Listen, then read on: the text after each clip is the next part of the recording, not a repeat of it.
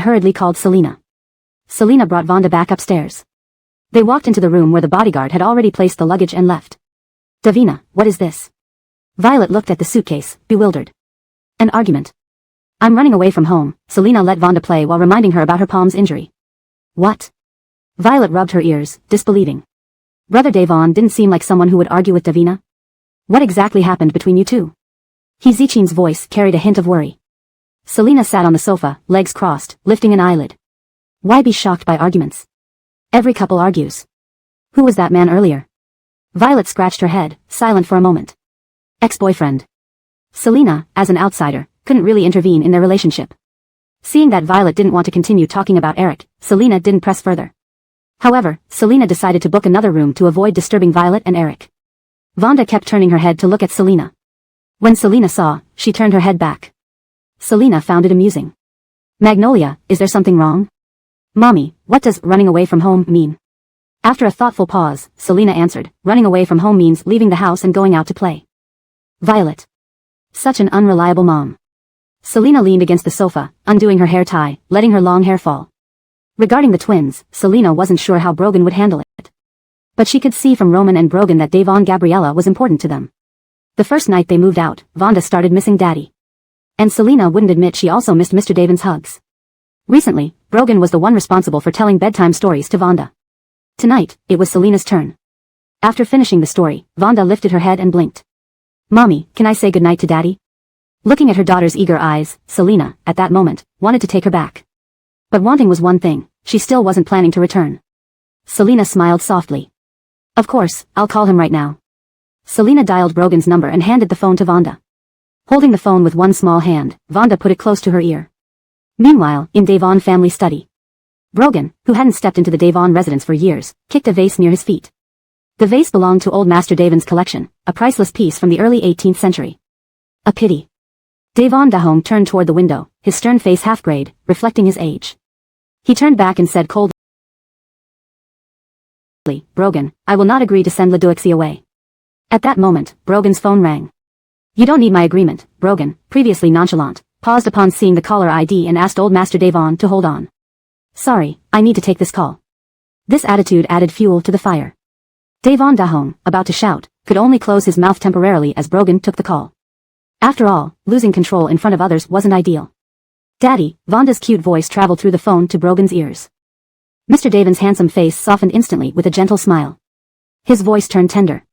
Magnolia. Daddy, good night, kisses. Vonda said earnestly. Her childish voice melted his heart. Kisses, good night.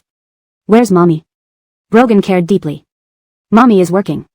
Can you tell Mommy to sleep early and not work too late? Sure, mission accomplished. Vonda nodded. Devon Dahome was surprised, almost disbelief, watching his son on the phone nearby. Brogan spoke with his daughter for 5 minutes, time enough before putting the children to bed, and felt both sad and happy after hanging up. Sad because he couldn't sleep with little Wei tonight. Happy because his daughter remembered to wish him good night. Putting away the phone, Brogan resumed the previous conversation with Devon Dahome. Sending the twins abroad, I'll handle the arrangements. No. You can't send them away. They're too young. Devon Dahome disagreed, frowning. That woman Selena just returned, and you're sending your sister's kids away. Brogan, don't be so ruthless. They're too young and haven't been a hindrance to you. Brogan watched Devon Dahome's anger and intentionally showed frustration, smiling slightly. Old Master Devon, my arrangement actually benefits them. They'll receive better education abroad. Bullshit. Devon Dahome almost blew a fuse over such a seemingly righteous reason. They're too young, I'm not comfortable with it. If you're not comfortable, you can go with them, Brogan said coldly. Or if not sending them abroad, I'll publicly declare the twins' real father as Garrett, who is your illegitimate son. Just adding an illegitimate son, Garrett, wouldn't affect Gabriella much. Brogan thought this was fine too. You dare. Do you think I dare? Devon Dahome increasingly disliked Selena, knowing she wouldn't have come back otherwise. The study fell silent. I'll arrange for them to leave abroad 1 month later, Devon Dahome knew his son well. If he didn't comply, Brogan would find other ways to send them away. Seeing his goal achieved, Brogan prepared to leave but reminded again, remember to send them away after 1 month. The study door closed. Brogan pretended not to hear the old man's curses. He left Devon family estate and immediately informed Selena about sending the twins abroad in a month. Noted. Selena hung up. Brogan. He hadn't even asked when they would return. Selena slowly sent a text message to Brogan, "We'll talk in a few days, not coming back yet." Not long after Brogan left Devon family estate, Second Lady Fiona found out about sending the twins abroad. "Sir, Leduixi is so young, I can't bear to part with them." Fiona massaged Devon Dahong's shoulders behind him, whispering. "I can't bear it either." Devon Dahong frowned deeply, patting her hands gently. "You can leave now. I have things to do." Fiona went to the yoga room, smiling. She called Ali. "Xiaoqing, Brogan came to Devon family tonight and plans to send Leduixi and Jackson abroad next month." Chapter 208, Disgusted. "Send them abroad?" "Yes, you need to be prepared. He won't easily let you see Adley in Camden again." Ali thanked Hannah on the phone before hanging up. Ali tightly gripped her phone, her knuckles whitening from the strain. Her expression was grim. With a sudden motion, Ali swept everything off the table onto the floor. "Brogan is actually sending Adley and Camden abroad." Her voice was filled with anger. Tears streamed uncontrollably down her cheeks. This man was truly heartless towards her. Why did that bitch Selena return alive? Wait and see. She wouldn't let them have it easy. They want a happy life? Not in a million years. The next morning, Ali went to the Zhong family residence looking haggard. Seeing Ali's state, Jacqueline was shocked and worriedly asked, "Xiao Divong, what happened?"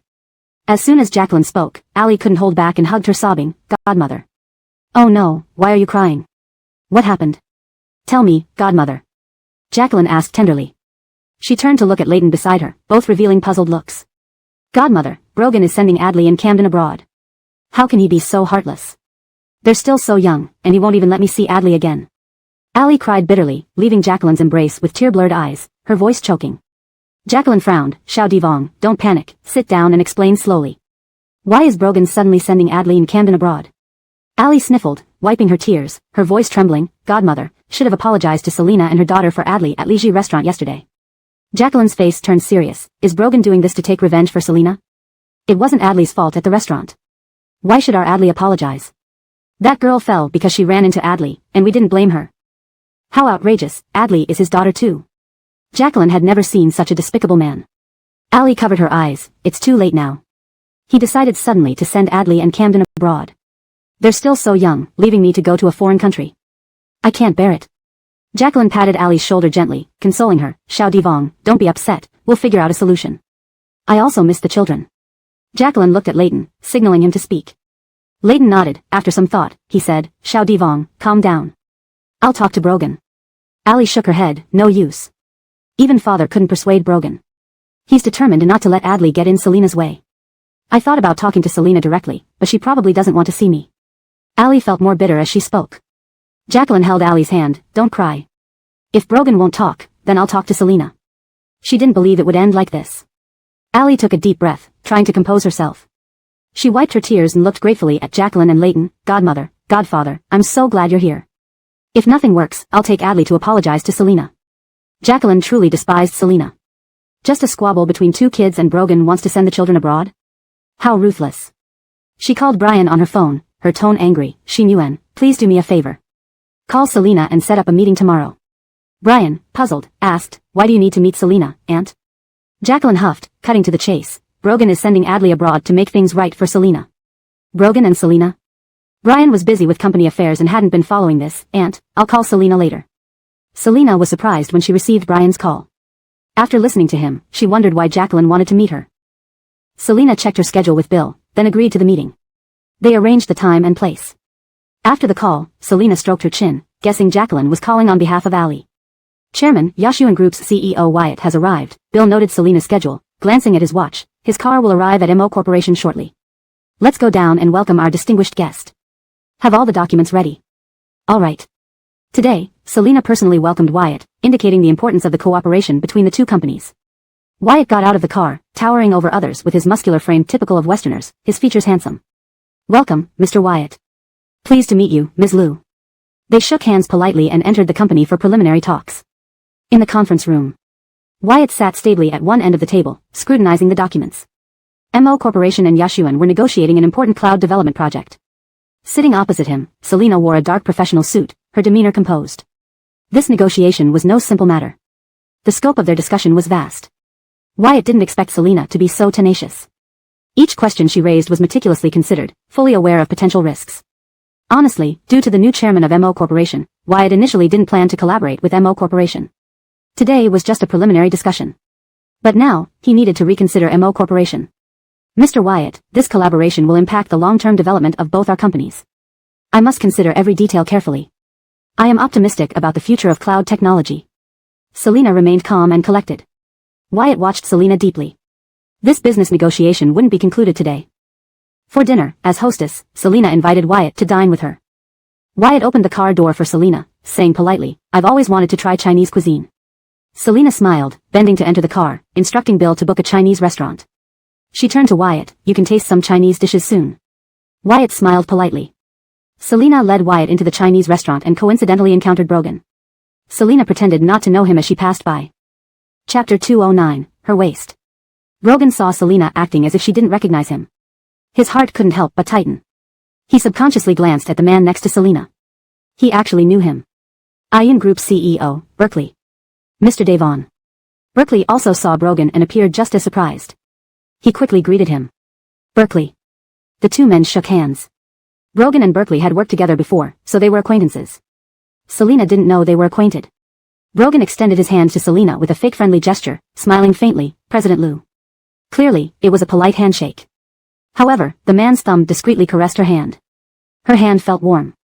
Selina's lips twitched slightly as she cursed Mr. Devon silently for being a rogue. Though cursing him in her heart, she maintained a proper smile on her face. "Mr. Devon."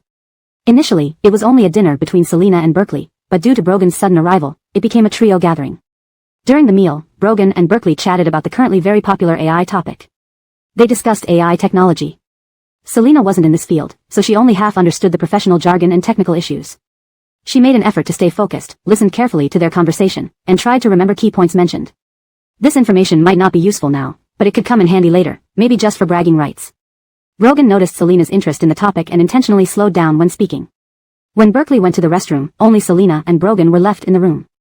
Mr. Devon immediately pulled his chair closer to Selina, asking with a half-smile, "President Liu, can you finally recognize me now?"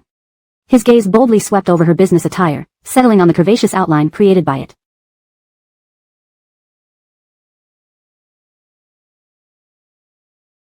Further down was her slender waist. An inch of delicate waist. "How has your waist gotten even slimmer?" Brogan frowned, his hand gripping her waist, his voice low and hoarse. "Wei Zi, you've lost weight after just one day out. Would you like to move back home tonight?" The warmth from his fingertips penetrated through the clothes. Selina's body was always sensitive to Brogan's touch, especially around her waist. She couldn't help but tremble slightly. Selina smiled, poking the man's bold arm with her chopsticks. She deliberately changed the subject. "Jacqueline invited me to meet her tomorrow." Without hesitation, Brogan replied, "I'll go with you." His reaction made Selina laugh. She smiled warmly, saying, "No need. I can handle it myself. Jacqueline isn't a monster. I can manage this small matter." Her tone was very light. Seeing Selina refuse his offer to accompany her, regret flashed in Brogan's eyes. Thinking of Jacqueline, he frowned. Why did Jacqueline invite Wei Zi? It had to be related to Ali or the twins. "Don't worry," Selina said softly, "we all know Jacqueline cannot be offended, but..." Brogan understood what Selina left unsaid. He nodded. Wei Zi is indeed smart. Before Berkeley returned, Brogan thought of spending another night alone. He grabbed Selina. Kiss. At first, he was gentle. But then he became more audacious. Selina worried Berkeley would return and catch them in an awkward situation. She pushed Brogan to stop. Seeing her hands moving around, Brogan restrained both her wrists and pressed them against the chair back. When Berkeley came back, Selina was chatting casually with Brogan with a smile, the atmosphere seeming amicable. Underneath the table, however, Selina was twisting Brogan's thigh forcefully. The pain traveled straight to his brain. Absolutely intense. Despite the pain in his thigh, Brogan remained unfazed, a faint smile still playing on his lips. Looking completely at ease. After the meal concluded, Berkeley politely indicated that he had a driver to take him back to the hotel.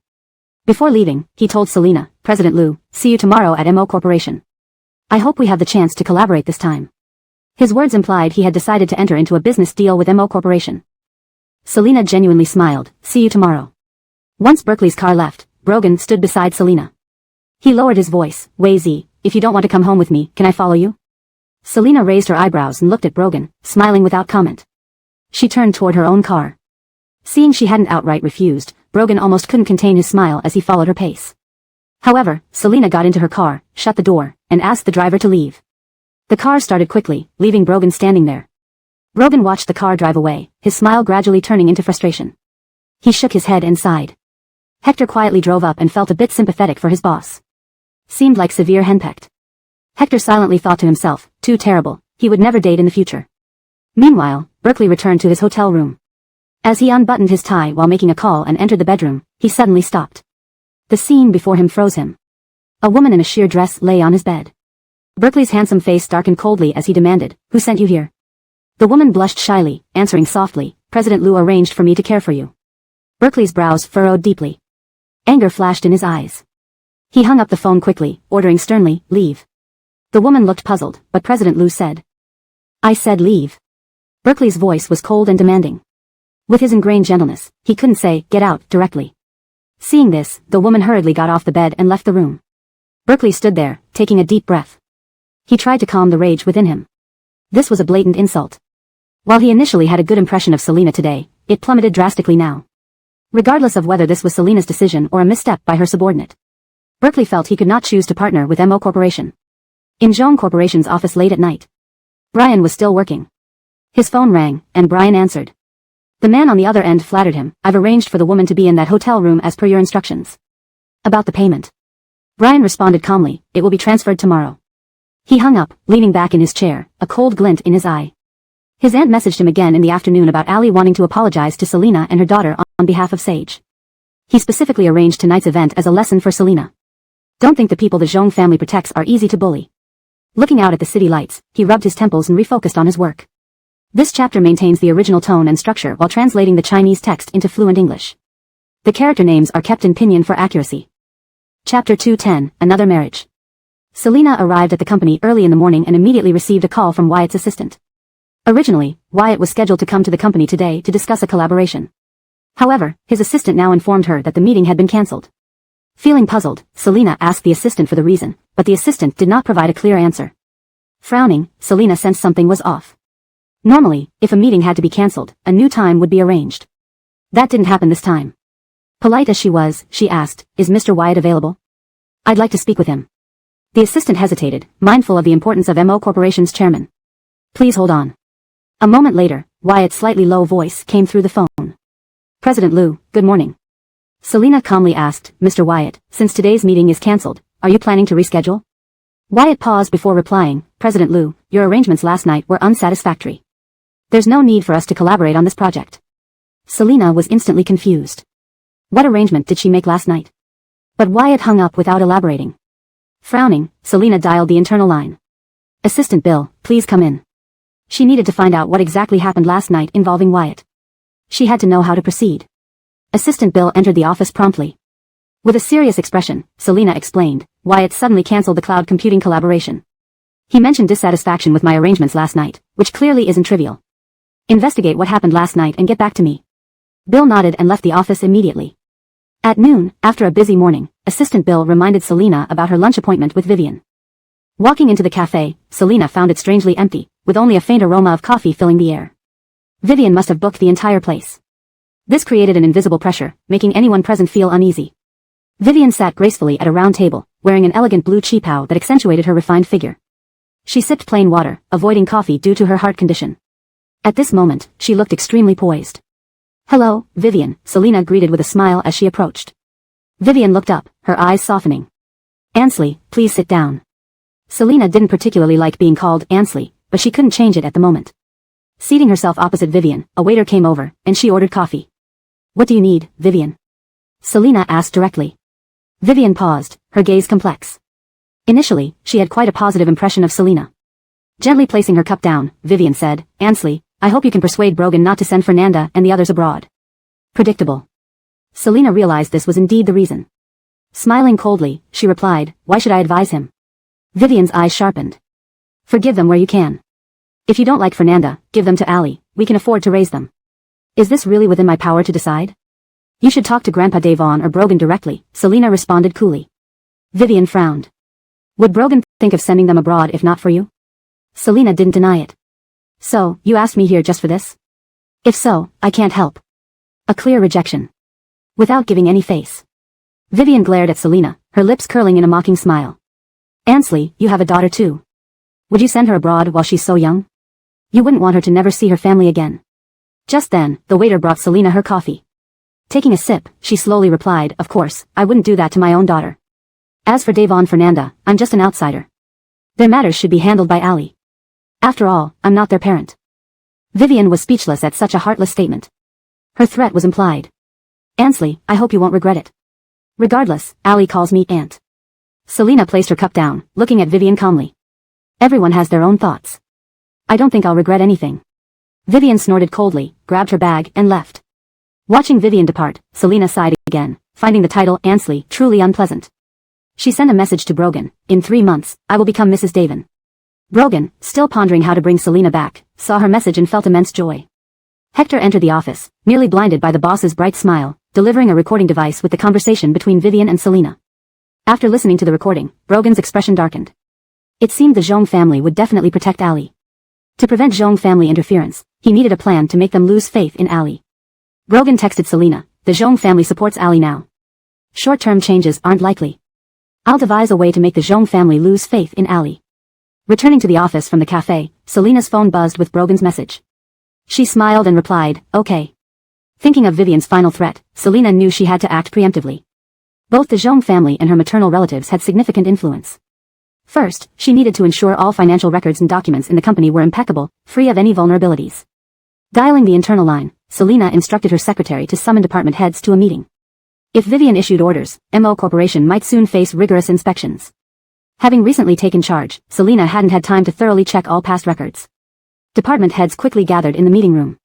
Without wasting time, Selena spoke clearly, today's meeting is crucial. To ensure our records are flawless, everyone must cooperate fully over the next 2 days. Report any issues immediately. Selena was unsure what measures Vivian would take.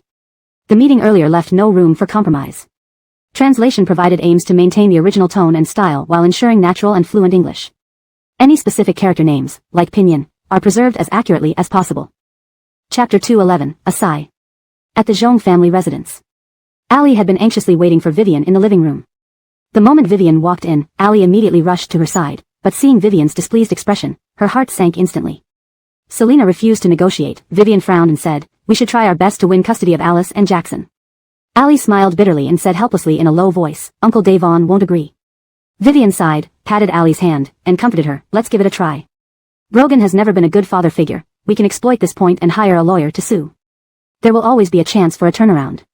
Vivian's words gave Ali some reassurance. Actually, Ali knew that the Devon family would not let her take away the twins. After all, strictly speaking, she was just a surrogate mother, and their true parents were already deceased. Ali decided to maintain an attitude in front of Vivian, showing her desire to get the twins back. All right, let's go to court and try. Vivian sighed, went to freshen up first, and then talked with Ali when she came downstairs. Selena finished her work late into the night, around 10 o'clock. Returning to the hotel, Vonda was already fast asleep. She sat on the sofa, rubbing her temples. Sherry, thank you for helping me take care of Magnolia today. I'll be very busy these few days, and tomorrow, I plan to have Mr. Devon bring Magnolia home for him to look after. Plans never keep up with changes. Violet blinked and pleaded playfully, Magnolia is easy to take care of, Lee Frazier. Let me take care of her for these few days.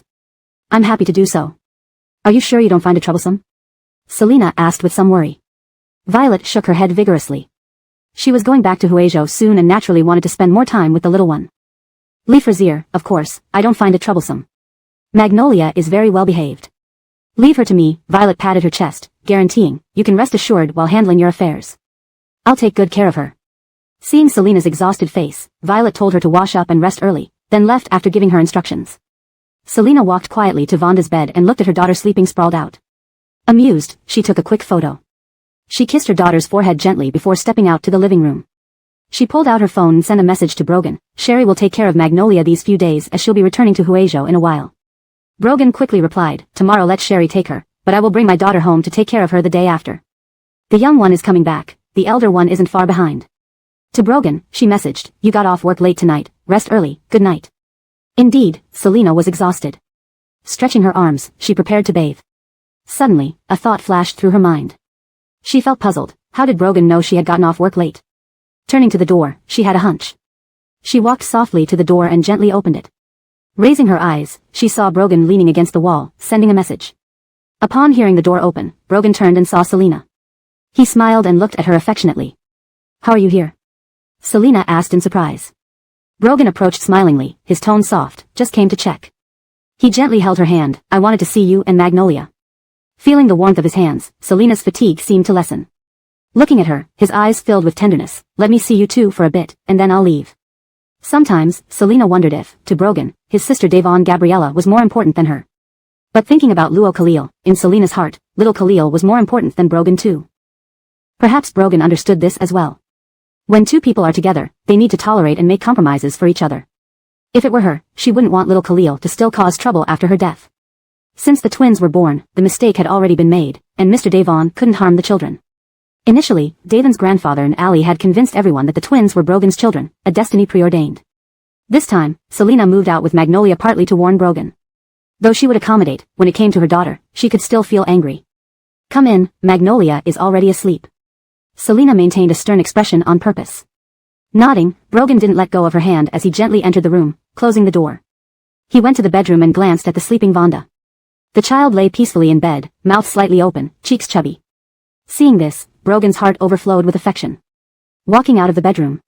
She sleeps so soundly, he whispered, gazing deeply at Selena. Ainsley, without you both at home, I can't sleep. Selena noticed the redness in his eyes from lack of sleep. She moved closer, reached out, wrapped her arms around his waist, and leaned her head on him. The two stood there quietly, feeling each other's presence. Treasuring every moment.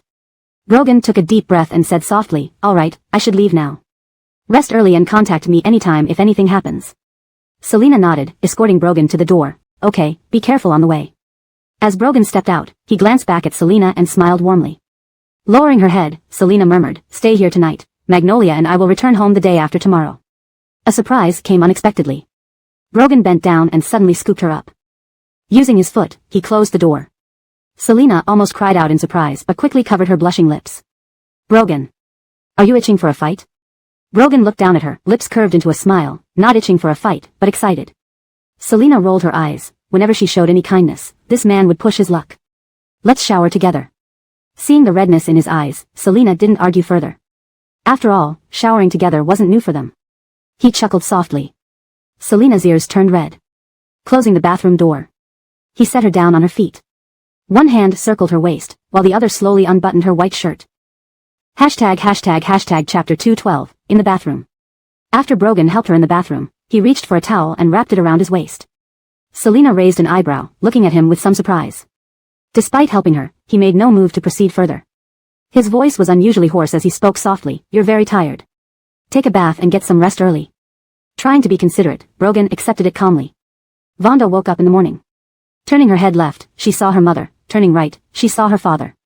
The little girl grinned widely and quietly rolled over to get up. Brogan had already woken up when Vonda moved but pretended to still be asleep, keeping his eyes closed to see what the little one would do. Not wanting to disturb her mother's sleep, Vonda's chubby hand slowly approached her father's nose and pinched it gently. The first time, her father didn't react. Vonda smiled even wider and pinched his nose again. Still, her father didn't respond. Feeling reassured, she lifted her foot to climb over her father's body to get out of bed. Brogan helplessly grabbed the little girl's foot.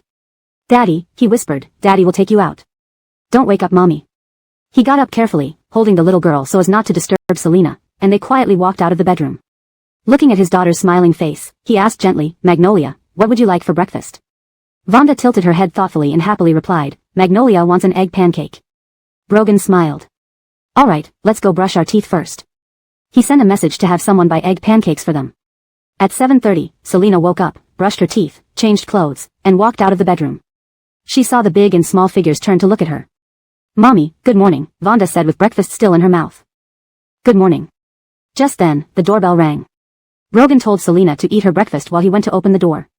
Outside, Violet stood holding breakfast, while Eric was facing away from her. I'm taking Magnolia out to play today.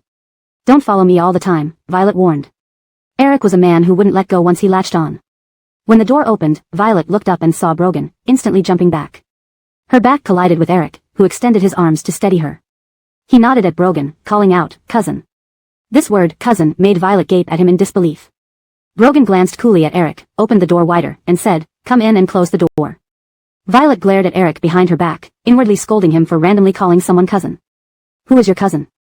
Selena wasn't surprised to see Eric following Violet inside. Good morning, Magnolia. Violet placed the extra breakfast down and greeted Vonda with a bow.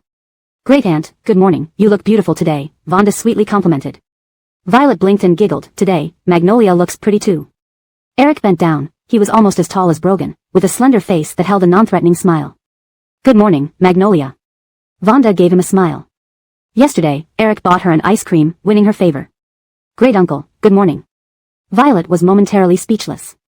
When did this man win over Vonda? Selena, having to rush to a meeting at the company, ate breakfast quickly, put on light makeup, and prepared to leave. Just before she left, Brogan caught her and asked, shall I pack your luggage? You can come home tonight. Selena nodded, kissed his cheek, and changed into her shoes before leaving. Bill assistant walked into the office with a serious expression. Chairman, I found that a woman was arranged to stay in Andre's room the night before last. She claimed you arranged it, but we haven't figured out who set it up yet. Selena was reviewing materials from various departments when she heard Bill assistant's words, frowning deeply. She had 2 guesses about who might be behind it. Calming herself, she said, we must find out who's behind this. There were 2 possible motives, one to prevent the MO Corporation from collaborating with Wyatlow or personal vendetta. Now knowing what happened, she could at least try to explain clearly to Andre. Selena dialed Andre's number. After a few rings, Andre picked up, his voice slightly cold, President Liu. Selena was direct, Mr. Andre, I just learned about the incident the night before last. It was absolutely not arranged by the MO Corporation. Our cooperation is extremely important. Andre frowned. Selena continued, we are investigating, but I have 2 hypotheses. 1. Competitors who don't want MO Corporation to cooperate with Wyatlow. 2. Personal revenge. Whichever it is, I will find out. Andre glanced at both sitting opposite him. This cloud project involved both the MO Corporation and the Lei Family Corporation. He hadn't responded to Selena about any future collaboration. Selena waited silently, guessing Andre's hesitation. She sincerely said, Mr. Andre, I understand your concerns. But I hope you can give the MO Corporation a chance. This misunderstanding won't affect our commitment to cooperation. As Andre was about to refuse cooperation with the MO Corporation, his assistant whispered, Mr. Devon hopes you can give President Liu another chance. Bo, who had been sure that Wyatlow Corporation would collaborate with the Lei family, turned pale upon hearing this. Andre paused, nodded, and said to Selena, I will give the MO Corporation a fair chance against the Lei family. Selena sighed in relief, genuinely saying, thank you, Mr. Andre. We will do our best to prove our capabilities and sincerity. Hanging up, Selena felt a weight lift off her shoulders. At least it was good news. She needed to quickly uncover who was behind this sabotage. Bill assistant, continue investigating. I understand, I'll expedite it, Bill assistant nodded. At that moment, Secretary Du knocked on the door, Chairman, tax auditors are here. It had arrived. Jacqueline indeed took action. Selena furrowed her brow but quickly composed herself. Please bring them in. A few moments later, several tax officials entered the office. Selena stood up and shook hands with them. The leading official politely said, President Liu, we're here for a routine inspection. Selena remained calm, smiling, welcome. We will fully cooperate. Turning to Du's secretary and Bill assistant, she said, assist the tax colleagues and ensure all documents are ready. Ali was hosting a personal art exhibition today. She linked arms with Jacqueline, greeting the VIP guests with a broad smile, her every gesture exuding satisfaction. She had overheard Jacqueline's call to the Guan family. The feeling of maternal rivalry was exquisite. Her paintings were somewhat appealing, partly due to the Zhong family's backing and her talent for floral subjects. Jacqueline praised her, this exhibition is a success. Ali smiled and nodded, thank you, Auntie. Your and Uncle's support means a lot to me. At that moment, an uninvited guest appeared at the exhibition entrance. Brogan, dressed in a tailored shirt and suit, walked in with a cold expression. His arrival immediately drew Ali's and Jacqueline's attention. Hashtag chapter 213, I will cry. Brogan cast a glance around the art exhibition, then walked up to Jacqueline. His smile did not reach his eyes as he said, Jacqueline, let's have a talk. Jacqueline had a rough idea that Brogan had come this time regarding Selena's affairs. Ali gently squeezed Jacqueline's hand, guessing Brogan's purpose for coming this time as well. Jacqueline lightly patted Ali's hand and gave a faint nod. Unreassured, Ali followed Jacqueline closely. The 3 of them went into the office at the art exhibition. Brogan pulled over a chair, increasing the distance between himself and Jacqueline and Ali. Jacqueline, thank you for taking care of my little Wazy. Brogan's words were cold and tinged with sarcasm. Jacqueline's face slightly changed, revealing displeasure in her eyes. Though Brogan held a certain status in Frazier City, he was still a junior. Such an attitude made her quite uncomfortable. With a smile, Brogan continued, Jacqueline, the Guan family does have its bitter enemies. Everything has its limits. Jacqueline paused, her eyes turning cold. You can try, but as long as everything follows the rules, if MO Corporation operates properly, there won't be any problems. Brogan's eyes sharpened at this, I hope so, Jacqueline. Everyone is reasonable, some matters are better left unsaid, pushing too far could lead to unfavorable consequences. Jacqueline scoffed, stubbornly saying, Brogan, if not for your plan to send Yushi abroad, we wouldn't need to interfere with each other. Xiaoqing and the children haven't done anything to hinder you and Selena. Ali remained silent all along, a complex emotion flashing across her mind. Indeed, it was about Selena. Brogan sat with his legs crossed. Over the past few years, his temples had turned gray, which only added to his refined elegance. He smiled faintly. Jacqueline, has Miss Sue ever told you about the twins' origins? Upon hearing this, Ali abruptly raised her head, her face pale. What was he going to do? Her fingers trembled slightly. No, he loved Devon Gabriella the most. He wouldn't reveal it. Jacqueline turned to look at Ali, noticing her pallid expression. She frowned and turned back to Brogan. Origins? What do you mean? Brogan sneered. Speaking of this, it's also a scandal of the Devon family. All I've wanted was for my sister not to be talked about even after death. Jacqueline, I don't wish for things to escalate, but you should know this lest you remain in ignorance. His words clearly hinted at something. Ali felt a tightening in her heart. She wanted to faint. A hint of doubt rose in Jacqueline's heart. The twins are my sister's children with someone else. Brogan reined in his mocking smile, his eyes filled with pain. Jacqueline, I don't want this matter to get out. Jacqueline's eyes widened in shock. Didn't Devon Gabriella die long ago? Thinking of today's advanced medical science, her expression gradually became stern. Ali's heart filled with unease. He actually spoke. She bit her tongue to keep herself clear-headed. Brogan stood up and coldly walked out of the office. The office fell into silence. Jacqueline looked coldly ahead, not uttering a word. Knowing she couldn't hide this anymore, Ali planned to take drastic measures. She covered her face and began sobbing on the floor. Godmother, she and Jackson came from my body. I treated them as my own. Was I wrong? The anguished question echoed in the office. Jacqueline looked down at Ali, unsure whether to be angry at her deceit. She was conflicted. Over the past few years, Ali had been by her side, they shared a bond. She had once thought Ali was a victim who bore children and was abandoned by Brogan. But now, she realized things were much more complicated than she had imagined. After a moment of silence, Jacqueline finally spoke. Xiaoqing, why didn't you tell me the truth earlier? Tears streamed down Ali's face as she whispered, Godmother, I didn't dare to say. When I found out the babies weren't mine, I thought of dying. But when she and Jackson were born, I forgave myself.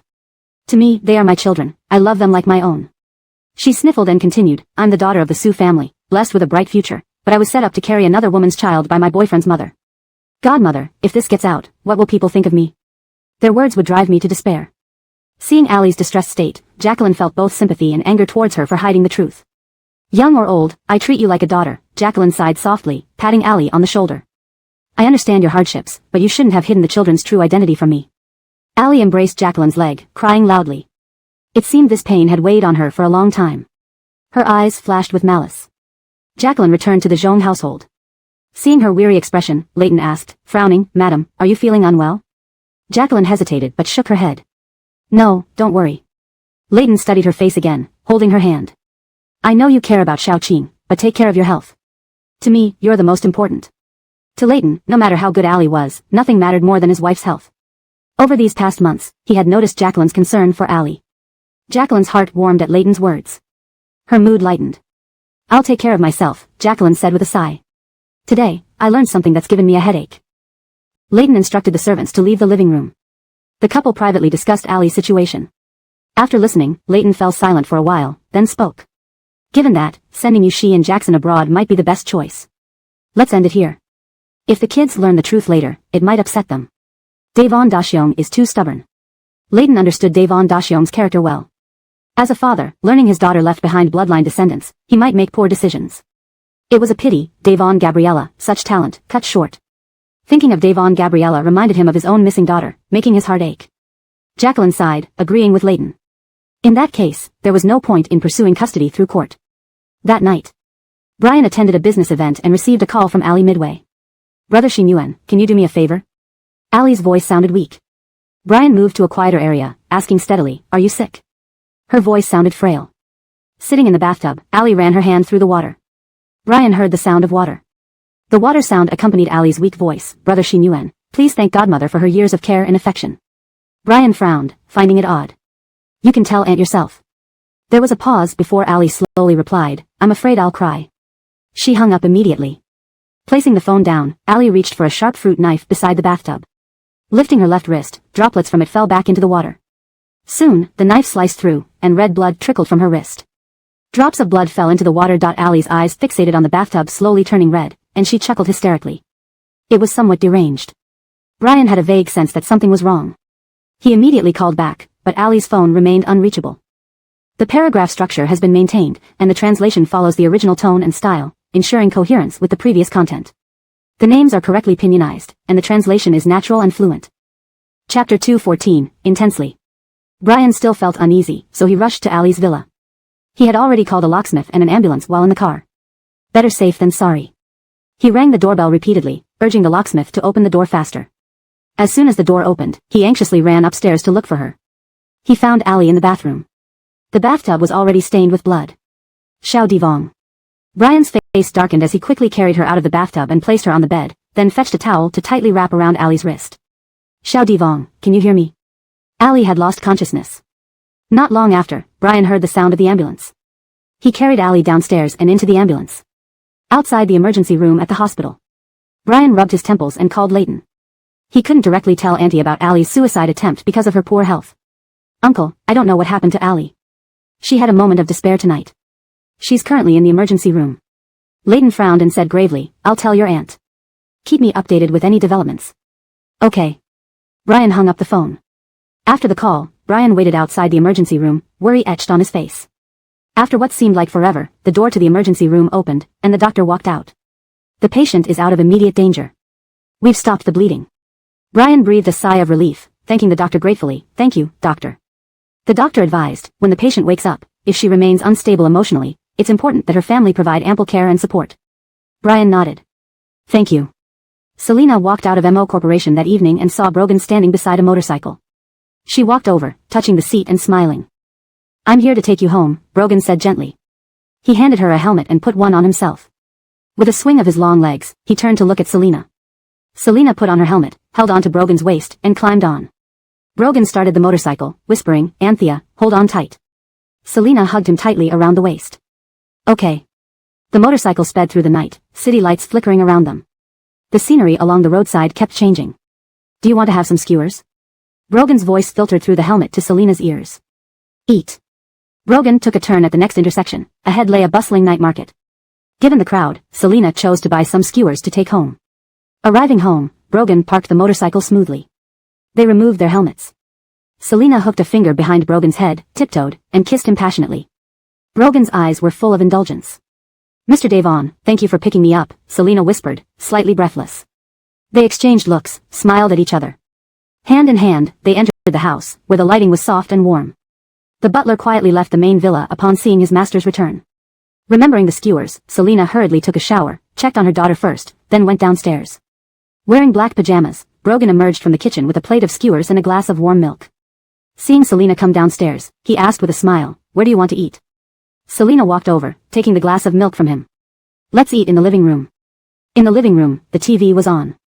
They ate and chatted casually. Selena was enjoying the skewers with a light heart. Brogan mentioned Lou Devonjan's kindergarten problem. I've compared a few places. There are 3 worth considering. Selena nodded. Tomorrow afternoon, let's go check them out together. No matter what, when it came to her daughter, Selena would find the time even if she had none. Just then, Brogan's phone on the coffee table buzzed. He picked it up and scanned the message. Ali had attempted suicide and was admitted to the hospital. She was alive. He showed the message to Selena. Selena, having bitten into a piece of beef, read the message and looked at Brogan questioningly. What's she up to?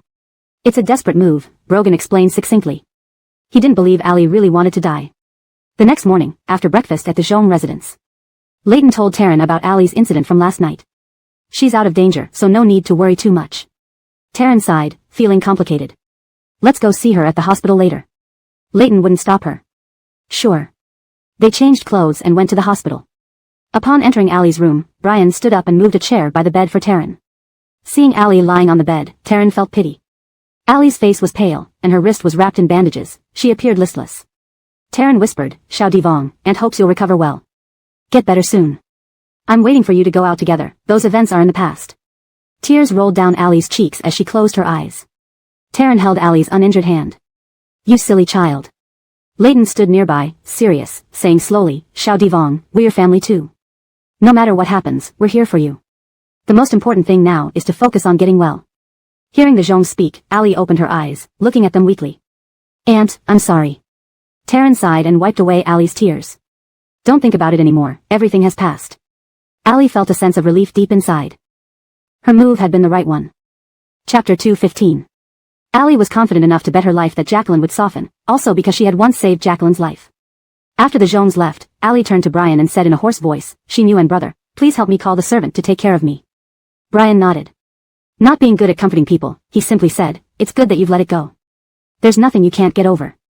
Although he still didn't know what had happened, since Allie and Auntie hadn't told him, he wouldn't ask. Brian took out his phone and called the servant, planning to wait until they arrived before leaving. He pulled a chair and sat down. As he wasn't talkative and Allie was weak, the ward was quiet. I want some water, Allie whispered. Okay, Brian got up, poured some water, helped her sit up, and carefully fed her.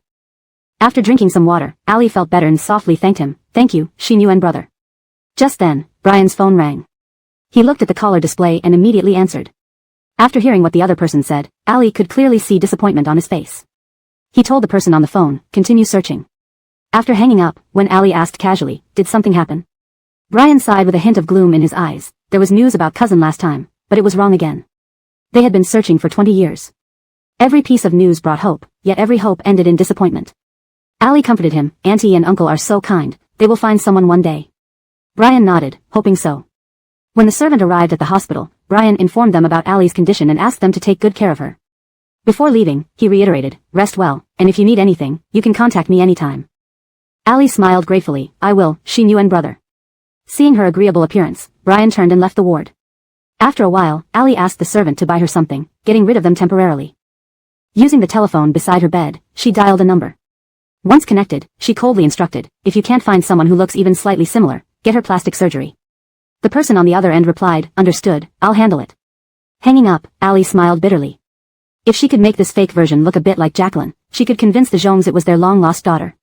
This way, not only could she divert their attention but also use their affection to gain more support for herself. She lay back on the bed, plotting her next move. Andella. At noon, Lou Devonshing knew her parents were going to take her to choose a kindergarten. Seeing Brogan picked a princess dress for her, the little girl shook her head dissatisfied, Dad, I want cool clothes, not cute ones. Brogan calmly put the princess dress back into the wardrobe. Why not cute? Looking at how adorable she looked in the dress, he couldn't resist. Thompson said that this way I won't be bullied easily, said the little girl. Brogan rubbed his daughter's unbound hair without saying anything. Respecting the child's choice, he smiled and agreed, all right, let's pick something cool for you. Lou Devonshing happily chose a little vest and trousers outfit from the wardrobe, looking handsome in it after dressing up. Taking 2 photos of Lou Devonshing, Brogan shared them with Selena. Let's tie your hair first, then we'll pick up Mom. Meanwhile, at the boardroom of MO Corporation. The chairman, we have brought him, said Assistant Bill as bodyguards pushed Trey in front of Selena. Although Trey's hands were bound, he wasn't afraid, sneering. In broad daylight, Selena wouldn't dare do anything to him. Trey mockingly stated, I just wanted to welcome MO Corporation's guests kindly. Selena glanced at him coldly, unaffected by his attitude. From the documents provided by Assistant Bill, she knew Trey was merely a pawn. The true mastermind was Brian. Since Brian didn't hide his involvement, he wasn't afraid of her finding out. This was a clear warning. Selena chuckled dryly. The Jones really protect Allie. Noticing Trey's disdainful look, she smiled slightly. Assistant Bill, deliver these documents and Trey to Madame M.O. at the M.O. family villa. Assistant Bill nodded, signaling the bodyguards to take Trey away. Selena's lips curled into a calm smile, instructing, keep an eye on Brian. If he goes on a business trip, send him some enthusiastic men. Thinking Selena made a mistake, Assistant Bill asked uncertainly, send men? Selena nodded, yes, exactly, men. Assistant Bill regained composure, replying affirmatively. In the afternoon, Selena and Brogan went with Lou Devonshing to select a kindergarten. They visited 3 pre-selected institutions which all were excellent. Though Lou Devonshing was young, Selena still sought her opinion. Squatting down, Selena asked, do you like this one? It's St. Marie Kindergarten. As Selena asked, a group of senior kindergarten kids played outside. Davon Lee tugged Alger's hand excitedly, brother, look there, Dad. Alger corrected her seriously, Mom said last time to call him Uncle Davon. Making a face, Davon Lee retorted, Grandpa said it's okay to call him Dad, I do have a dad. She refused to be labeled fatherless. Brogan saw Davon Lee and Alger, slightly frowning but quickly smoothing it over. Squatting down, he told Selena and Lou Devonshing, let's check out Maria Kindergarten. Facing away from the twins, Selena didn't notice them. Agreed, maybe this place wasn't suitable, she nodded. Brogan carried Lou Devonshing, and they prepared to leave. Suddenly, Davon Lee ran toward Brogan, calling out, Dad.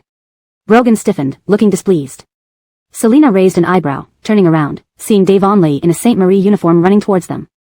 Wrapping an arm around Selena's shoulders, Brogan urged, let's go. Nodding, Selena followed. Walking quickly, they left quickly. Disdainfully tripped halfway and fell. Blinking back tears, she cried, "Ouch, Dad." Startled, the teacher reacted upon realizing Disdainfully called the distinguished guest, Dad. Seeing no reaction from the family, she ran over and consoled Disdainfully, "Lee, don't cry, let's see where you're hurt." Alger also rushed over, nervously reassuring her, "Sister, don't cry." "Why did Dad ignore me?" Disdainfully sobbed. Staring straight at their backs, Alger met Lu Davanching's eyes briefly. Checking Disdainfully's knee, finding it only mildly scraped, the teacher breathed a sigh of relief. "Let's get you to the infirmary, soon it won't hurt." Aware of high society secrets, the teacher dared not delve deeper despite curiosity. Sitting in the car, Selina felt a complex mixture of emotions. Note, some names might require adjustment according to English conventions. Brogan's hand held Selina's hand the entire time. He asked softly, "Are you okay?" "They will be going abroad in a month." Selina nodded, "It's fine. Next, let's go see Maria Kindergarten." The principal led them on a tour of the school, introducing the various facilities and educational philosophy of the kindergarten in detail. Lu Davanching was filled with curiosity and affection for the place, her smile never leaving her face. After the tour, Selina asked Lu Davanching again, "Davanching, do you like it here?" Lu Davanching nodded vigorously, "Yes, I like it. There are so many children here, and so many fun things to do." Brogan and Selina exchanged a glance and smiled. They were in agreement, "Then we'll choose this one."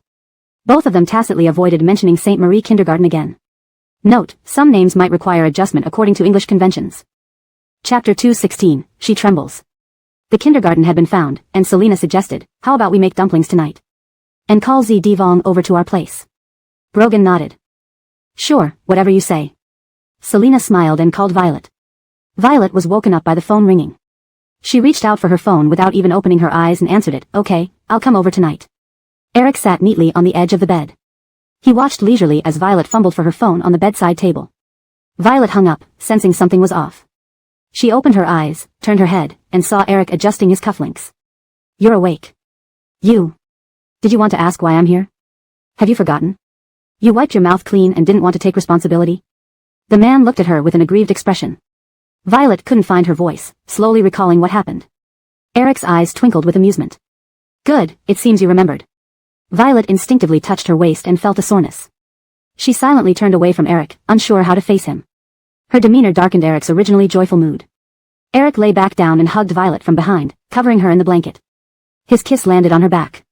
In a low voice, the man said, "Divang Bayo, when we were in college, you said you would become Eric's bride." Violet took a deep breath, her eyes turning red and her heart feeling sour, wanting to cry. Her voice choked with emotion. "I went to look for you that year, wanting you to take me away, but I saw you and Senior Liao lying on the same bed." Eric froze for a moment, then his gaze became complex as he held Violet tightly.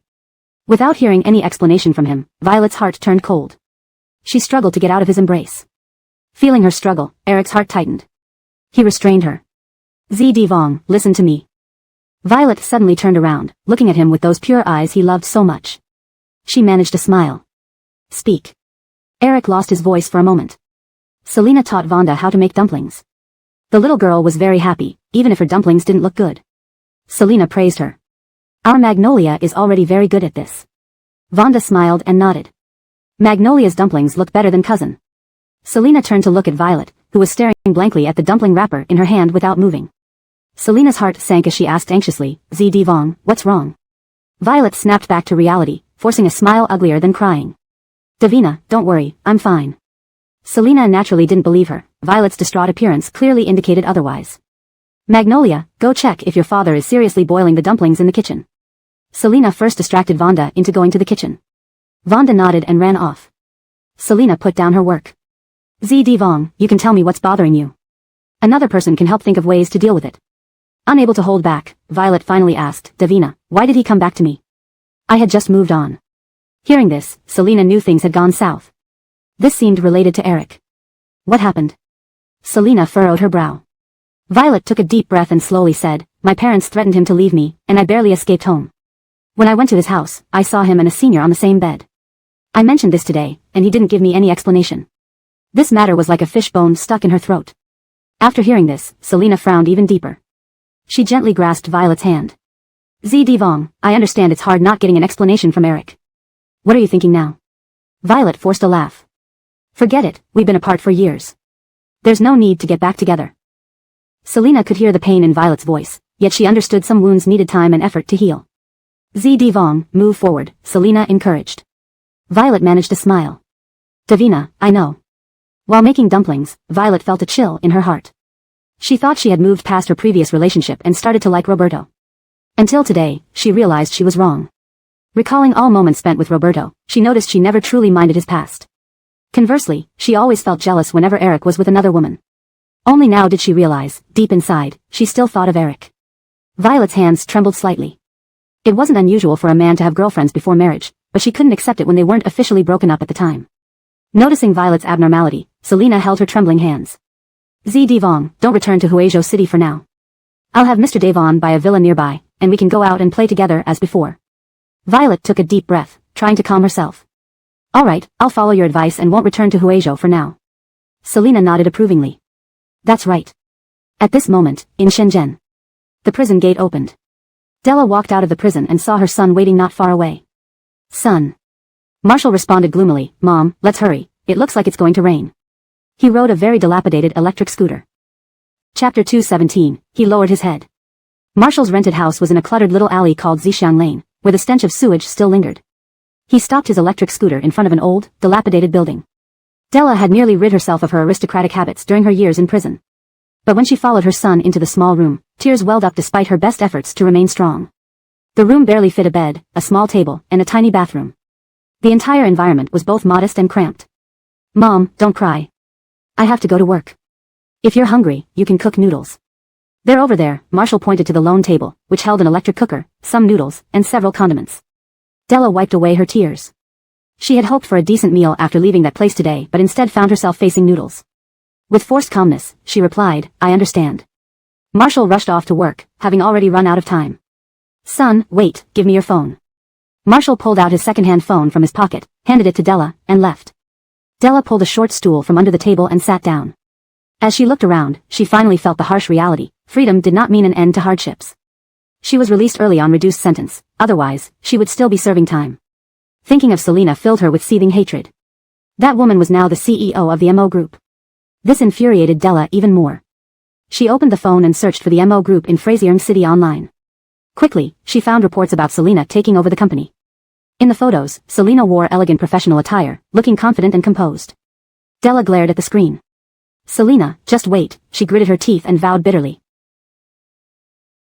Blaming Selena for all her misfortunes, Della believed Selena must have seduced a wealthy man. Bitch, she cursed inwardly. Had she drowned Selena in the river back then, this problem would have been solved permanently. Hunger gnawed at her as she cursed Selena, fetching a pot to boil water for noodles. Occasionally, her eyes wandered to the photo of Selena on the phone, filled with disdain. Selena's radiant smile irritated her to no end.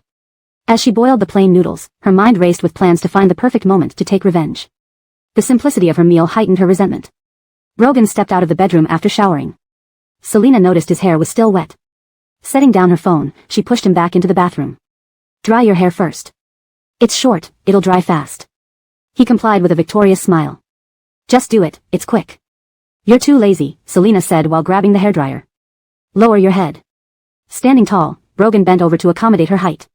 As warm air blew onto his hair, she carefully dried it, which only took a few minutes. She switched off the dryer once done. Straightening up, Brogan ran his fingers through his hair, a slight smirk playing on his lips. Selena rolled her eyes but smiled too. That night, they lay together. Selena moved her legs slightly, blocking Brogan who was about to approach. Let's chat for a bit, she said, lifting her chin slightly with a rosy glow on her face. Brogan, taken aback by the sudden halt, sighed and lay down. What do we talk about? Selena propped her head on one hand and gazed at Brogan with confusion. What's going on with Eric? He clearly seems fond of Devon. Brogan sighed, brushing her hair gently. Sometimes human emotions are complex, especially after misunderstandings and separations. Selena frowned. But why doesn't he explain? Devon will always have this knot in her heart if unresolved. Brogan raised an eyebrow. About what exactly? Selena recounted what Devon had told her. After listening, Brogan kissed her forehead. Let Devon handle it. We can support her, but can't interfere in their relationship. Selena agreed, settling her head against his chest. Her fingers traced circles on his chest as she lazily suggested, the night is inviting. Shall we continue? Brogan caught her hand and flipped them over, pressing her down. Sometimes, Selena enjoyed the look of restraint on the normally composed Brogan. She nibbled on his finger, gripping the bedsheet tightly. Her black hair spread across the white sheets. The next morning, Selina headed to work for a meeting. They finalized the competitive proposal against Le Group and Yayan Group. Exiting the meeting, Bill Fikizu whispered, "Chairman, the chairman of Devon Group is waiting for you in the reception." Selina paused in surprise. "Grandfather Devon?" Bill nodded. Selina went directly to the reception. Pushing open the door, she saw Grandfather Devon sitting sternly on the sofa. "Uncle Devon, what brings you here?" Selina asked calmly as she sat down. Grandfather Devon glanced at her, his expression complex. "Selina, I'm here to discuss Leigh and Jackson." He had learned from manager Denny about the incident at the kindergarten yesterday and was troubled by his son's cold demeanor towards Selina. However, his real intention today was to discuss sending the twins abroad. Selina smiled politely. "Please continue." Grandfather Devon looked at her and slowly continued, "Leigh and Jackson are my grandchildren. I don't want them to suffer because of our conflicts. Please understand an elder's feelings." Sitting across from each other, the atmosphere grew heavy. He stated gravely, "If you can convince Brogan not to send the twins abroad, I will publicly acknowledge Magnolia's identity and allocate her shares in Devon Group." Selina responded with a light smile. "Uncle Devon, Magnolia has my surname. Whether or not you acknowledge her is irrelevant. As for shares in Devon Group, we have no interest. Brogan and I can provide everything our daughter needs." Grandfather Devon's expression changed slightly. He knew this visit might not yield results. Sighing, he stood up and left. Selina followed suit, escorting him out. After seeing him off, Selina returned to her office and dialed Brogan. She recounted Grandfather Devon's words verbatim. Brogan laughed softly upon hearing her mechanical recount. "Everyone knows you're the only one who can persuade me." Speechless, Selina retorted, "Is that something you should be proud of?" His smile widened. "Of course. Only you can manage me in this world." Caught off guard by the sweet words, Selina chuckled. "I'll hang up now, I'm busy." His deep voice resonated in her ear before she hung up. He placed his phone aside, feeling satisfied, thinking about what old Mr. Devon had said to Selina. He mused indifferently that the old man seemed to be losing his marbles. His own daughter would naturally have her identity announced at a banquet when the time came. Chapter 218, do you like it? Stop at the Universal Mall ahead. Selina intended to buy a men's watch as a gift for Brogan. To keep a low profile, she wore a cap and a mask. Bill, her assistant, got out of the car and opened the door for her. The two walked into the mall. There weren't many shoppers today. Upon entering the mall, Selina and Bill went straight to the watch counter. As Selina was selecting a watch, she overheard a conversation from nearby customers also buying watches. "Grandma, what do you think of this watch?" Celine asked her eldest daughter-in-law. "Mom, your taste is naturally good, Hope will definitely like it," Genevieve said with a smile. Sometimes she couldn't help but marvel at how lucky her younger sister-in-law was, treated like a princess both at home and even after marriage. Despite being married for over 20 years, her family still doted on her. The only unfortunate thing about her sister-in-law's life was that her only daughter had gone missing. "Wrap up this watch," Celine instructed. She had just arrived in Frazier City from Haiju City today and specifically detoured to the mall to buy gifts. Thinking of her daughter's adopted daughter, she asked, "Should we buy a gift for Hope's adopted daughter too?" "Mom, you mean Miss Sue? We can buy the same model watch for her. What do you think?" Genevieve suggested. Celine nodded in agreement. "Good idea, let's do that." The salesperson respectfully fetched an identical women's watch. Next door, Selina raised an eyebrow. These two sounded like relatives of Jacqueline. Jacqueline's name was Guan Hope. Selina took off her mask, unscrewed a bottle of water, sipped it, then put her mask back on. She told Bill, "Let's go somewhere else." She didn't like the styles of men's watches here. Celine was startled by Selina's sudden departure. By the time she recognized the woman's resemblance to someone familiar, Selina had already left. As Selina and Bill were leaving the store, Celine quickly followed them out.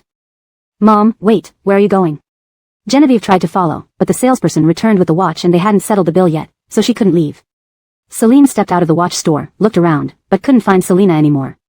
That woman bore such a striking resemblance to their matriarch, Hope, when she was young. It was truly astonishing. Celine returned to the store, still in shock. Genevieve saw her return and asked anxiously, "Mom, what happened?" Celine smiled and said in amazement, "I just met a woman who looks remarkably like your great-grandmother." Genevieve raised her eyebrows in surprise. "Looks like Great Laura?" "Now I'm curious about what that woman looks like." Genevieve had never seen a picture of Great Laura. Celine nodded, her eyes showing a hint of nostalgia. "Your great-grandmother was a very wise woman back then. I didn't expect to see someone so similar now." "Lady, you've never seen photos. Hope's photo album has one, taken when she joined the Jean family. I specially made an album containing pictures of Hope from childhood to adulthood, along with photos of the Guan family elders." Genevieve smiled, "Then I'll have to take a look when we get there." By the time they finished talking, the salesperson had already packed the two ladies' watches. Genevieve paid and left the store with Celine. At the Jean residence. Jacqueline saw Celine and greeted them with surprise. Mom, elder sister-in-law, why are you here? Celine smiled. We came to visit you. Celine had a kind and dignified appearance. On the other side, Selena bought a satisfactory men's watch at another store and returned home. Just as she got home, Vonda ran up to her, stopped, and hugged her leg sweetly. Mommy, I miss you so much. Mommy, you worked hard. Selena felt warmth in her heart. She bent down to pick up Vonda and smiled. Magnolia, Mommy doesn't feel tired. Seeing you at home fills Mommy with energy. Selena playfully lifted one arm in a muscleman pose.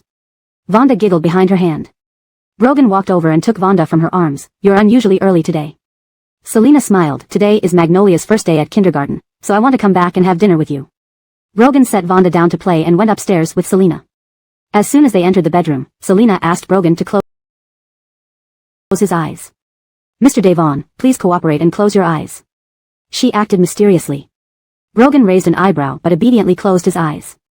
Don't open them. Selena quickly retrieved the watch box from her bag, opened it, and took out the watch. She gently slipped the watch onto Brogan's wrist. The watch suited Brogan perfectly. Selena nodded in satisfaction. Okay, you can open your eyes. Brogan opened his eyes and saw the watch on his wrist. He was inwardly delighted by the gift but maintained his composure. A gift for me? Yes, Selena smiled brightly, placing her hands on his shoulders. Do you like it? Brogan glanced at the watch again, his lips curving slightly. In a deep voice, he replied, very much. I like any gift you give me. Even if I gave you a stone? Selena asked with a raised eyebrow. Translation ends. Chapter 2:19 Coldly. Mr. Artemio, I sincerely apologize for what happened last time, Selena said earnestly. Tonight, she had specially invited Artemio to dinner to apologize for the incident at the hotel. The misunderstanding had significantly affected their cooperation.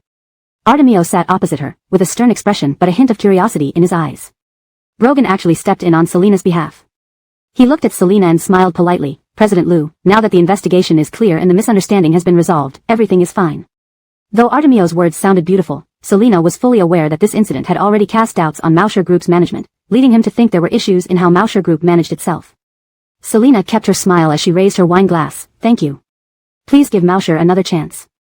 Artemio also raised his glass. I hope we have the opportunity to cooperate. Cheers. They lightly clinked glasses. The atmosphere finally began to relax. After dinner, Artemio looked at Selena. President Liu, tonight's dinner was delightful, thank you. Selena smiled. Thank you, Mr. Artemio. I very much look forward to our successful cooperation this time. Goodbye. Artemio nodded. Goodbye, President Liu. Selena watched as Artemio got into his car and left. She planned her next steps as she bent to enter her own car, then saw Brogan. Mr. Devon put down his book seriously. I couldn't let you dine alone with another man, so I came here especially to pick you up.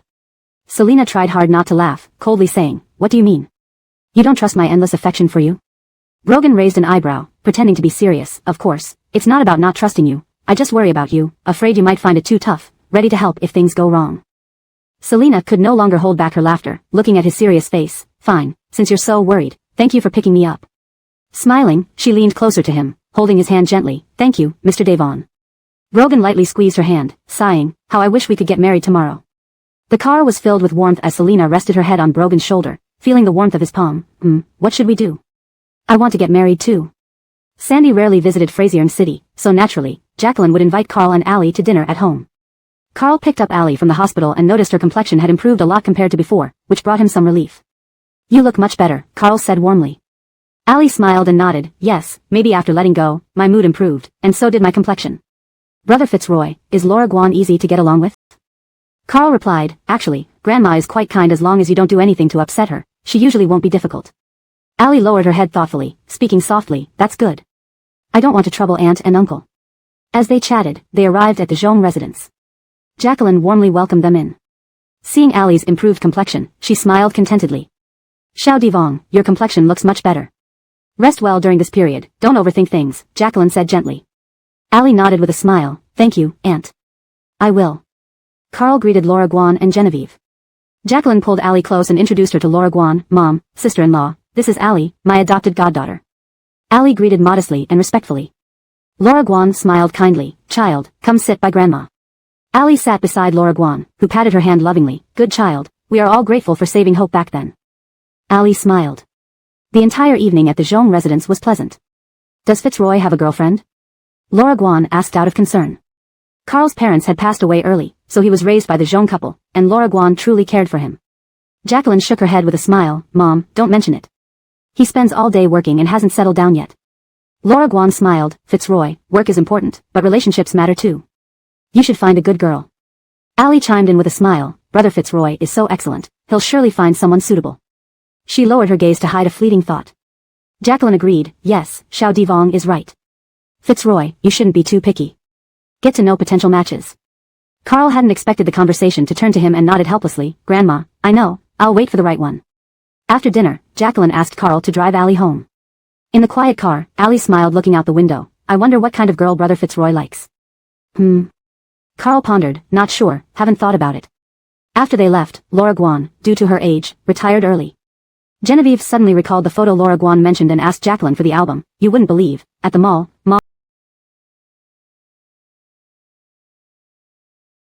Mom saw a woman who looked like great-grandma and ran out after her, which surprised me. Jacqueline became curious. Did Mom put great-grandma's photo in my album? Let me check. Rarely going through albums, Jacqueline fetched it and handed it to Genevieve. Here you go, sister-in-law. Genevieve smiled. I'll show it to Mom tomorrow. I don't know which one is great-grandma's. Jacqueline nodded. The next morning.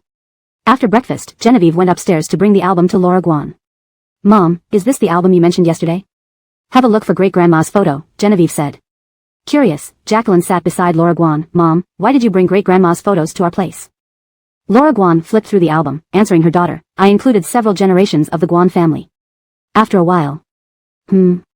Strange, why can't I find the photo? Hope, didn't you put it somewhere else? Confused, Jacqueline asked. Can't find it? Mom, did you remember wrongly? Maybe the photo wasn't placed here? That's impossible. It's in this album, Laura Guan frowned. Genevieve suggested, Mom, should we flip through it again carefully? Maybe it's somewhere else. Laura Guan went through the album once more. How strange, could it really not be here? Laura Guan muttered to herself, furrowing her brow. Leighton listened attentively to Laura Guan and remembered something. He quickly searched online for news reports about Selena. Finding a photo of Selena, he showed it to Laura Guan on his phone. Mom, does she look like her? Laura Guan took the phone and examined the photo carefully. Her eyes widened in surprise, nodding, yes, that's her. She really resembles young great-grandma. I met her at the mall a few days ago. Jacqueline and Genevieve leaned in. Jacqueline was astonished. Selena? It's actually her? Why does she resemble great-grandma so much? Mom, double-check carefully. Translation ends here. If there's more text or further chapters to translate, please provide them, and I'll continue accordingly. Hashtag chapter 220, vinegar drinking. Uncanny, simply uncanny. Alma stared at the photo on her phone and exclaimed, You've never seen your great-grandmother's photo. Whose child is she? Alma asked curiously. She had a head of silver hair, a kind smile on her face, but her eyes shimmered with confusion and surprise. When it came to Selena, Asia showed little interest in elaborating. She sat gracefully on the sofa, wearing a faint smile, though her gaze was somewhat cold. However, as a son-in-law, Leighton couldn't be as casual as Asia. He replied, She's the daughter-in-law of the MO family and is now the CEO of the MO Corporation. However, we don't know whose child she is exactly, we haven't investigated. Alma nodded slightly, a thoughtful look on her face. CEO of the MO Corporation, what an extraordinary young woman. Genevieve sighed, what a coincidence. Could Selena's family have some connection with the Guan family? Genevieve's words plunged Leighton into deep thought. After a moment, he slowly said, I'll have someone look into her family background. Alma nodded again, it wouldn't hurt to investigate her background, perhaps we'll find something surprising. Though she was only half joking, there was a hint of anticipation in her voice. Leighton harbored suspicions but didn't voice them, deciding instead to dispatch someone to investigate Selena's background. The procedures for the villa purchased for Violet were complete, and she could move in that day. Selena especially went over to see if there was anything else Violet needed help with. Upon arrival, she found Violet energetically directing the placement of furniture, showing no signs of her recent sadness. Seeing Selena walk into the villa, Violet greeted her sweetly, Davina, you're already so busy, you didn't need to come over especially for me. Selena raised an eyebrow, do you still need anything? We can go shopping together and grab something to eat while we're at it. Where's Brother Devon? Isn't he jealous? Violet teased. Selena chuckled softly, the corners of her lips lifting slightly. Let him drink vinegar at home. Today is just our time. Mentioning Mr. Devon, a mix of adoration and helplessness flashed in Selena's eyes. Violet giggled, admiration flashing in her eyes. That's wonderful, Davina. Your love with Brother Devon is truly enviable. As they chatted casually, the butler entered with a bouquet of roses, respectfully saying, Miss, these flowers were sent by a Mr. Wei. Violet froze, her expression momentarily complicated before she said, throw them away. The butler responded, yes, Mississippi. With the room almost ready, Violet left with Selena. Their first stop was the mall. Selena saw Eric standing outside the store. Is everything okay between you two? She leaned closer to Violet and whispered. Violet, selecting bed sheets, looked out the door and scoffed upon seeing Eric. Not really. She pouted, I've told him clearly, but he won't give up. Eric's attempts at playing the pity card were futile. The matter was like a fishbone stuck in her throat, uncomfortable. Selena smiled, not pressing further. If she said they weren't familiar, then fine. Eric stood outside, his gaze fixed on Violet. His tall, slender figure and delicate features exuded a unique charm, drawing glances from passers-by. Eric's deep eyes were filled with frustration. Seeing Violet come out, he approached, trying to speak again, Sherry, I. Before he could finish, Violet gave him a cold look. Dressed in a simple yet elegant white dress, with long hair cascading over her shoulders, she appeared stubbornly pure. Davina, let's go, she said without hesitation.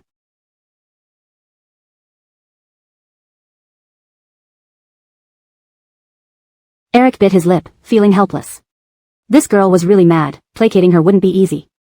Usually confident, he felt somewhat dimmed. Selena glanced at Eric, taking Violet's hand, okay, let's go. Are you hungry? Want to get some food? They walked past Eric, continuing forward.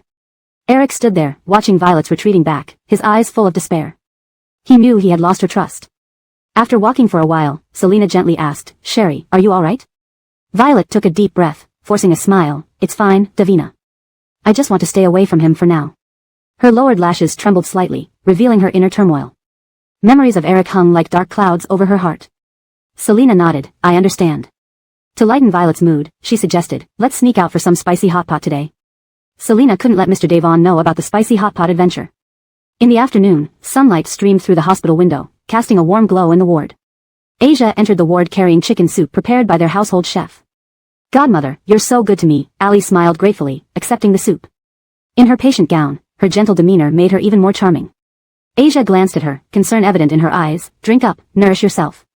Ali blinked her reddened eyes, pouring herself a bowl of soup and sipping it, feeling its warmth. Asia sat on the sofa, suddenly thinking of something, Xiaoqin, do you know much about Selena's family background? Ali paused, raising her head with a hint of confusion in her eyes. She laughed lightly, Godmother, I know her well. After all, we're both from Shin City and have some history. Her voice was calm when mentioning their history. Asia knew she referred to the issues with the Devon family. Casually, Ali asked, Godmother, why do you suddenly ask about Selena? Lowering her eyes, her gaze held a hint of probing. Asia smiled, nothing special, really. It's just that she looks very much like Laura, so we're curious about her family background. Surprise flashed in Ali's eyes, really that similar? Her voice trembled slightly, clearly startled by this information. Asia nodded, it seems so. Hashtag chapter 221, unsuitable. Ali put down the soup bowl and sighed softly. After a moment of hesitation, she said, Godmother, I know a bit about Selena, but my information might not be entirely accurate. Jacqueline nodded, tell me more, I'd like to hear it. Ali spoke slowly, when Selena was young, her mother sent her to an orphanage. Later on, her mother remarried into the Lee family. At that time, the Lee family had some wealth, so her mother brought her back from the orphanage to live with the Lee family. Jacqueline frowned in confusion, her tone tinged with bewilderment. How could her mother be so heartless? Sending a child to an orphanage? Ali's gaze flickered slightly, and a complex expression appeared on her face. She intentionally began with these pitiful details to set the stage for what she would say next. Ali speculated aloud, Selena's mother must have had no choice. After her remarriage and forming a new family, she eventually brought her back. Jacqueline shook her head in strong disapproval, that doesn't excuse sending a child to an orphanage. Ali nodded in agreement. She continued, after graduation, Selena became Bud's secretary. Later, she married him, it's rumored that she used certain methods to achieve that. Pausing here, she glanced at Jacqueline's expression before continuing, I'm not sure if those methods were real or not. They kept their marriage registration confidential, and only later did the news leak out. Jacqueline furrowed her brows. Using methods implied underhanded tactics, like seduction. Ali went on, the Lee family suffered investment failures. Selena's mother asked her for money, but Selena refused. Eventually, she even sent her own mother to prison. Jacqueline's face showed shock, what? She sent her own biological mother to prison? Her voice was filled with astonishment. Ali sighed, her eyes reflecting a touch of helplessness. No matter what Selena has done in the past, she is now the chairman of MO Corporation and the daughter-in-law of the MO family. Such achievements show that she indeed has ability. Her tone carried a note of admiration for Selena's capabilities and accomplishments. Ali said softly, Godmother, that's all I know. To me, Selena is a very capable woman. Jacqueline nodded silently, then commented faintly, for a woman to achieve this much without the support of her family is indeed impressive. Selena's strength was almost frightening. Bud, Roman, and Brogan, each of them seemed intertwined with Selena. Jacqueline lifted a cup of water, sipping it slowly as she thought about the resemblance between Selena and Laura. A complex array of emotions welled up inside her. At the same time, Selena and Violet left the mall and chose to dine at a hot pot restaurant for spicy hot pot. Steam rose from the simmering broth, carrying mouth-watering aromas. They both enjoyed the meal immensely. Davina, this hot pot spiciness is so satisfying. Violet laughed, placing a piece of beef dipped in sauce into her mouth. Selena smiled in agreement. Yes, it's delicious. It's been a while since I've had hot pot. Eat more. Just as they were engrossed in their meal, Selena looked up and saw Brogan approaching. Brogan's eyes quickly found Selena. How did you find us? She asked, somewhat surprised. Brogan smiled and sat beside her. I knew you were here, so I came to check on you. Did you plant a tracker on me? Selena glared at him suspiciously. No, I just happened to pass by and saw you, Mr. Devon replied with a smile. Violet mumbled, still stirring her beef, wishful thinking. Selena forced a smile, trying to include him so he wouldn't scold her. Have you eaten yet? Brogan chuckled at this. Not yet, I'll join you. Turning to call a waiter, he instructed, please change the broth. Switch the spicy base to a rich bone broth. Thank you. Seeing the spicy broth replaced, Selena's face darkened. She loved spicy flavors, and having her favorite broth swapped for a mild alternative dampened her mood. Feeling irked over a meal, Selena wanted to argue with Mr. Devon. Glaring at him helplessly, she understood his intentions were good. Violet pouted, Brother Devon, you're such a dictator. She looked longingly at the disappearing spicy pot. I didn't get enough spice. Davina can't eat spicy, but I can. Can we make it a mixed broth instead? Amused by their disappointed expressions, Brogan chuckled inwardly. If it weren't for Little Wei starting her period, he wouldn't have interrupted her enjoyment like this. Dr. Devon thinks a lighter meal is better for the stomach. Selena and Violet exchanged glances and silently agreed to sneak another spicy meal sometime soon. They continued eating hot pot, finishing up quickly. Violet, the third wheel, quickly found an excuse to leave, claiming she had something else to do. Why did you come? Violet asked the man beside her after paying for their drinks. Roberto stood beside Violet, his face firm and stern. I messaged you, but you didn't reply. So, he came directly to Fraziering City. Violet held a drink in her hand, walking as she spoke. We are actually not suitable for each other. She hoped he would understand. Is it because of that man? Roberto's eyes showed a hint of complexity. He was unwilling to give up easily. Violet stopped walking, turning to face Roberto, not wanting to lie to him. It's somewhat related. Hearing this, Roberto smiled wryly, his laughter laced with bitterness. A flicker of pain crossed his eyes, but he quickly regained composure. Roberto reached out and gently embraced Violet, his voice low and tender. Don't move, just let me hug you for a moment. Violet's body stiffened slightly but soon relaxed. She knew Roberto had sincerely pursued her over the years, but due to Allie, she hadn't given him a response. Only recently, Eric's appearance made her realize she hadn't fully moved on from her past emotional turmoil. Meanwhile, in a nearby black car, Eric watched the couple embracing on the roadside, a faint smile curving his lips, but his eyes remained cold. The smile didn't reach his eyes. Chapter 222, Peeling Sunflower Seeds. As the evening lamps lit up, the neon lights of Nightshade Bar twinkled in the darkness. A black sedan was parked inconspicuously nearby. Eric looked at his reflection on the car window, his long fingers tapping lightly. His clear and refined face appeared somewhat cold as it was reflected in the glass. He glanced at the time, took a deep breath, opened the door, and got out of the car, walking into the Nightshade Bar. Inside the bar, Violet was peeling sunflower seeds to pass the time. She wore a simple white dress, making her look fresh and charming with an air of sweetness. Many men wanted to come over and chat but were deterred by the bodyguard standing behind her. Violet knew that Eric had followed her, so she purposely came to the Nightshade Bar to indulge in this act, peeling sunflower seeds. A boy sitting next to her put the peeled shells in front of her. Sister, are these sunflower seeds enough? If not, I can continue peeling. The boy was tall, with a youthful expression. He looked to be just over 20. Violet smiled and nodded. Keep peeling. Destin then took out his phone, suppressing his social anxiety, and boldly said, Sister, can we add each other on WeChat? In the future, if you need help peeling sunflower seeds, you can find me, or when you're bored, you can also find me. His voice carried a hint of nervousness and anticipation. Violet's action of eating the sunflower seeds suddenly paused. She saw Eric's figure. He was standing by the bar counter looking at her side. Violet quickly made up her mind and turned to Destin. What's your name? Sister, my name is Destin, Destin replied shyly. It was his first night working at Nightshade Bar as a bartender, and he didn't expect his first customer would only ask him to peel sunflower seeds. Violet thought for a few seconds and leaned closer to Destin, making them appear very close. Destin, are you short of money? Huh? Destin was stunned for a moment. Looking down at Violet, he saw that her eyes held no disdain, just a straightforward question. He laughed bitterly. Sister, of course, I am short of money, otherwise, I wouldn't have taken this job as a bartender. His voice had a tinge of self-mockery. His mother had a serious illness, and his meager monthly salary couldn't cover the medical expenses. Otherwise, he wouldn't have chosen to work at a bar as a bartender. Violet took out her phone, scanned the QR code to add him as a friend, and said, I want to rent you as my boyfriend. Are you willing? It's 10,000 yuan a day. When the contract expires, if you do well, there will be an additional bonus. Destin was dumbfounded. He never imagined he'd encounter such a situation. Violet tilted her head with a sweet smile. Of course, if you don't want to, it's fine. But for my safety, if you agree, I will investigate your background after hiring you. Destin hesitated for a moment. The daily wage of 10,000 yuan was tempting, and Violet looked harmless and pretty, all right. His voice was firm, deciding to seize this opportunity. This boy was indeed decisive. Violet smiled sweetly. I'll send you an electronic contract later tonight. Only you and I know about this. I don't want anyone else to know.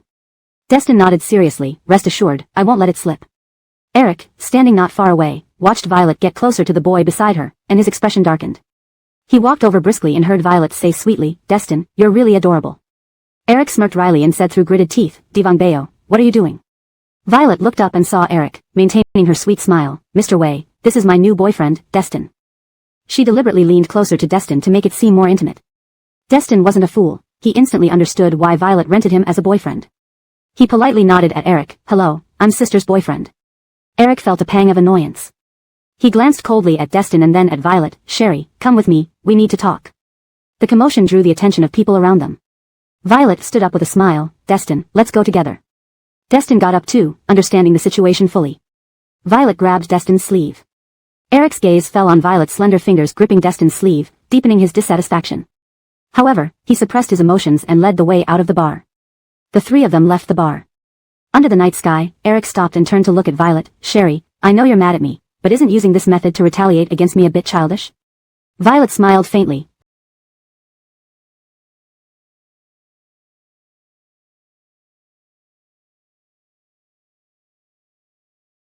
Her tone calm. Mr. Wei, I'm not retaliating, I'm just living my life. Her voice remained sweet. Eric stared deeply at her. They were locked in a silent standoff. Violet tugged Destin's sleeve and looked at him. Let's go back. Eric chuckled with frustration. He tried to pull Violet away, but her bodyguards blocked him. The new bodyguards seemed more formidable and experienced. Violet sat in the car and sent a thank you message to Brogan. Selena saw the message from Violet and raised an eyebrow. Sherry asked for bodyguards? She teasingly nudged Brogan's leg with her foot. Brogan remained unperturbed, continuing to build blocks with Vonda on the floor while replying, yes. Selena wondered what Violet was planning, probably to deal with Eric. Just as Selena was about to sit down to help Brogan build blocks, her phone rang. So late, who could be calling? Selena answered the call. On the other end, Betty's steady yet slightly agitated voice came through. President Liu, sorry to disturb you so late. My uncle wants to speak with you. Are you available now? Selena responded puzzled, sure. Was it about Ali again? Zhong family had impressive capabilities. Leighton managed to obtain Selena's background information that night and found that Selena and Della had no blood relation. With a glimmer of hope, he made this call but kept the matter hidden from Asia since it wasn't confirmed yet. President Liu, greetings. Greetings. Leighton composed his thoughts and slowly began. President Liu, you bear a striking resemblance to my wife's grandmother. Selena was momentarily stunned. She had a vague idea of where this was going. President Liu, as you know, my daughter went missing when she was young. For years, the Zhong family has been searching for her. Leighton's voice was hoarse. He had little hope of finding her. Selena listened without interrupting, her hand tightly clutching Brogan's. Brogan looked at Selena in surprise.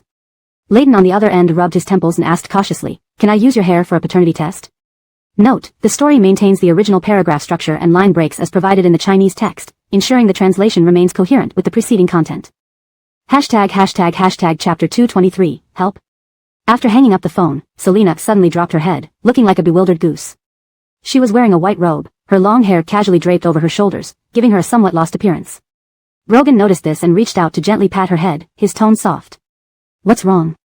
Selena lifted her head, her eyes flashing with a complicated emotion. She extended her hand, and Brogan immediately pulled her into his embrace, hugging her tightly. Bending slightly, Brogan leaned close to her face and whispered, what happened? Selena's eyelashes fluttered as she rested in his arms, a bittersweet smile curling at the corner of her lips. Hunt wants to use my hair for a paternity test. He was taken aback by this news. With a hint of confusion and unease in her eyes, Selena continued, he said I resemble an elderly relative on Vivian's side and wants to confirm if I'm their daughter. In fact, I've always been a little curious. Who wouldn't want to know who their parents are? I just didn't dwell on it too much. Brogan tenderly stroked her back, then paused for a moment before speaking. Whatever the result, you still have me and Magnolia. Selena closed her eyes, trying to calm her restless heart. After a while, Selena opened her eyes, looking at Brogan with determination. Mr. Devon, let's get the scissors and Devonzi. Brogan smiled. All right. With that, he lightly touched her cheek, a fleeting touch like a dragonfly skimming water, then stood up to find the scissors. A few minutes later, Brogan returned, holding a small pair of scissors and a transparent Ziploc bag. He sat back down beside Selena. Do you want me to pull out your hair or do it yourself? Selena raised her gaze, looking at Brogan and slightly lifting her chin. You do it. She looked as if she were going to a heroic death. Brogan smiled, running his fingers through her long hair until he found a small strand. I'm going to pull it out now. First, he carefully pulled it out, then used the scissors to trim it slightly. Brogan gently placed the hair in the Ziploc bag and sealed it. Mr. Devon, Selena propped her chin in her hand, her voice tinged with fatigue. Can you deliver the hair to Jean Corporation tomorrow? I don't want to go. Brogan nodded. Sure. Do you want to rest now? Selena's eyes fell on the building blocks on the floor. You haven't finished building the house for Magnolia yet. I'll finish it after you fall asleep. Brogan lifted her into his arms. Let's go to bed. Selena wrapped her arms around his neck. Selena thought she would lie awake all night, but unexpectedly, she drifted off to sleep nestled in Brogan's arms. Seeing her finally fall asleep, Brogan gently kissed her forehead and quietly got out of bed, leaving the bedroom. He had promised little Magnolia that she would see the house when she woke up in the morning, so he couldn't break that promise. The next morning, Selena got ready and prepared to go downstairs. Before leaving the bedroom, she glanced at the small bundle of hair she had cut earlier, left on the vanity. In the living room, Vonda, dressed in her school uniform with two adorable pigtails, rubbed her eyes. Opening her eyes, she saw the beautiful house. With excitement in her eyes, she looked up at Brogan. Daddy, you're so amazing. Fathers love hearing compliments from their daughters. Though Brogan felt incredibly pleased inside, he kept a calm demeanor. Go eat breakfast first, Magnolia. After breakfast, Dad will take you to kindergarten. Selena went straight to the dining room. Mummy, good morning, Vonda mumbled, her mouth full of bread. Good morning, Magnolia, Selena smiled gently as she sat down. After breakfast, Brogan was going to drop Vonda off at kindergarten and then deliver the hair to Jean Corporation. Meanwhile, Selena needed to rush to work. Brogan went upstairs to change clothes and fetched the Ziploc bag from the vanity. He noticed the strands of hair inside had noticeably increased. He guessed Selena must have secretly cut more hair that morning. A faint smile graced his lips. Holding the Ziploc bag, Brogan came downstairs to find Selena and Vonda waiting by the door. Let me take care of Magnolia. You should also go to the office early today, don't work too hard. Brogan gave Selena a quick kiss on the forehead when little Magnolia wasn't paying attention. Selena smiled and waved goodbye, then left in her car. At Jean Corporation. Leighton had come to the office early to wait for Selena to bring the hair. Corey helplessly watched as Leighton paced back and forth. Uncle, why don't you sit down and have some breakfast? Leighton sighed. I can't eat right now. Checking his watch again, it was only 7:30, and he wasn't sure when Selena would arrive. By then, Brogan had already dropped Vonda off at kindergarten. Be a good girl and listen to the teacher, okay? If anyone bullies you,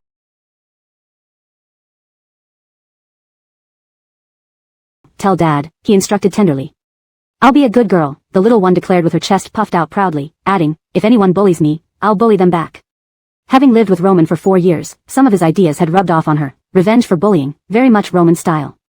Brogan didn't mind as long as his daughter wasn't bullied. Watching her walk into the kindergarten, he then instructed the driver to head to Jean Corporation. Reaching the building, Brogan stepped out, followed by 2 bodyguards. The receptionist greeted him politely upon seeing Brogan and his 2 bodyguards. Good morning, sir. Whom are you here to see? Do you have an appointment? I'm here to see Mr. Leighton. The receptionist responded courteously, please wait a moment, then quickly dialed the chairman's secretary, explaining the situation briefly. Hearing the confirmation, she hung up. Mr. Devon, Mr. Leighton is expecting you. The elevator goes directly to the top floor, she said with a smile, guiding Brogan to the elevator. When Leighton and Corey saw Brogan arrive, they were a bit surprised. Hunt, Brogan nodded and handed the Ziploc bag directly to Leighton. This is Anthea's hair. Leighton took the Ziploc bag, looking at Brogan with complex emotions, and nodded. Thank you. That afternoon, Allie, who had already been discharged from the hospital and was back home, had just finished lunch when she heard a message notification on her phone. Picking up her phone, she saw the message was from the number on the business card she had received earlier. Her heart raced, and her fingers trembled as she opened the message. Miss Sue, do you really not need help? The secret you're hiding is about to be discovered by the Jonestat. Allie's face turned pale. Gripping her phone tightly, panic surged within her. Hashtag chapter 224, a scheme within a scheme. Allie stared at the message on her phone, her eyes wide open. She clutched her phone tightly as countless thoughts raced through her mind. She had to confirm whether this message was true. Leaving the restaurant, she returned to her bedroom. Biting her red lip, Ali quickly typed out a reply. What have I concealed from the Zhong family? Almost immediately, she received a response. Obviously, it's that you've hidden Selena being the Zhong family's daughter. What else could it be? Ali felt her breath catch in her throat. Staring at the screen, her mind was a whirlwind of confusion. That person really knew. If the Zhong family discovered Selena's true identity, there would be nothing left for her to match up to Selena. Her life and status would be completely ruined. No, absolutely not. Ali forced herself to calm down and took a deep breath. She knew she had to make a decision. She couldn't let things spiral out of control. Picking up her phone, she hesitated for a moment before dialing the number. The moment the call connected, a woman's smiling voice came through the line. Miss Su, it seems you finally decided to accept my help. Suppressing her fear, Ali's voice trembled slightly. What exactly do you want? The woman laughed lightly, her tone cold and unyielding. Rest assured, my boss is a good person. He wouldn't ask for any payment from you. Just cooperate fully, and I can guarantee a satisfactory outcome. Ali's fingers whitened as they gripped her phone. At this point, she was clutching at straws. All right, I'll agree, but you must promise me that the Zhong family will never find out the truth. The voice on the other end exuded confidence. Don't worry, Miss Su. As long as you follow my instructions. After hanging up, Ali felt utterly exhausted. She leaned back in her chair, her eyes filled with confusion. Why, despite all her efforts, did she get nothing in return? Rage burned inside her, darkening her expression. Ali fought to compose herself. She absolutely couldn't let Selena take everything from her. She went downstairs and instructed the chef to prepare some pastries. She planned to deliver them to Brian in the afternoon. Quickly composing herself, Ali sent a message to Brian. I'm coming over with some pastries this afternoon. Thank you so much for your care during this time. Brian replied shortly after reading the message. You should rest. No need to trouble yourself with delivering pastries. Have the staff bring them over. Using a playful tone, Ali replied, only if I deliver them personally can I express my endless gratitude. Brian smiled helplessly. As you wish. In the afternoon. Ramon just returned from the hospital and sat on the sofa in his office. Sunlight bathed his face, revealing a complex emotion in his eyes. In his hand, he held the paternity test results confirming Selena as his daughter. His eyes were slightly red-rimmed. Father, when do you plan to tell Mother? Layton's voice choked up as he composed himself. I'll tell her when I get home, and then I'll call Anthea.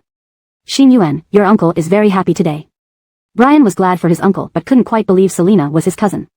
Reflecting on his past actions, he felt a bit embarrassed and planned to apologize to her later. Ali entered Zhong Corporation with an elegant pastry box. Since Brian had already informed the receptionist, she could go straight up by elevator.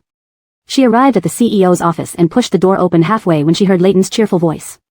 Anthea, may I call you that? If you're free tonight, our family can meet, all right? Layton's gentle voice brimmed with paternal affection, having found his long-lost daughter.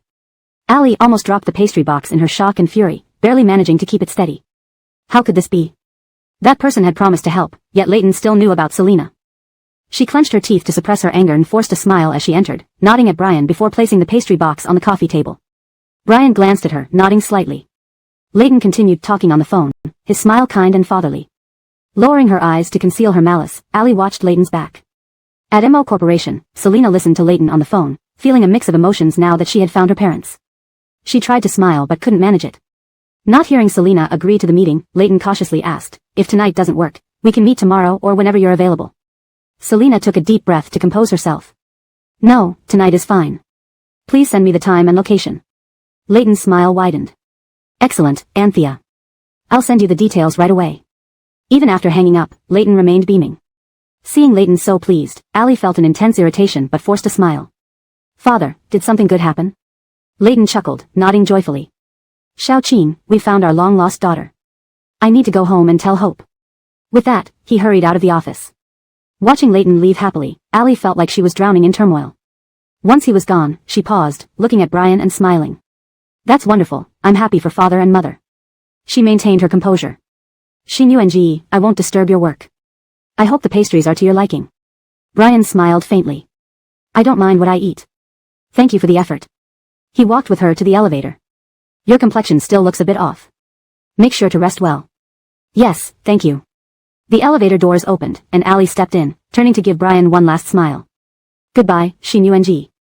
Leaving Zhong Corporation, Ali sat in her car, gripping the seat so hard that she damaged it. Arriving home, she locked herself in her room and dialed the same number again. When the call connected, Ali suppressed her anger and angrily demanded, You said you'd help me, but Layton already knows Selena is his daughter. The woman on the other end laughed coldly, with a mocking tone.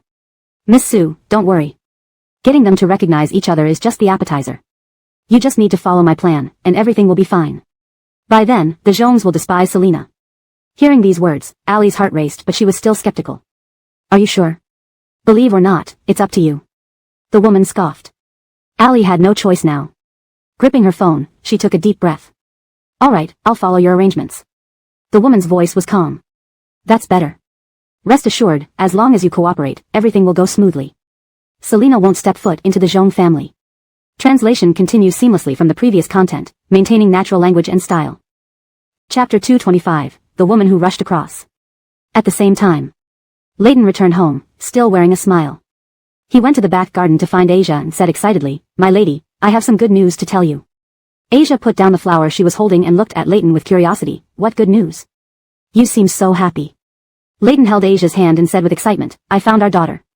Asia instantly covered her red lips, her face filled with surprise, and tears welled up in her eyes. Really? Where is she? Leighton nodded, pulling Asia into his arms. Don't cry, it's true. We can meet her tonight, and you'll get to know her too. That's wonderful, after all these years, we finally found her. Asia suddenly realized something, and I already know her? Yes, you know her, she is Selena. Leighton hadn't expected their daughter to be so close to them. Her. A flash of surprise flickered in Asia's eyes as she stepped away from Leighton's embrace, utterly shocked. Yes. Leighton gently patted Asia's hand, sighing. For a moment, Asia felt both delighted and somewhat complex. However, no matter what, she would love the daughter she had given birth to if they were reunited. My lady, should we set the meeting place at home? It's more convenient to talk here. Of course, you should ask the child first if she has any objections. If not, let's set it at home. Asia wiped away her tears and smiled. Leighton sent Selena the time and location for the meeting. Soon, Selena replied, okay. Selena put down her phone, feeling mixed emotions. She took a deep breath and dialed Brogan's number. On the other end, Brogan's gentle voice quickly came through. Little Way, what's wrong? Mr. Devon, Selena tried to keep her voice steady. Tonight, I will meet Mr. and Vivian. The DNA test results have confirmed that they are my biological parents. Do you need me to accompany you? My shoulder is always there for you to lean on. Brogan gestured for Hector to leave the room, and Hector nodded and exited, closing the door behind him. Hearing this, Selena felt a bittersweet warmth in her heart. Yes, please. Go pick up our daughter from kindergarten first. Let's meet outside MO Corporation at 6. They finalized the plan and hung up. Brogan walked out of the study and saw Hector standing outside. Go buy suitable gifts for Mr. and Vivian. No matter what, he wanted to make sure everything was prepared for Little Way. Hector nodded and immediately left to get the gifts ready. Brogan also needed to go to the kindergarten to pick up Vonda. For matters involving his daughter, Brogan didn't want to delegate the task to subordinates. He had missed so many years of her growing up, and now he wanted to personally participate in her life. Seeing Brogan arrive, little Vonda ran over excitedly, calling sweetly, Daddy. Magnolia misses you so much, and I miss Mommy. Brogan chuckled and gently tapped his daughter's forehead with his index finger. Get in the car. Inside the car, Vonda put down her backpack and sat properly, then turned to Brogan to share her day. Daddy, my good friend gave me 2 candies. One for you, and the other for Mommy. Good friend? Who is it? Brogan helped the little girl fasten her seatbelt, his eyes full of tenderness, and casually took the candy from her hand. Vonda's eyes followed the candy, nodding. A good friend named Eldon. Brogan knew about the background of the children in his daughter's class. Eldon was from the Tong family. Throughout the ride, Vonda shared stories from her class, laughing with her tiny front teeth showing, making her look especially cute. Brogan listened attentively, occasionally responding to keep the conversation going. Arriving home, Brogan handed the little girl over to the butler and squatted down to remind her, Magnolia, listen to Butler Tao. Daddy and Mommy have some things to do tonight, but we'll be back to stay with you. Vonda nodded obediently. Okay, Daddy. Come back early, and I'll be very well behaved. Brogan patted her head with a smile. Good. He stood up, carrying the gifts prepared by Hector, and drove straight to MO Corporation. When the car arrived downstairs at MO Corporation, he saw Selena waiting there. Nervous? Do you want me to tell you a joke? No. Selena had just fastened her seatbelt but changed her mind. Forget it, why don't you tell a joke anyway? She glanced suspiciously at Mr. Devon, wondering if he could really tell a joke. Brogan smiled and directly searched for jokes on his phone since there were many online. Selena. She admired his adaptability. Brogan cleared his throat. Do you know why little ducks can fly up to the sky? Selena, with a blank expression, almost mechanically replied, because they have wings. Brogan, very smart. Selena managed a smile, though forced, but it seemed to lessen her tension slightly. Yeah. Mr. Devon gave up on telling jokes.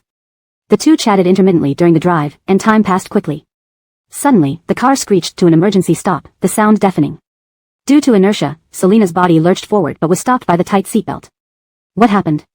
Selina asked, still startled. The bodyguard sitting in the front passenger seat turned around and said, a woman suddenly rushed across the road. The gate of the Zhong residence stood open, bathed in bright lights.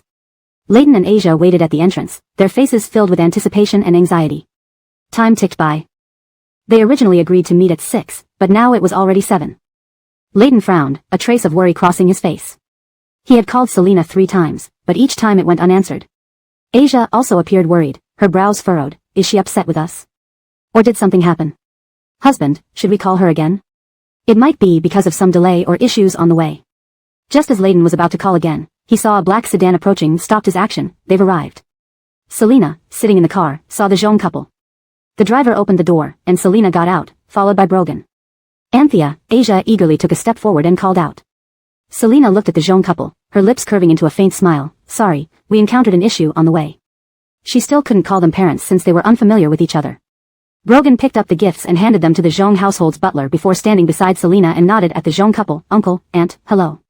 Asia had been about to excitedly hold Selina's hand but became less enthusiastic upon hearing Brogan's voice, remembering the recent tension between them vividly. Chapter 226, The Conspiracy Unveiled. The Zhong family's mansion was elegantly decorated, exuding a grand atmosphere. The Zhong couple warmly welcomed Selina and Brogan. Vivian sat beside Selina, looking at her gently with a mix of complex emotions in her eyes. They couldn't just sit here doing nothing. Vivian spoke up first. Ainsley, Vivian asked gently, can you tell us about your childhood? She had heard some from Allie at the hospital, but only the general story. Thinking about how her daughter had resorted to such extreme measures to climb into Bud's bed, Vivian sighed inwardly but still wished to understand more about Selina's past. Selina gave a faint smile, summarizing her life matter-of-factly. Ms. Liu raised me for a few years before sending me to an orphanage when I was 8. Later, she remarried, and when I turned 15, I was taken into the Li family. There isn't much else to say after that. Only she could truly comprehend the bitterness of her life. Recalling those days would only bring unnecessary trouble. It was better to take things in stride. Hunt, looking fit and robust, felt even more guilty and heartbroken upon learning his daughter had been sent to an orphanage. He said kindly, Ainsley, I plan to host a banquet this Saturday to officially announce your identity. The Zhong family hadn't held a grand banquet in many years. Now that he had found his daughter, he wanted to do it right and introduce Selina to everyone. Vivian agreed, yes, we should have a banquet so everyone knows you belong to the Zhong family. Selina had no objections to the idea and simply nodded. Hunt turned to Brogan, his gaze sharp. You two are planning to get married? A father-in-law scrutinized his prospective son-in-law critically. He had seen the investigative reports but knew they weren't thorough due to time constraints. Still, he understood that his daughter's marital path hadn't been smooth. Brogan sat straight, nodding politely. Yes, after some time, we will get married. Hunt pondered for a moment. Roman had died not long ago, but now his daughter had the Zhong family as support, and no one would have anything to say about it. He turned back to Selina, his eyes softening. Ainsley, from now on, the Zhong family will be your support. If anyone bullies you, come home. Hearing this, Selina smiled genuinely. I know, thank you. Dad. Calling him Dad felt somewhat bashful. Selina could sense that Hunt genuinely cared for her. However, her feelings towards Vivian were more complicated, especially considering that she had threatened Selina on behalf of Allie recently. Hunt's eyes welled up when Selina called him Dad. After dinner at the Zhong residence, Selina left with Brogan. Hunt had hoped Selina would stay, but he knew it wasn't possible yet. After they left, the mansion returned to its serene state. Hunt turned to Vivian. Madam, remember to inform your relatives about finding our daughter. Vivian smiled and nodded. Yes, I'll call them tomorrow. With years of marriage, Hunt understood Vivian's moods well. Noticing something off, he asked, Madam, is there something troubling you? Are you unhappy? Vivian shook her head, her eyes flickering with hesitation. No, I'm happy to find our daughter, but I feel like Ainsley might be distant from me. Hunt took her hand and comforted her gently. Madam, don't worry. Ainsley needs time to adjust. It won't happen all at once. As long as we treat her well, she'll gradually feel it. Vivian's voice choked. She called you Dad but didn't call me Mom. Seeing her so aloof makes my heart ache. Hunt sighed, patting her shoulder gently. Madam, give her more time. There's one more thing. Hunt's expression turned serious. From now on, we shouldn't be too close to Xiaoqing. Our daughter has issues with her. Vivian frowned, feeling conflicted. That seems unfair to Xiaoqing. We've been together with her for 5 years. Hunt saw things more rationally, shaking his head firmly. We're not abandoning Xiaoqing, but things have changed. Our daughter comes first. We must prioritize Ainsley's feelings. Though understanding her husband's logic, Vivian felt a twinge of guilt towards Allie. She sighed softly and nodded. After leaving the Zhong family, Selina and Brogan didn't go home immediately. Instead, they headed to the hospital. The woman who had suddenly dashed across the road had awakened today. I've already sent someone to investigate her background. Brogan held Selina's hand. Let Hector handle the hospital visit. You're tired today. Shouldn't we go home? Thinking about the woman's resemblance to Vivian, Selina hesitated. I want to see her personally. This situation feels peculiar. Knowing Selina wouldn't easily change her mind, Brogan nodded. Selina shifted her position, straddling Brogan's lap, her slender legs draped over his. She wrapped her arms around his waist, leaning against him. Brogan caressed her back. Mr. Devon, I'm very happy today, she said. In the hospital corridor, bright lights shone, accompanied by the faint scent of disinfectant. Selina and Brogan walked to the ward entrance, where Hector was waiting. Hector pushed open the door, allowing Selina and Brogan inside. Inside the ward, a young woman lay propped up against the headboard, pale-faced. She looked at Selina and Brogan with a dazed expression. Seeing the woman again deepened Selina's confusion. Walking closer, she said softly, Miss, you almost caused an accident today. The woman glanced at Selina, lowering her gaze, and whispered, I'm sorry. Thank you for saving me. I wasn't feeling well today and didn't realize I was walking the wrong way. Hector brought over 2 chairs for Selina and Brogan. How should I address you? Selina asked casually, though her gaze remained fixed on the woman in bed. My name is Mira, Mira responded nervously, twisting her fingers and speaking in a low, uneasy voice. Selina nodded. Vicky, are you from Frazierne City? Where are your family members? I'm not from Frazierne City. I came here to work and haven't been here long, Mira replied, sounding weary. Selina examined Mira without pressing further. Vicky, rest well. You can be discharged once you recover. Mira sighed in relief, thank you. Once I earn enough money, I'll pay for the medical bills. Leaving the ward, Selina and Brogan stood in the corridor, the atmosphere heavy. Brogan's gaze grew cold. He hugged Selina's waist, and they left the hospital together. We'll figure this out. Let's rest at home. Chapter 227, The Oddity. Mr. Andre, thank you for choosing to collaborate with the MO Corporation. Selina smiled and extended her hand to shake Andre's. Andre, dressed in a well-tailored suit, lightly grasped Selina's hand with a smile, his voice low. President Liu, this collaboration is an excellent opportunity for both parties. The initial success of the cloud project partnership heralded new business opportunities and potential for MO Corporation's development. This was not just a collaboration but also a new beginning. Mr. Andre, we will do our utmost to ensure the success of this partnership, Selina gestured invitingly. Ladies first. The two walked out of the meeting room. A flash of admiration crossed Andre's eyes. President Liu, I trust your ability, and this partnership marks the start of our shared brilliance. My team will follow up on specifics, let's work together smoothly. Selina nodded with a smile. Looking forward to it. After escorting Andre away, Selina returned to her office, finally feeling a bit relaxed. Having resolved the cloud project matters, her mood noticeably improved. Assistant Bill entered the office to report another matter. Chairman, about arranging several men for Brian. Selina covered her forehead instantly, a hint of helplessness in her smile. She had almost forgotten about the revenge plan. Now that she knew she was related to the Zhong family, tormenting Brian felt inappropriate. Cancel this for now. Assistant Bill nodded. Yes, Chairman. Tell the driver I'm going to Pear Tree Restaurant for lunch. Selina instructed. Yes, Assistant Bill agreed, turning to leave the office. At noon, Selina met Violet at the Pear Tree Restaurant. Violet wore a fresh apple green dress that made her look playful. Seeing Selina enter, she waved with a smile. Selina walked over, sat across from Violet, and leaned back in her chair. I'm exhausted. Violet said with concern, Davina, you're too busy. Take care of yourself. A waiter brought the menu. After ordering their favorite dishes, Violet stopped the waiter. Bring the same meal to the boy next door. Selina raised an eyebrow and turned to look at the neighboring table. It was a boy in a white t-shirt and jeans. He happened to turn and smile at Violet. Selina blinked, noting he seemed quite sunny. When the waiter left, Selina asked curiously, who is he? Violet's face lit up with a sweet smile, her eyes twinkling mischievously. Destin, my new boyfriend. Selina raised an eyebrow and smiled. He looks good. How long have you known each other? Violet laughed. We met at Colorful Night Bar recently. We clicked immediately. He has a great personality, so we started dating. Selina didn't mention Eric. After finishing lunch, they left the restaurant.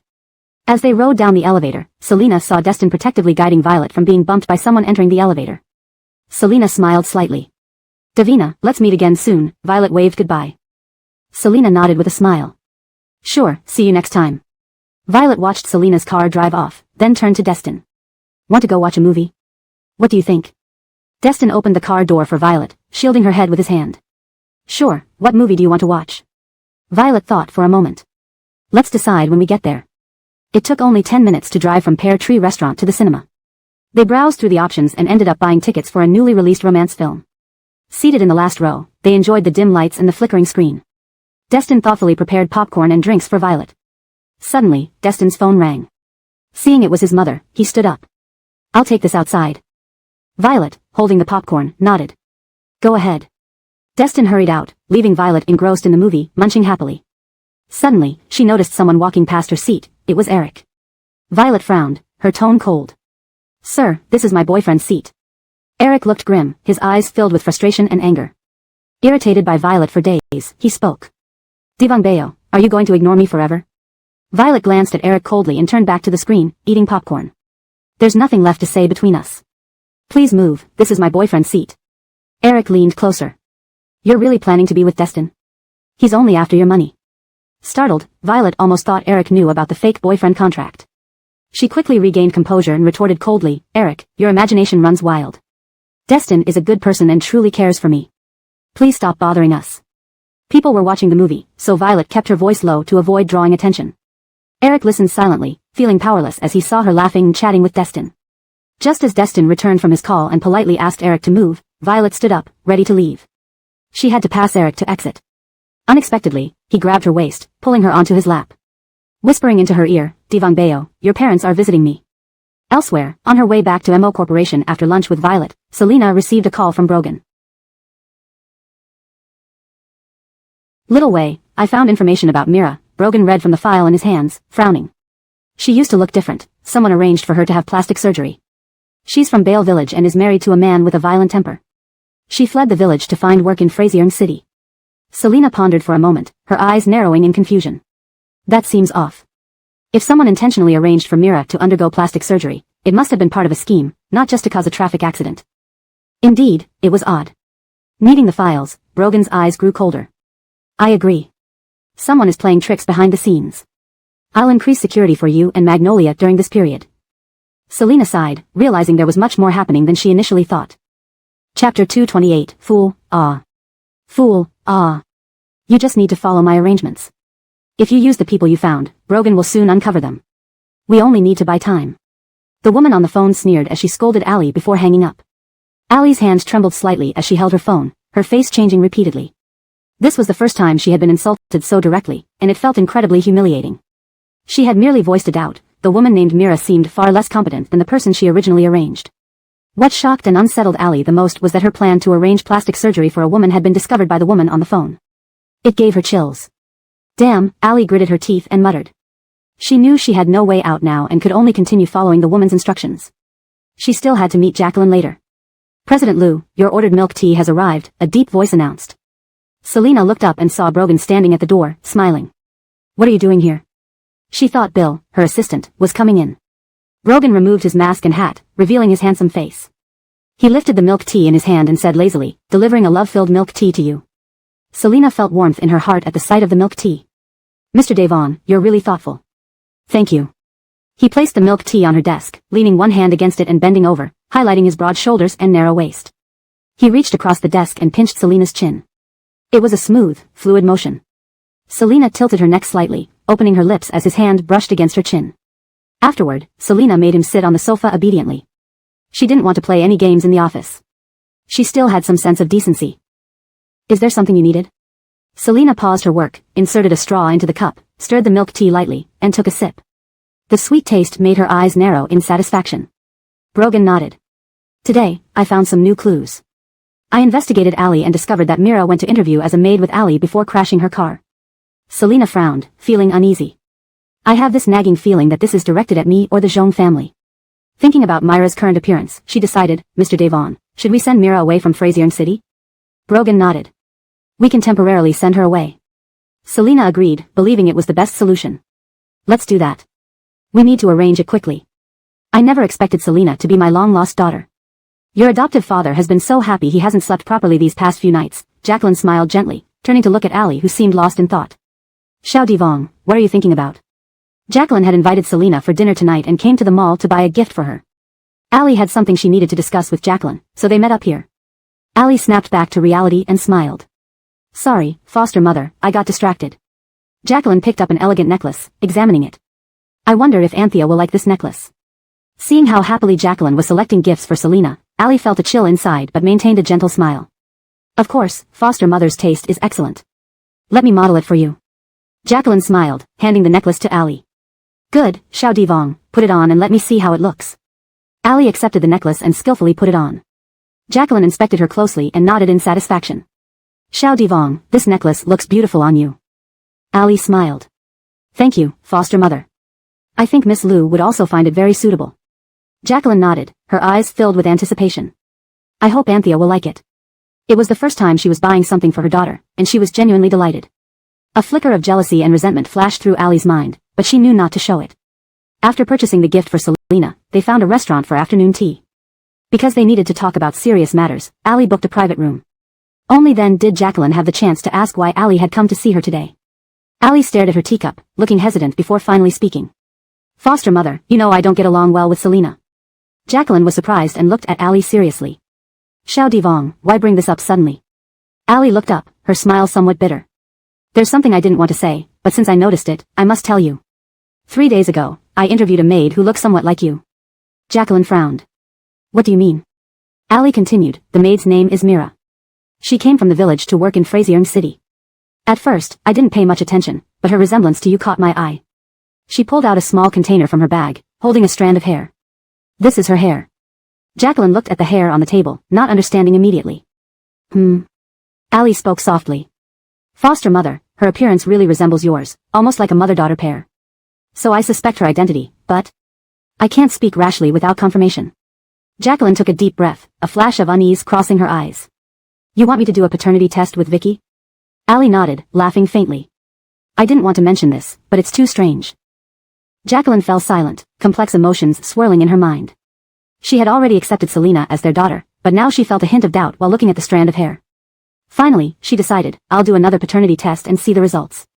Foster mother, please don't tell foster father yet. I'm worried that if the result shows no relation between Vicky and you, he might be angry at me, Allie said anxiously. Jacqueline nodded. All right, I can keep it to myself for now. Allie smiled modestly, feeling relieved. She had completed the task given by the woman for now. Chapter 229, Between Mother and Daughter. That evening, Vivian met Selena at a Western restaurant. The restaurant's lighting was soft, and the ambience elegant, adding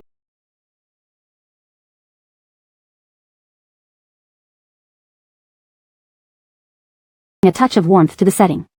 Selena had come straight from work in her neat business suit, looking every bit the career woman. Vivian, as always, exuded grace and elegance. Just by their clothing styles, one could tell that their personalities were quite different. Vivian looked at Selena with a gentle smile on her face. She thought about the Vicky mentioned by Allie earlier, feeling somewhat complicated. Anthea, is managing MO Corporation tiring? Vivian asked with a smile. She sat across from Selena, unsure where to begin the conversation, so she picked a relatively light topic. Selena smiled back and answered cooperatively, recently, there are some new projects underway, so it's been busy, but it's manageable. Vivian nodded, concern flashing in her eyes. It's good that you're busy with work, but take care of yourself and don't overwork. Selena nodded and murmured, thank you. The atmosphere felt awkward as they both struggled to find things to say. They ordered their meals. Vivian took out the gift she bought that day and presented it to Selena. I bought this necklace today, I think it suits you. I hope you like it. Selena accepted the gift gratefully. Thank you. Vivian had never heard Selena call her mom, which made her feel a bit uneasy. Anthea, because of Xiao Divong's matter, we had some misunderstandings and conflicts. Vivian paused for a moment before continuing, I want to apologize tonight. Xiao Divong saved me once, and we recognized her as our goddaughter, so naturally, we protected her. Selena's lips curled into a small smile. I understand how you feel, Selena replied calmly. Let's let bygones be bygones. We are family now. As long as they didn't favor Allie in the future, she added silently to herself. A hint of relief flashed in Vivian's eyes. Your father wanted to come tonight too, but I stopped him. I wanted to have dinner with you alone. Selena smiled. Their ordered dishes arrived, and they occasionally discussed food, keeping the conversation light. Mom, thank you for the gift, Selena finally spoke up, realizing that if she didn't make the first move, the distance between them would persist. Vivian responded happily. After dinner, Selena saw Vivian off in her car before getting into her own vehicle to head home. Having dinner together was oddly more exhausting than attending a meeting. When Selena got home, she found little Vonda holding a cup of water for her. Our Magnolia is such a good girl. Selena praised, smiling. The little one blushed shyly and blinked innocently. Selena glanced at Brogan, asking what happened. Brogan's eyes sparkled with amusement as he motioned toward his phone. Selena checked her messages and saw a message from Brogan. Little Magnolia did something good today and got a little red flower. Selena immediately understood. She picked up her daughter and asked with a smile, Magnolia, how was school today? Vonda hugged her mother's neck and said happily, Mommy, the teacher praised me today and gave me a little red flower. Selena exclaimed in surprise and kissed her daughter's cheek. Magnolia is amazing. Why did the teacher praise you? Vonda lifted her little face proudly and shared excitedly, there's a girl in my class who loves to cry. Today, I did a magic trick for her, and it made her laugh. The teacher was very happy. How simple children's worlds can be. Oh. So our Magnolia knows magic tricks now. Selena exclaimed in amazement. Mommy wants to see Magnolia do magic too. Vonda nodded shyly. Daddy taught me a rubber band trick. It involved a simple rubber band and finger coordination. She pulled out a rubber band from her pocket and performed the trick for Selena. Wow, Magnolia is so good. Selena applauded, her eyes filled with joy. Vonda smiled sweetly. Mommy, you've worked hard today. Go rest. Sure, Mommy promises to listen, Selena assured her seriously. Brogan took Vonda to bathe, while Selena rested on the sofa before heading upstairs to shower herself. She hadn't used a facial mask in a while and decided to put one on tonight. After putting Magnolia to bed, Brogan returned to find Selena staring at him with her face covered in the dark mask. Asleep? Selena asked. Yep, she was probably too tired and fell asleep shortly after lying down, Brogan whispered. How did it go with Vivian? It went okay, we'll get there gradually, Selena replied, shrugging helplessly. It was inconvenient to talk much with the mask on. Brogan nodded and fetched a book, then sat beside Selena. Curious, Selena peeked at the cover. It was a book titled How Parents Can Communicate with Their Children. You're reading this? Selena asked, surprised. Brogan raised an eyebrow. Surprised? He pinched her soft hand gently. I'm trying to be a good dad, and besides, Mira has already been sent away. The next morning, Vivian was choosing clothes, preparing to head to the hospital. Leighton entered the wardrobe room. Madam, do you want to prepare a dress for your daughter? Vivian smiled. I'll text Anthea later, she might prefer to choose her own dress. Leighton nodded. Makes sense. Where are you going so early? To buy some things, Vivian selected a dress and turned to Leighton. Dear, you've been working hard these past few days. We haven't hosted a banquet in years, and you've handled everything. Leighton didn't want Vivian to tire herself out. He had taken care of almost everything for the banquet. I'm glad to do it. Who else are you to me but my wife, and Anthea is my daughter, Leighton said sternly. He usually came off as serious and composed in public but softened around Vivian. Vivian smiled faintly, changed into her clothes, grabbed her bag, and prepared to leave. Honey, I'm off. Okay. Leighton had other matters to attend to as well.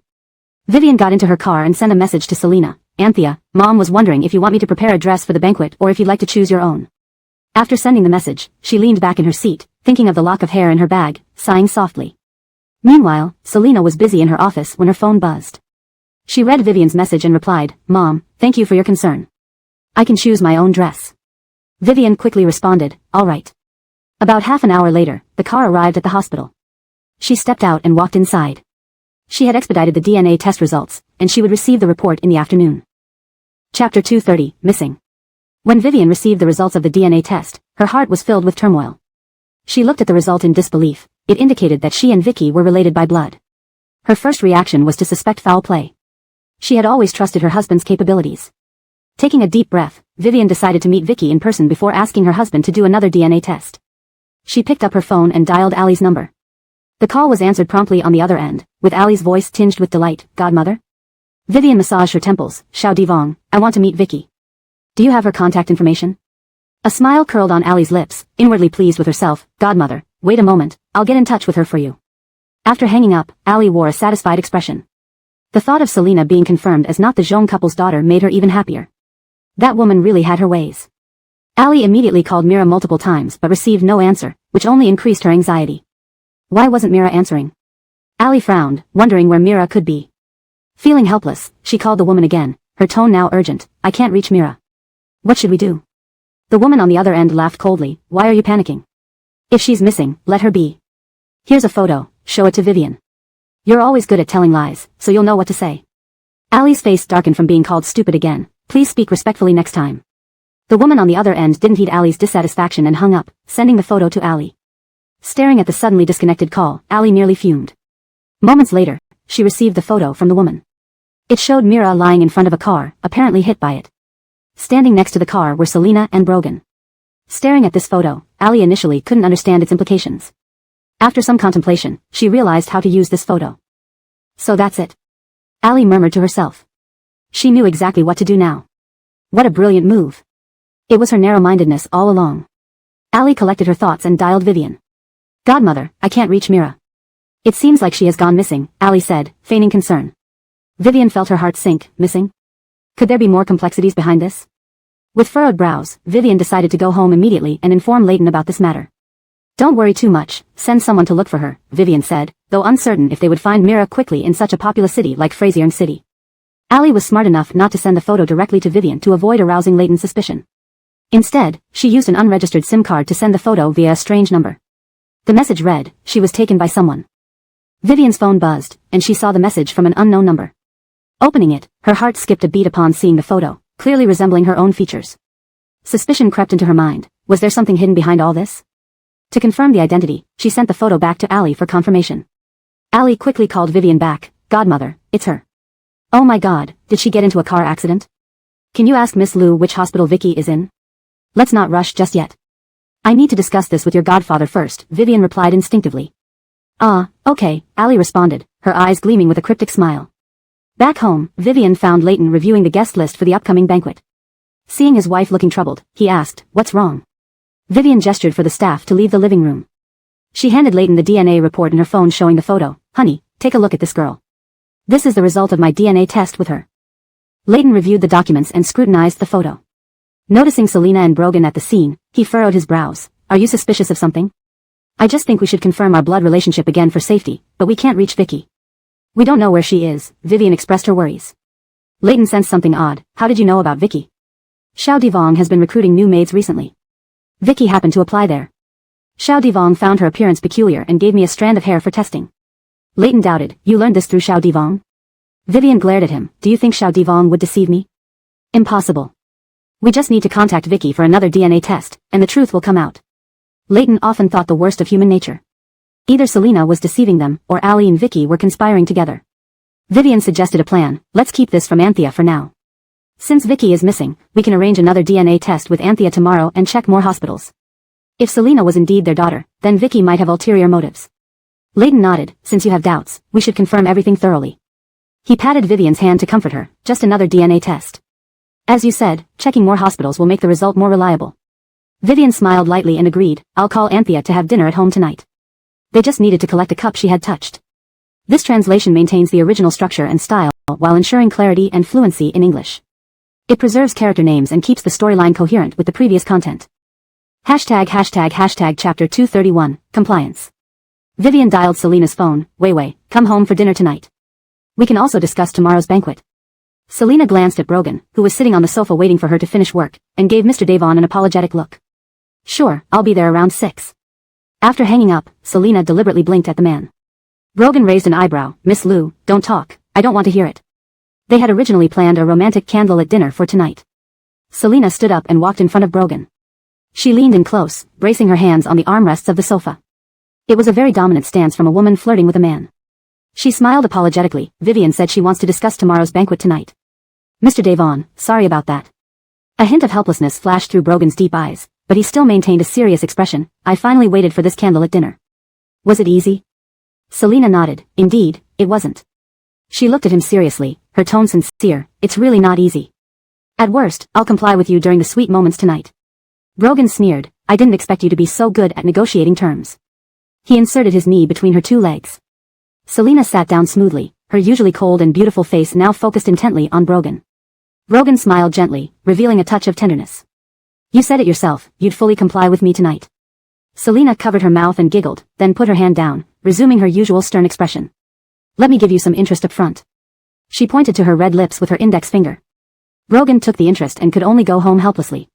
Selena reapplied her lipstick and left for the Zhong family at the appointed time. At the Zhong residence tonight, besides Mr. and Vivian and Selena, Corey was also present. After dinner, Hunt began discussing tomorrow's banquet. Ainsley, tomorrow's banquet will officially announce you as my daughter. Don't be nervous, everything will be taken care of by us, Hunt said gently. Tomorrow's opening dance will be danced with Xing Yuan as your partner, alright? Selena nodded. All right. Vivian was unusually quiet tonight. She had intended to postpone tomorrow's banquet, but Hunt disagreed. As night fell, Selena left the Zhong residence. Corey waited until Selena left before asking another question. Should we invite Xiaoqin tomorrow? Hunt pinched the bridge of his nose and shook his head. No need to invite her. If she comes, she will only feel uncomfortable. Corey nodded. Uncle, Auntie, I'll go home to rest then. Yes, go ahead, Hunt waved. After everyone left, Vivian personally collected all the cups, straws, and items Selena had touched from the dining room. Her mood was somewhat complex. Don't overthink it, madam. We'll know the results by tomorrow afternoon. Hunt had also dispatched people to find a woman named Mira, but there had been no news so far. Selena returned home and saw the little one engrossed in watching cartoons. Lu Devongchen was so absorbed that he didn't notice his mother coming back. Devongchen, where's Dad?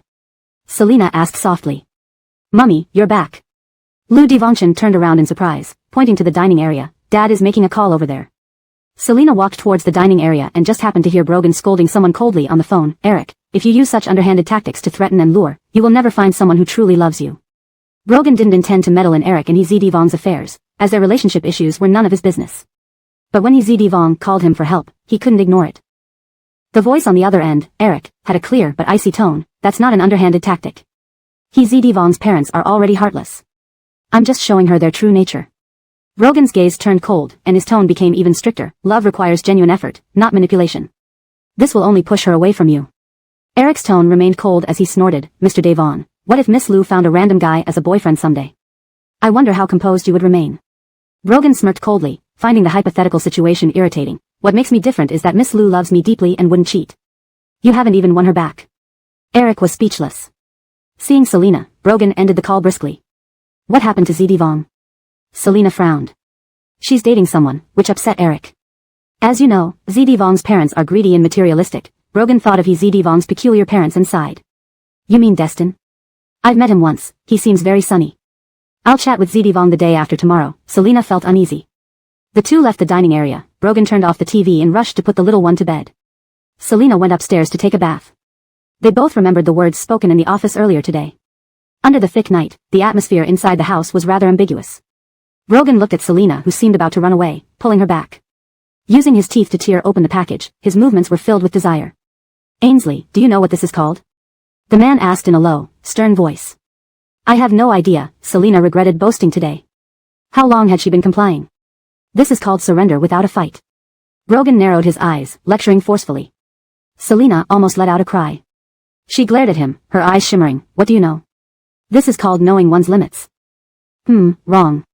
It's called being too weak to resist. The next morning, Selena held her head, wanting to cry. Last night's battle of idioms was still deeply etched in her mind. Brogan came out of the bathroom and seeing Selena holding her head, he raised an eyebrow. Ainsley, shall we get up? No, she wanted to continue lying down. It's fine not to get up. You were exhausted last night, you need proper rest. Just as Brogan finished his considerate remark, a big pillow flew at him. Selena lazily threw the pillow, causing Brogan to laugh aloud. He walked over and lifted Selena up. Go take a shower, I need to tell you something you might not like. What is it? Selena asked in a hoarse voice. She lazily pulled up the shoulder strap that had slipped down. Brogan looked down at Selena in his arms, his eyes darkening. Shauna was released from prison recently and has booked a flight to Beijing this morning. Selena immediately woke up, frowning. She's coming to see me, isn't she? Thinking of the Zhong family's banquet tonight, then about Mira, and finally Shauna. Should we stop Shauna? Brogan let Selena go to brush her teeth and wash her face first.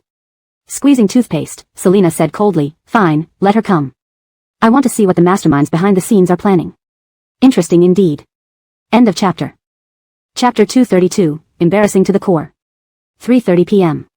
The Zhong family mansion was adorned anew, filled with fragrant flowers. The expansive garden had been transformed into a banquet venue, decorated with colorful lights hanging all around. Guests gathered in small groups, whispering and chatting, creating an atmosphere that was lively yet reserved. Have you heard? The Zhong family found their long-lost daughter, Miss Selena, a noblewoman whispered to her friend. Yes, truly surprising. She's now the chairman of MO Corporation, another noblewoman nodded in agreement. Selena and Brogan arrived at the Zhong family early but separated upon arrival. Leighton and Vivian stood at the entrance, greeting guests with warm smiles. Selena also stood beside Vivian, wearing a light blue dress that exuded elegance and sophistication. Davon Dashyong arrived in a black suit, his expression serious. He nodded slightly at the Zhong couple, saying, Congratulations on finding your long-lost daughter. Leighton and Vivian smiled in response. Thank you, please come inside. Davon Dashyong glanced at Selena, nodded briefly as a greeting, then walked straight into the venue, his face expressionless. Vivian checked her watch, feeling uneasy.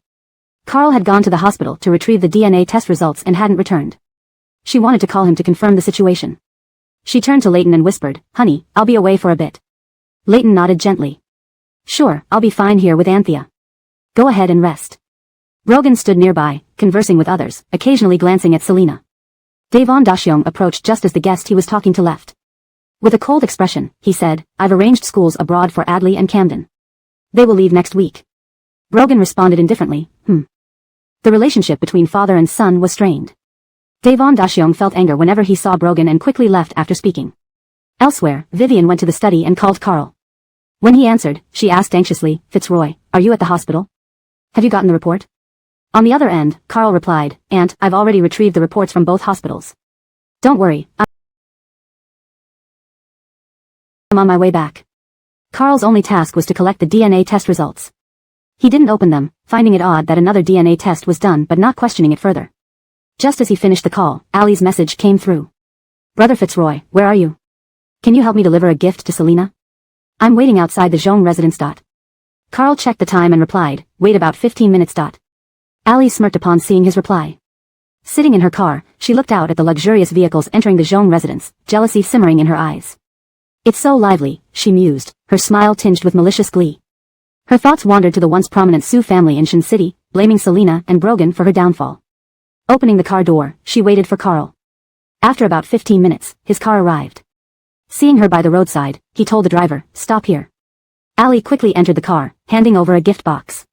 "Brother Fitzroy, I know today is a happy occasion for Auntie. I want to give Selina a gift, could you help me pass it along?" Carl accepted the box, looking at her. "You can go inside and give it to her yourself." Ali murmured, "I wanted to hand it to Miss Liu personally, but we don't get along." Carl understood and nodded. "All right, I'll help you deliver it." Ali smiled gratefully. "Thank you, Brother Fitzroy." Her eyes quickly fell on the 2 medical file bags on the table. "I need to go," she said, reaching for the door handle but suddenly stopped, pretending to be flustered. She covered her chest, appearing embarrassed. Carl noticed her unusual behavior. "Xiao Divong." Ali blushed, hesitating before saying, "Brother Fitzroy, pull down the divider and step out for a moment." Noticing her awkward gesture, he complied, lowering the divider and exiting the car. Ali grinned mischievously, swiftly opening the 2 file bags, switching the documents inside with ones she had prepared. Curious, she wondered how the woman knew which hospitals Zhong Fu Ren had used for the tests. Straightening her dress, she exited the car, her ears still red from the embarrassing pretense. "Brother Fitzroy, I'm leaving." Regretting not having an excuse to enter the Zhong residence to see the drama unfold, Ali left, heart heavy with disappointment. Carl returned to the Zhong residence, found Vivian, and handed over the gift box and files. "Aunt, Ali asked me to bring this gift for Selina." Vivian placed the gift on the table and took the file bags. Sensing his discretion, she nodded gently. "Go ahead, we'll need you for the opening dance." Outside the Zhong residence, Della stood anxiously, approaching the security guard. "I need to find Selina, the chairman of MO Corporation. I'm her mother, and I have urgent matters to discuss with her." The guard frowned, skeptical of the disheveled woman but instructed her to wait while he sought permission. Inside the bustling banquet hall, Brogan approached Selina with a glass of wine, whispering, "Della is here." Selina maintained her composed smile, responding softly, Leighton, hearing from the butler, frowned, remembering her from the previous investigation. He walked over to Selina, telling her, "Anthea, Della is here. If you wish to see her, we can arrange a meeting in the reception room." Selina nodded, instructing the butler to guide Della to the reception room. "Father, I'll go see her, there's still some time." In the reception room, Della sat on the sofa, feigning unease, envying the lavish surroundings. Seeing Selina walk in elegantly, she suppressed her resentment. Selina sat down, appraising her before asking coolly, "Miss Liu, what brings you here?" Chapter 233, Paternity Test. "Selina, I have something important to tell you, about your biological parents," Della said eagerly as she looked at Selina. "If you give me some money, just a few $100,000, I'll tell you about your biological parents." Selina responded slowly, "Oh?" She raised an eyebrow, unfazed, and said regretfully, "Ms. Liu, I've already found my biological parents." Della shook her head in confusion. "Found? Don't lie to me, it's impossible. Your father came to see me just the day before yesterday." Selina's eyes flickered with an enigmatic smile. "Oh, really? Where is he?" At this moment, Jacqueline stood outside the reception room, tightly gripping 2 paternity test reports. Listening to the conversation between Selina and Della, her expression grew colder. Filled with anger, she turned and left the reception room. Meanwhile, Della still believed she was about to receive money. "Urgently," she said, "transfer the money to me, and I'll tell you about your biological parents." Selina chuckled softly, as if listening to a joke. She stood up and walked over to Della, looking down at her pitiful state with a wicked smile on her lips. I really think you've gotten dumber after all those years in prison. Della didn't expect Selena's attitude to shift 180 degrees so suddenly. Shocked, she leaned back in her chair.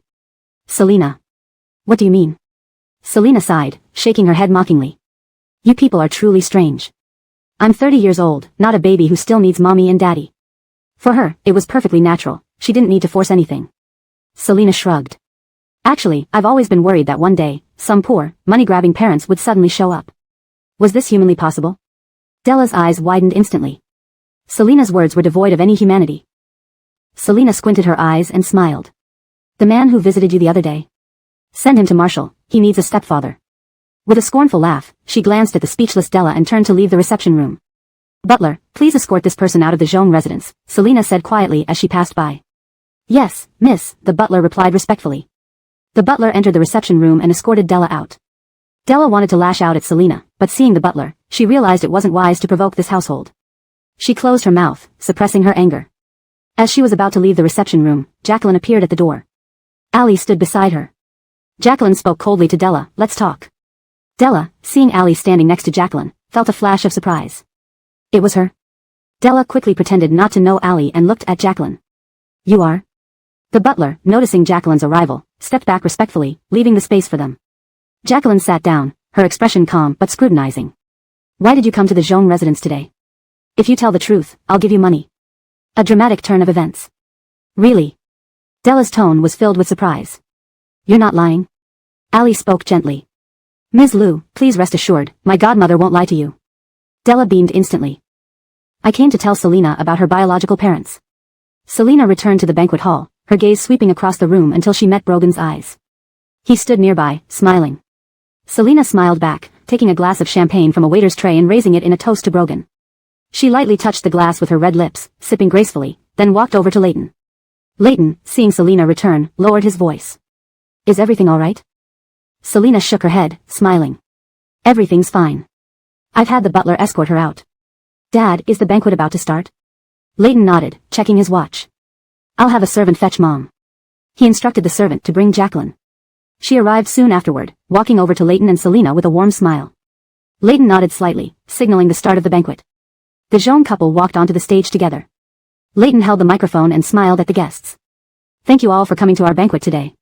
This is a very important day for the Jean family because we have finally found our long-lost daughter. The guests applauded, their faces filled with congratulations. Just as Leighton was about to continue, Jacqueline interrupted him. Surprised, he called out, Madam. Jacqueline smiled. Honey, let me say a few words. Leighton nodded, handing her the microphone. Jacqueline surveyed the guests and said, Today is a rare occasion. Let's invite someone special to join us. She looked down into the audience. Allie, feeling pleased, nudged Della softly. Ms. Liu, my godmother is calling you to the stage. Della, recalling Jacqueline's promise of money, clenched her teeth and stepped up to the stage, her movements stiff with nervousness.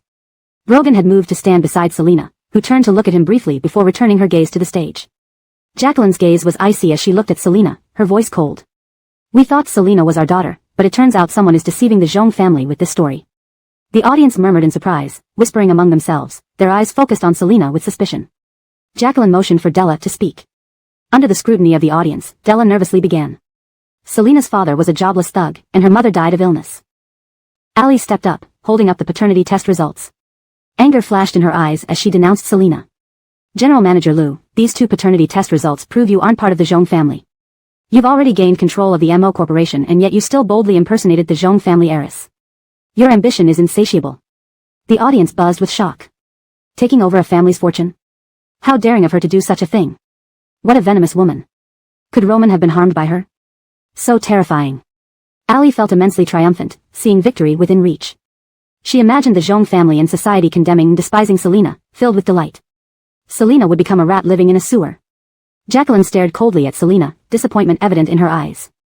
General Manager Liu, can you tell me where my daughter is? If you don't want to go to jail, reveal her whereabouts honestly. Selena's lips curled into a smile. She clapped her hands, stepping onto the stage. Jacqueline was taken aback by Selena's reaction, while Allie thought she was acting shamelessly.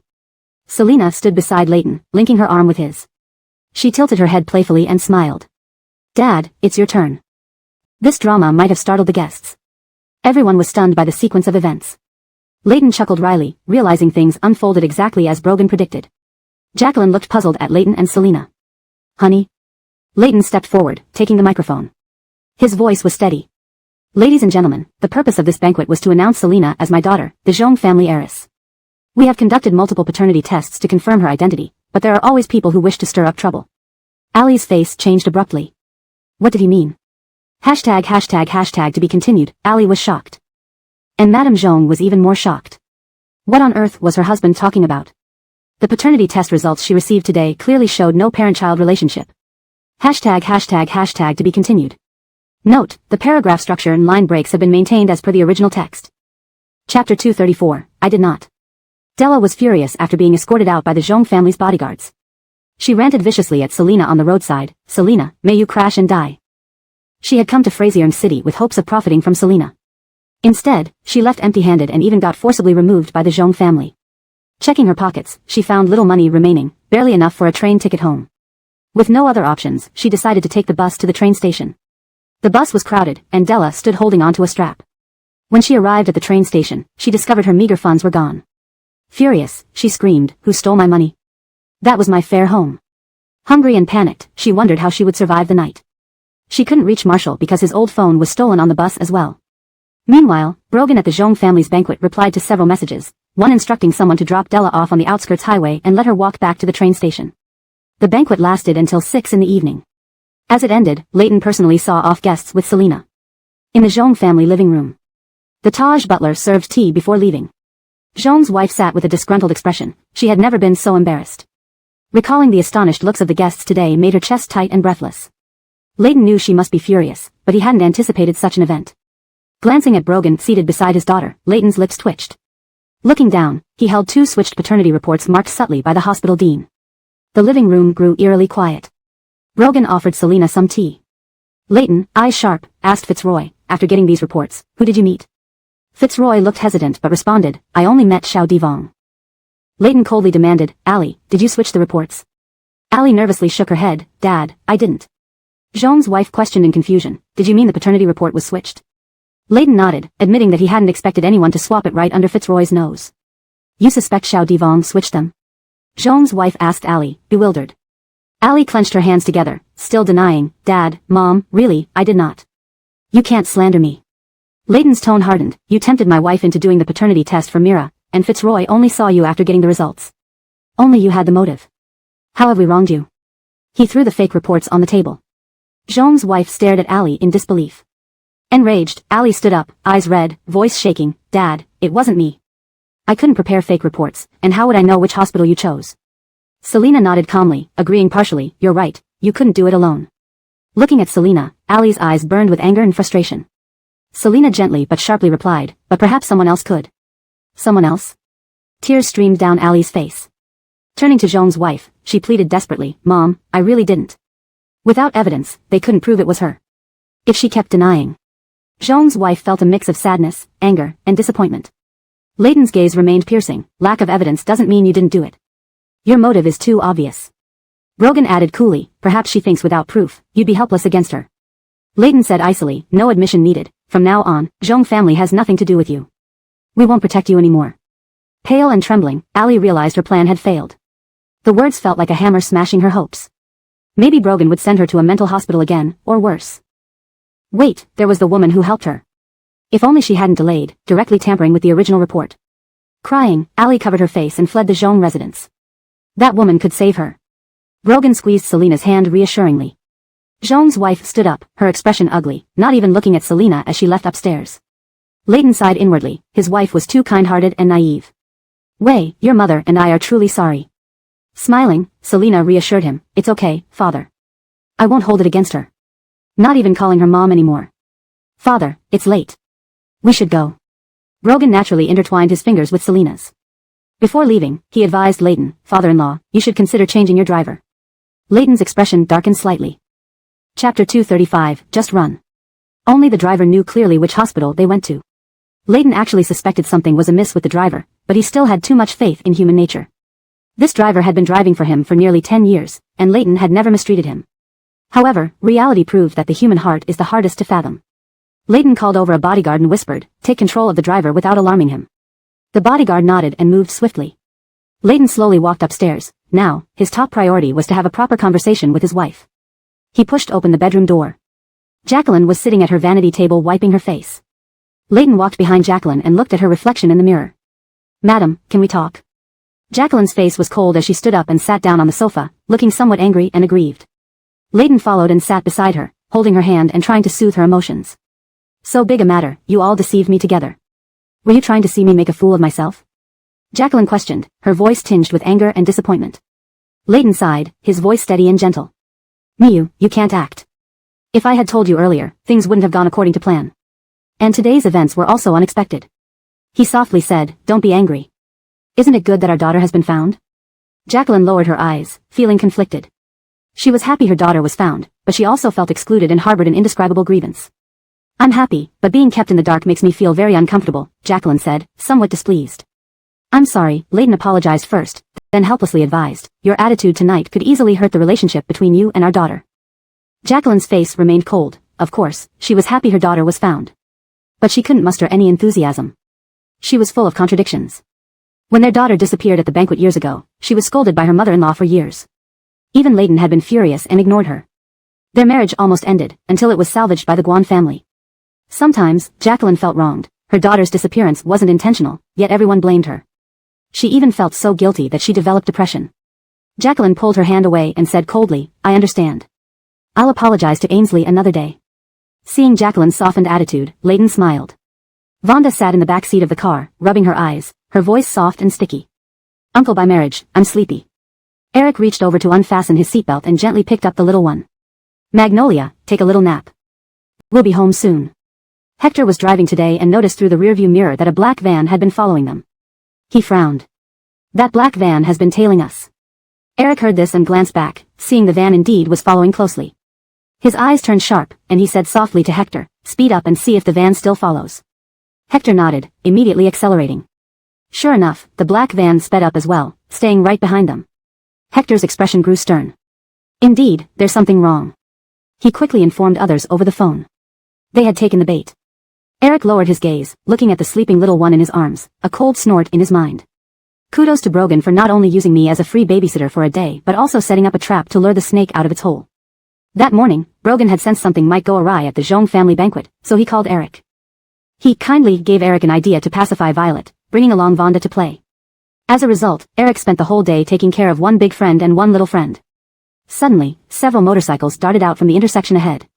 Hector slammed on the brakes, bringing the car to an abrupt stop. The black van behind them accelerated and blocked their path. The motorcycles stopped but kept their engines running, the loud hums piercing the night. The noise woke Vonda.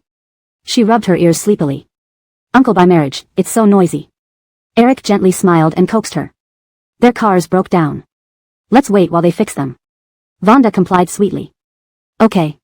She sat up, stretching her neck to see what kind of car had broken down.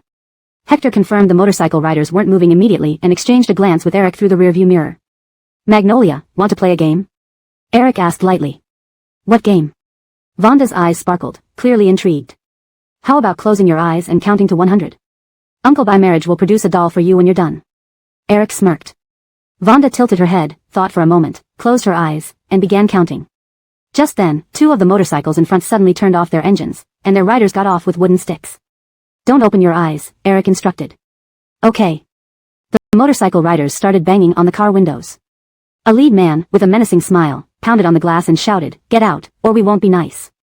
Vonda was frightened, opening her eyes, but a large hand covered her vision. Hector saw their allies' car approaching. Without hesitation, he revved the engine, and the car shot forward. Caught off guard, several motorcycle riders fell to the ground, while others jumped aside. The car escaped the encirclement. It was too late for them to pursue. Within moments, they were surrounded, and faint sirens were heard. Eric conjured up a doll for Vonda, who hugged it and thanked him sweetly. Eric stroked the little one's hair. "Magnolia, do you want a brother or sister to play with?" "Yes." "Then tell Auntie to marry Uncle by marriage sooner. Then Magnolia will have siblings to play with."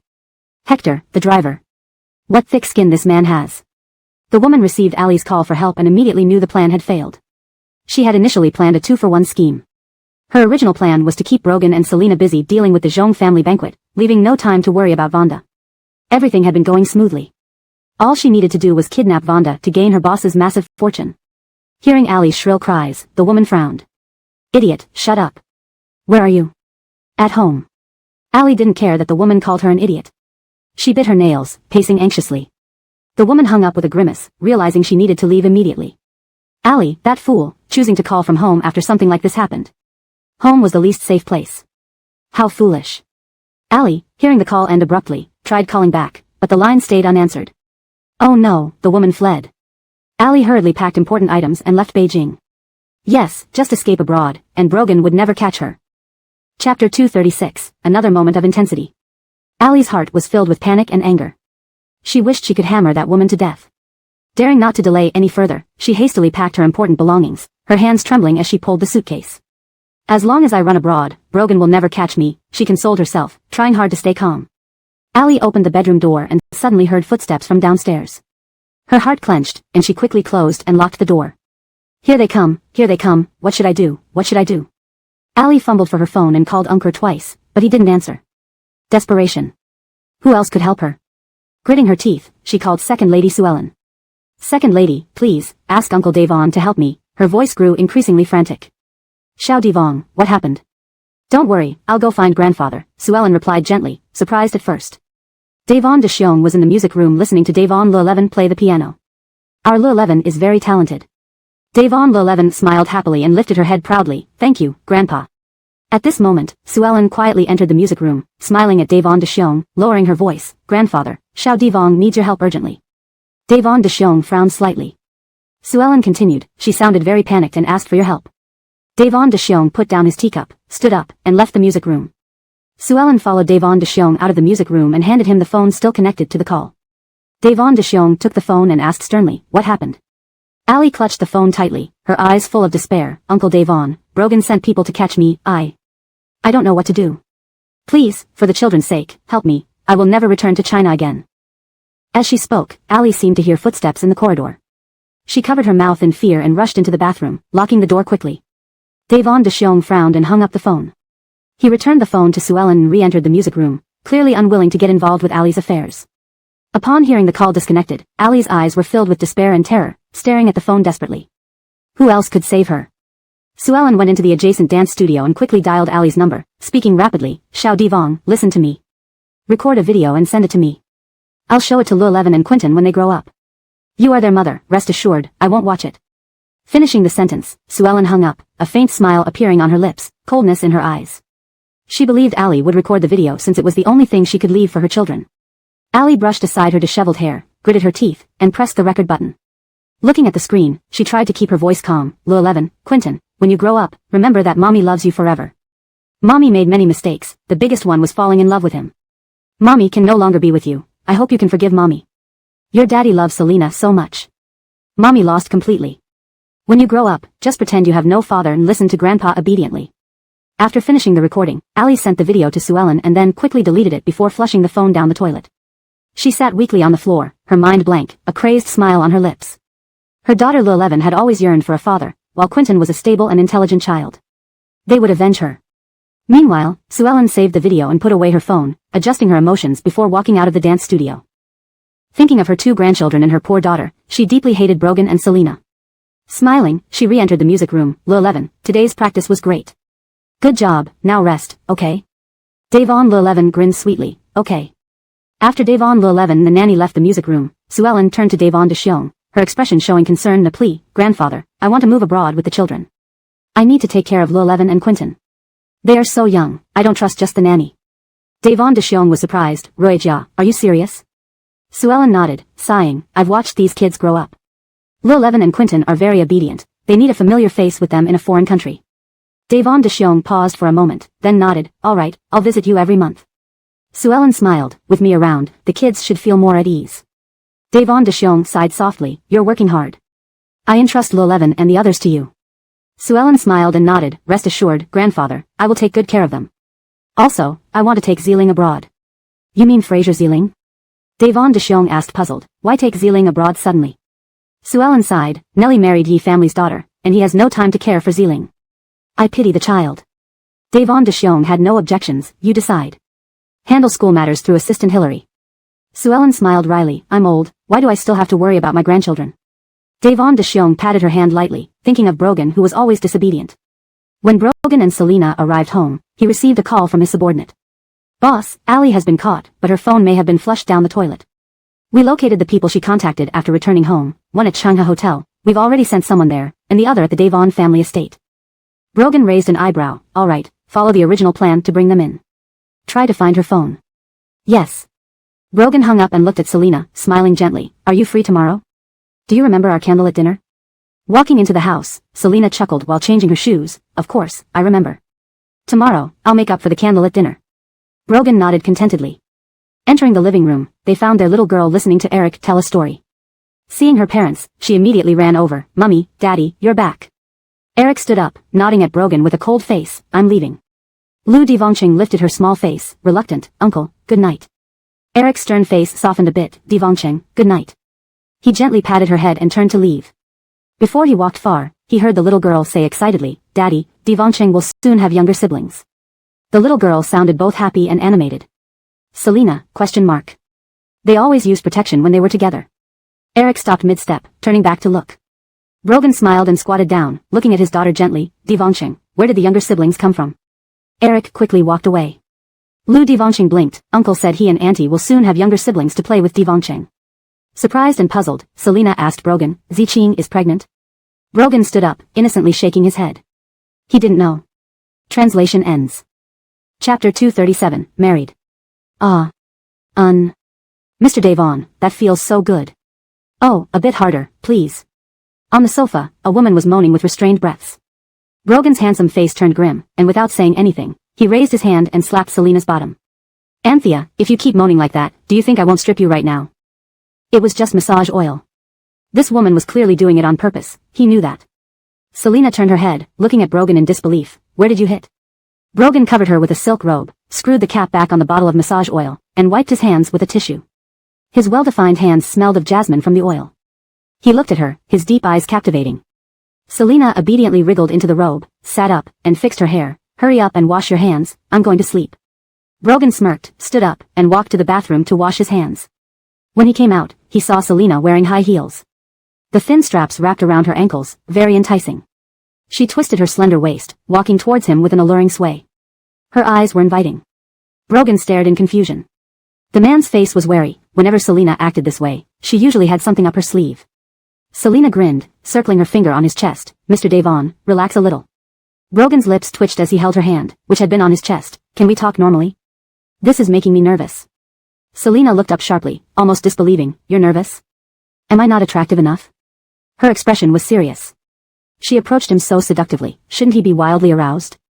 Brogan picked her up, laid her on the bed, squatted down, and helped her take off the high heels. Let's talk under the covers. Talking was too much trouble. He preferred actions. Selena rolled her eyes, understanding now. She stepped on his shoulder with her toes. I was inviting you to dance. Why take off my shoes? Earlier today when I danced with Drake, I saw you getting jealous. She bent down, pinched Brogan's chin, and smiled at him. Want to dance? Just the two of us. Brogan raised an eyebrow, his Adam's apple moving slightly as he chuckled. Okay. Selena released his chin. Brogan put the high heels back on her feet, his warm palms caressing her ankles. He stood up, bent down, extended his hand gracefully, and asked softly, Miss Lu, may I have this dance? Selena raised her chin slightly, proudly extending her hand. He gently took it. She got off the bed and stood in front of him. Brogan placed his palm lightly on her waist. Music. There was no real music, but in their bedroom, they were as if in a ballroom, dancing slowly to an imagined rhythm. Her hand rested on his shoulder, rotating gently with him. Brogan watched her intently. They danced slowly, as if time had stopped. Embracing closely, they felt each other's heartbeat and warmth. Selena leaned on Brogan's shoulder. The night was gentle. She whispered softly, tomorrow, let's get married first, then go on a date, and finish with a candlelight dinner. She had waited for so many years. He had also waited for so many years. Brogan cupped the back of her neck with his large hand, placing a tender kiss on her forehead. His voice was hoarse. All right. The next morning. Sunlight filtered through the curtains into the room. Selena opened her eyes and turned to look at Brogan, who had already woken up and finished his tasks. Good morning, Anthea. Brogan spoke softly, his eyes filled with love. Good morning, Mr. Devon. Selena replied with a smile. Today was a special day, so they quickly got up. While Selena went to brush her teeth, Brogan called Eric on the phone. Are you going to take Magnolia out today? The person who met up with Ali had escaped too quickly, slipping away before they could catch them. This style of action was similar to Roman's methods. Brogan frowned. Eric was in a video conference when he heard Brogan's words, and his lips twitched into a forced smile. Sure, I'll come over to pick her up. After hanging up, Brogan chuckled softly, entered the bathroom, and watched Selena washing her face. Leaning against the door frame, he smiled. Eric will pick up Magnolia soon. We can go to get married without worry. Eric was a cunning man. With him around, Magnolia would be safe. If Eric knew Brogan gave him such a devious evaluation, he probably wouldn't care even if he found out. Selena glanced at Brogan with a smile. You're really something. But isn't it a bit bad since Devong hasn't agreed to be with Eric yet? Brogan approached from behind and gently embraced her, whispering in her ear, one willing to fight, one willing to endure. Afterward, I'll text Devong and ask if she's pregnant. She turned around, lightly kissed the corner of his lips, and said, I'll check on Magnolia first. Brogan nodded and released her. Selena left the bathroom and sent a message to Violet on her phone. Devong, are you pregnant? Since they were close friends, she didn't beat around the bush. After sending the message, Selena went to Vonda's room. Opening the door, the little girl was sleeping soundly on her side. Magnolia, wake up, Selena stroked her daughter's forehead. Auntie Wei will take you out to play today. Mommy. Vonda rubbed her sleepy eyes, hugging Selena's neck, hearing that Auntie Wei would take her out. Immediately, her mind focused on the excitement of going out.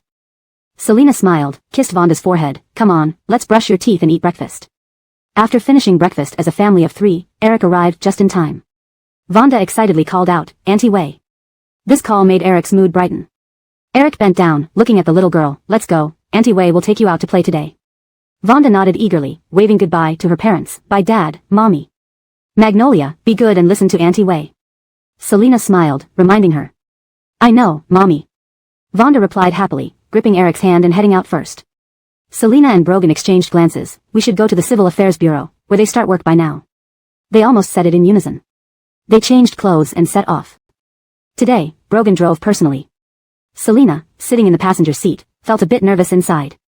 Arriving at the Civil Affairs Bureau, they entered the hall, took photos, and filled out various forms. Finally, with the witness of the staff, they received their marriage certificate. What seemed like simple steps, Brogan and Selena treated each step seriously. Selena snapped a photo of their marriage certificates and posted it on her friend's circle, keeping it private. Yes, today, Selena and Brogan registered their marriage. Chapter 238, Good to Use.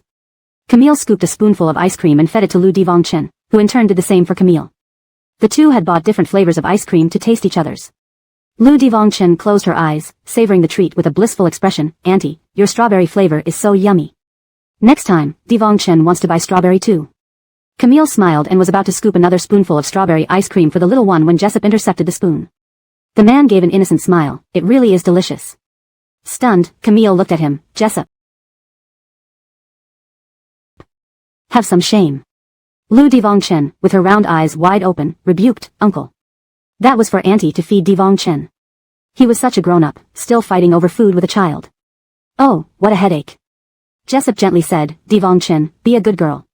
Uncle is thinking of you. Children shouldn't eat too much ice cream, or their tummies will hurt. Lu Devong Chen, always obedient, nodded. Okay, Devong Chen understands. Camille inwardly scoffed, putting down her spoon and getting up to fetch another one. Jessup, feigning innocence, spread his hands. Devong Bao, that's not very nice. I'm doing it for Devong Chen's own good. Camille coldly glanced at him. Don't call me Devong Bao. Am I a fool? Jessup nearly raised his hand to swear. I really just thought it wasn't good for the little one to eat too much ice cream. It wasn't because. Understanding his implication, Camille quickly shoved the spoon into his mouth to silence him. Blocked. Jessup's last inappropriate words were cut off as he licked the spoon. Strawberry flavor, yes, it's really good. Camille felt like her hair was going to stand on end. The whole situation sent shivers down her spine. How could this man have no sense of decency? Looking at her spoon, she felt embarrassed to go change it. Halfway through the ice cream, seeing how adorable Lu Devong Chen looked while eating, Camille decided to record a video to send to Selena. She pulled out her phone from her bag, unplugged it from the charger, and switched it on. Upon powering up, she saw a message from Selena from the morning. Confused, Camille replied to Selena, Cicely, I'm not pregnant. Why do you ask? Strange. At this moment, Selena and Brogan were planning their date route. Seeing Camille's reply, Selena understood the mix-up. Maybe the kid didn't explain clearly. We thought you were pregnant. Camille cast a doubtful glance at Jessup, who smiled. Camille lowered her head to type back to Selena, okay. She exited the chat window and recorded a video of the little one enjoying the ice cream, then sent it to Selena. While eating, Lu Devong Chen closed her eyes contentedly, sometimes making affirming sounds, unaware that she was being recorded. Selena couldn't help but laugh after watching the video sent by Camille. She handed her phone to Brogan. Look, how happy the little one is eating. After watching the video, Brogan shook his head with a smile. Have you decided where to go for our date? Selena nodded and snapped her fingers cheerfully. Let's do bungee jumping. Sunlight filtered through the leaves, casting dappled shadows on the ground. Today, Brogan wore a white shirt for the wedding photo shoot, matching Selena's outfit. Standing under the tree, they had decided on this peculiar location for their date. Brogan raised an eyebrow. Bungee jumping? Are you sure? Selena raised her eyebrows too, smiling widely. Absolutely sure. The bungee platform was set up on a mountain outside the city outskirts. Standing on it offered a panoramic view of the valley below. Below was an abyss that seemed bottomless. Standing at the edge, looking down, Selena's heart raced with anticipation and excitement. Brogan had been ready to console a potentially scared and crying little Selena. But he had underestimated her. She showed no sign of fear. Just then, Selena's phone rang. She pulled it out to see that the caller was Jacqueline. Unwilling to answer, she ignored it.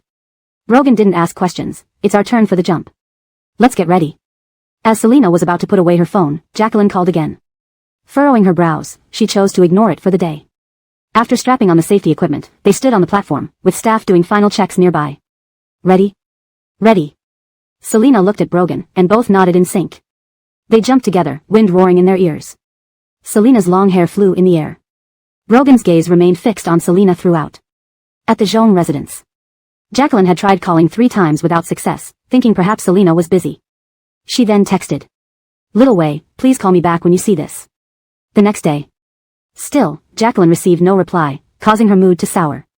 Holding her phone, she descended the stairs and faced Leighton, taking a deep breath. What does your daughter mean by not replying to any of my calls or messages? Does she have something against me? Leighton put down his newspaper and glanced at her, comforting. Little Wei might be busy. There are many matters with the MO Corporation. Jacqueline frowned, a hint of grievance flashing in her eyes. But I've called so many times, and she hasn't responded once. I really feel upset. Leighton tried to ease her. Yumi, give Little Wei some time. We just found her. We all need time to adjust. Perhaps she's still processing everything. This only made Jacqueline more displeased. I know she's mad at me. Leighton couldn't resolve this mother-daughter issue and could only say, you're her mother. As a parent, you should be understanding and patient. Over time, your relationship will improve. Jacqueline didn't agree. As her mother, she should learn respect for elders and not appear so unrefined. Leighton's face turned stern. Yumi. For over 20 years, Leighton had never scolded her so harshly. Jacqueline replied coldly, I have business to attend to. I'll leave now. She had already compromised. Entering her car, she thought of Allie. Allie had always been considerate, but thinking of her betrayal angered her. With a bad mood, Jacqueline attended a piano concert. The soft lighting and flowing piano melodies relaxed everyone present. Yet, Jacqueline felt heavy-hearted, still harboring dissatisfaction with Selena's attitude. Sitting beside her was a well-dressed woman in an elegant silk gown, behaving graciously. Noticing Jacqueline's demeanor, the woman smiled warmly and softly said, Madam, you seem troubled. Jacqueline was taken aback but nodded and gave a faint smile. She wasn't used to chatting with strangers. The woman smiled, sincere in tone, your facial features look auspicious. Not only do you bring prosperity to yourself and your husband, but also blessings and luck to your family. Jacqueline laughed, you can read faces? The woman's smile deepened, I'm Malaysian.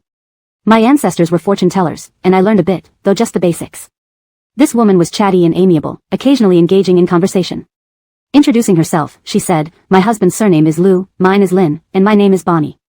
I've been touring here in Frazier City for a month. Jacqueline smiled faintly, my husband's surname is Zhong. After the concert ended. End of chapter 238. Alicia smiled and said, Jacqueline, tomorrow there will be a Malaysian dance troupe performing here. If you have time, you can come appreciate our Malaysian culture.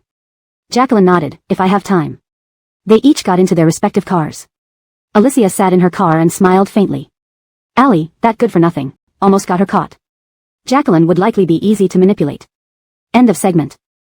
Chapter 239, Trouble. Every year on June 1st, the MO Corporation holds its annual general meeting. This meeting is a crucial part of the company's operations.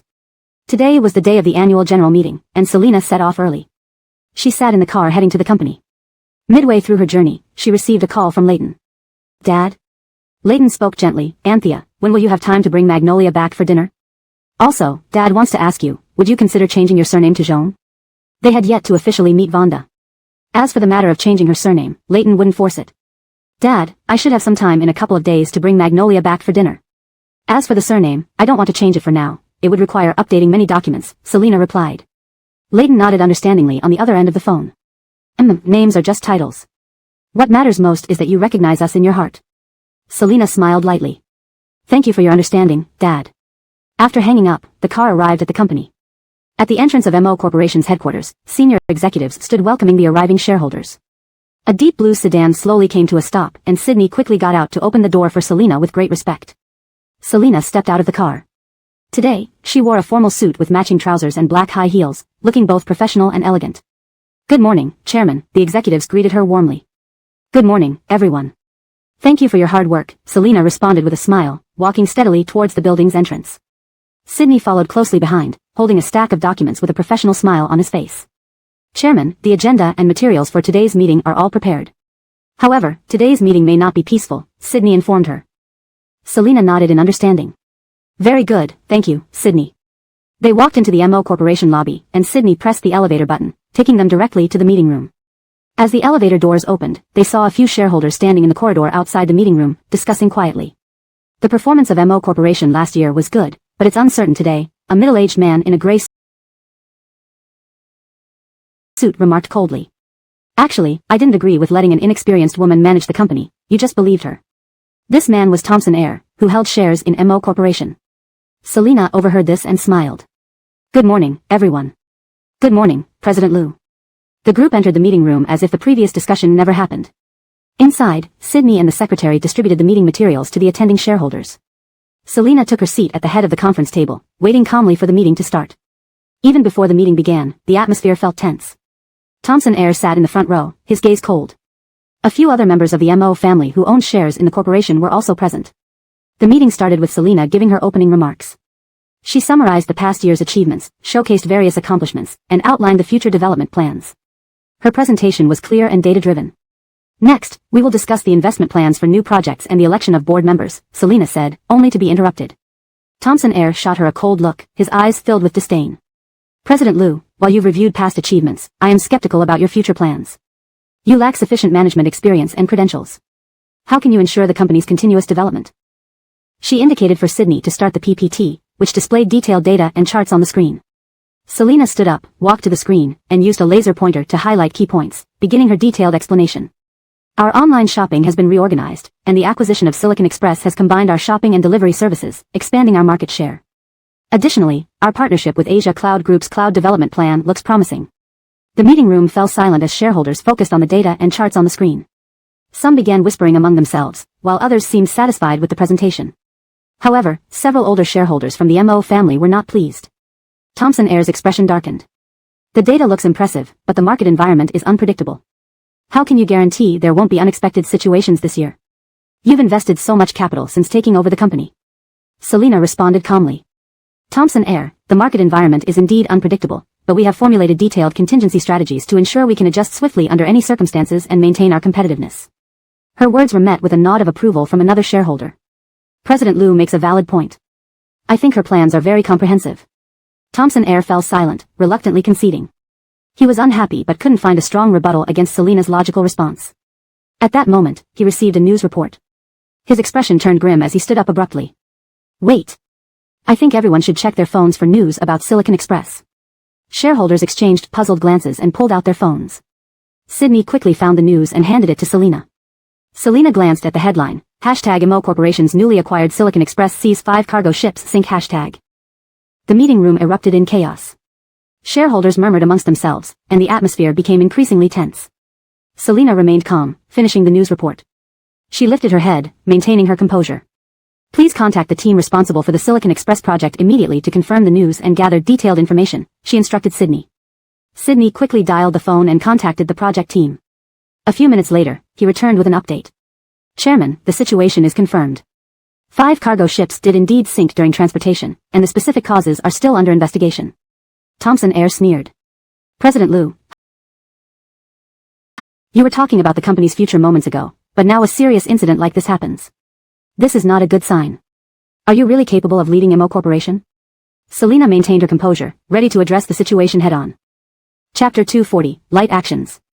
Large corporations sometimes place more faith in luck and fortune, things that are unscientific. Selina quickly thought through her options. She had to face the doubts raised by Thompson and others. Selina looked directly at Thompson. I will not avoid responsibility for this incident. We will promptly establish an investigation team to determine the cause of the accident and activate emergency response plans to minimize losses as much as possible. She turned to the other shareholders. Ladies and gentlemen, I assure you that I will do everything I can to manage this incident, ensuring the stability of the company and protecting the interests of the shareholders.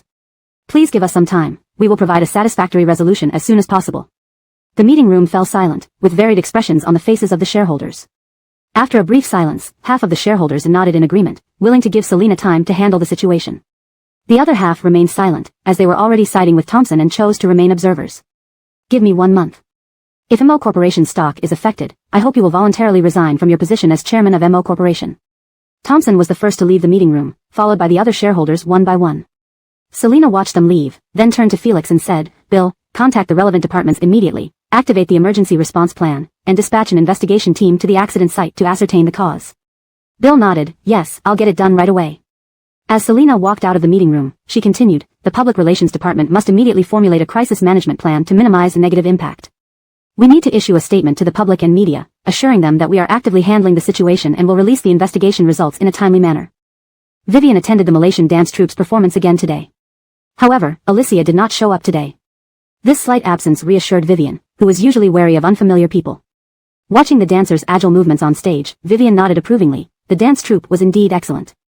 An hour-long performance ended, and Vivian stood up and left the auditorium. Just as she reached the entrance, she encountered several familiar faces who had also come to watch the performance. They were all people she had met in her social circle. Vivian, I didn't expect you to come watch the dance performance today, Karina smiled. Vivian replied with a smile, I heard it was very good, so I came to see it. Another lady approached, I heard that your family recently found a long-lost daughter. That's wonderful. It's a pity I couldn't attend the party you held this time. Yes, we found her, Vivian replied, her eyes revealing mixed emotions. Congratulations, the ladies congratulated her. She is currently the chairman of MO Corporation and owns shares in MO Corporation, truly outstanding, they praised. Inside, Karina scoffed, the man is dead. It's a shame Alicia isn't here today, Karina suddenly interjected, I wanted to ask her about Shishi's fortunes this year. Karina is the mother of Adli Shi.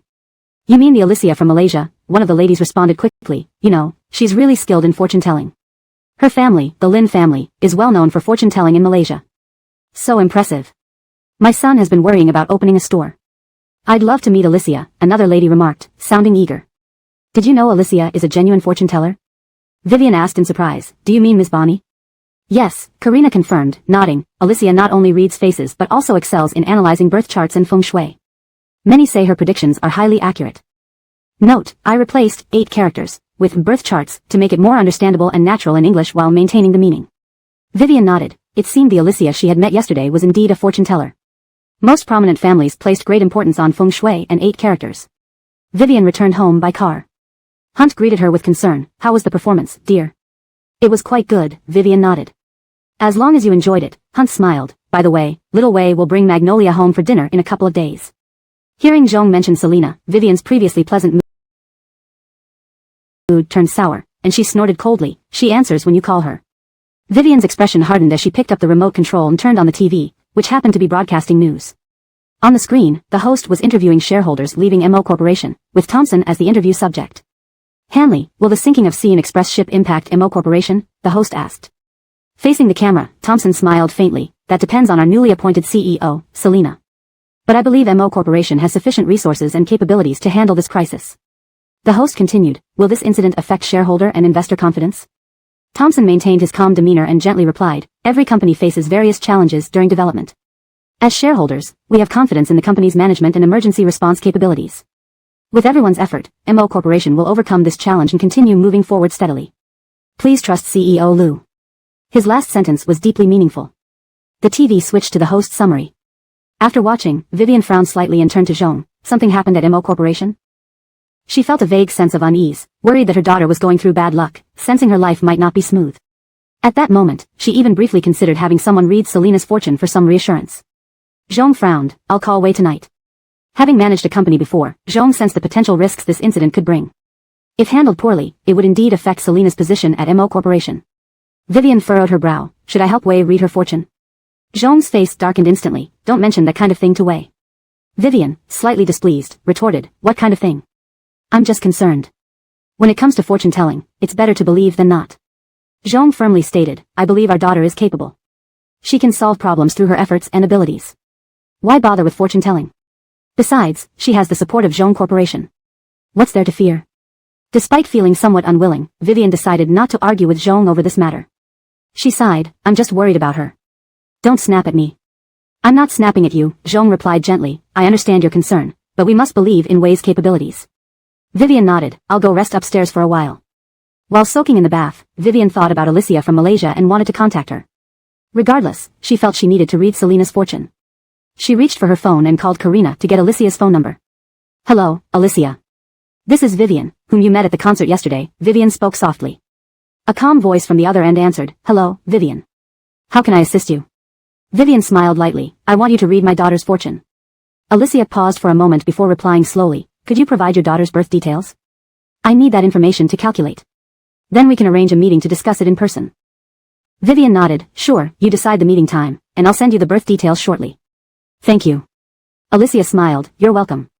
After hanging up, Vivian immediately edited Selena's birth details and sent them to Alicia. Finally, she felt a little more at ease. Nighttime. Selena rubbed her temples as she returned home, her face revealing a hint of weariness. She pushed open the door, and the warm, soft light from the foyer spilled onto the carpet, illuminating her tired figure. Brogan had already been waiting for her there, his gaze tender. Seeing Selena come in, he bent down to help her take off her high heels with gentle and practiced movements. He then picked up a pair of comfortable slippers and helped her put them on. Kneeling on the ground, he smiled, meeting her eyes with a deep, meaningful look.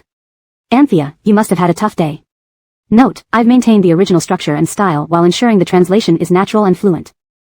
Hashtag chapter 241, a bit big. After taking a bath, Selenashu finally sighed in relief, finally able to rest. She turned her head and saw Brogan entering with a cup of milk. He handed it to her, saying, Drink up and get some rest. Selenashu nodded and teased with a playful smirk, Mr. Devon, you are really considerate. To have married someone like you this lifetime, I am truly blessed, ah. Brogan gently tapped her forehead with his index finger. Ouch, that hurt, Selenashu said, cradling the cup in both hands and taking a small sip. The warm milk slid down her throat, bringing a comforting sensation. Brogan sat beside her, resting his hand on the back of the sofa where she was seated, making it seem as though he was holding her in his arms.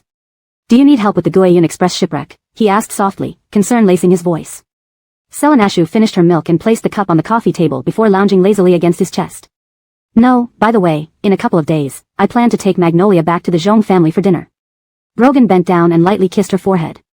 Perfect, then I'll formally visit your family that day to propose. His tone carried a mix of teasing and determination. Although they had already registered their marriage, they hadn't yet held a wedding ceremony. Selenashu chuckled, looking up at him with eyes full of tenderness and mischief. All right. Pausing for a moment, she asked curiously, Actually, I have a question. Have you been working from home and not going to the company? Is that okay? Or do you want to continue being a doctor? Now, you and our daughter are the most important things, Brogan replied lazily. Don't worry, there are many capable managers in the company. I just need to ensure the overall direction. His lifespan wasn't long, and as long as he could be with them while he was still alive, he felt content. Listening to this, Selenashu nodded, feeling touched. She stealthily slipped her hand under his robe. Stop playing around, you're already exhausted, Brogan said, pulling her hand out from under his robe. At 6 o'clock in the morning, Selenashu's phone on the nightstand began ringing incessantly. Waking up, Brogan glanced at the caller ID, it was Sydney. He frowned slightly, picked up the phone, answered it, and then placed it near Selenashu's ear. With such an early call, something must have happened. Brogan whispered softly, Anthea's, it's Sydney. Selenashu rubbed her eyes, her voice still groggy with sleep. Hello, Sydney, what's happening? Sydney, startled by Selenashu's soft and sleepy voice, quickly regained his composure and spoke solemnly, Chairman, something has occurred. The salvage team recovered several bags of smuggled goods from the sea. Instantly awake, Selenashu sat up straight, her nerves tightening. What did you say? Smuggled goods? Sydney's voice was grave. Yes, according to preliminary investigations, these items are illegal goods. We've already informed customs and relevant authorities, and they are investigating.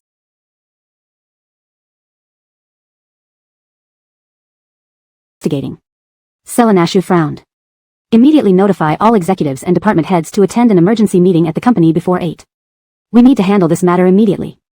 Sydney responded, Understood, Chairman. I will make the arrangements right away. After hanging up, Selenashu took a deep breath and quickly got dressed. Brogan tied his robe and went downstairs to prepare breakfast for Selenashu. Rushing downstairs, Selenashu was about to leave when Brogan stopped her. Eat breakfast first, 10 minutes won't make a difference. Selenashu reluctantly ate her breakfast. It was only a sandwich, which she finished within a few minutes. She hooked her arm around Brogan's neck and gave him a quick kiss. Mr. Devon, I'm off. After Selenashu left, Brogan called Hector. Keep an eye on the Guayun Express shipwreck incident. The discovery of the smuggled goods involved many complex aspects. If mishandled, it could damage the company's reputation and lead to legal risks. Selenashu was continually thinking of solutions. Upon arriving at the company, she headed to her office to assess the current situation. Once all executives and department heads arrived in the conference room, Sydney entered her office. Chairman, everyone is here. Selenashu nodded and picked up the documents. Let's go. In the conference room. The situation is known to all, Selenashu began. We must fully cooperate with the police investigation and maintain stability internally to prevent this event from disrupting normal operations. First, the PR department should issue a statement immediately, stating that we are cooperating with the investigation and opposing any illegal activities. Secondly, the legal department must provide all necessary support and documents to customs and relevant departments. The heads of the PR and legal departments nodded in agreement. The marketing and sales departments must stay closely connected with our clients, reassure them, and ensure the stability of orders and partnerships. Pausing, Selenashu continued, the finance department needs to quickly assess the impact on our financial status, prepare emergency funds, and offer whatever assistance is required. Let's discuss any further needs. The heads of various departments acknowledged her words. Sydney, who had been monitoring news updates, handed over a tablet to Selenashu. News had spread rapidly due to the recovery of smuggled goods by the salvage team. Reports about the MO Group's private smuggling activities were spreading fast. By 9:30 a.m., when the stock market opened, the MO Group stock prices plummeted. Seeing the rapid escalation of news, Selenashu suspected foul play behind the scenes. She smiled coldly. Suspend the issuance of the PR statement. The PR manager looked surprised. Suspend? Normally, a company would issue a statement as soon as possible during such events. Selenashu's gaze was calm and sharp. The situation is too complex. Releasing a hasty statement would only worsen matters. We need to understand the truth before deciding our next move. Though puzzled, the PR manager, seeing Selenashu's serious expression, nodded. Understood, Chairman. After the meeting, Selenashu returned to her office. Picking up a cup of coffee, she sipped casually and said, Sydney, how many members of the MO family hold shares in the company? Sydney's eyebrows furrowed, sensing that this question wasn't simple. He cautiously replied, 7 people, who together own 40% of the shares. Selenashu smiled faintly. If they wanted to oust me, it would be quite easy, wouldn't it? They have far too much combined power. Sydney admitted, yes, Chairman. Putting down her coffee cup, Selenashu's eyes narrowed slightly. It seems there are restless elements within the company behind this incident. Sydney fell silent for a moment before asking softly, Chairman, what do you plan to do? Selenashu raised an eyebrow with a light laugh. Sydney, I don't mind transforming the MO Group into the Lu Group now. Sydney drew a sharp breath. This ambition was indeed grand. No wonder, she hadn't allowed the PR department to issue a statement. Early that morning, Thompson Air felt unusually cheerful. Holding his phone, he was enthusiastically speaking on the line. You can all rest assured, this incident won't affect the company or our interests. However, perhaps Selenashu isn't suitable to continue as chairman. A middle-aged man's voice came from the other end.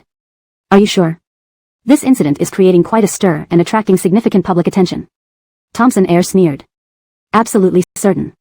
On the surface, it may seem to harm the company, but as long as we stay united internally and attribute the blame to her management failure, we can easily remove her. Then, we can select a more suitable person to serve as chairman. The most important thing was the 20% share that Selenashu held, which he would also get his hands on eventually.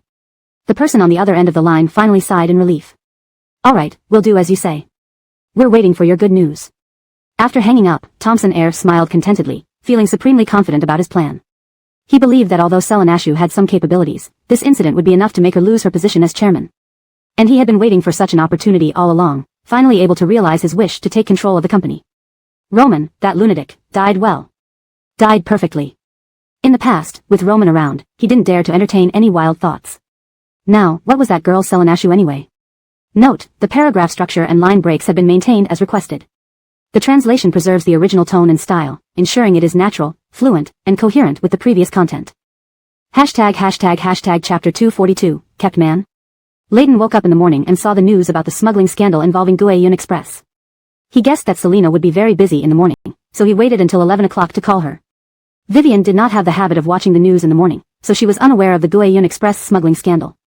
She was in a pleasant mood, humming a tune while arranging flowers in a vase. It wasn't until she heard Layton calling Selena that she realized something big had happened again. What happened now? Vivian frowned as she listened to the phone conversation. Layton calmly said to Selena, Anthea, if you need any help with the Guayun Express smuggling case, feel free to speak up. Selena's expression softened when she heard her father's concern. Yes, thank you, Dad. Leighton continued, if you're too busy tomorrow, don't come back for dinner. Company matters are more important. Selena laughed. Thanks, Dad. I'll bring Magnolia and Brogan back tomorrow night. Leighton sighed when he heard Brogan would also be coming. All right. Vivian put down the flowers in her hands and walked over to Leighton. After he hung up, she asked anxiously, what happened? What smuggling? Leighton sighed and briefly recounted what had transpired. After hearing this, Vivian's expression changed repeatedly. This is serious. Can Anthea handle it? Leighton comforted her. All we can do is believe in her ability to handle it. Vivian nodded but couldn't help thinking of Alicia. Did she calculate the daughter's destiny yet? Just as she thought this, the mobile phone on the coffee table vibrated. Vivian picked it up and saw a message from Alicia.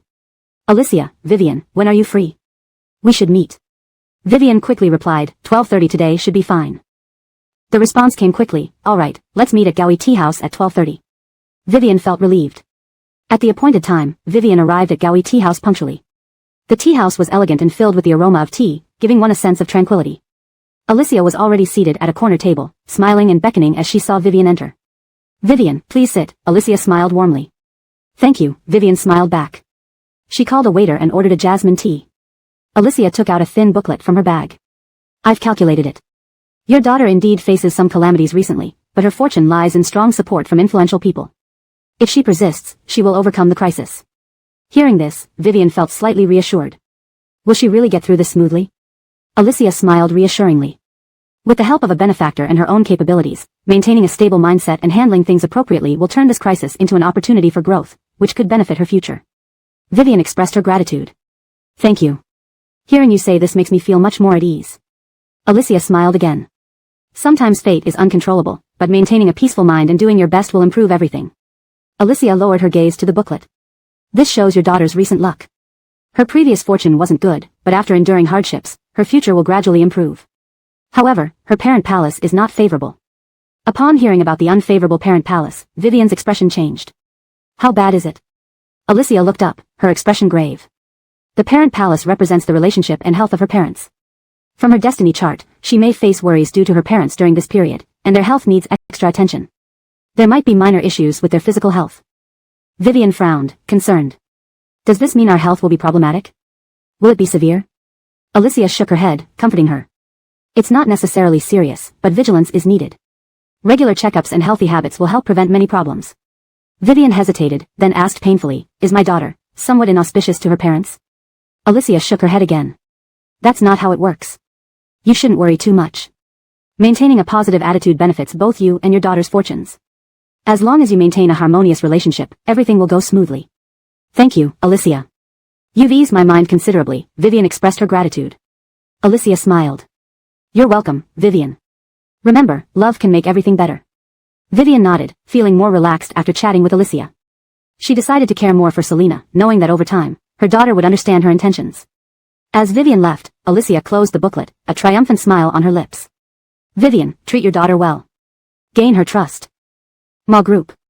Today, all departments of Ma Group were busy handling the sinking of the Guiyun Express ship and the smuggling incident. By noon, Brogan personally delivered lunch, staying until Selena finished eating before leaving. Secretary Du curiously sneaked a glance at the man who just left. Wearing a baseball cap, mask, and sunglasses, his face was hidden, but his model-like figure was unmistakable. Secretary Du couldn't help but wonder, could the chairman be keeping a man? Her thoughts were interrupted when Bill, the assistant, stepped out of the office. Immediately, Secretary Du reined in her curiosity and focused on work. Zhong residence.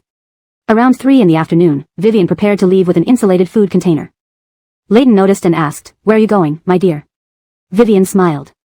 I asked the chef to prepare astragalus, wolfberry, and red date soup to take to my daughter at Ma Group. Leighton paused, surprised. You're delivering it yourself? Vivian gave him a look. Why are you surprised? No matter what, Anthea is my daughter. Realizing this, Leighton smiled gently. Right, Anthea is our daughter. Caring for her is only natural.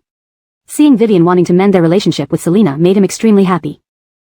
Chapter 243, pressuring oneself. The afternoon sunlight streamed through the office windows.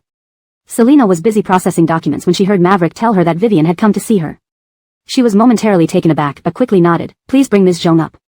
A few minutes later, the office door was gently pushed open, and Vivian entered with a thermal container in hand, smiling warmly. How did you come personally? Selena put down her documents and stood up to greet her. Vivian smiled as she walked up to Selena and handed her the thermal container.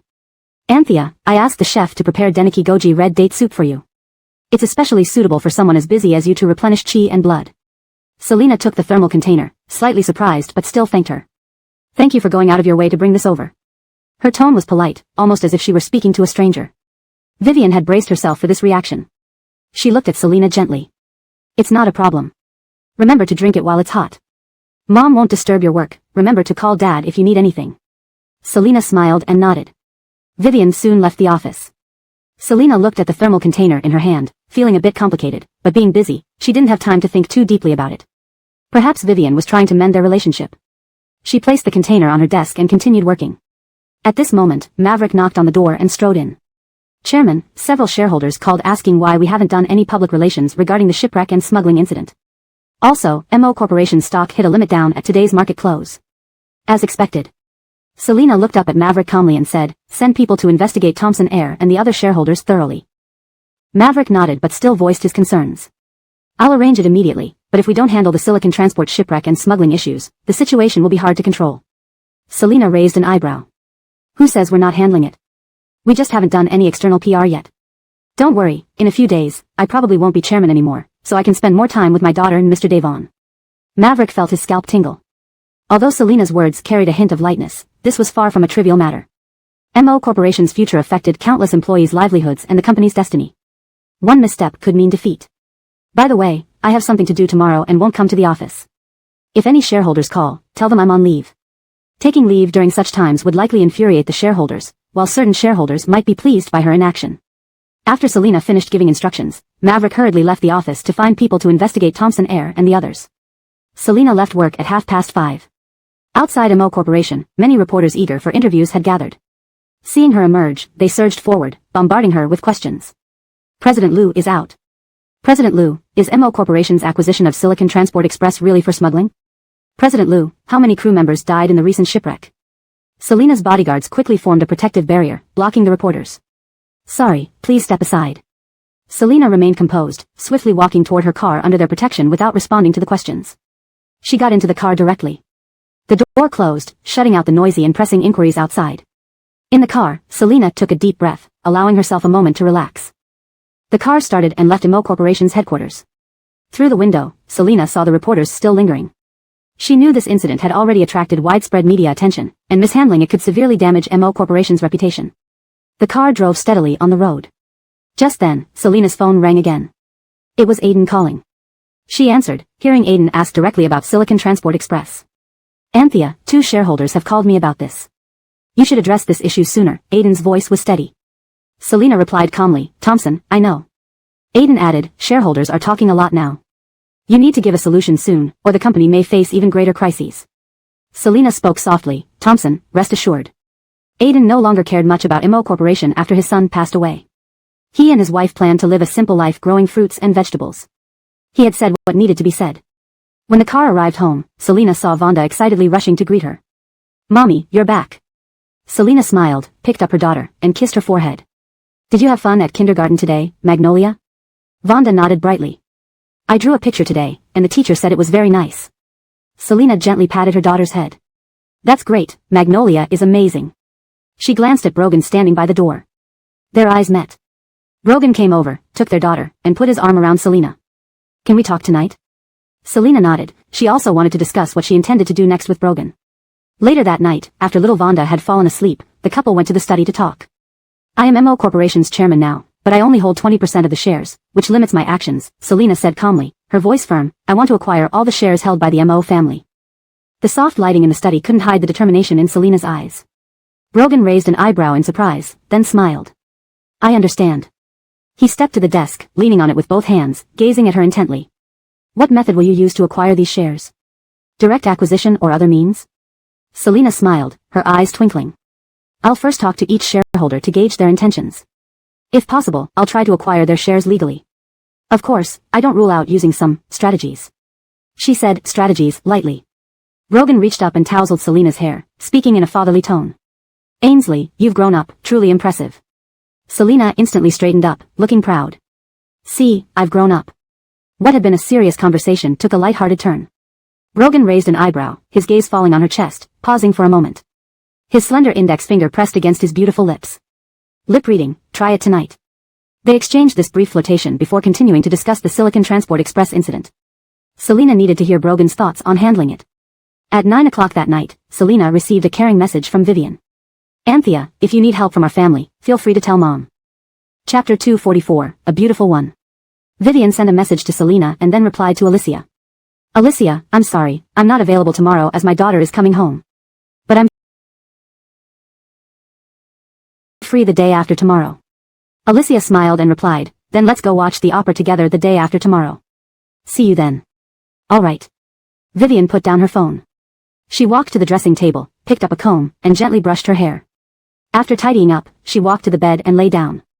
Husband, I just messaged Anthea, telling her if she needs the Guan family's help, she can let me know. Vivian turned her head and looked at Leighton, who was reading. Leighton put down his book and turned to look at her, genuinely curious. Madam, why did you suddenly change your mind? You were still very angry a few days ago. Vivian nodded. Yes, I was upset about what happened at the banquet that day. But no matter what, Anthea is my daughter. Mother and daughter can't stay enemies overnight. Alicia is right, as long as there's love in your heart, everything will be all right. Alicia? Who is she? Leighton raised an eyebrow, asking casually. Vivian turned to face Leighton. Alicia is Malaysian, her surname is Lin. The Lin family has always been famous for fortune-telling. I asked her to read Anthea's fate. Leighton frowned, looking at his wife with some concern. Don't get scammed. I know the Lin family from Malaysia is famous in this area, but is this Alicia really from the Lin family? Vivian smiled, speaking firmly. Don't worry. Even Adira sought out Alicia for a reading. Leighton nodded, temporarily putting aside his worries. Several wealthy women wouldn't all be foolish enough to get scammed. Even if it's inaccurate, it's only a bit of money wasted. Alright, it's late. Let's sleep. Anthea and the others are coming back tomorrow. The next day, Vivian got up early and started giving instructions to prepare everything. She wanted everything at home to leave a good impression on Selena and the others. Killian, the butler, came over and asked, Madam, do we need to replace the play equipment in the children's game room on the first floor? Originally, the children's game room on the first floor was prepared specifically for Sage and Alger. Thinking of Ali's deception, Vivian furrowed her brows and made a decision, replace all the play equipment with new ones. Killian nodded, okay, I'll arrange for people to replace the equipment as soon as possible. Leighton heard this and nodded approvingly. In the afternoon, Selena and Brogan brought Magnolia to the Zhong family. Vivian and Leighton had been waiting in the living room. Upon seeing them, they greeted them warmly. You're back. Leighton looked at the little one standing beside Selena with a kind smile. Magnolia, come here, come to Grandpa. Vonda wasn't shy and greeted cheerfully. Grandpa, hello. Yes, very good. Leighton took out a red envelope. Vonda looked up at her mother first. Seeing her nod, she trotted over with tiny steps and accepted the envelope with both hands. Thank you, Grandpa. Leighton smiled. Vivian sat beside Leighton. Magnolia, I'm Grandma. Seeing Vivian, Vonda remembered the incident at Liji restaurant. This grandmother seemed so fierce back then. She felt a bit afraid for a moment and turned to look at her mother, Mommy. Vivian had been smiling, but now felt somewhat awkward and uncomfortable. Dressed elegantly in a cheongsam, her hair neatly combed back, she looked slightly helpless. Selena bent down and patted her daughter's head. Magnolia can call Grandma. She herself could address Vivian, but she didn't want others to think her daughter lacked manners. Vonda looked at her mommy and then at Vivian, softly calling out, Grandma, hello. Vivian's embarrassment vanished instantly, revealing a warm smile. Magnolia is such a good girl. Here's a red envelope from Grandma. Thank you, Grandma. Vonda smiled adorably, holding the envelope and returning to Brogan's side. Brogan picked her up and placed her next to him. Daddy, keep it for Magnolia, please. Leighton and Vivian were somewhat surprised hearing Vonda naturally call Brogan Daddy. It seems Selena knew what the Zhongs were thinking, so she explained with a smile, Magnolia is Brogan's biological daughter. Not wanting to delve into other matters just yet, she left it at that, as they weren't close enough for deep discussions. Before the Zhongs could digest this news, Brogan smiled and said, Father-in-law, I came today to propose. As he spoke, the bodyguards they brought along entered with engagement gifts. Leighton and Vivian exchanged glances. They initially thought Selena and Brogan were coming simply for dinner, not for an engagement proposal. Leighton felt somewhat helpless but knew that Selena and Brogan being together was already a fact. When do you plan to get married? Brogan smiled, we hope to hold the wedding as soon as possible. Hearing this, Vivian's feelings grew complex. She looked at Selena. Anthea, what do you think? Selena nodded resolutely. I also hope to hold the wedding as soon as possible. Leighton fell silent for a moment. What about Grandfather Devon? Shouldn't we have dinner together to discuss this? Brogan smiled. No need. I don't plan to invite Grandfather Devon to our wedding. Leighton took a deep breath and smiled. Since you've decided, of course, we support you. I'll find a suitable date for you. Thank you, Dad. As Selena called him Dad, Vivian snapped back to reality. She hadn't heard Selena call her Mom yet. Vivian and Leighton strolled through the garden with Vonda. The flowers and plants in the garden were lush and green, the sunlight filtering through the leaves casting dappled shadows on the ground, creating a peaceful and serene atmosphere. Vivian took out her phone and kept snapping photos of Vonda, capturing her adorable moments. The little girl ran around joyfully, showing off her neat row of small white teeth as Vivian photographed her. Vivian took several group photos with Leighton and Vonda, as well as multiple solo shots of Vonda. Whoa, this is Magnolia, so cute. Whoa, this is Grandma, so beautiful. Grandpa is so handsome. The little girl's sweetness was inexplicable. Leighton couldn't help but chuckle, gently ruffling Vonda's head. You're quite the charmer, aren't you? Vivian found it amusing too and posted the photos on her social media. Soon, likes and comments flooded in. Friends and relatives praised the little one for being adorable. Looking at the likes and comments on her phone, Vivian felt immense joy. She happily replied to everyone.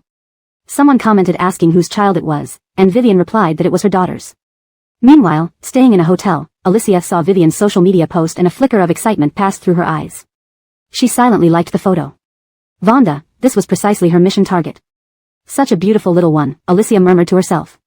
She took a deep breath, calming herself and planning inwardly, no rush, no rush. Wait until she completely gains Vivian's trust, then arrange for Vivian to take Vonda out to play. At that time, she could easily take Vonda away.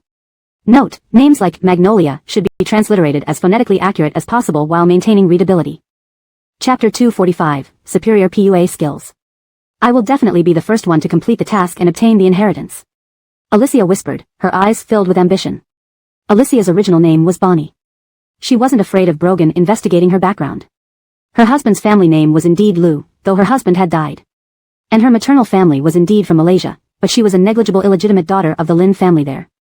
Sean valued her superior PUA skills and recruited her as an aide. Before his death, Sean had left instructions for several of his subordinates. Whoever could take away Vonda after his death and raise him would gain a large part of his inheritance along with an island. If they could raise Vonda until he turned 18, they would receive the other half of the inheritance. Alicia had a notable characteristic, her love for money. She had already used her PUA skills on many people. She was the first to directly come to Fraziering City to find Ali, only to find Ali was useless. If Brogan hadn't arranged too many bodyguards around Vonda, she wouldn't have needed to go through all this trouble. Alicia looked at Vonda's photo, a hint of satisfaction flashing in her eyes. Once the opportunity ripened, she could achieve her goal. Just thinking about how she could easily take Vonda away when Jacqueline eventually brings him out to play made her want to laugh out loud.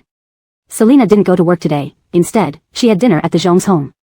Meanwhile, at the company, Sydney received multiple calls. When the shareholders learned that Selena had taken leave during such a critical period, their disappointment was palpable. In a luxurious restaurant private room, several shareholders sighed heavily, discussing the situation gravely. Does she even realize the company's stock plummeted right at the opening today? One shareholder asked angrily. I think she isn't fit to be chairman, another shareholder chimed in, clearly dissatisfied. We should replace her. Thompson remained silent, listening to the shareholders' complaints with a somewhat helpless expression. He shook his head and said, I always opposed letting an inexperienced girl who has never managed a company be chairman. If not for trusting Aiden, I wouldn't have agreed back then. Another shareholder quickly added, yes, with the company in crisis, her absence is unacceptable. How can we feel secure? We need an experienced and decisive leader to guide us, yet another shareholder said. Thompson found everyone agreeing now. He nodded and said, tomorrow, let's convene a general meeting of shareholders to vote. The shareholders all nodded in agreement. Internally, Thompson sneered at Selena. It seemed she wasn't much either, making a mess out of something so simple. Without even putting in much effort, she was about to be ousted. At the same time, Selena, who had just returned home from dining at the Zhong's, received a message from Sydney. Chairman, several shareholders strongly expressed dissatisfaction with your leave. They plan to convene a shareholders meeting tomorrow to vote on your position. After reading the message, Selena calmly handed it to Brogan to read. Brogan chuckled, Jamie, it seems the shareholders are very displeased with you. Selena feigned grievance, I'll fulfill their wishes. Brogan raised an eyebrow. What do you plan to do? Selena smiled brightly. You'll see tomorrow. Brogan held her hand, saying casually, all right, no matter what you decide, I support you. Taking advantage of Vonda's distraction, Selena kissed Brogan. The next morning was the fourth day since Silicon Fortune Express's ship sank. The smuggled goods recovered from the wreck still saw no official announcement from the MO Corporation. Selena went to the company early to prepare for the impending shareholders meeting. Teza Bill, did you get the information on Thompson and the others? Selena asked. Sydney nodded and handed over a thick file. We couldn't find any information on Justino, but here's the data on the remaining 6. Selena took the file and scanned it, saying indifferently, no need to investigate Justino further. She recalled how Mr. Devon dealt with Justino threatening her on the ship. This morning, Brogan gave her a share transfer contract. Thinking of the contract brought a smile to her lips. Mr. Devon really was a godsend. After reviewing the documents Sydney provided, she selected useful information and planned to address it after the meeting. When it was time for the meeting, Selina entered the conference room. The shareholders were all gathered. Dressed in a tailored black business suit, Selina sat in the main seat, calmly looking at the shareholders. Chairman Liu, we convened this special shareholders meeting because we have doubts about your management abilities during this critical period, Thompson started. The company's stock has been continuously plummeting, and you took leave at such a crucial time, which makes us very concerned. Selina calmly replied with a smile, shareholders, I understand your concerns. I am fully aware of the crisis and have been actively addressing it with a comprehensive solution. A shareholder questioned, so, what exactly is your plan? We need concrete actions, not empty words. Thompson snorted disdainfully, at this point, you still talk about a comprehensive solution? Let's start voting for a new chairman. Several shareholders nodded, clearly losing trust in Selina. The voting began, and almost all voted to remove her as chairman. Selina glanced at the result and smiled. Standing up, she surveyed everyone in the room. Shareholders, I respect your choice, but please give me a few minutes to explain my plans in detail. Thompson sneered, what else can you say? The facts are clear. Undeterred, Selina continued, I've developed a detailed crisis PR plan. We will hold a press conference to explain the true situation and our response measures to the public and shareholders. We're also conducting internal investigations to thoroughly understand the events and ensure all issues are resolved. She handed out a document. This file outlines our detailed action plan, including media collaboration, client relations maintenance, and market confidence restoration. Please review it carefully. Sydney distributed the document to the shareholders.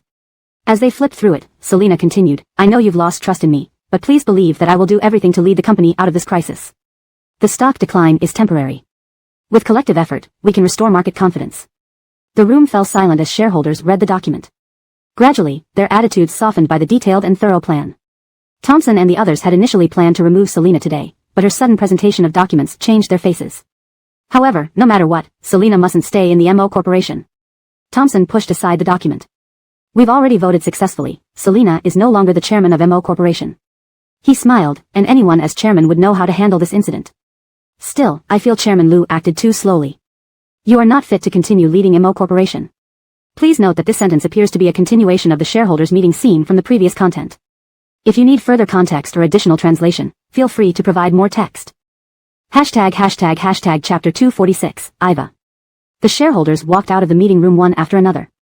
Thompson exchanged glances with the remaining MO family members, then left the meeting room with a smug smile on his face.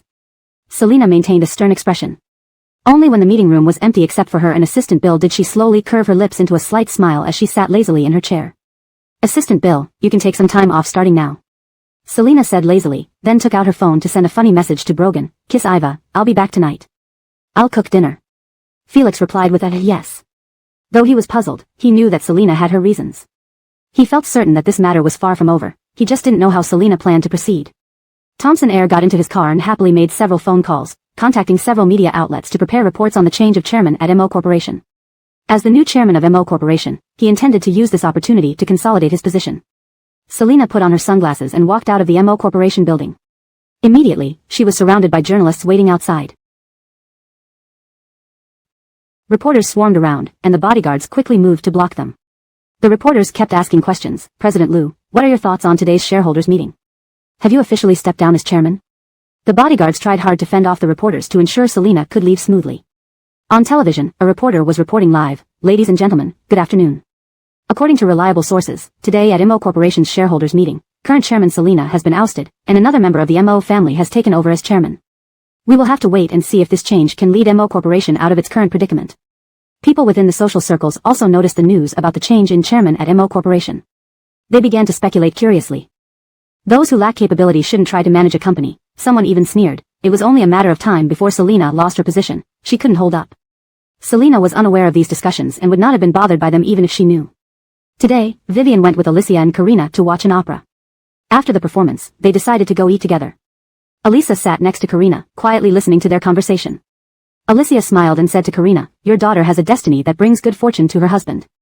She is a rabbit, and based on her birth chart, rabbits have a tri-element combination with sheep and pigs and a sixth harmony match with dogs. This year, her red thread of fate is active. If she's single, she might have strong luck with the opposite sex and even meet her destined partner. Karina's eyes lit up as she turned to look at Vivian. Isn't your son Fitzroy a sheep? Does he have a partner yet? Vivian smiled slightly and nodded. Yes, Fitzroy is a sheep, but he doesn't have a partner yet. She glanced at Elisa, noticing her shyly tugging at Karina's clothes.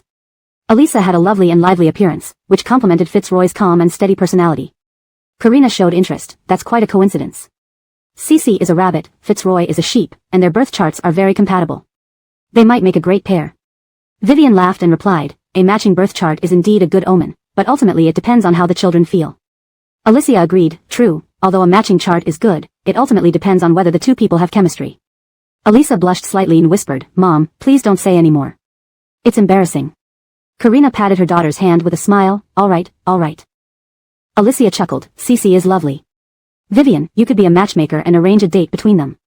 Vivian nodded with a smile, I'll ask Fitzroy about his thoughts tonight. At this moment, a nearby table was watching the news, and they were discussing Selena's dismissal. That woman Selena is impressive, being so young to become a chairman, but it's a pity she lacks capability. She's very beautiful. But beauty doesn't equate to capability. Upon hearing Selena, Vivian looked puzzled. Elisa handed her phone to Vivian, Aunt Joan.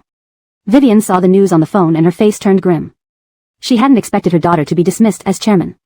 She looked at Alicia, her gaze filled with confusion. Alicia, didn't you say she would receive help from a benefactor? My daughter is facing such difficulties now, where is the benefactor you spoke of? Alicia wasn't angry at Vivian's questioning. After reading the news, she replied, Vivian, don't worry. This is temporary. Trust in your daughter's capabilities, she is destined to have a benefactor. Alicia said this firmly. Vivian still had doubts in her eyes, but my daughter has already been dismissed, and the board has made their decision. Alicia smiled, Vivian, things happen for a reason. You can rest assured and wait for the results. Your daughter's fortunes are good ahead. Vivian nodded but couldn't continue chatting because of Selena's situation, so she bid farewell early. When Vivian returned home, she sighed deeply and sat beside Leighton. Honey, what should we do about Anthea? She's been removed from her chairman position, and everyone is talking about it. Leighton patted her hand and calmly said, it doesn't matter whether our daughter is chairman or not. She has the Zhong family and Brogan behind her. We must believe she can handle it. Obtaining the shares of MO Corporation and becoming chairman had always caused envy among others.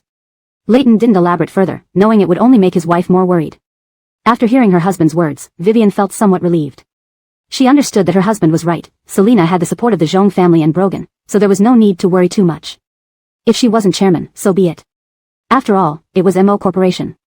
What Vivian didn't know was that Selena had bigger plans for the entire MO Corporation. With her mind eased, Vivian finally had the time to check a message from Alicia. Vivian, please be at ease. Believe me. Having practiced divination for over a decade, I can assure you that your daughter's future fortune is bright. This Saturday, there's a suitable circus performance for children. You can bring your adorable granddaughter. Chapter 247, Is it alright? Violet turned away, not looking at Eric. I want to see Davina. Seeing the news and reading those videos filled with sarcastic comments about Davina made her angry. Her Davina didn't care about being a CEO. Eric closed his laptop, walked over, sat beside Violet, and leaned in close. Come on, eat something. We'll go after you finish. His thin lips kissed her neck. Feeling his hot breath, Violet couldn't bear the kisses all over her neck. She angrily cursed, Are you a dog? Eric grinned mischievously. Woof woof. Violet was speechless. Get up. What do you want to eat?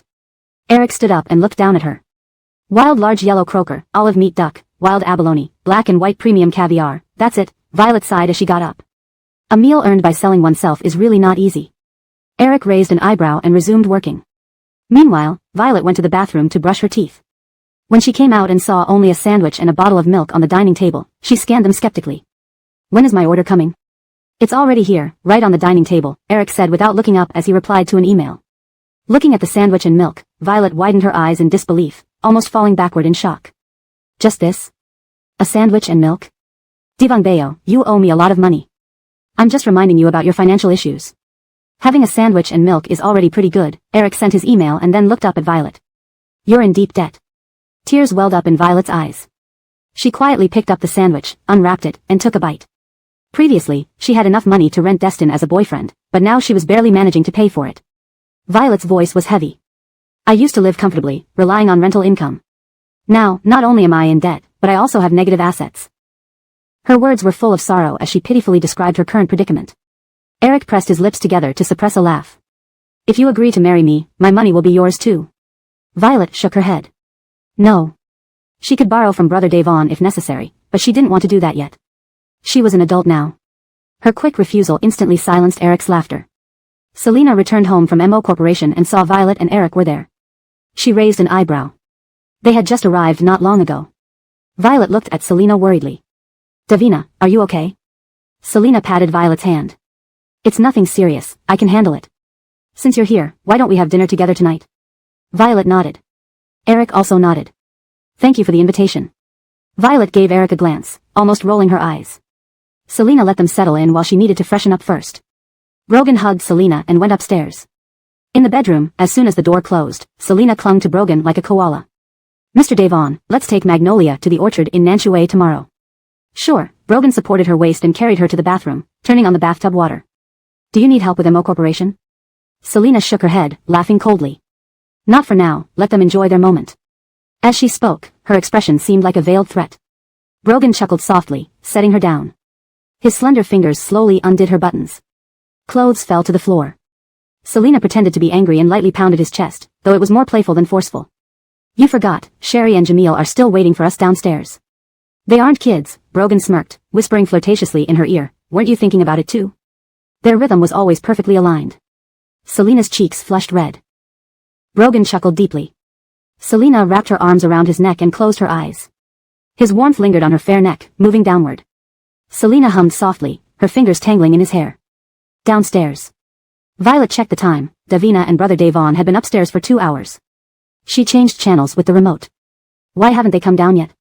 Eric peeled an apple and handed it to Violet. Hearing her question, he glanced at her meaningfully. Violet took the apple, bit into it, and glared at him. What kind of look is that? Dumb, Eric said calmly. Violet shoved the half-eaten apple back into Eric's hand, scoffing. I'm dumb, eating your apple? Eric nodded and ate the apple himself, biting exactly where she did. He deliberately stared at her as he ate, as if nibbling on her instead. Violet's ears turned bright red. Eat your food. Why are you looking at me? Eric swallowed and slowly responded, you looked at me first. Violet instantly turned back to the TV. Eric suddenly closed the distance between them, leaning close to her ear. Want to know why they've been upstairs so long? Should I tell you? Violet rolled her eyes. You can't see through walls. How would you know? Eric inwardly marveled at how innocent his divangbeo could be sometimes. Violet realized what he implied but hadn't thought in such a direction during daylight with people downstairs. Eric noticed Violet shifting uncomfortably, knowing she'd caught on. They moved past that topic. Selena and Brogan had showered and changed clothes before heading downstairs. Brogan was going to pick up Vonda from kindergarten, while Selena and Violet decided to buy groceries. Driving to the supermarket, Selena glanced at news about her while asking Violet, we're going to the orchard in Nantua tomorrow. Do you want to come? Sure, I have plenty of time. Violet nodded. At this moment, Selena's phone rang. Seeing it was Layton calling, she answered. Ainsley, I saw the news. Don't mind the online comments, even without MO Corporation, there's still the Jean Corporation. Layton spoke realistically, the Jean Corporation wasn't inferior to MO Corporation. He offered, do you want to work at Jean Corporation? Selena smiled gently. Dad, thank you for your kindness. I won't let malicious comments affect me. Rest assured. Layton nodded, pleased. That's right. Vivian signaled for the phone. Wait, your mother wants to talk to you. Mom has something to say, Layton handed the phone to Vivian. Vivian spoke warmly. Ainsley, I want to take Magnolia to the circus on Saturday. Can we? Hashtag chapter 248, protect you. We're planning to take Magnolia to visit Nantua's orchard, Selena smiled lightly. Vivian was taken aback for a moment but then smiled, that sounds nice. The air in the orchard is fresh, and it's good for the child. Enjoy your time there, and when I have the chance, I'll take her to the circus. Selena nodded, okay. Vivian gave a few more instructions, telling Selena to take care of herself and not work too hard, before handing the phone back to Layton. Layton also carefully instructed Selena to pay attention to her health before hanging up the phone. Vivian sighed with a hint of melancholy, my daughter still hasn't called me mom, even though I've been trying my best to get closer to her. Layton could only comfort her, give it some time. Maybe things will improve in a while. Vivian nodded but the worry on her face did not disappear. She changed the subject with a helpless sigh, today, Adira mentioned something about Fitzroy. Her daughter, Taylor, seems quite suitable, as Fitzroy just works all day. Layton respected his nephew's opinion, you can mention it to Fitzroy. If he doesn't like it, that's fine. Vivian nodded again, that's what I thought. I'll call Fitzroy. In their social circle, everyone knew each other, but acquaintance didn't necessarily mean they had spoken much. When Carl received Vivian's call and heard her mention Taylor, he had no extra thoughts. Auntie, I don't want to think about these things right now. Alright, you have your own ideas. Your work is important, but do take care of yourself, Vivian smiled. The next morning. After waking up, Selena and Brogan had a simple breakfast and started preparing for today's trip to the orchard. Eric and Violet arrived at the agreed time, and everyone set off together. At Nanshue's orchard. The orchard was filled with fresh air and various fruits hanging from the trees. The orchard was divided into several areas. Besides fruit picking, there was a camping area where people could barbecue and camp. Eric and Violet prepared for the barbecue in the camping area, while Selena took the little one to pick fruits. Vonda ran around the orchard with a radiant smile on her face. Childhood happiness. Selena searched through her bag for a towel to wipe Vonda's sweat. The towel isn't here. Mr. Devon, can you get it? It's in the suitcase. Brogan nodded and went to the camping area for the towel. Selena asked Vonda to stay put and look at the fruits on the tree. A few young men and women walked by. Vonda, running without noticing, collided with one of them. Hey! Where did this child come from? A woman, who almost fell after being hit, stepped back a few paces and glared at Vonda angrily. Vonda nervously grabbed the edge of her clothes with 2 fingers. I'm sorry. Selena quickly went to Vonda's side, held her daughter's hand, and looked at the woman. Selena recognized these young people. Taylor and Josh were among them. The one Vonda had bumped into was Margot from the Lee family. As the Zhong family's daughter, everyone knew Selena's identity. Selena looked at Margot. I'm sorry, Miss Lee. Are you hurt anywhere? Margot snorted, feeling slightly displeased but unable to act rashly. She waved her hand. It's fine, just a kid. Next time, be more careful. She glanced down at Vonda curiously. Whose child is this? Selena smiled lightly. My daughter. Margot looked at Vonda in surprise. Oh. You and Roman have such a big child already? Another girl nearby examined Vonda closely and raised an eyebrow. Judging by age, she doesn't seem like Roman's daughter. Didn't you forget what happened at the Devon family's twins' 100-day celebration 5 years ago? Those present remembered that incident well. Back then, Selena seemed to be Brogan's mistress. Thinking about what happened 5 years ago, their gazes towards Selena became complicated. What a twist of fate, the Zhong family's daughter divorced and then became someone else's mistress, eventually marrying Roman and obtaining Imo Corporation shares. How impressive this woman was. Their looks towards Selena were somewhat mixed with fear and ridicule. Yesterday's news reported that Selena had been removed from her position as chairman. Yet here she was, enjoying herself. Taylor interjected, let's go. Since Selena was now part of the Zhong family, and Taylor was hoping to marry Carl, she tried to smooth things over. However, as they hadn't walked far, Margot suddenly remembered something. Oh yes, Ali said something back then, that. She stopped mid-sentence, leaving the rest unsaid. Another girl continued in a low voice, do you mean what Ali mentioned about Selena being kidnapped for some time? Could this child be from when she was kidnapped? This statement made everyone's faces change subtly. Selena's expression turned cold upon hearing their conversation. Rumors targeting her weren't a big deal, but if they involved her daughter, it crossed a line Selena couldn't tolerate. Selena turned and called out to Margot and the others, her voice calm but with a chill. Wait a moment. She led Vonda over, her gaze icy. Casual rumors can hurt people. My daughter shouldn't bear such malicious gossip. If I hear you spreading such falsehoods again, I'll take legal action. These people had never been threatened like this before. Don't let us talk. Margot sneered. Fine, we won't talk. Taylor stepped forward, trying to mediate. All right, let's stop. Selena is right, we should respect people's privacy. Selena glanced at Taylor and then calmly looked at Margot and the others. Brogan is my daughter's father. Remember that. Everyone's expressions shifted dramatically. Margot laughed mockingly. Miss Liu, you are funny. Isn't the Devon family only acknowledging those twins? Taylor, originally intending to help Selena, lost interest now. Vonda tugged at Selena's clothes uneasily, sensing the adult's emotions. Selena bent down and picked up the little one, smiling. Magnolia, let's call Daddy and tell him we're being bullied. Okay. Vonda nodded firmly. Mommy, don't worry, Magnolia will protect you. Selena, who had been angry, couldn't help but laugh at her daughter's words. Our Magnolia is amazing, even better than Daddy. Margot and the others exchanged glances upon hearing Selena would call Brogan. Josh suggested, let's go. Who the girl's parent was didn't concern them. Selena dialed Brogan's number, glancing at Josh indifferently. None of you leave yet. Margot felt Selena was scaring them deliberately. She scoffed, why are you scared? She's just intimidating us. We'll wait and see if Mr. Devon will actually be here. After all, the Devon family hasn't officially acknowledged anyone. Note, the translation maintains the paragraph structure and line breaks from the original text. Chapter 249, Before the Wedding. What, why aren't you calling anymore? We're all waiting. Margot saw that Selena had dialed a number, but it seemed like no one answered. Shortly after, she hung up and appeared to be checking her phone rather than dialing again. Margot sneered inwardly. Just act away. Josh wiped the sweat from his forehead due to the heat. Since you two aren't leaving, I'm going first. Margot glared at him. Why leave when we can stay and watch the show? Selena had just read the message sent by Leighton, confirming the wedding date for next Friday. She quickly replied to her father before considering calling Brogan again. However, he beat her to it. Brogan's voice came through the phone. Louise, is there something else you need to pick up? Selena's tone remained calm. Someone is bullying your daughter and your wife. Brogan's eyebrows furrowed, and his voice instantly turned icy. I'm on my way. After hanging up, Selena calmly smiled at Margot. Brogan will be here shortly. You can wait if you like. Margot didn't take it seriously. She still believed Selena was using psychological tactics. Minutes later, Brogan's figure appeared in their line of sight. The man strode over with a stern expression, exuding an intimidating presence. Seeing Brogan actually appear, Margot was taken aback, losing her earlier mocking demeanor. Brogan cast a cold glance at Margot and her friends. Did you bully my wife and daughter? He reached out and scooped up Vonda.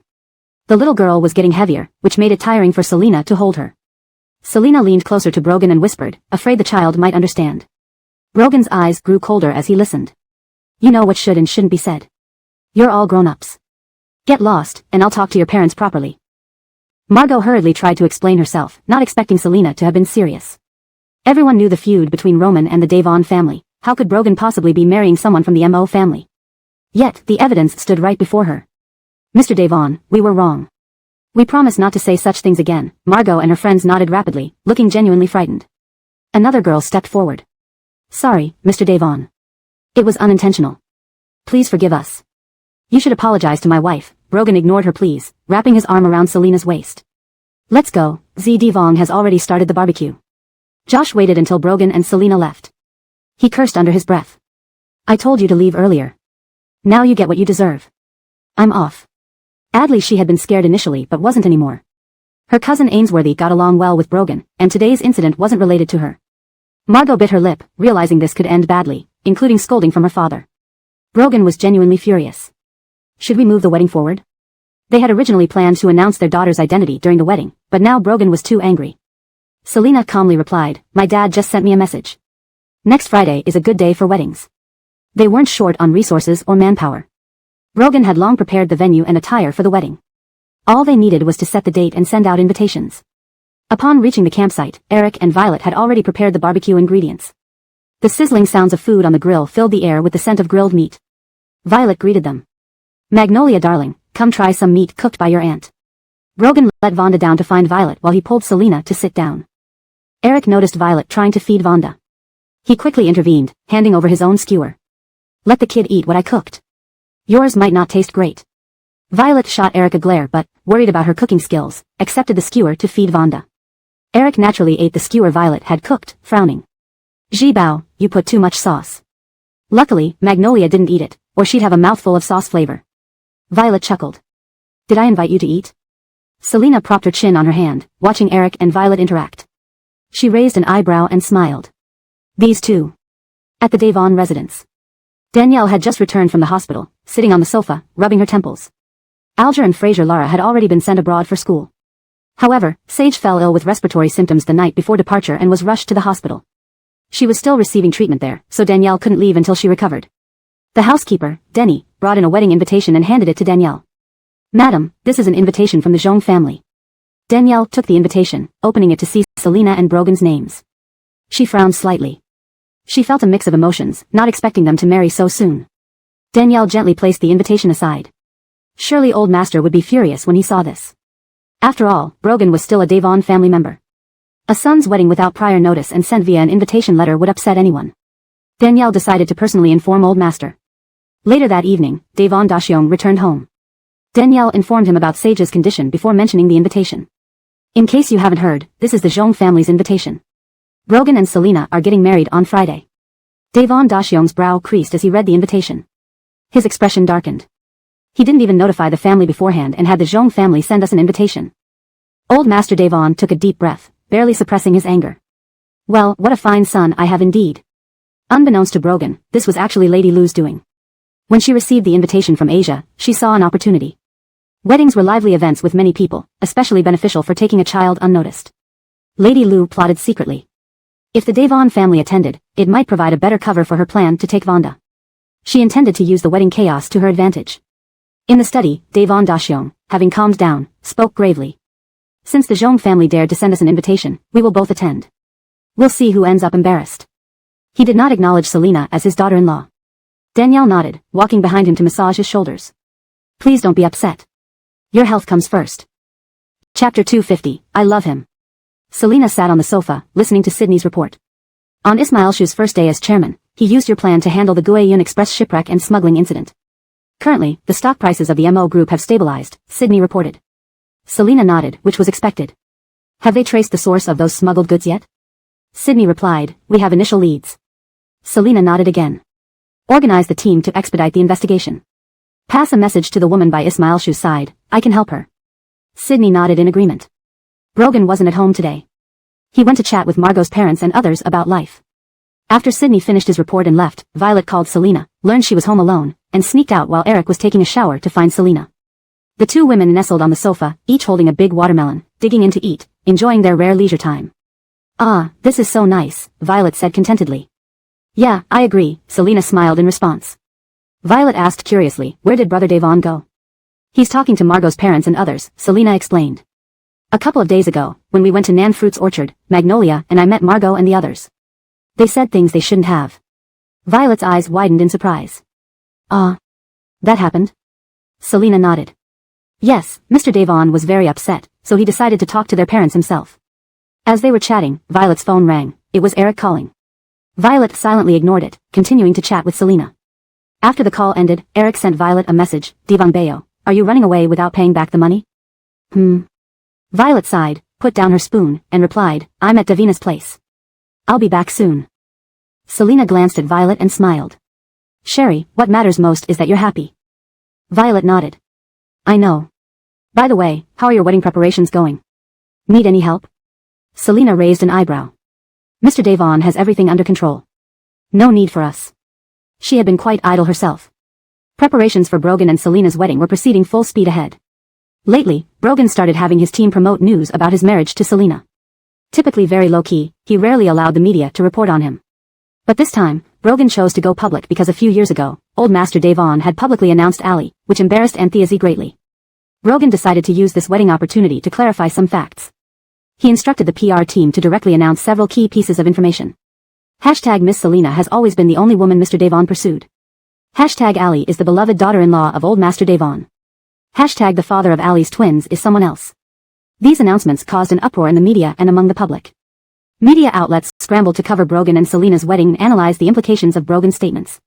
When Selena saw these reports, she smiled, knowing that Mr. Devon did this for her dignity and reputation. That night, as Selena lay on Brogan's chest, she leaned in and kissed him lightly on the lips. Thank you, Mr. Devon. Brogan grinned, lifting her up gently. With his deep, sexy voice, he said, this is something I should do. Their intimate atmosphere contrasted sharply with the tense mood at the old Devon residence. Devon Dahong sat in his study, frowning deeply. He picked up the phone and dialed Moses's number. Arrange for a lawyer to come over tomorrow. I want to change my will, he said coldly. He decided to leave all his property to Alger and Sage after his death. Just then, Fiona pushed open the study door, carrying a glass of milk. She heard Devon Dahong's phone call, her hands trembling slightly, but she managed to maintain her composure, placing the milk down and saying softly, Old Master, it's late. You should rest. Devon Dahong glanced at her. You go rest first, I'll wait a bit longer. Fiona nodded, returning to her room with a gleeful smile. The next day, Moses brought the lawyer to the Devon residence. Devon Dahong detailed his new will, and the lawyer documented and prepared the new will documents. He signed them, officially leaving his assets to Alger and Sage. At the Zhong residence, Leighton and Asia were busy preparing for their daughter's wedding.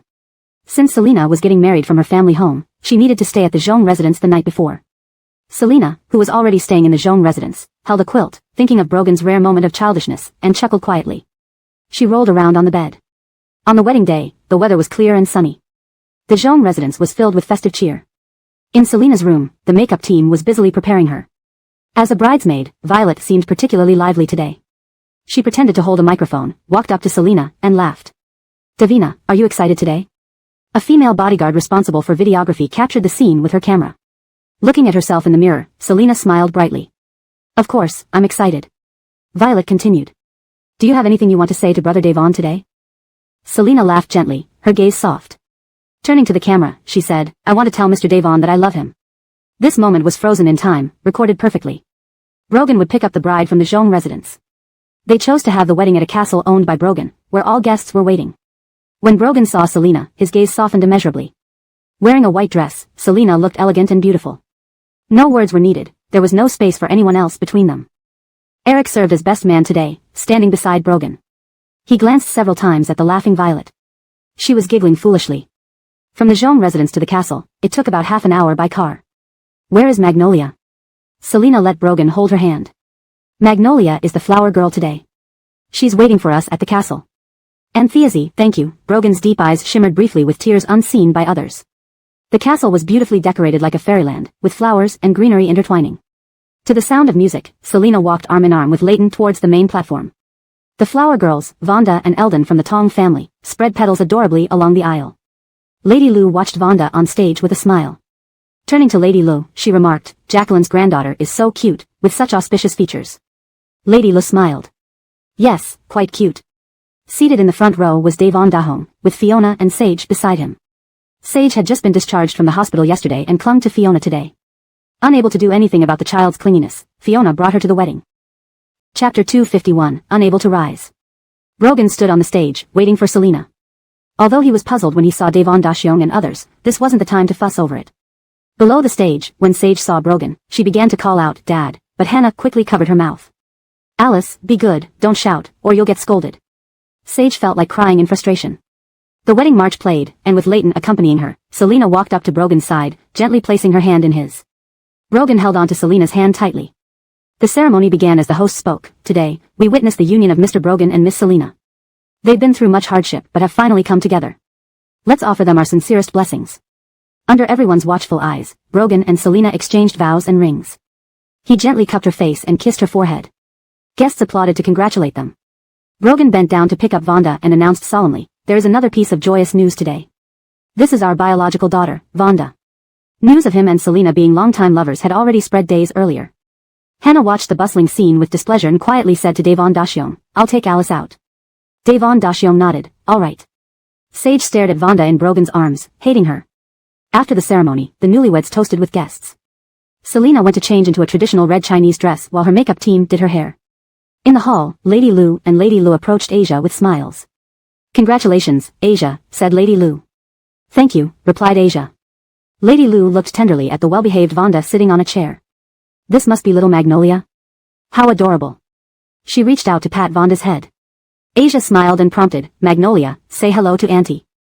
Hello, Auntie, Vonda said, her clear eyes full of curiosity. Lady Lu couldn't resist her cuteness, picking up the child and sighing, I wish I had such a cute granddaughter. Asia smiled. Brogan had arranged bodyguards around Vonda for protection. They monitored everything from hidden corners, never taking their eyes off her. Lady Lu pondered how to take Vonda away without attracting the guards' attention. It seemed challenging but not impossible. She thought the best plan would be to wait for Asia to take Vonda out one day. Grandma, I need to use the restroom, Vonda told Asia. Lady Lu's eyes flashed, smiling. I'm going too. Let me take Magnolia. The bride should be ready to serve drinks soon. Asia nodded gratefully, and Lady Lu led Vonda to the restroom. Once inside, she waited until Vonda finished using the bathroom, then sprayed something from a bottle onto her face. Vonda's clear eyes grew dazed shortly after. Lady Lu carried the unconscious Vonda out just as the door to the adjacent restroom opened, revealing Sage. Sage tilted her head curiously at the sight.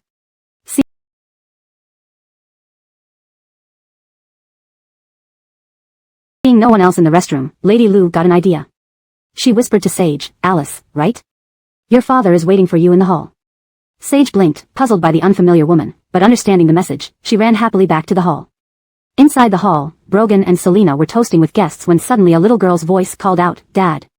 Everyone froze in surprise as they saw the little girl rush over, clinging to Brogan's leg. Dad. Some guests recognized Sage. Whispers spread. Isn't that one of the twins Brogan admitted to recently? Didn't he deny fatherhood publicly just days ago? Others speculated about Selena's influence. Brogan frowned, upset that the joyful occasion was ruined. Coldly, he said, I'm not your father. Eric tried to carry Sage away, but she clung tighter, bursting into tears, causing chaos. I don't want to go. I want Dad. Selena took a deep breath, reminding herself to stay calm. Just then, Lady Lu entered with the dazed Vonda. She approached Asia softly, it's a bit chaotic here, and little Magnolia looks sleepy. I'll take her out to play for a while. Asia, angry at Sage's outburst, agreed eagerly. Thank you. Lady Lu walked briskly towards the entrance, feeling triumphant. Magnolia, there are adorable dolls in my car. Would you like to see? She hurried to her car. As she opened the driver's seat, a bodyguard appeared. Ma'am, please give Miss Magnolia to me. Since Asia knew Lady Lu, the bodyguards hadn't intervened earlier. However, leaving in a car was not allowed. Surprised, Lady Lu forced a smile. No need to worry. I'll let Magnolia fetch the doll herself. Stepping into the car, she placed Vonda in the passenger seat, fetched the doll. Suddenly, the door slammed shut, and the car sped off. The bodyguard's face changed as he communicated via radio. Close the gates. Miss Vonda has been taken.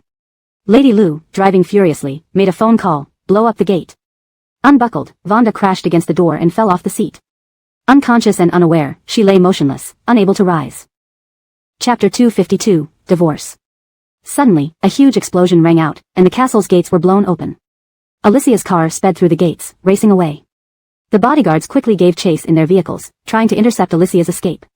Brogan received an urgent call from one of the bodyguards immediately after the explosion. His face darkened. Sage, who had been clinging to his leg, was forcibly carried away by Eric. Magnolia has been taken, Brogan said in a low voice, pulling Selena's hand as they hurried out of the hall. Selena's wine glass slipped from her fingers upon hearing this, shattering on the ground. Her face turned deathly pale, filled with panic. The two rushed out of the hall. Vivian called out in surprise, Anthea, where are you going? Layton frowned, sensing that something was amiss. The guests exchanged confused glances, unsure of what was happening. Eric came forward to manage the situation, saying, apologies, something has come up. The wedding is over for today. Hannah took Sage away, apologizing for the child's behavior. Eric glanced at her, knowing he couldn't decide on how to proceed. Everything had to wait until Brogan returned. He comforted Violet as she approached him, holding her hand reassuringly. In the car, Brogan dialed the bodyguards. Send me the location. The head bodyguard promptly sent the real-time GPS coordinates to Brogan's phone. Since getting into the car, Selena hadn't uttered a word, her eyes full of anxiety. She would rather shorten her life than lose her daughter again. Brogan, we will definitely bring Magnolia back safely, right? Selena finally choked out, her voice tinged with pleading. Replied Brogan, his long fingers gripping the steering wheel tightly as he pushed the car to its limits. While speeding down the highway, Brogan's mind raced, trying to predict where the kidnapper might be heading. Selena also watched the map intently, trying to trace the route. Suddenly, she shouted, Basha C. Brogan nodded and quickly adjusted the route, taking a shortcut toward Basha C. He then called Hector, instructing him to arrange additional personnel and boats there. Basha C was a secluded beach, rarely visited due to its treacherous waves. The phone crackled with a report from the bodyguards. We verified the invitee list. Miss Magnolia was taken by someone invited by the Zhong family, Ms. Lu. Upon hearing this, Selena felt her mind explode with rage. Brogan and Selena were closing in on Basha C when they saw the vehicle not far from the last reported location. Her car is there. No. Selena's scream got stuck in her throat as she watched the car plunge into the turbulent sea. A small figure was thrown out of the car, disappearing into the roaring waves. Brogan slammed on the brakes, jumping out of the car and rushing towards the water. Without hesitation, he dived in, swimming desperately towards where his daughter had fallen. Selena, still in her Chinese-style dress, struggled to follow but managed to tear off her clothes and jump into the icy water. Just as she was about to be swept away by the waves, the bodyguards caught up and pulled her back. Ma'am, you can't go any further, they shouted, dragging her back to the shore. As the sun set, time seemed to stand still. Selena sat on the beach, wrapped in a blanket, her eyes vacant, red-rimmed, and streaked with tears. The wind tousled her hair. She watched helplessly as rescue boats searched the waters. Her adorable daughter was gone. Brogan returned with a thermal box and a bottle of water. His deep gaze held unspoken concern. He knelt beside Selena, unscrewing the bottle cap gently, Antheazy, drink some water, eat something. Listening to the waves, Selena slowly turned her head, her expression distorted in pain. Brogan, without Magnolia, how can we possibly live happily together? Her voice was hoarse with despair. Brogan's heart twisted. He understood her anguish and knew what she meant. Reaching out, he clasped her trembling hand. We made a mistake, we shouldn't have married. Selena's voice trembled with deep regret, bordering on collapse. Her frail state tugged at Brogan's heart. Wiping away her tears, he knew any words of consolation felt hollow. He pulled her into his arms, trying to soothe her. Magnolia was taken by Roman when she was born. Back then, knowing my daughter was alive gave me hope. Selena clutched her chest, feeling the ache intensify. Let's divorce, she finally said, unable to envision continuing her life with Brogan after losing her daughter. The sound of the waves could not mask her words. Let's divorce, she repeated. Brogan heard her clearly, his deep eyes reflecting pain. Antheazy, we've been through so much, we can't give up now, he rasped. But Selena shook her head. Staying together won't bring us happiness. Each moment of joy would remind her of her daughter being thrown into the sea, an unbearable agony that lingered. Mr. Devon, let's divorce. Her voice was laced with sorrow and self-mockery. Perhaps she wasn't destined for happiness. Brogan swallowed hard, caressing her wind-tossed hair, his chapped lips bleeding slightly. Okay, he whispered. I'll do as you say. Roman had achieved his goal, using Magnolia's life to ensure Brogan would never be happy. They spent a week at Basha Sea. On the first day the Civil Affairs Bureau opened, Brogan and Selina walked in, hand in hand, looking weary. They submitted their application for divorce. Chapter 253, On the Way to Fly. The car was retrieved from the sea. Alicia, strapped in by her seatbelt, was already dead inside. Upon inspection, it was discovered that someone had tampered with Alicia's vehicle. Given how Alicia had taken Vonda and fled, they could infer that she did not intend to kill Magnolia. Her original plan might have been to take Magnolia away and use her for something else.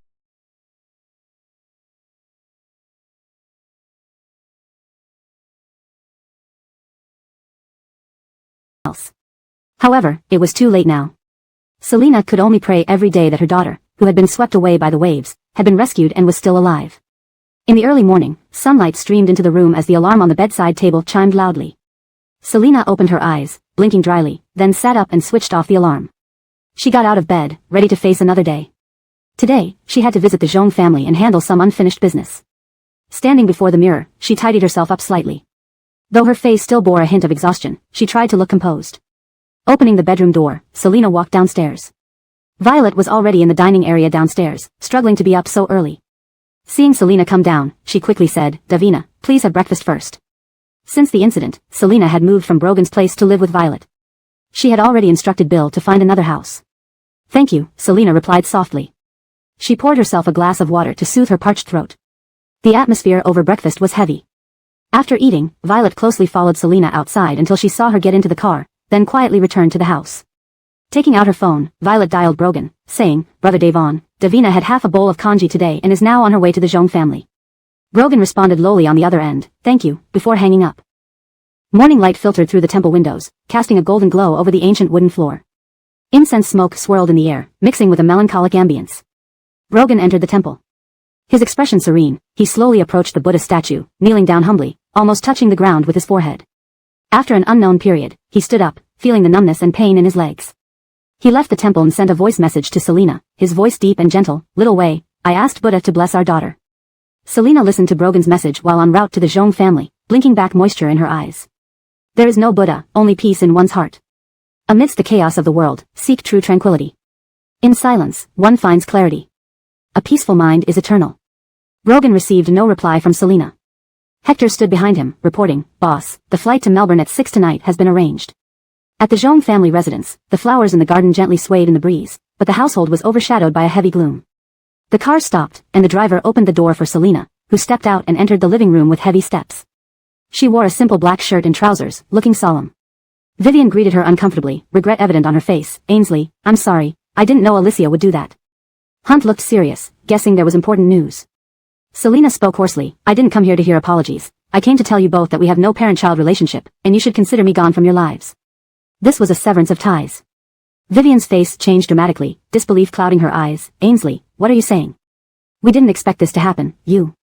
Vivian, Selina's gaze turned cold. When you trusted Alicia to take my daughter to the bathroom or out of the house, you showed faith in her. No matter if you were deceived, it's just an excuse. Tears welled up in Vivian's eyes. She had no words to explain. She hadn't thought Alicia was a fraud. How could she be blamed? Selina looked firmly at the Zhongs, undeterred. Mr. and Vivian, I will leave now. She turned and left without hesitation. She had no home, never had. Why hold on? Vivian choked up, sobbing against Hunt. Honey, I really didn't mean to. I didn't know Alicia was intentionally getting close to me. Ainsley blames me. Hunt felt heavy-hearted, unable to console his wife, thinking of his sweet granddaughter. Vivian eventually had a heart attack due to crying. Noticing this, Hunt shouted, Butler, call the doctor. The Zhong family had a personal doctor due to Vivian's condition. Selina left the Zhong residence, got into her car, and shut the door. The moment was eerily quiet, leaving her with a sense of confusion and aimlessness. She scrolled through news on her phone and came across MO Corporation's press conference. Thompson stood confidently on stage, detailing the Siyun Express cargo ship sinking and smuggling incidents, outlining company responses. The speech showcased transparency and determination. Her finger tapped MO Corporation's logo on the screen, her eyes flashing with disdain and loathing. With no clear direction, she decided to focus on transforming Mo Corporation into Lou Corporation. She hated Roman, wishing to see him buried. She called Felix. Bill, schedule a meeting with Blaine tomorrow. There was a brief pause, then a quick response, okay. Blaine owned 5% of Mo Corporation. Though buying shares was the public reason, she knew the deal wouldn't succeed since other shareholders coveted her 20% stake. Still, appearances mattered. Continuing on the call, tell Thompson's ex-wife about my divorce from Brogan and the fallout with the Jean family. A pause, understood, I'll arrange it soon. Just then, she received a message from Hector, boss, he flies to Melbourne at 6 tonight. The car continued along the road as the scenery flashed past. Sunlight fell on Selina's cold, expressionless face. She remained silent, her heart filled with resolve. Chapter 254, Acceptance. BOSS is flying to Melbourne at 6 tonight. Selina stared at the message for tens of minutes before replying to Hector. Wish you a safe journey. Hector's body stiffened slightly upon seeing Selina's message, especially since Brogan was sitting next to him, staring at his phone screen. Brogan turned back around with tightly pressed lips and a tense jawline. After returning home from the Jean family, Selina went straight to the bedroom and slept, completely wrapped in her blanket. She got up at 4:30, changed clothes, and hurriedly went downstairs. Elder Davina, aren't you having dinner? Camille asked hastily, her eyes filled with confusion. I have something to take care of, Selina responded quickly as she rushed out the door. It was peak hour in Frazier City, and traffic was heavy and slow-moving. Selina gripped the steering wheel tightly, her brows furrowed, as she checked the time again. As the traffic gradually thinned out, the car finally made it onto the highway, improving the road conditions ahead. She stepped harder on the gas pedal, the engine emitting a deep roar as the speed increased steadily. Her heartbeat seemed to quicken in sync with the vehicle's acceleration. The scenery outside the car window rapidly flashed by, while skyscrapers on both sides of the street glowed under the night sky. Lights of the airport appeared on the horizon as the car sped into the airport, stopping at the designated parking area. Without getting out of the car, she rolled down the window and looked up at the sky. She watched as an airplane flew by and gradually disappeared into the distance. On the plane, Brogan glanced down at the buildings below through the window. His fingers gently touched the wedding ring on his left ring finger. Selina closed the car window, started the engine, and prepared to head home. The neon lights of the city reflected clearly on her face, revealing a faint, bittersweet smile. The flight from Frazier City to Melbourne lasted 20 hours. Finally, the plane landed at Melbourne Airport. As Brogan was about to get into the car, he heard someone call out, Anna. Brogan froze momentarily, a surge of hope rising within him. He turned towards the source of the voice. Not far away, a young woman was happily pulling her suitcase towards the people greeting her. Brogan's hopes gradually dissipated. It wasn't his Louise. He shook his head helplessly. He then sat in the car, shut the door, and the quietness inside contrasted sharply with the outside world. The driver started the car and slowly drove out of the airport. Leaning back in the seat, Brogan closed his eyes, memories of their short-lived family life flashing through his mind. Perhaps Louise's life would be smoother without him. Anna, that man just now seemed to be looking at you. A friend whispered beside Kaylee. We could never afford that car. Kaylee rolled her eyes at her friend. Don't talk nonsense, let's go, I'm so sleepy. Dragging her suitcase, she walked briskly, perhaps exhausted from travel. All she wanted was to rest comfortably in bed. Alexis was Ismail Shu's ex-wife. They had 2 sons and 1 daughter, the elder son deceased, the younger daughter married abroad with a difficult life, and the second son living with her. After their divorce, the children stayed with Alexis. Ismail Shu remarried a younger wife and had 2 more sons. When they divorced, Alexis left with the kids but no assets. After instructing Bill to investigate the Mo's information, Selina specifically marked Alexis. Alexis was worrying about her second son whose company was near bankruptcy. Seeking help from her ex-husband, she only received cold indifference, survive or perish on your own. At a loss on what to do next, Selina contacted her. Despite promising help, Alexis had not heard any news yet and lost hope. Thinking about whom else to borrow money from, she received a message. Selina has divorced Brogan, and had a fallout with the Jean family. Selina divorced Brogan? Fell out with the Jean family? Alexis muttered to herself, utterly confused. Why would Bill send her this message? Immediately afterward, another message came through. Tell this to your ex-husband. Alexis hesitated. Selina had promised her 5% share in Mo Corporation, a tempting offer. Merely conveying 2 sentences, she immediately called her ex-husband. I told you, I won't help him. If Egbert's company fails, let it fail. Fool, no talent, trying to run a business, Ismail Shu yelled impatiently through the phone. Alexis spoke shakily. I have important news to tell you. Ismail Shu snapped irritably. What is it? Organizing her words quickly, Alexis said, today, while having tea with friends, I overheard that Selina has divorced Brogan and had a falling out with the Jean family. Rumors spread easily among women. Ismail Shu paused, then sneered. Where did you hear this? Something like this, Brogan wouldn't reveal easily. Having witnessed the grand wedding between Brogan and Selina, a divorce didn't seem likely soon. Knowing Ismail Shu wouldn't believe her easily, Alexis smiled. Is it false news? Forget it then, consider it gossip. I'm out of money. Hearing his ex-wife mention money, Ismail Shu hung up. Coldly humming, Alexis replied to Bill, done as instructed. After hanging up, Ismail Shu's expression turned pleased. If Selina had really divorced Brogan and fallen out with the Zhong family, she would have no support. He immediately contacted his assistant to investigate Selina and Brogan's situation. What happened at the wedding intrigued him even more. Unfortunately, Brogan's secrecy was tight. Similarly thrilled was Blaine. Ending the call, Blaine laughed. Can you believe it? Selina actually asked to meet me tomorrow. Gerhard frowned. Let's be careful. With Brogan by her side and the Zhong family behind her, she's not easy to handle. Just then, Ismail Shu entered with a smile. Don't worry. Selina has already divorced Brogan but hasn't announced it. Regarding the Zhong family, her daughter Vonda seems to have problems, involving Jacqueline. Their relationship must be strained. Surprised, Blaine asked, is this true?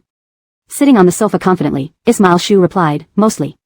Avariciously, Blaine's eyes gleamed. Then the shares she holds in MO Corporation should return to us. Chapter 255, The Rest of Her Life.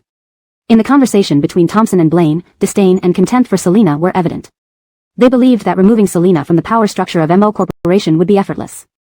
After all, she was just a woman without any backing. Blaine smiled, saying, when we meet tomorrow, I'll make her realize that holding shares in MO Corporation will only burn her hands. Gavin still felt uneasy and cautiously reminded them, no matter what, we should still proceed with caution. She managed MO Corporation for only a short time, reformed the website, and signed a cloud cooperation agreement with the cloud group. She is quite visionary. Thompson waved his hand dismissively. Rest assured, we aren't fools either. However, they had no idea that Selina had already anticipated everything. She calmly and decisively formulated a plan. Knowing her predicament and aware that Thompson and others wouldn't easily let go of the valuable shares in her hands, she was now seeing who could outmaneuver whom. The next morning, Selina wore a black shirt and black trousers, adjusting her outfit before the mirror. As she went downstairs, she saw Eric there too. They nodded at each other. She asked, where's Zedivong? Eric looked upstairs. Selina nodded, ate breakfast, and left after eating a small bowl. Sitting in the car, she told Felix, Bill assistant, book me a flight to Shenzhen tomorrow. She needed to see Anselm again. Felix responded affirmatively and immediately booked the flight. The car drove to the meeting place with Blaine. Selina walked into the shop. Felix gave the waiter the private room number, and the waiter guided them inside. She had barely sat down when Blaine arrived. Blaine smiled slightly as he took a seat. Sorry to keep you waiting. Selina replied coolly, I just got here. Blaine chuckled and settled down. Selina picked up the teapot, poured a cup of tea, and placed it in front of Blaine with one hand. Blaine glanced at her gesture, his eyes showing slight dissatisfaction. Let's get straight to the point since we're both busy. Selina nodded, then let's talk business. She pulled out a document and slid it towards Blaine. I want to purchase 5% of your shares in MO Corporation. You can look at this document first. Blaine didn't open the document Selina pushed over but laughed. Funny, I also intended to buy your shares. Looking at Blaine, a flash of coldness crossed Selina's eyes, quickly hidden behind a smile. It seems we have mutual intentions. Blaine sipped his tea, eyes revealing a hint of disdain. Miss Liu, you should understand that after your remarriage, holding MO Corporation shares isn't appropriate anymore. The current situation isn't favorable to you, and you shouldn't take risks. Selina smirked faintly, expression cool. Are you threatening me? Scary. She said coldly, stood up, I'll consider your proposal seriously. Taking back the document, Selina left the private room. Blaine watched her leave, puzzled. Would she really think about it seriously? Her tone suggested otherwise. Selina sat in the car, and Felix whispered, we found clues on the smuggled goods source. She nodded. Back home, Violet knew Selina was returning to Shenzhen and silently raised her hand, indicating she wanted to come along. She wanted to see the handsome man, Fergus. Eric shook his phone, smiling, I've booked the flight. Violet, can't help but compliment you, you're smart. Eric smiled. At this moment, his phone rang, and he answered it outside on the balcony. His mother's voice came through, Xiaobin, when are you coming back? Eric replied softly, Mom, I'm still busy. Melissa scoffed, don't lie to me. Are you looking for the huss? Eric's eyes turned cold, who had told on him? He smiled mildly, Mom, once I find a bride for you, I'll return. Melissa paused, voice icy, I won't agree to marrying Violet unless I'm dead. Back then, her parents forced me to kneel before letting you go. The huss are beyond our reach. Eric remained silent for a moment. Mom, you know Sherry is different from her parents. I genuinely like her and won't give up. Melissa's voice carried clear anger. Xiaobin, are you going against me? Catharinian is fine, she suffered with you abroad. What's so special about Violet? Just a pampered girl. Eric sighed, a hint of helplessness in his eyes. Mom, I don't want to oppose you. Melissa finally said coldly, do as you wish. I won't approve this marriage. Don't bring her to me. That night, the room was softly lit, warm and cozy. Violet brought change of clothes to the bathroom. After showering, she walked out in a bathrobe to see Eric leaning against the bed, waiting for her. Sitting at the vanity table, she began to dry her face. Eric got off the bed, walked behind her, and gently combed her hair. Putting the comb down, he bent over, embracing Violet from behind, kissing her earlobe. Divang Bayo, shall we get married? He caressed her cheeks, looking at her reflection in the mirror. Their breathing intertwined, and the air grew intimate. Violet hesitated but shook her head, not until you explain about Senior Liao. Conversation halted. Why does it matter so much after so long? Eric frowned, somewhat irritated. Didn't you already see? Violet's face tightened instantly. She had indeed seen the messy signs of intimacy between them. She wanted to know why it happened when they were still together. Violet stood up angrily, biting her lower lip. What's the point of seeing if you won't explain? Eric breathed deeply. Sherry, that's history. Let's not dwell on the past, okay? Violet felt rage and sorrow welling up. Fine, I won't ask about it again. She rushed to the bed, grabbing her pillow, leaving the bedroom without turning back. Hearing knocking, Selena opened the door to see Violet holding a pillow. She gestured, come in. Violet smiled, wearing slippers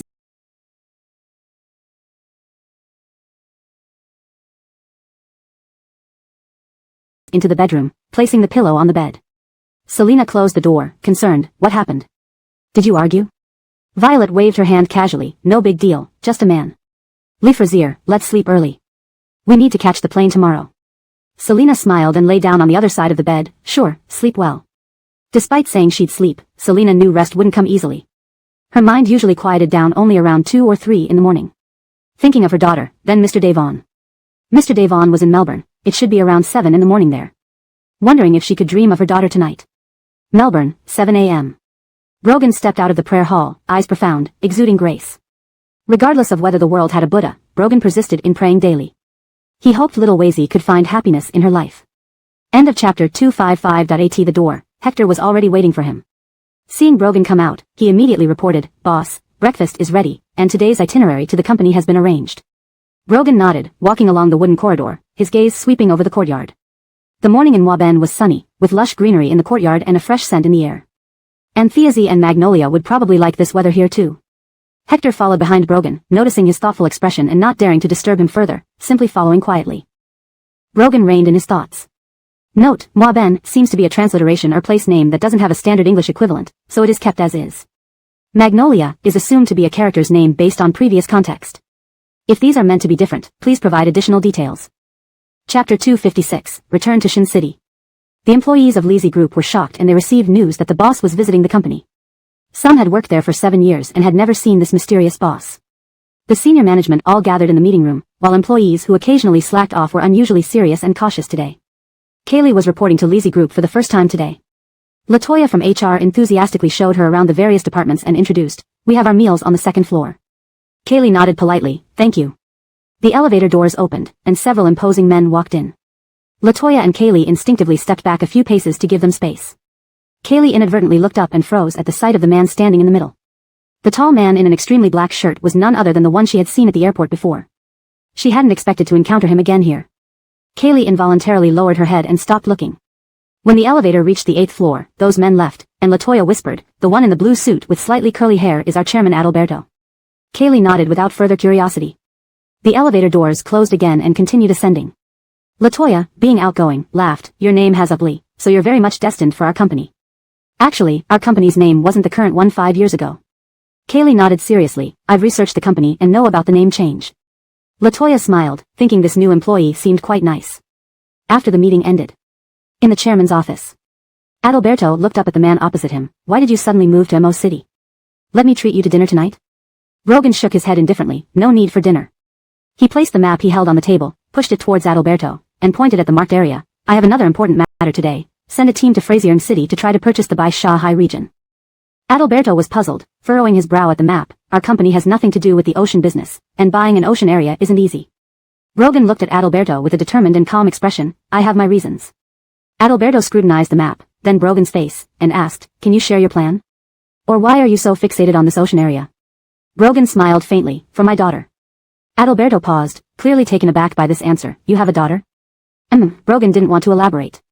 Adalberto nodded, I'll dispatch an elite team to Frazier City as soon as possible to handle the purchase of the Bai Shanghai region. Brogan extended his hand, and they shook. He stood up, no need to see me out. Adalberto rose to see Brogan off. Fraziering City. The next morning, Selena, Violet, and Eric headed to the airport together.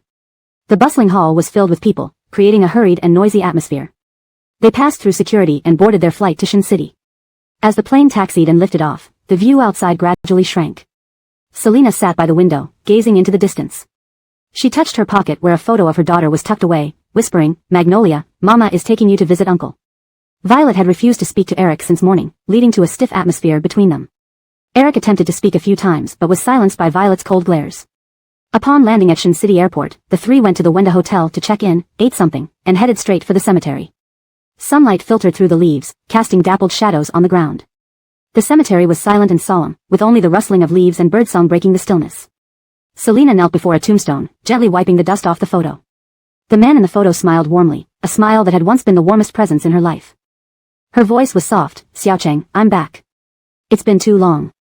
Violet and Eric stood nearby, feeling the heaviness of the moment. Violet remembered how this man had protected Lizzie during the car accident. Violet stepped forward, placing a fresh bouquet of flowers before the tombstone and murmured, "Orange brother, your food was the best. I haven't tasted anything like it since." She then pulled Eric away, giving Selena some private time. She knew Lizzie had much to say to Fergus. Selena took out a photo of a sweet smiling little girl, smiling herself. "This is your niece Vonda. She's very obedient and thoughtful. I had planned to bring her on Mid-Autumn Festival." Tears slipped down her cheeks. Selena inhaled deeply, wiped her tears, and rested her cheek against the tombstone. "Xiaocheng, you must have seen Magnolia. Isn't she adorable?" After some time, she put the photo back in her pocket and stood up. "I'll come see you again." The trio left the cemetery and went to Shinshin Community Building. Selena had never sold this place, though it was covered in dust and uninhabitable due to long disuse. This time, she intended to take Fergus's belongings. By the time they finished packing and arranged for the items to be moved, it was already 4 in the afternoon. They returned to the hotel to quickly freshen up before dining at the restaurant. The restaurant was softly lit and elegantly set. Selena and her group found a window seat and ordered a few dishes. "Selena? Are you Selena?" Clara exclaimed, surprised at seeing the graceful woman before her. "How did you return to Shin City?" Selena glanced up, appraising the woman before recalling her as someone married to Bud, Missy. Her tone carried a hint of uncertainty as her memory of Clara was somewhat vague. Hashtag chapter 257, cheers. After so many years, upon seeing Selena again, Clara's eyes flickered with a complex emotion. She turned and left, pulling out her phone to call Bud. "Nellie, let's change the place for dinner. I don't like the dishes at this restaurant." Bud responded from the other end of the line, "I've already seen you." Hanging up, Bud's gaze landed on Selena who was dining nearby. Though Selena saw him as well, she pretended not to. Violet was speechless, not expecting to encounter Bud here. "Davina, this foie gras is quite good, try it."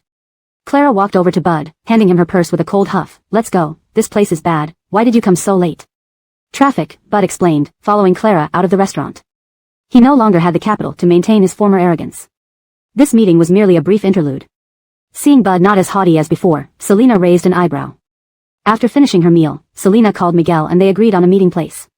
At the agreed-upon cafe, Miguel greeted Selena with a smile. "It's been a long time." Selena nodded, giving a faint smile. "Indeed, Manager Lu, it's been a long time." Miguel chuckled, a hint of helplessness in his eyes. "Boss, how long will you be staying in Shenzhen? Would you like to visit the company?" Selena pondered for a moment, then replied slowly, "I'll visit Orange Media tomorrow morning and fly back to Beijing in the afternoon. The company has developed well these past few years. Also, starting this year, I'd like to increase our charitable contributions." Miguel's expression turned serious. "We've done well in charity work these past few years. Your vision from back then is partly realized. Every year, we organize artists to participate in various public welfare activities, especially focusing on children and youth, which has been remarkably successful." Miguel gave a thumbs up. A trace of gratitude flashed across Selena's eyes. "Thank you, Dajuan. You've worked hard these past years." Miguel laughed heartily, waving his hand. "It's all part of my job as Manager Lu." Then he asked in concern, "Where are you staying now?" "I can pick you up tomorrow morning." Selena nodded. "Wenda Hotel, see you at 8. Orange Media had surpassed Tyance Entertainment in recent years. Reflecting on the company's growth, Selena felt genuinely grateful to Miguel. The next morning, Selena arrived at Orange Media. Initially, Miguel intended to accompany her on a tour but Selena declined. "Dajuan, you carry on with your work. I'll just look around myself." She took a temporary employee badge, hanging it on her chest, and began walking around the company. Passing by the trainee studio, she paused outside a classroom where she saw a young man practicing street dance while singing. His moves were energetic, and his singing was engaging. Stopping to watch, she listened for a bit, then knocked on the door. "While singing, pay attention to your breathing and rhythm. Try to infuse your emotions into the music. The boy stopped, looking surprised at Selena standing in the doorway. He bent down to grab a towel, revealing a lean waist as his shirt slightly lifted. Wiping the sweat from his forehead, he shyly asked, "Are you a new teacher?" Selena smiled lightly and shook her head. "No, you did well just now, but there's still room for improvement. Keep it up." The boy froze momentarily, then smiled. He was the worst dancer and singer in the team but unexpectedly received praise today. After that, Selena continued touring the company. Upon returning to Miguel's office, he asked with a smile, "How did it feel?" "It's great," Selena nodded. "I'll leave now. Have the driver take me back to the hotel." As she prepared to leave, Miguel called out, "Wait, there's one thing. Maya is likely to terminate her contract and it expires." Maya was already at superstar status and capable of flying solo. After pondering for a moment, Selena nodded, "I understand. We must respect her choice." Back at Wenda Hotel, she encountered Eric being chased out of Violet's room. He stood dejectedly at the door, looking defeated. Seeing Selena approach, his lips tightened, nodding. Opening the door, Selena lowered her voice, "I don't know why you didn't explain yourself. I guess you're afraid that explaining might make things worse between you and Sherry." Eric's body stiffened. Turning to look at Selena, a mix of emotions flashed in his eyes. Selena glanced at him but said nothing further. Entering her room, she began packing. In the afternoon, the three of them flew from Shenzhen back to Beijing. On this trip, there was a small incident. Selena was approached by a young man on the plane. "Big sister, my name is Brendan. I'm 24 years old and graduated from Yale University. I've never been in a relationship," the young man said, his eyes sparkling as he looked expectantly at Selena. Selena's mouth twitched involuntarily, regretting not booking a VIP seat. "Little brother, I'm already married." Brendan's shoulders slumped instantly, disappointment clear on his face. "Ah, married? My mom should have given birth to me earlier." Selena sighed, thinking if his mother heard this, she might want to hit him. Sitting behind him, Violet couldn't help but stifle a laugh. What an oddball. Fortunately, the young man was good-looking and sincere, otherwise, his outdated pickup lines could easily lead to someone calling the police. Meanwhile, in a luxurious private room at a members-only club, 6 members of the MO family gathered, all holding shares in MO Corporation. Only one was missing. MO's second uncle sipped his wine, his expression somber. "Have you managed to contact Justino?" Blaine shook his head from across the table, puzzled. "No idea where he is." "Strange." MO's second uncle frowned but waved it off. "Forget it. It's better he isn't here. Otherwise, we'd have to share the shares Selena holds with him." His words carried a hint of confidence, as if obtaining Selena's shares was within reach. Others in the room laughed in agreement. Elliot raised an eyebrow, voicing his concerns. "What if she buys shares from other shareholders?" MO's second uncle confidently stated, "She won't. I've already spoken to them. They won't sell to Selena." "How do we make her hand over the shares?" Giles asked. MO's second uncle set down his glass, a chilling gleam in his eyes. "Don't worry. A woman alone without her bodyguards will be powerless. She'll eventually comply." The rest of the MO family nodded in agreement. MO's second uncle raised his glass, "To the success of our plan, cheers." Cheers. The atmosphere in the room heated up once more. Chapter 258, New Number. "Our boss is very nice. You just need to do your job honestly and keep things confidential," Felix said as he drove, addressing the young man in the passenger seat. Brendan nodded with a smile. "Yes, senior, don't worry, I'm tight-lipped." Felix felt even more uneasy.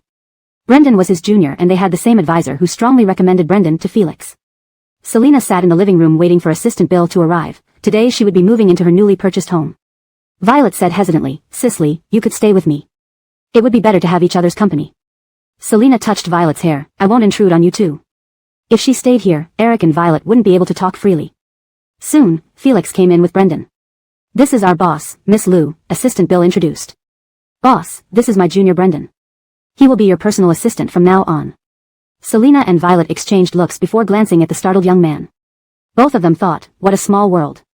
The present Brendan was the one who introduced himself on the plane to Selena. Brendan smiled brightly and bowed respectfully. "Boss, hello. You can call me Little June. I'll strive to complete any work you assign." Selena sized up Brendan. Sensing that, Brendan stood straight as if he were in military training. Selena planned to tell Assistant Bill privately that Brendan wasn't suitable as her personal assistant. Brendan likely sensed Selena's intention and said, "Boss, please give me a chance. My abilities are worth 10 people." Assistant Bill, unaware of the incident on the plane, thought Selena simply didn't want a male assistant. Thinking of the mentor's strong recommendation, Assistant Bill added, "Boss, give him a month trial period. If he's not fit, I'll find someone else." Selena was secretly amazed by Brendan's ability to read people. Just one glance from her and he knew her intentions despite her calm expression. Selena nodded. 1 month probation. "I hope you can prove yourself." Brendan heaved a sigh of relief and smiled. Thank you, boss. I'll try hard. Selena stood up and told Felix, all right, let's get ready. Let's move those boxes to the new house. The new place was just a small villa. Selena personally packed her daughter's and Anselm's things. Her stomach growled when almost done. She went downstairs towards the kitchen where she heard sounds. Inside, a boy in a sleeveless vest skillfully stir-fried with a spatula. Hearing footsteps, Brendan turned around and smiled upon seeing Selena. Boss, it's the last dish. Selena looked at Brendan, puzzled since she hadn't thought about having her assistant cook. Brendan turned off the stove, fetched a plate, and dished up. Passing Selena, she realized how tall he was. Try it, boss. If it doesn't suit your taste, I'll improve it. He put the dish on the table, fetched a pot of rice and utensils from the kitchen. Selena was quite calm, an assistant who could cook was welcomed. As she ate, Brendan waited eagerly for her feedback. Great taste, Selena said generously. Brendan smiled, blushing, thanks, boss. Tell me if anything needs improvement. His stomach suddenly growled too. Selena raised her eyes and paused seeing his embarrassed face. There's plenty. Sit down and eat with me. This guy sure blushes easily. Brendan did not refuse but fetched utensils from the kitchen. After dinner, Brendan quickly cleaned up while Selena chatted with Felix in the living room. Assistant Bill reported over the phone, Thompson's current wife invites you to her birthday party tomorrow night. Selena responded coolly, okay. She knew this wasn't an ordinary invitation. Tell her I'll be there on time. After hanging up, Selena called Brendan back inside. Assistant Show, help me prepare a gift for tomorrow's party. Brendan understood this was a test and was unsure about the recipient or gift value. Boss, noted. After leaving, Brendan asked Assistant Bill who was hosting the birthday party. Then he researched Selena, MO Corporation, and Thompson online. From scattered clues, he deduced that his boss intended to take control of MO Corporation. Impressive. He grinned, getting an idea. No need for a fancy gift then. The cheaper, the better. Brendan bought a 30 yuan no-name perfume and wrapping paper at a store. His craftsmanship turned the cheap perfume into something elegant looking. The next day, Brendan arrived punctually at Selena's house. He instinctively tidied his clothes before ringing the doorbell. Selena opened the door, wearing a black dress yet still striking without makeup. Brendan handed her the beautifully wrapped gift and expense report. Boss, this is the gift I prepared. Selena examined the gift carefully before checking the expense report. 30 yuan. She paused, impressed by his intelligence, and nodded. Good job, thoughtful choice. Seeing Selena pleased, Brendan felt elated and blushed. Such a fair-skinned big boy blushing made Selena, despite her stern face, feel oddly amused. Before Selena arrived at the birthday party, women were already gossiping about her, from her return as a Zhong family heiress to her marriage with Brogan, then their quick divorce after a grand wedding. One report said her wedding with Brogan was incredibly lavish. An excited woman in red commented. Why did they divorce? Another wondered. It might be because Brogangsi called Brogan daddy during the wedding, upsetting Davin's ex-wife. No, it's because little Vonda passed away. I heard Selena upset Mr. Davon, leading to the divorce. Rumors flew. Downstairs, women drank and gossiped, while upstairs, Thompson and others waited for Selena. Are all our people ready? Thompson asked again. Yes, the leader replied. Giles frowned. Is she fully prepared for coming to the party? Thompson hung up, chuckled coldly. No matter her preparation, tonight she will give back the shares. Selena's car drove steadily toward the luxurious villa district. Brendan wore sunglasses to look more intimidating in the front seat. Suddenly, Selena's phone rang once and stopped. She glanced at the number. It was from Moban. A message appeared prominently. Anthea, this is my new number. Brogan sent the message and handed the phone to Hector. He glanced up at the sky, which was gradually brightening, then slowly walked into the prayer hall. Chapter 259, Stop Her. Selena looked at the message Mr. Davon had sent her. She hadn't saved his new number nor deleted it. She put her phone away. The car slowly came to a stop in front of Thompson's house. Selena collected herself. Brendan had already gotten out to open the door for her, and she calmly stepped out. Selena entered Thompson's villa, where luxurious decorations greeted her eyes. Guests were dressed elegantly, holding glasses, chatting, and dancing, creating a lively atmosphere. Selena took a quick look around and realized that the guest list wasn't as extensive as it seemed. When Thompson's current wife, Xiang Divong, saw Selena, she smiled politely. Miss Liu, welcome. Selena offered a faint smile and nodded politely. Madam, happy birthday. Selena reached out to take the gift from Brendan and handed it to Xiang Divong. When Xiang Divong noticed that Selena had brought only a young-looking boy with her, her smile grew more sincere. Thank you. She genuinely thought Selena was unintelligent, probably relying on her beauty to attract people. How could such a foolish woman manage the MO Corporation? Despite her disdain, Xiang Divong maintained a warm facade. Big Sister, a rather ordinary-looking man with a wine glass in hand walked up to Xiang Divong. We're ready to cut the cake. He paused upon seeing Selena. Selina lifted her gaze slightly, giving him a cold, elegant look. Big sister, who is this? Halston asked, feigning seriousness. Miss Liu, Xiang Divong replied, knowing her brother liked the aloof type. She didn't want to introduce Selina much. If Selina were still Mrs. Roman, it would have been different. Halston extended his hand, smiling at Selina. Miss Liu, hello, I'm Halston. Selina gave a cold glance at the hand and promptly sat down on a sofa. Brendan smiled, revealing cute dimples, and purposely bumped Halston's outstretched hand away. Halston was taken aback. He'd never met someone so disrespectful. Xiang Divong was also angry. What was wrong with this woman? No manners at all. Some female guests nearby stifled laughter. Xiang Divong and Halston's family backgrounds weren't particularly impressive, and most guests at the party weren't important family figures. Xiang Divong inwardly scoffed. She'd see how arrogant Selina remained after tonight. I'll go upstairs and call your husband for the cake-cutting ceremony. Behave yourself and don't provoke her, Xiang Divong said before going upstairs. Halston finished his drink, looking at Selina with narrowed eyes. Through his sunglasses, Brendan glared at Halston coldly. How dare he have designs on his boss? The party lights sparkled brightly. A few women glanced at Selina seated on the sofa, whispering curiously among themselves. Selina remained composed, gently swaying her wine glass without drinking, ignoring the curious gazes. Xiang Divong gracefully ascended the stairs to the study. She knocked and entered, walking up to Thompson. Husband, Miss Liu brought just one boy, and he doesn't look like a bodyguard. Thompson snorted, truly stupid. She probably has no idea what's going to happen today. Xiang Divong nodded, exchanging an understanding look with him. Blaine turned to Alfredo. Diao, you've been worried about her preparation. Look, where's her preparation? Alfredo chuckled, maybe I overthought it. Thompson stood up, and Xiang Divong linked arms with him as they descended the stairs together to the hall.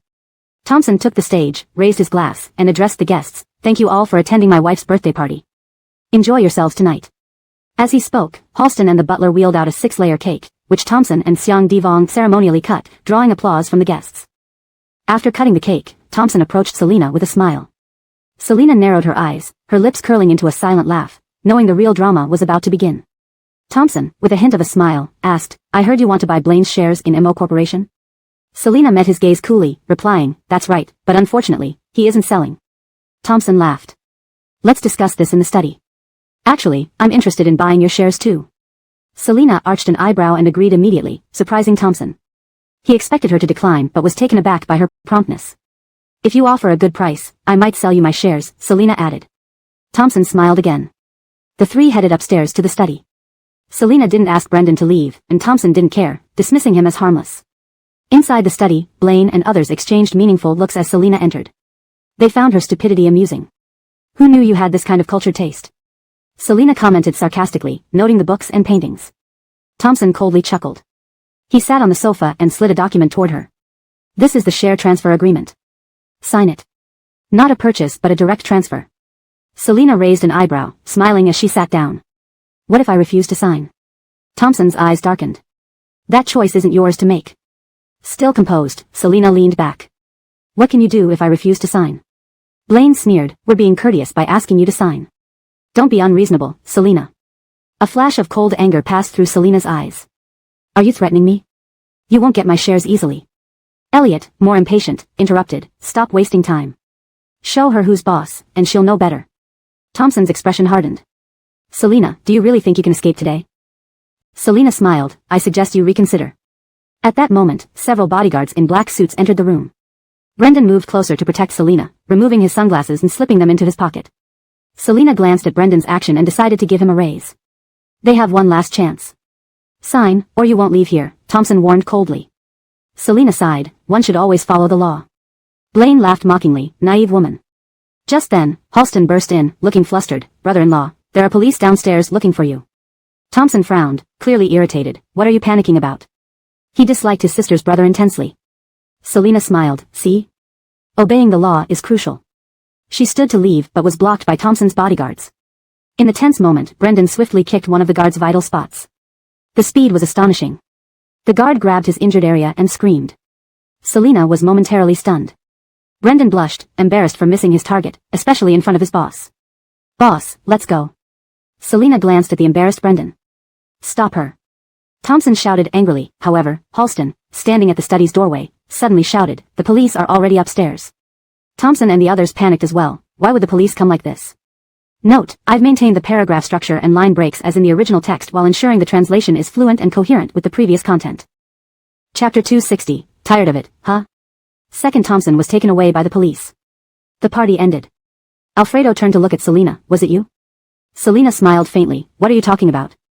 Alfredo watched Selena's retreating back, his brows furrowing. He suspected that today's events were definitely related to Selena. The car drove out of Second Thompson's mansion. The police had come for Second Thompson, and since it didn't involve anyone else, they could leave on their own. Mr. Chiu, have you practiced martial arts before? Selena asked Brendan from inside the car, her tone calm. Indeed, I've practiced taekwondo. Boss, don't be fooled by my looks, I can really fight.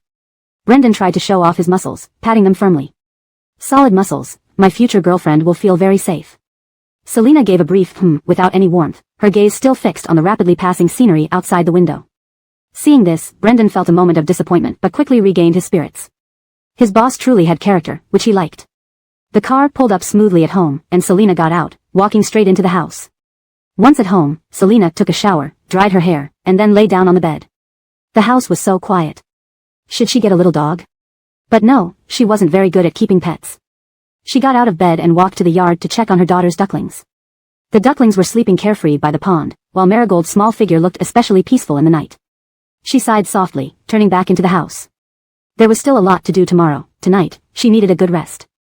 In Mobin, sunlight streamed through the windows into the room. Hector reported the arrest of Second Thompson to Brogan. Brogan slowly ate his vegetarian meal, nodding. He knew what Jamie had planned. His dishes were all vegetarian, with not a trace of meat.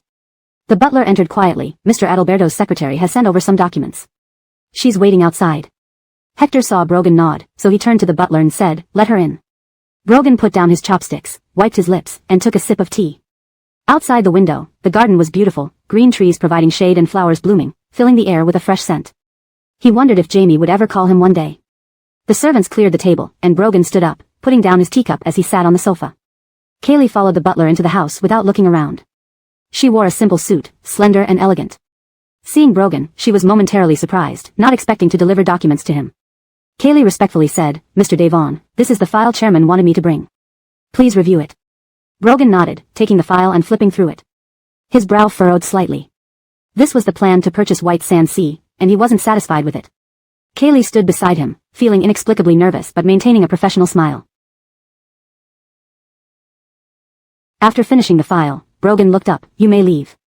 Kaylee bowed politely and left, feeling relieved by this powerful man's presence. Hector followed Kaylee out of the living room. He called after her, "Wait." Kaylee stopped, turning around with a puzzled look. "Sir. Do you need something?" Hector glanced at her name badge, which read Kaylee in Chinese and Lily in English. He smiled. "Miss Xiao, let me escort you out." Kaylee nodded, smiling, "Thank you." Hector saw Kaylee to her car and immediately made a phone call. "Investigate someone. Kaylee from Pearwillow Group, Mr. Adalberto's secretary, Chinese name, Kaylee." It seemed too coincidental. Kaylee sounded almost like Little Wei. And he felt there was a subtle resemblance between Vikio and Miss Liu. For safety's sake, he decided to send people to investigate. Just after Davina moved out, Violet noticed Eric acting more freely. "I don't want to anymore," she frowned. The man leaned closer, his voice husky. "Divangbeo, are you enjoying yourself?" Violet blinked, eyes red, refusing to answer such a foolish question. Eric stroked her cheek gently, asking again, "If you don't respond, should I try once more?" She pushed against him with both hands, but he restrained her wrists. After some time, he finally released her to catch her breath. "Divangbeo, will you come with me?" Eric persisted. "I can't stay here forever. Come with me abroad, okay?" Violet raised an indifferent eye, her voice soft but firm. "I'll stay here." Eric inhaled deeply, his voice tinged with helplessness. "Do you believe I could just take you with me?" Violet scoffed. "My legs are mine. I go wherever I please." Eric suddenly felt helpless. If he forced her, she wouldn't cooperate. He rubbed his temples, feeling powerless. Explaining that matter would only lead to further unforgiveness. He could lie to her, but lies always unravel eventually. Violet looked at him, unmoved. They were at an impasse. "You really won't go abroad with me?" he asked again. Violet grabbed a pillow in annoyance, turning over to expose her pale back, burying her head under the pillow. "No. You've slept with me long enough, aren't you tired of it? Why persist?" Chapter 261, She Really Dares. As the night deepened, Eric silently watched Violet. He was almost at his wit's end with frustration. "What do you mean by, tired of sleeping?"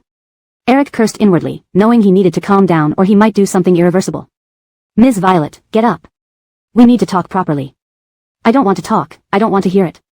Just then, an unexpected phone call disrupted the tense atmosphere between Eric and Violet. Eric glanced at the caller ID, frowned, and answered the phone. Mila fell down the stairs. She's in the hospital receiving emergency treatment. Cleveland's worried voice came from the other end. You should come back as soon as possible. The room was so quiet that Violet could faintly hear the woman's voice on the phone. Eric quickly stood up. Which hospital? His tone was urgent. Cleveland named the hospital. I'll be there immediately. Eric hung up, hurriedly put on his clothes, and turned to Violet on the bed. Divan Bayo, my mother fell down the stairs. I have to go back. Seeing his urgency, Violet didn't delay any further and nodded, go quickly. Eric gave her a long look, dressed swiftly, grabbed his phone, and rushed out of the room. Violet watched his hurried departure, her lips pressed tightly together. She hoped his mother would be fine. Eric left Beijing on an overnight flight. The next morning, sunlight filtered through the curtains into the room. Violet woke up, checked her phone but found no messages about his mother's condition. She had originally planned to visit Selena's new home but received a call informing her that Selena had to go to MO Corporation today, so they rescheduled their meeting. Selena finished the call, placed her phone on the table, and began applying light makeup in front of the mirror. Early in the morning, Brendan waited by the door for Selena to emerge. They quickly got into the car. Boss, please have breakfast. Brendan handed her a thermal lunchbox with a smile. I made green bean porridge this morning. Selena took it and started eating. She suddenly realized how convenient having a personal assistant could be. Traffic wasn't heavy, and the scenery outside the window flashed past. As she ate the porridge, she pondered the shareholders she needed to meet today. Selena used the media to heavily report on the arrest of Thompson, which caused MO Corporation's stock price to plummet significantly within a short period. It led people to speculate whether there were internal problems at MO Corporation. Sure enough, the stock market experienced another sharp drop that morning. Arriving at MO Corporation, Selena entered the building where Bill, her assistant, was already waiting at the entrance. Most of the shareholders are here, Bill said respectfully. Selena nodded, composed herself, and they headed to the conference room. Shareholders sat in their respective seats, each with different expressions. Recent events at MO Corporation had reduced their wealth. Selena walked into the room, sat down, and noticed Giles's gaze, responding with a faint smile. Blaine also glanced at her but wore a stern expression. The meeting began with Giles speaking first. We need to select a new chairman to stabilize the situation quickly. Selena listened silently. A shareholder coldly remarked, continuous issues have affected the company's image and reputation. We need a leader who can boldly guide MO Corporation forward. Blaine and others, holding fewer shares, needed support from other shareholders to become chairman. Once they finished discussing, Selena stood up and walked to the chairman's seat. Elliot scowled coldly. Selena, what do you think you're doing? We already doubted your management skills before. This time, we won't choose you as chairman. Give up. To them, although Selena held 20% of the shares, without other shareholders' support, she couldn't be elected. Despite the shareholders' skepticism, Selena maintained a calm smile. Why not choose me as chairman? The strategies for handling Scene Express and smuggling were all implemented during my tenure. Her words plunged the room into awkward silence. Blaine sneered, I'll never vote for you. Selena nodded understandingly, pulled out a chair, and sat firmly in the chairman's position. The shareholders watched her actions with disapproval and disdain. Blaine mocked, enjoy sitting there for now. Let's revote to select a chairman. Selena sighed and said helplessly, please listen to me first. Shareholders with over 50% hold absolute control. Sorry everyone, the chairman of MO Corporation will still be me. Blaine frowned angrily, what do you mean? Selena calmly laid a document on the table. This is a share transfer agreement. After multiple negotiations, I've acquired sufficient shares from other shareholders. Now, I hold over 50% of MO Corporation. She already had 20% and had received 15% from Davon Zay via Mr. Davon. Additionally, Mr. Davon transferred 20% of his own shares in MO Corporation to her. Combined, she now owned 55%, granting her absolute final decision-making power. Selena thought of Brogan as she spoke. Once her statement was made, the conference room erupted in uproar, shareholders stunned. Elliot examined the document, stood up with a pale face, impossible. You couldn't buy so many shares so quickly. Selena looked at him calmly, her tone firm, facts speak louder than words. This agreement has signatures. You can verify it. Blaine and others' faces darkened. What was Brogan planning with those shares? And how did they not foresee Brogan owning 20% of MO Corporation? After everything, Selena ended up owning more than half of MO Corporation. Selena smiled slightly, all my transactions are legal and compliant. Instead of arguing, let's focus on my new plan for the company. It will stabilize the current situation and achieve greater development in the future. Blaine sought support from other shareholders. You believe her so easily? A shareholder replied gravely, Lou's CEO already holds more than 50%. Selena stood up, smiling, thank you for your trust. I will prove myself with concrete actions and lead MO Corporation to new heights. Shareholders had to reassess Selena. They began to realize this seemingly harmless woman possessed wisdom. Who would have thought, in such a short time, she managed to neutralize the biggest threats against her, Justino and Thompson. Selena saw the shock in their eyes and continued, there's one more thing. MO Corporation will soon be renamed Light Dust Group. What? Change the company name? Blaine and others immediately objected. We won't agree to rename it. They were incredulous. Selena really dared to do anything. She really dared. Chapter 262, Parents' Palace. The four characters, Moshi Group, represent the MO family. Renaming the company and changes in equity meant that the MO family was no longer the largest shareholder of Moshi Group. In Frazier City, losing control of Moshi Group would signify the decline of the MO family. Blaine's opposition only made Selena laugh inwardly. She laughed out loud. You need to learn to accept reality. If you don't agree, keep it to yourselves. Michael closed his eyes, then opened them, stood up, and was the first to walk out of the meeting room. Blaine and the others left with a grudge. Selena once again became the CEO of Moshi Group, this time with absolute final decision-making power. The press conference started on the same day. Selena stood on the podium, bowed, straightened her back. The recent events at Moshi Group have created an unfavorable impression, her voice clear and powerful, echoing throughout the hall. For which I deeply apologize. Today, through this press conference, I wish to present the future development plan and commitment of Moshi Group. Reporters raised their cameras, flashes blinking non-stop. Regarding recent incidents, Moshi Group will soon make an official announcement on our website, Selena continued. Moreover, there is one important matter. Moshi Group will be renamed Magnolia Group. Magnolia, obedient daughter, mommy hopes you can come back. It was evening in Mobian while it was daytime in Frazier City. The two were living different lives separated by night and day. In a quiet room, Brogan sat alone on the sofa, his silhouette stretched long under the dim light. He gazed intently at Selena delivering her speech on TV. Her cold, beautiful voice reached Brogan's ears, the voice of his little wifey he hadn't heard for so long. He watched every move of Selena carefully. As the TV turned to other news, Selena gradually disappeared from the screen. Brogan finally reached out to turn off the TV. Leaning back on the sofa with his arms crossed over his chest, he took a deep breath. Congratulations, my little wifey. His deep voice echoed in the silent room, carrying a touch of tenderness and longing. The room fell quiet. Brogan stood up and walked to the window, gazing outside. Today, Selena regained control of Moshi Group. News of renaming Moshi Group to Magnolia Group spread rapidly among various influential families. At the Lee family household, Margot, who had been secretly rejoicing at Selena's misfortune, was stunned upon hearing this news. A few days ago, after ridiculing Millicent and Selena in Nanchue Orchard, Margot's father had been invited for a chat by Brogan. Following this, her credit cards were cancelled, and she was publicly scolded by her father, a humiliating experience. Now, what was happening? Margot stared at her friend's message, lost in thought. Wasn't Selena supposed to be miserable? Meanwhile, at the hospital, Leighton was accompanying Asia, who was undergoing routine checks. His phone vibrated with a message from Carl. Leighton saw that his daughter had silently reclaimed control of Moshi Group. Feeling complex, he wanted to send a congratulatory message but recalled the resolute look in her eyes when she severed ties with the Zhong family, sighing heavily. Honey, what's wrong? Asia asked after finishing her checkup. Leighton smiled proudly. Weissy has regained control of Moshi Group and plans to rename it Magnolia Group.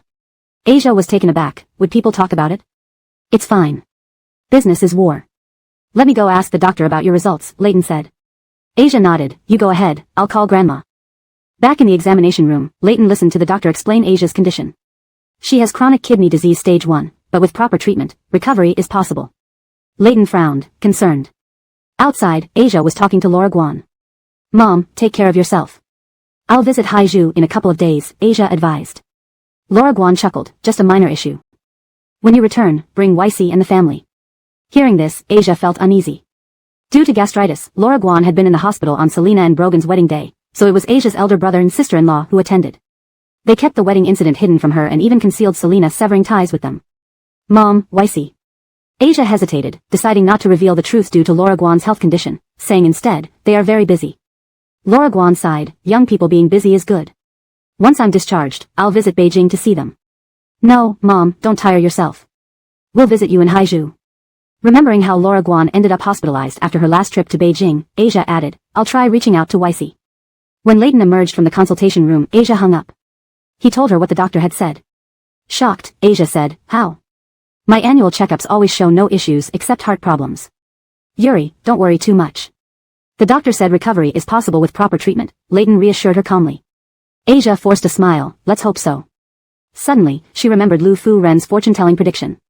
Though now aware of Lu Fu Ren's ulterior motives, those words still lingered in her mind. Lu Fu Ren had mentioned that Selena's parents' palace wasn't favorable, suggesting concerns about parental health. This troubled Asia, prompting her to consider consulting another fortune-teller. Since her daughter's return, things had been going poorly. Chapter 263, Little Brother. Selena returned to the Mo Corporation and immediately plunged back into work. She was so busy that she didn't return home until 11 at night for 2 consecutive days. The company needed to change its name, which required altering numerous items such as business registration and taxation. Therefore, it would take some time before it became the Magnolia Group. Back at home, Selena leaned tiredly against the sofa. Brendan heated up some milk and handed it to Selena, who was resting on the sofa. "Boss, here's your milk. I'll be going now." It was already very late, and he felt it inappropriate to stay any longer. "Sure, you've worked hard today. Go home," Selena said, accepting the milk gratefully. Brendan straightened up with a bright smile. "Not at all, boss. Rest well, we have another busy day tomorrow." Selena nodded lightly, watching Brendan leave before she slowly sipped her milk. After finishing the milk, she went to take a shower and blow dry her hair. Despite her obvious fatigue, she couldn't fall asleep. With no sleep coming, Selena could only lie in bed staring at the ceiling. While Selena lay on her bed staring at the ceiling, Blaine and the others were gathered together discussing countermeasures. "Do you really accept just letting the MO Corporation become some Magnolia Group?" Blaine asked coldly, his voice filled with anger and frustration. Elliot frowned, looking helpless. "Of course not, but what can we do? There's no way she will give up her shares easily." A fierce look flashed in Blaine's eyes as he spoke coldly. "We can try to pressure her and make her realize our strength." Gerhard sighed inwardly. "Her tactics are more sophisticated than we imagined. That woman isn't stupid." Blaine pondered for a moment. "I don't believe she can always be vigilant. Everyone has their off moments. We just need to wait for the right opportunity." The next morning, Selena descended the stairs with a frown, feeling dizzy and somewhat uncomfortable. Her phone rang, and she answered it. "Little Wei." The voice of Asia came through on the other end. Selena frowned, surprised by the call from Asia. She wished she hadn't picked up. "Asia, is there something you need?" Hearing the cold tone in Selena's voice, Asia paused momentarily, her voice pleading. "Do you have time recently? Can you come back to Haiju City with me to see your grandmother? Her health isn't good, and she can't handle stress." Selena raised an eyebrow and replied coolly, "Sorry, I won't go. If they cut ties, they should cut them cleanly." With that, she hung up without hesitation. Asia was taken aback by how readily Selena refused, feeling breathless. She covered her eyes and cried. Leighton shook his head helplessly. "We can't keep hiding this from Mom. Let's go to Haiju City and explain everything face to face. I carried her for 9 months and went through all the trouble of giving birth to her. Is she too heartless? Was it my fault that Magnolia caused those problems? Why did they choose to get on someone else's bad side?" Asia genuinely felt wronged. "Madam, please don't cry. The doctor said you need to rest properly," Leighton sighed, thinking about his daughter's brief marriage to Brogan. On the other side, Selena sat on the sofa after hanging up, trying to clear her mind. She heard the doorbell ring and got up to open the door. Outside, Brendan stood there with breakfast in hand, smiling warmly. "Boss, these steamed buns are supposed to be really delicious." Selena took the breakfast bag and glanced at the address printed on it. This steamed bun shop was quite far away, taking at least 40 minutes by car. She said calmly, "Chio assistant, you don't need to go through so much trouble next time." Brendan shook his head, still smiling brightly. "No problem, it's just a short drive." "Selena, thank you." Brendan scratched his head, the youthful energy radiating from him. "As long as the boss likes it." After breakfast, Selena headed to the company. Getting out of the car, she walked into the building. Employees inside the company greeted her respectfully as she passed by, and Selena acknowledged them with a faint smile. Entering her office, Felix Ming immediately followed, handing her a document. "Chairman, these are the urgent matters needing attention today." Selena took the document and read through it carefully before looking up at Felix Ming. "Thanks for your hard work." She then pulled out another document from her desk and handed it to Felix Ming. "Give this to Alexis. This is the 5% share we promised her earlier. Keep an eye on Thompson's situation." Felix Ming nodded and left the office with the document. Seeing Brendan spinning around in his chair, he stopped the chair with a sigh. "How's everything going?" Brendan stood up, returning the chair, and smiled. "Very well, senior. Do you have time for lunch? I want to ask you something." Felix Ming nodded. Seeing this, Brendan hurriedly returned to his seat. At noon, Brendan bribed Felix Ming with a cup of coffee, and the two of them stood in a secluded corner. Felix Ming sipped his coffee. "Ask away." Brendan, looking serious, got straight to the point. "Senior, is our boss really divorced?" Felix Ming didn't expect this question. He glared at Brendan, warning him, "Don't get any ideas. You and the boss are impossible." Brendan laughed. "Oh." Felix Ming threatened, "If you don't listen, I'll suggest having you fired."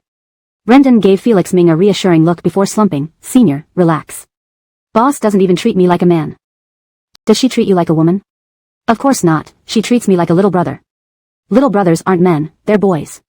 Felix Ming glanced down instinctively and laughed mockingly. "Junior, at least you know your place." Brendan. In Mobin. Hector Sien had ordered an investigation into Kaylee's background. After thorough examination, it indeed showed no issues. He took the file to Brogan.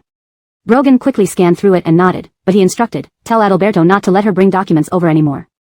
Hector Cien nodded and left to make the call. Meanwhile, in the chairman's office of the Lizzie Corporation, Adalberto received Hector Cien's message via an internal line call. He thought Kaylee must have done something wrong when delivering documents to Brogan last time. Adalberto pressed the intercom button. "Secretary Xiao, come in." Kaylee entered the office. Although new to the company, she had shown decent capability. Adalberto looked at her gently. "Secretary Xiao, go report to the testing department shortly." Hearing this, Kaylee froze, puzzled. "Chairman, have I done anything wrong?" Adalberto shook his head, maintaining his gentle smile. "No, you've done great. This is just a company arrangement. Report to the testing department." Kaylee nodded despite her confusion. "Okay, I understand." Leaving the chairman's office, Kaylee remained puzzled. Returning to her desk, she packed up her personal belongings, preparing to report to the testing department. On her way, Kaylee kept wondering about her recent performance. Why had she been suddenly transferred? Beijing City. 3 days later. The MO Corporation officially changed its name to the Magnolia Group. The new company name was announced publicly. Looking at the new company name on the official website, Selena's eyes softened. Suddenly, her phone rang. Selena checked the caller ID. It was AI Yak. She answered. AI Yak politely greeted her before getting straight to the point. "President Liu, do you know about the ACC Technology Summit? It will be held in Moban next Wednesday." Hearing the words Moban, Selena paused, then said, "I know about this summit." AI Yak's deep voice came through the phone. "I hope President Liu can spare some time to go to Moban next Wednesday." He continued, "The chairman of Lizzie Corporation, Adalberto, will attend this summit. For our cloud plan, it's best if you meet him in Moban. We need the servers developed by Lizzie Corporation to complete the cloud plan." In Moban. Hector Cien had ordered an investigation into Kaylee's background. After thorough examination, it indeed showed no issues. He took the file to Brogan. Brogan quickly scanned through it and nodded, but he instructed, "Tell Adalberto not to let her bring documents over anymore." Hector Cien nodded and left to make the call. Meanwhile, in the chairman's office of the Lizzie Corporation, Adalberto received Hector Cien's message via an internal line call. He thought Kaylee must have done something wrong when delivering documents to Brogan last time. Adalberto pressed the intercom button. "Secretary Xiao, come in." Kaylee entered the office. Although new to the company, she had shown decent capability. Adalberto looked at her gently. "Secretary Xiao, go report to the testing department shortly." Hearing this, Kaylee froze, puzzled. "Chairman, have I done anything wrong?" Adalberto shook his head, maintaining his gentle smile. "No, you've done great. This is just a company arrangement. Report to the testing department." Kaylee nodded despite her confusion. "Okay, I understand." Leaving the chairman's office, Kaylee remained puzzled. Returning to her desk, she packed up her personal belongings, preparing to report to the testing department. On her way, Kaylee kept wondering about her recent performance. Why had she been suddenly transferred? Beijing City. 3 days later. The MO Corporation officially changed its name to the Magnolia Group. The new company name was announced publicly.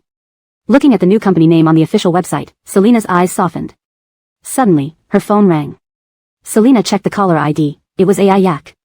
She answered. AI Yak politely greeted her before getting straight to the point. "President Liu, do you know about the ACC Technology Summit? It will be held in Moban next Wednesday." Chapter 264 The Big Scoundrel.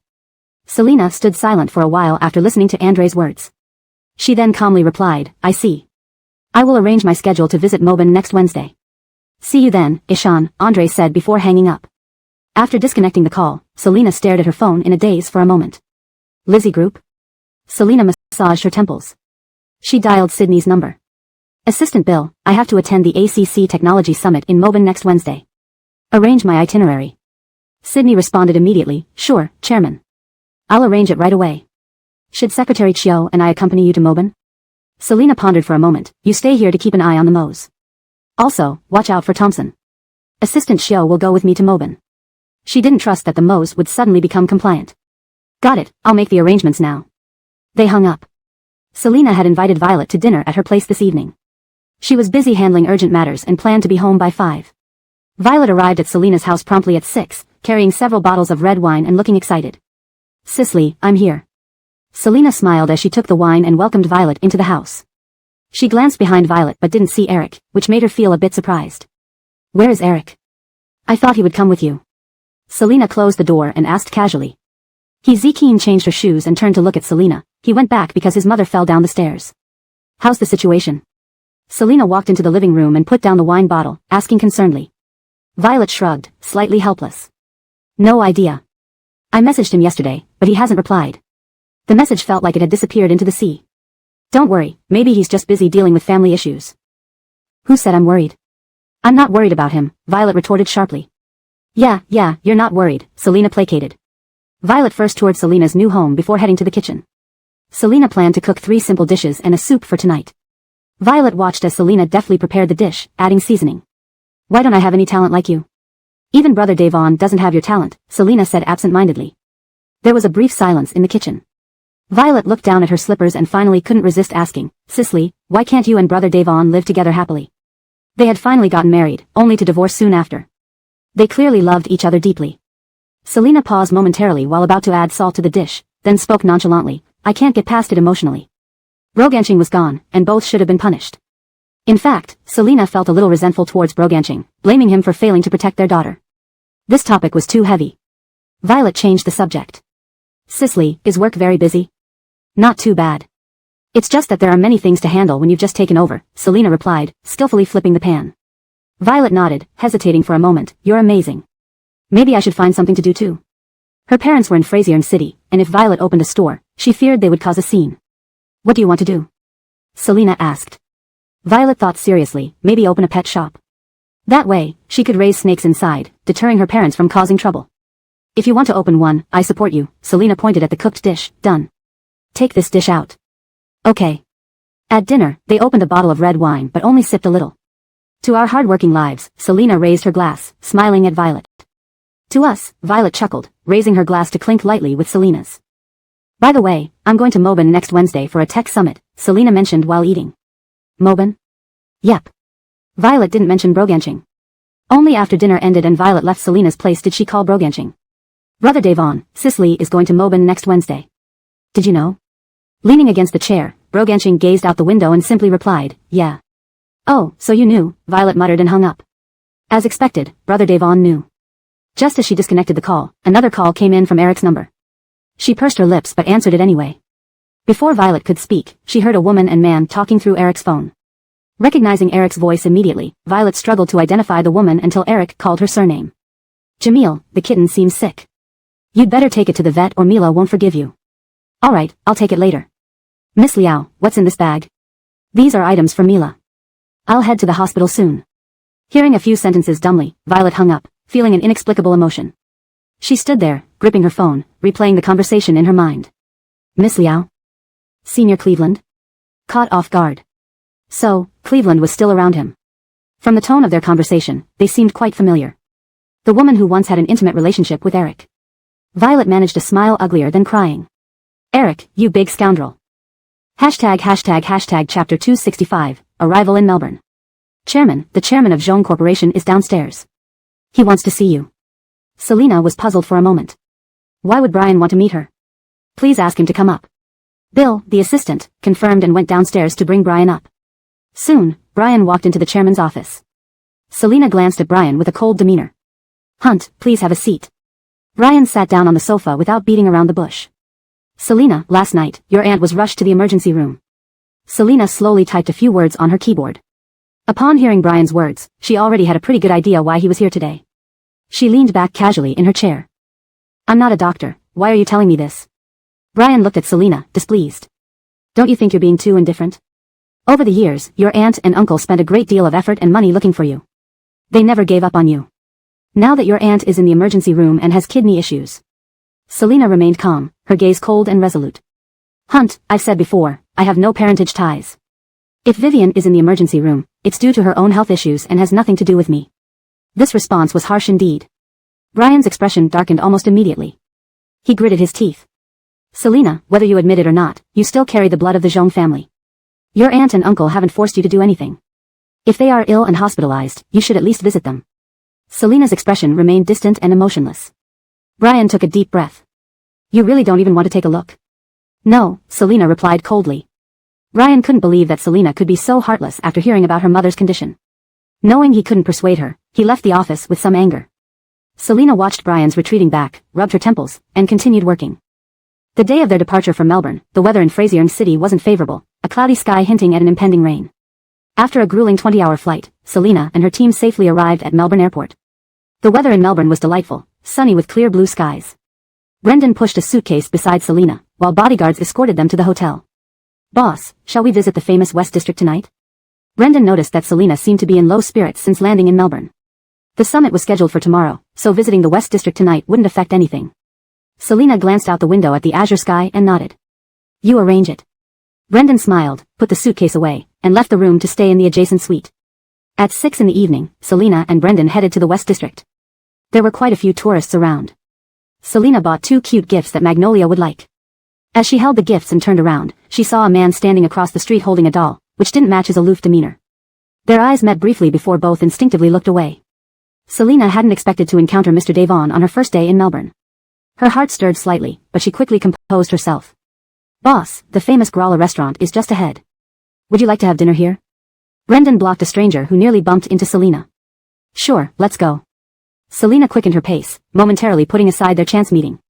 Brogan watched as Selena walked away, lowering his gaze to conceal the deep longing in his eyes. He bent down and entered his car. He had spontaneously decided to visit the West District and hadn't expected to run into Louise. Growler restaurant had a vibrant and colorful decor, very unique. Selena and Brendan found a seat by the window and ordered local specialties. During the meal, Selena overheard the table next to them discussing Lizzie Group. One of the girls whispered, I can't understand it. Lizzie Group has never had such incidents before. You're clearly capable, yet they transferred you from the chairman's office to the testing department. Do you know what people say about you? They say you intended to seduce the chairman, which led to your transfer. That's absurd, Kaylee chuckled. It's okay, besides, the testing department isn't as stressful. Her eyebrows arched. Anyway, the pay is the same, so it doesn't matter where I am, right? Celia sighed helplessly. Only you can be so laid back, Anthea. Have you met our mysterious boss? Kaylee nodded. Yes, I have. What does he look like? Celia asked curiously. Thinking of Brogan's face, Kaylee affirmed, not bad. Finish your meal, stop asking questions. After dinner, Selena and Brendan left the restaurant and returned directly to the hotel. Meanwhile, outside Growler restaurant, Kaylee stood waiting for her friend Celia to pick her up. She noticed a ring on the ground and bent down to pick it up. The ring was exquisite and appeared to be valuable. After looking around and finding no one, Kaylee intended to turn it in to the police if it was valuable. Celia arrived and stopped the car, looking at Kaylee who was still standing there. Anthea, get in. What are you staring at the ring for? Kaylee put the ring in her pocket and got into the passenger seat. While driving, Celia asked curiously, where did you get the ring? Did someone give it to you? Kaylee rolled her eyes at her friend. Stop talking nonsense. Who would give me something like that?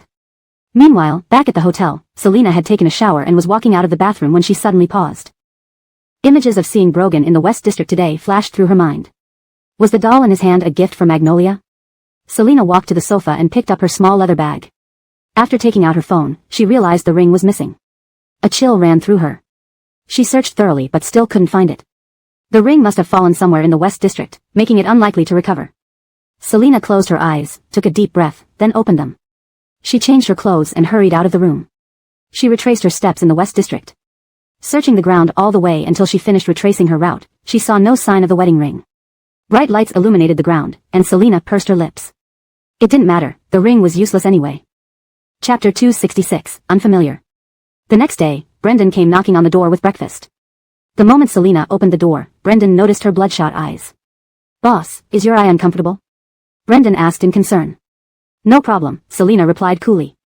Brendan handed over the breakfast and planned to find something for an eye compress later. While Selena was having breakfast, Brendan stepped out. After she finished, they headed to the venue of the tech summit. During the ride, Brendan gave Selena an eye mask. Boss, we won't reach the tech summit venue so quickly. Rest with this, it can alleviate eye fatigue according to the instructions. Thank you.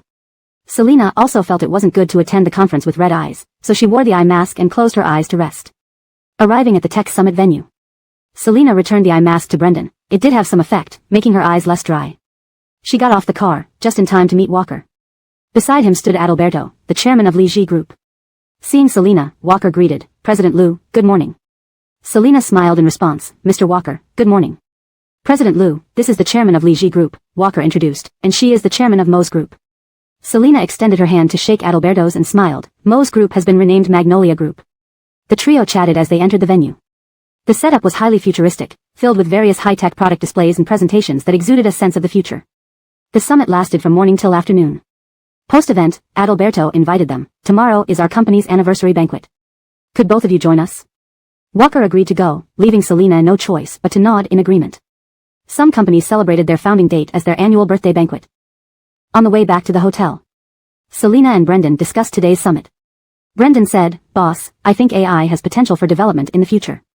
Selena nodded in agreement, "Indeed, but our current business isn't geared towards that." Brendan nodded again, "In the future, if there's an opportunity, perhaps the company could venture into this area."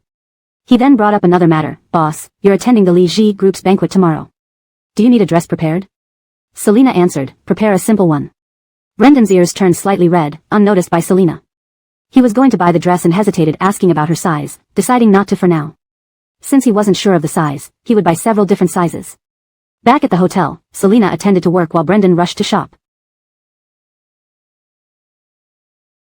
He walked into a high-end dress store, carefully selecting dresses. "Do you need assistance, sir?" a saleswoman approached. "The dress you are holding is the latest design of this season and only one piece available." "I'll choose myself, thank you," Brendan politely responded, picking several dresses. He used mannequins to try on the dresses, estimating his boss's figure to be similar to these models. After selecting the dresses, Brendan returned to the hotel with shopping bags, knocking on Selena's room door. Opening the door, seeing Brendan with several shopping bags, Selena smiled. "Thank you, Assistant Shio, you've been very kind." Brendan walked in, putting down the bags, embarrassedly explaining, "Boss, I'm unsure of your size, please try them on, and if they don't fit, I'll get them exchanged." Selena looked at the dresses, choosing a light blue one. "This light blue dress suits well." Relieved, Brendan watched as Selena tried on the dress, finding it accentuated her already captivating figure. Hector knocked on the study room door, entering. "Boss, Adalberto is waiting for you in the living room." Brogan left the study for the living room. Adalberto set down his teacup upon seeing Brogan. "Should you attend tomorrow's company banquet? It's been years since you last showed up." "No, any progress on Baisha High?" Brogan sat down, inquiring about matters close to his heart. "Our team is negotiating with the authorities." Adalberto mentioned the events at the Tech Summit. Walker and Magnolia Group's President Liu attended this time, working on a cloud project intending to purchase our servers. "I've invited them to the banquet." Hector glanced at the boss, knowing Selena would be there, wondering if the boss would show up. Adalberto noticed the wedding ring on Brogan's finger, unaware he had married until Brogan came to Mobin recently, after checking news from Frazier City. "Are you really not attending the company banquet?" Adalberto asked again. Li Ji Group's birthday banquet was held at Dengao Hotel.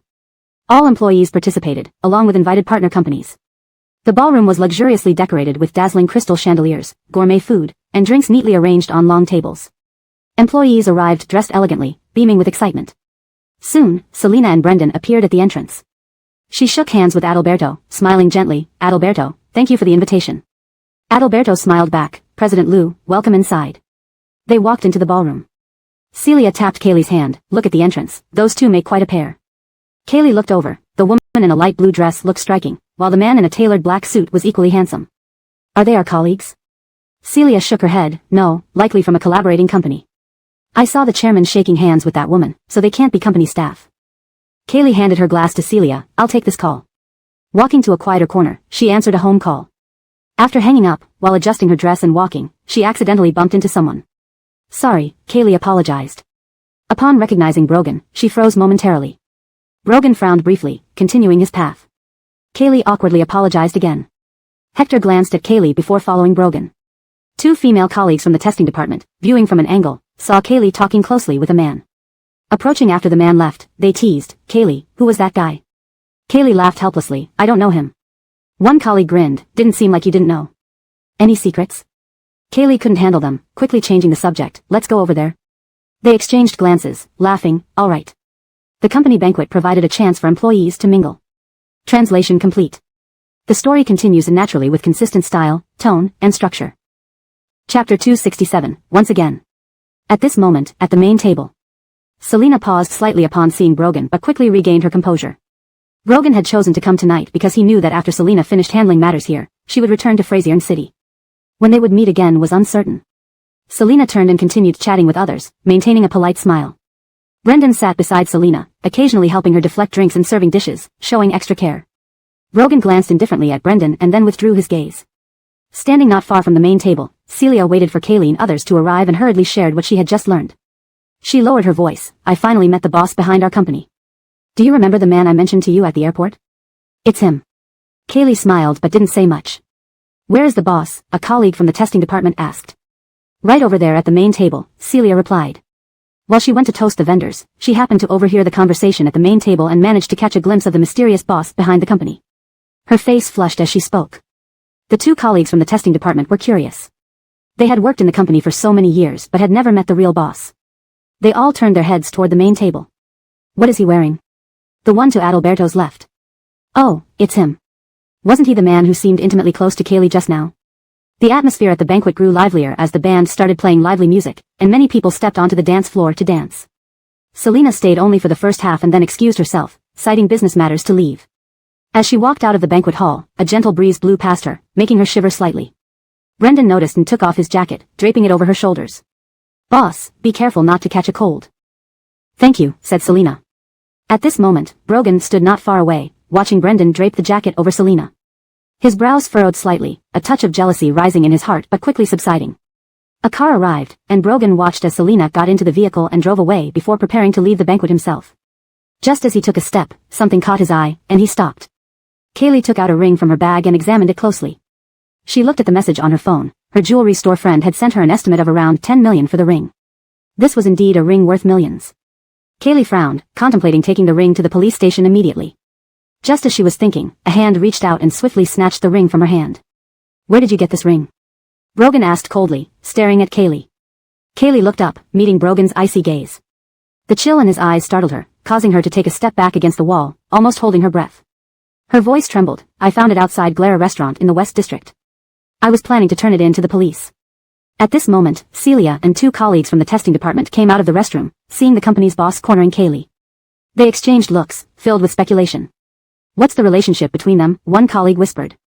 Could it be another guest? Celia thought of another possibility and exclaimed softly, didn't we forget? Our company was once renamed to Pertzi Group. Kaylee's name contains the character pear. On the other side, hearing Kaylee's response, the coldness on Brogan's face eased somewhat.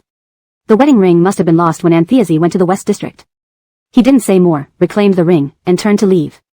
Kaylee watched Brogan walk away, still feeling a lingering chill from his icy gaze earlier. It was a bit intimidating. Seeing the boss leave, Celia and the others quickly approached Kaylee. Celia placed a hand on Kaylee's shoulder, jokingly remarking, classmate Anthea, you really kept this secret from us. Kaylee was speechless. What are you talking about? What secrets? Celia responded openly, forget it, boss lady. If you want to keep it low profile, go ahead. Kaylee was left both laughing and crying, you've misunderstood. I have no relation with the boss, don't think too much. I'm not cut out to be a wealthy lady. A colleague leaned in teasingly, but we saw you talking quite intimately just now. Another colleague playfully remarked, if you deny it, fine. I need to rest at home. Kaylee sighed. Why did her explanations only make them less likely to believe her? Celia raised an eyebrow, let's go, time to head back. We have work tomorrow. Kaylee sat in the car, fastening her seatbelt, explaining again, I really don't know the boss well. Celia, driving the car, nodded, fine, if you don't know, that's fine. Kaylee. I'm being serious. Yes, very serious. This conversation couldn't go on. Meanwhile, Selena's car arrived at the hotel entrance. Brendan got out to open the door for her. Assistant Shio, thank you for tonight. Get some rest early. Brendan, still slightly flushed from drinking, smiled. Do you need any hangover medicine, boss? No need. She hadn't drunk much. They entered the hotel lobby. Selena returned to her room. The soft lighting in the room made her sigh gently as she sat on the sofa. After returning to Fraziering City, it would be hard to meet Mr. Devon again. Selena stood up, going to fetch her nightwear, ready to shower when someone knocked on the door. She put down the nightwear, walked over, and peeked through the peephole, finding Brogan standing outside. She opened the door. Come in. Selena opened the door and let Brogan enter. Brogan entered the room, closing the door gently. The warm light illuminated his deep expression. For a moment, they were silent, simply gazing at each other quietly. Brogan broke the silence first, his voice low and tender, Antheasy. The room fell into brief silence again. Selena reached out, wrapping her arms around Brogan's waist, her cheek pressing against his chest. Mr. Devon, rest assured. I've been busy with work these days, my life is fulfilling. Brogan lowered his eyes, lifting his hand to caress Selena's hair. I'm doing well here in Imo Ben. Brogan. Selena finally lifted her head, looking into his eyes and smiling. Brogan slowly curved his lips, smiling as well. He picked her up and carried her into the bathroom, gently placing her down, handing her a toothbrush with toothpaste squeezed onto it. Selena complied, letting him help her brush her teeth. After brushing her teeth, he adjusted the water temperature with the shower head. Selena undressed herself, bowing her head, letting Brogan wash her hair. Washing her hair, showering, and drying her hair. After all this, Brogan prepared to leave, kissing her forehead, get some rest. Selena nodded. Okay, good night. He took the wedding ring from his pocket, took her hand, and placed it in her palm. Don't lose it again, all right? The lost ring returned to her hand once more. Selena nodded, all right. She escorted him to the door. Brogan glanced back at her. Good night, Antheasy. It was unknown when they would meet again. Chapter 268, Rapidly Rising. Today, Selena and Walker were going to visit Adalberto at the Lee Group to discuss server matters. Adalberto personally guided them to observe the testing of the new generation of servers. Kaylee happened to be in the testing area. When she saw the chairman leading 2 clients over, she stood up to greet them politely before returning to her work. Adalberto turned to Selena and explained, take a look at this top-tier server. It's equipped with high-performance, multi-core, multi-thread processors and ample memory, suitable for applications that require extensive data caching and rapid access. Selena nodded and asked, how about its security and management features? Adalberto gestured for Kaylee to answer Selena's question. Kaylee respectfully replied, this model supports TPM and hardware encryption, ensuring secure data transmission and storage. It also has advanced built-in firewalls and security software and supports remote management technologies like IPMI, ILO, and DRAC. Selena nodded, glancing at Kaylee's nameplate, Kaylee. The similarity to her own surname struck her as surprising. After respectfully answering Selena's questions, Kaylee continued focusing on her work. Adalberto led Selena and Walker further into the facility, detailing various functionalities and technical specifications of the servers. Here is the cooling system. This server uses liquid cooling technology, effectively lowering the temperature and enhancing operational efficiency, Adalberto explained while pointing at a section of the server. Walker was impressed. The performance of this server is indeed powerful, perfectly fitting our requirements. After the tour of the testing area, Adalberto invited Selena and Walker to the conference room to discuss cooperation details. Kaylee watched them leave, her gaze lingering on Selena with a touch of admiration, thinking how accomplished she seemed despite her young age. A colleague from the testing department whispered, Little Way, do you know which company those 2 belong to? Kaylee shook her head, not sure. If she were still the chairman's secretary, she would have known their origins. In the conference room, technical documents of the server were laid out on the table. Adalberto meticulously explained the specific terms of cooperation and technical support. Selena listened attentively, occasionally interjecting her opinions. They reached an agreement. Originally, they could have signed the contract right away, but Adalberto glanced at Selena and smiled, let's sign the contract in a couple of days. The documents aren't ready yet, and I won't be in the office tomorrow. Mo City has many scenic spots, feel free to explore. He was somewhat curious about what had transpired between Selena and Brogan. If they signed now, she might return home. Last night, at the banquet, they had acted as if they didn't know each other. Adalberto decided to delay the signing by 2 days. Staying 2 more days posed no issues for Selena and Walker. After concluding business, Adalberto invited them to lunch. To Selena's surprise, Adalberto had invited them to Brogan's place for lunch.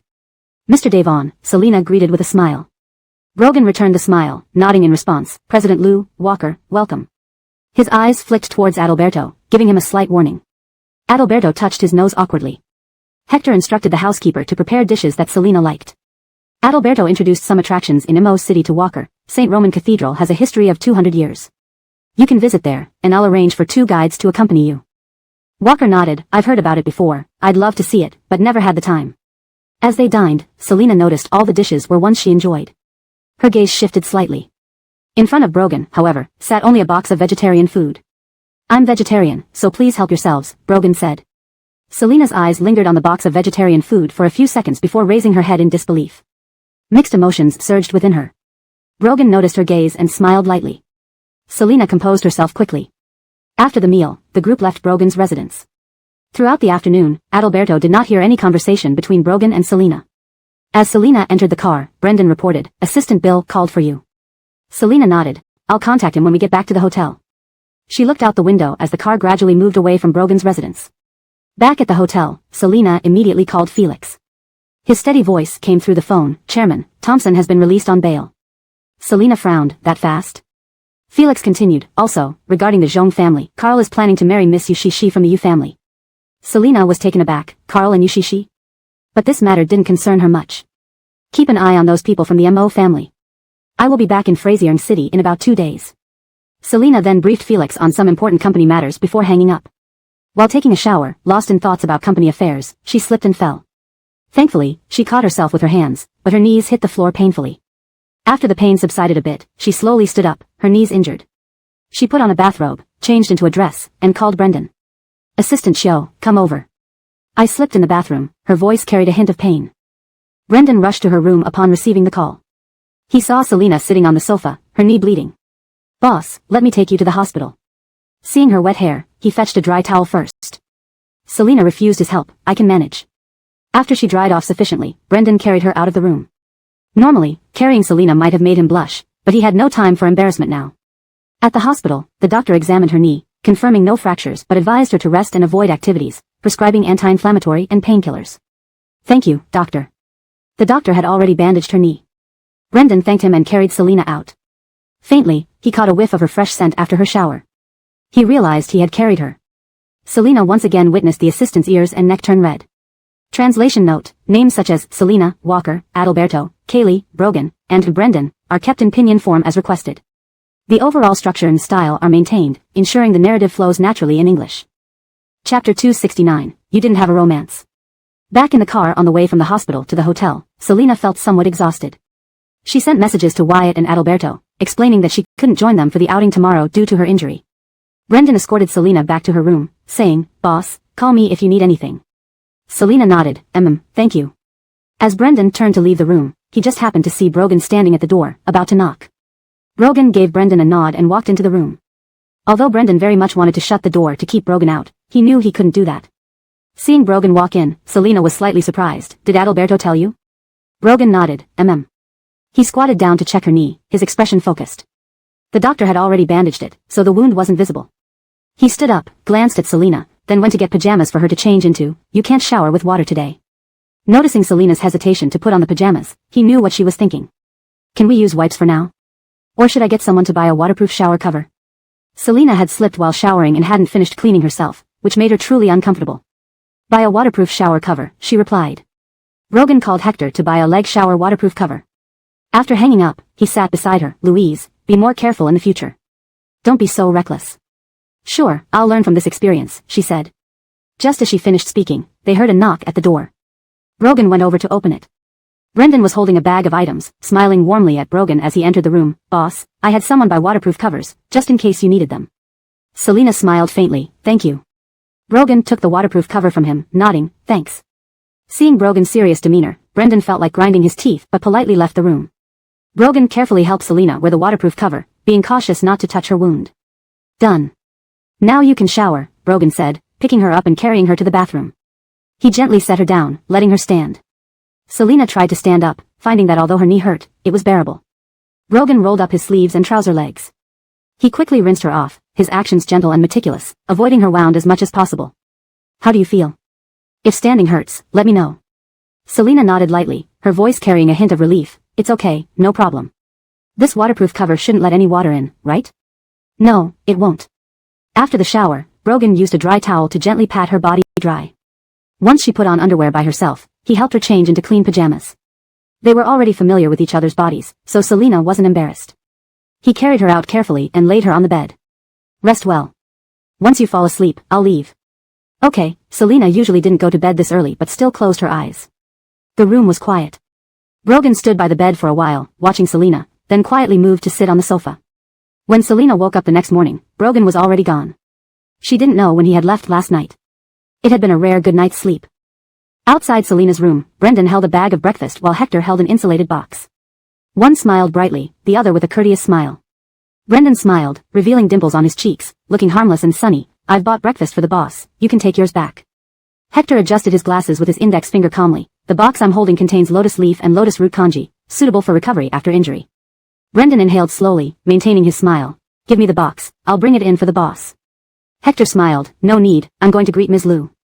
They both knocked on the door, waiting for a response. A moment later, Selina opened the door. "Boss, I brought breakfast." "Boss, let me give this to you." They spoke almost simultaneously.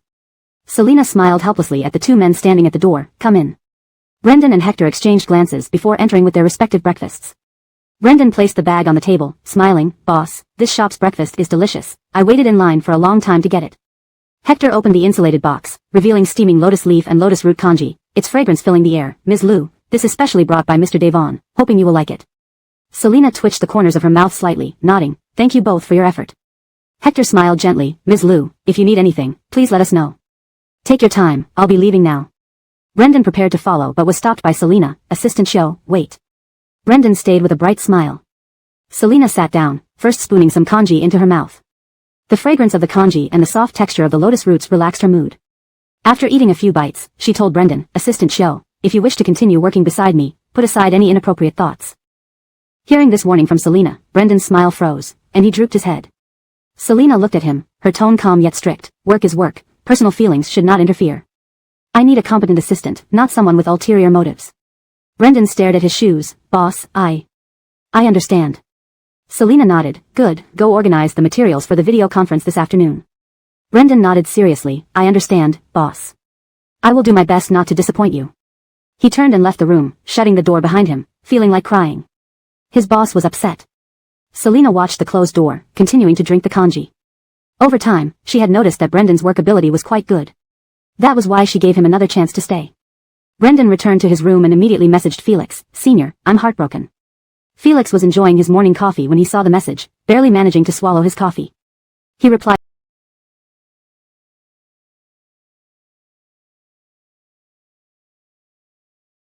slowly, Little brother.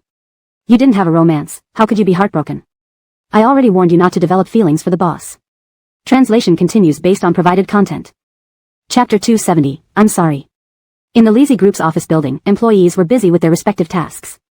As noon break approached, a message in one of the internal company groups caused quite a stir. Our company's big boss's wife is in the office today. The moment this message was sent, it sparked intense chatter within the group. Employees who usually stayed silent began to chime in. Who is it? Tell us quickly. Is the boss's wife really in the office? It must be a joke. Wait, our boss is married? The sender seemed to deliberately keep everyone in suspense before sending another message. Why would I lie? The boss's wife works here. You can figure out who she is. This cryptic statement only increased everyone's curiosity. Speculation swirled as they tried to guess which employee might be the mysterious boss's wife. Meanwhile, in the testing department, an employee named Portia saw the message and turned to look at Kaylee, who was busy working. Portia snorted inwardly, thinking how ridiculous it was for Kaylee to abandon her life as a wealthy lady to work as a tester. Her disdain was evident. A few people in the testing department already knew that Kaylee was the boss's wife. Just then, the deputy manager walked over, frowning and speaking sternly, Kaylee, what's going on? Aren't you being serious at work? There's an issue with this test, you need to redo it. Kaylee calmly explained, I've already rerun it once. The deputy manager, impatient, replied, do it again and write me a report when you're done. With that, he turned and went back to his office, leaving Kaylee standing there. Portia watched this unfold with a mix of schadenfreude and pity for the deputy manager, who dared to scold the boss's wife. Kaylee, however, said nothing and decided to go have lunch before starting the tests again. Portia came over, feigning concern. Kaylee, do you need help with the tests? I've finished eating and have some free time now. Kaylee smiled politely and declined, no, thank you. I'll do it this afternoon. Portia retreated to her desk awkwardly. Trying to help wasn't necessary if not wanted. In the second-floor cafeteria, Celia had already gotten lunch for both herself and Kaylee. She sat by the window, waiting for her friend. When Kaylee entered the cafeteria, she found Celia and smiled appreciatively. Thanks. Celia lowered her voice. Did you see the gossip in the group? Everyone knows the boss's wife is working here. She glanced at Kaylee meaningfully, her eyes filled with mischief. Kaylee looked up from her food, curious. Adalberto's wife? Who is it? Celia rolled her eyes. Not Adalberto's wife, but the big boss's. Thinking of Brogan's cold gaze, Kaylee chuckled. So, who is it? Celia winked, whispering, closer than you think. Choking on her drink, Kaylee hurriedly sipped water to calm down. Don't say that. I'm really not, she insisted. Celia couldn't help but laugh at Kaylee's flustered expression. Relax, I won't tell anyone. Why are you so anxious? Kaylee sighed, feeling helpless. Why don't you believe me? Never mind. Let's eat, I still have to retest the machines and write a report. At the hotel, Brogan personally delivered lunch and brought a wheelchair. Selena looked at the lavish spread and the wheelchair, smiling slightly. Thank you. Brendan silently left the room, his heart heavy with sadness. Brogan carried Selena to the dining chair and wiped her hands with a wet wipe. Sitting across from her, he stared at her intently. Selena ate slowly, a palpable tension between them. After a few bites, Brogan asked softly, Little Way, when are you returning to Frasier City? Selena paused, then smiled faintly. I'll sign the contract at Lizzie Group tomorrow and fly back the day after. Her words hung in the air, the room falling silent. Brogan took a sip of tea, his voice low. Take care of yourself in Frasier City. Selena met his gaze and smiled gently. I will. Take care of yourself too. After lunch, Brogan helped Selena into the wheelchair. Let's take a walk in the garden and enjoy some sunshine. He cherished every moment with her. Selena nodded and agreed. As Brogan pushed the wheelchair through the blooming flowers and fresh air, a peaceful silence enveloped them. Time flew by, and soon it was afternoon. At 2:30 p.m., Selena had a video conference. Brogan escorted her back to the room. Sighing, Selena looked up and reached out. Brogan bent over, supporting the wheelchair handles. She wrapped her arms around his neck, and he brushed his lips against hers. I'm sorry. I failed to protect Magnolia. He cupped her face, forehead against forehead. I've always failed to protect you both. Selena blinked back tears. Brogan stood up and turned to leave, the door handle tight under his grip. Standing by the door, he felt a strong urge to keep her close. He wrestled with his emotions but eventually released his grip and quietly left. Walking through the hotel corridor, Brogan felt an indescribable ache in his heart. He respected her decision and life choices. Meanwhile, Brendan knocked on Selena's door, holding a computer. Boss, the meeting is about to start. Selena nodded, her voice hoarse.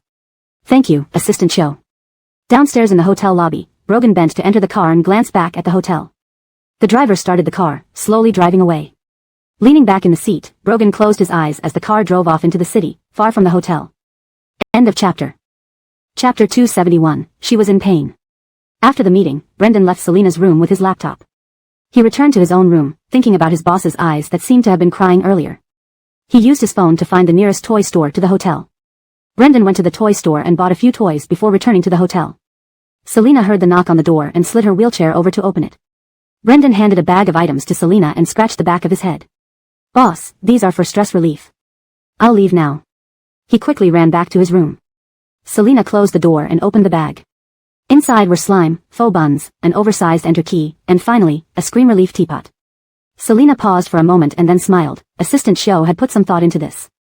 She picked up Theban, squeezing it and enjoying its soft, elastic texture. Then she placed the oversized enter key on the table and pressed it down, hearing a satisfying thud. Note, bun is directly translated, but for better fluency, it might be better to describe it as simulated bun or provide a more contextually appropriate description if available. Improved version. She picked up the simulated bun, squeezing it and enjoying its soft, elastic texture. Then she placed the oversized enter key on the table and pressed it down, hearing a satisfying thud. Holding the scream relief teapot, she smiled even more broadly. This teapot was for releasing pent-up emotions. She pointed its spout at herself and whispered softly, "Ah." It was like a muted scream. This is quite interesting, Selena murmured to herself. She tidied up the toys, appreciating Brendan's effort. She sent him a message, Assistant Cho, thank you. Selena glanced at the time, she still had some work to finish. Adjusting her mindset, she resumed working. In the next room, Brendan grinned widely upon seeing Selena's message. At 5:30 in the evening. Brogan arrived promptly with dinner. Tomorrow, you don't need to bring me meals anymore, Selena said softly while eating. After tomorrow's signing, she would have lunch with Jeffrey and Brogan, then fly back to Beijing early the next morning. I know. Brogan caressed the back of Selena's head and kissed her forehead. Her long lashes fluttered slightly. Breathlessly, they parted. The next morning, Brendan wheeled Selena towards Lizzie Group's entrance. Selena stopped him. Assistant Cho, we'll meet to the coffee shop across the street first. Inside the coffee shop, Selena ordered 3 coffees while Brendan waited in line to pay. She sat by the window, overhearing a snippet of gossip. Apparently, a deputy manager in the testing department offended the boss lady and got fired after work yesterday. Who's the boss lady? It's supposedly Kaylee from the testing department. Really? Really, someone saw her interacting closely with the boss. The 2 female colleagues who were whispering walked out with their coffee. Upon hearing Kaylee, Selena raised an eyebrow in confusion. She didn't think much of it, assuming they were talking about Adalberto as the boss, not connecting it to Brogan. As Selena tried to turn her wheelchair, she accidentally bumped into someone. Kaylee held a hot coffee cup which spilled onto her hand. Portia frowned and scolded Selena, watch out. What's wrong with you? Sorry, Selena apologized quickly, lifting her gaze to Kaylee. Vicchio, is your hand okay? Kaylee's hand was slightly burned. Seeing that it was a former client introduced by the chairman, she replied, it's fine, not serious. But Portia wouldn't let it go. What do you mean, not serious? That's hot coffee. You're too nice. Brendan noticed something was amiss and hurried over. Kaylee frowned, baffled by Portia's unusual enthusiasm. She hastily said, let's go, really nothing serious, we'll be late for work. Nodding at Selena, Kaylee left with Portia in tow. Boss, are you okay? Brendan asked. Fine, Selena smiled faintly. Outside the coffee shop, Portia said smilingly, Anthea, I was just worried about you. Kaylee politely smiled. Thanks. Portia mentioned another matter. I never expected the CEO to care so much about you, even firing the deputy manager for you. They had also overheard the gossip. Kaylee laughed awkwardly. The deputy manager being fired has nothing to do with me. Portia chuckled. Oh, come on, Anthea, stop hiding it. We all know. Kaylee sighed, feeling helpless. Clearly everyone had misunderstood, but she couldn't deny she felt relieved with the troublesome deputy manager gone. Selina and Brendan left the coffee shop and went directly to Lizzie Group. The elevator ascended to the chairman's office floor. Brendan pushed Selina into the office and waited outside. Selina handed the 3 cups of coffee to Adalberto and Jeffrey. Adalberto and Jeffrey inquired about Selina's knee injury. President Lou, how's your knee? Try to rest more, Adalberto asked with concern. Selina nodded. Thank you for your concern. They sat down and began discussing contract details meticulously. After finalizing the signing, they talked about potential future collaborations. Their discussion lasted until noon. Adalberto picked up his coffee. Would you like to try Lizzie Group's lunch today? Selina smiled and agreed. Sure. Jeffrey nodded approvingly, saying in a deep voice, yes, I've heard your canteen is excellent. They went to the cafeteria together. It was simple yet clean, with appetizing food. Brendan helped Selina choose her favorite dishes. Tasting the food, Selina nodded approvingly. The food here is indeed great. Adalberto smiled. We want our employees to eat well during breaks. After lunch, Selina wheeled herself to the ladies' restroom alone. Unexpectedly, while she was using the restroom, she heard muffled arguing outside. Coming out, she saw 3 women arguing. You're the one with the foul mouth. Portia shouted angrily. I'm talking about you. Now that you know the boss lady is Kaylee, you're rushing to please her without caring if she cares about you, a colleague sneered. Portia, insulted, slapped the colleague. Stop lying. The colleague retaliated with a slap. Kaylee suppressed her anger. This is the company, do you want to embarrass yourselves? Selina nonchalantly wheeled herself towards the sink, trying to avoid trouble. Kaylee noticed Selina's presence, feeling somewhat embarrassed. Suddenly, Portia, infuriated by being slapped, kicked the colleague. The colleague dodged, colliding with Kaylee instead. At that moment, Selina was passing behind Kaylee in her wheelchair. The accident happened in an instant. Kaylee was pushed back violently, knocking into Selina's wheelchair. The wheelchair tipped over. Selina was pinned under both the wheelchair and Kaylee. Anthea. Portia and another colleague rushed to help Kaylee up. Selina remained trapped under the wheelchair. Kaylee's hand was likely fractured, and her back pained badly, making her face pale and sweaty. Portia supported Kaylee. Another colleague moved the wheelchair aside and dialed emergency services upon seeing Selina writhing in pain on the ground. Selina's consciousness was fading. She was in agony. She was in so much pain. Hashtag chapter 272, what's wrong with her? In the hospital corridor, Brendan anxiously waited. He occasionally glanced toward the emergency room. At this moment, Brogan and Hector rushed down the hallway from the far end. Brogan's face was grim and cold as he asked, where's Little Way? Before Brendan could respond, Portia, who was standing nearby, interjected, Boss, Little Way has already been transferred to a regular ward. Brendan shot Portia a surprised look, no, Boss is still in the emergency room. What's wrong with this woman? Brogan frowned and glanced at Portia before turning his attention back to Brendan. Where is Little Way injured? What exactly happened? Brendan's expression darkened. I'm not entirely clear on the specifics, but I know that Boss fell in Lizzie Group's restroom after being bumped into. I haven't had time to investigate further. At that moment, the door to the emergency room swung open, and a doctor stepped out. Brogan and Brendan immediately approached him. The doctor removed his mask and solemnly said, Miss Lou is out of immediate danger. She's been moved to the intensive care unit. Her ribs nearly punctured her lungs. She'll need to stay under observation for a few days to ensure there are no complications like infections or rebleeding. Full recovery might take more than 6 weeks.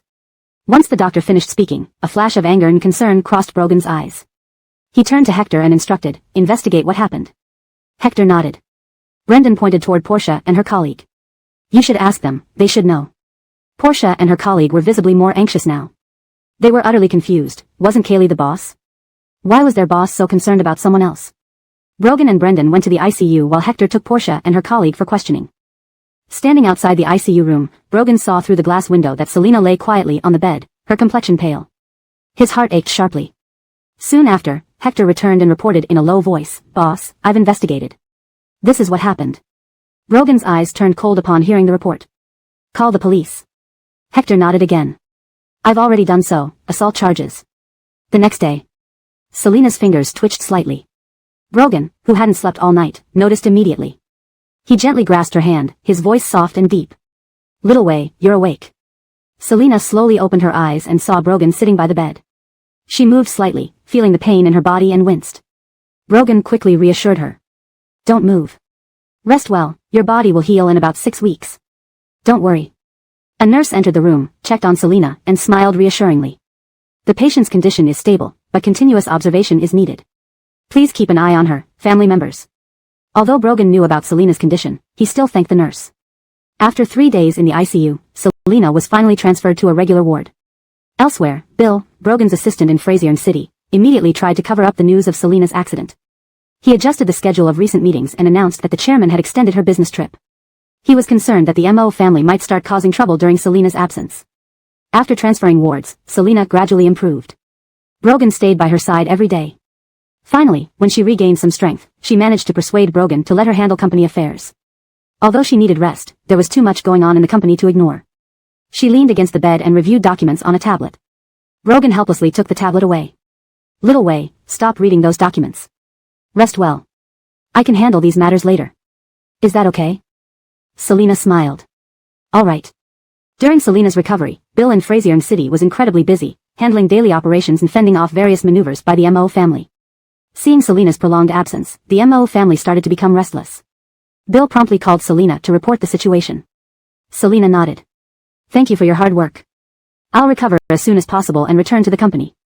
Bill responded calmly, Chairman, please rest assured and focus on your recovery. Although the MO family has made some moves, we have taken precautions. Meanwhile, Brogan left the room to fetch something while Selina was on the phone with Bill. In another ordinary ward, Celia and a few colleagues visited Kaylee. Little Way, where's your partner? How come no one's taking care of you? Why are you in a shared ward? Celia frowned. Was the big boss so stingy he couldn't afford better care? Kaylee's right arm was fractured, making it difficult to eat with her left hand. Hearing her friend's remarks, she sighed, not wanting to explain. Celia took away Kaylee's bowl and spoon, muttering, I'll feed you. This is ridiculous. He shouldn't neglect you even if he's busy, considering how badly you're hurt. Kaylee rubbed her forehead with her uninjured hand. There's only you, know him. Celia gave her a sideways glance. You're always so articulate. After spending about 10 minutes in the ward, Celia and her colleagues left, respecting the other patient's need for rest. Can you believe our boss is so frugal, putting Kaylee in a regular ward? One colleague pointed ahead and whispered, Isn't that our boss? He must be here to visit Kaylee. Celia looked in the direction her colleague pointed. It was indeed their boss, but he seemed to be heading elsewhere. You go back first, I have something to do, Celia said, rushing to chase after Brogan. She barely made it into the elevator just as the doors were closing. Chapter 273, Considering a Marriage Alliance. Celia entered the elevator and saw there were still a few people inside. She did not immediately look for Brogan. She wanted to see where he was going since he came to the hospital but did not visit Kaylee. The few people in the elevator had gradually left at other floors. Now, only Celia and Brogan remained in the elevator. The elevator arrived at the 12th floor. Brogan stepped out. Celia followed closely behind, watching him enter a ward. Outside the ward were guards standing watch. Celia did not dare to approach openly but pretended to be looking for another room. As she passed by the boss's ward, a nurse happened to be walking out. Curiously, she glanced inside and saw the boss kissing a woman. Celia was shocked, almost storming in to berate the bastard, but managed to control herself. Seeing Selina working on official business again while he was away, Brogan set down the fruit he carried, pulled a chair over, and sat beside her bed. Rest well, don't tire yourself. Meanwhile, Celia, who was pretending to look for a ward in the corridor, left the 12th floor to avoid arousing suspicion. When the elevator doors closed, Celia took a deep breath, feeling somewhat angry. If Kaylee knew about the green hat she wore, would she be heartbroken? Thinking of her friend, Celia hesitated on how to tell Kaylee about this matter. Surprised to see Celia return, Kaylee asked, Xiao Ting, why are you back? Celia pulled a chair and sat down with a complicated expression. Today I'll stay here with you at the hospital. She decided to wait until her friend was better before mentioning this troubling incident. Confused, Kaylee looked at Celia. Did something happen? Celia shook her head. Nothing, you're overthinking it. Kaylee responded, Is that so? I just feel sorry for you being alone here. Celia coldly explained. Edmund hurried into the ward. Seeing Selina, she finally felt relieved. Only 2 days ago did she learn about Selina's injury in Mabe, flying straight from Frasier City upon hearing the news. Directly coming from the airport, she rushed to the hospital. Davina, Edmund called. Seeing that although Selina was pale, her spirit was good, Edmund let out a sigh of relief. Selina smiled. Why are you here? I told you it wasn't serious, it'll heal with time. Edmund sat down, catching her breath slightly. I wanted to see it with my own eyes. Turning her head, she greeted Brogan, Brother Davon. Brogan nodded. Edmund's gaze returned to Selina. How do you feel now, Davina? Does it hurt? Selina lightly shook her head. Not too bad, much better already.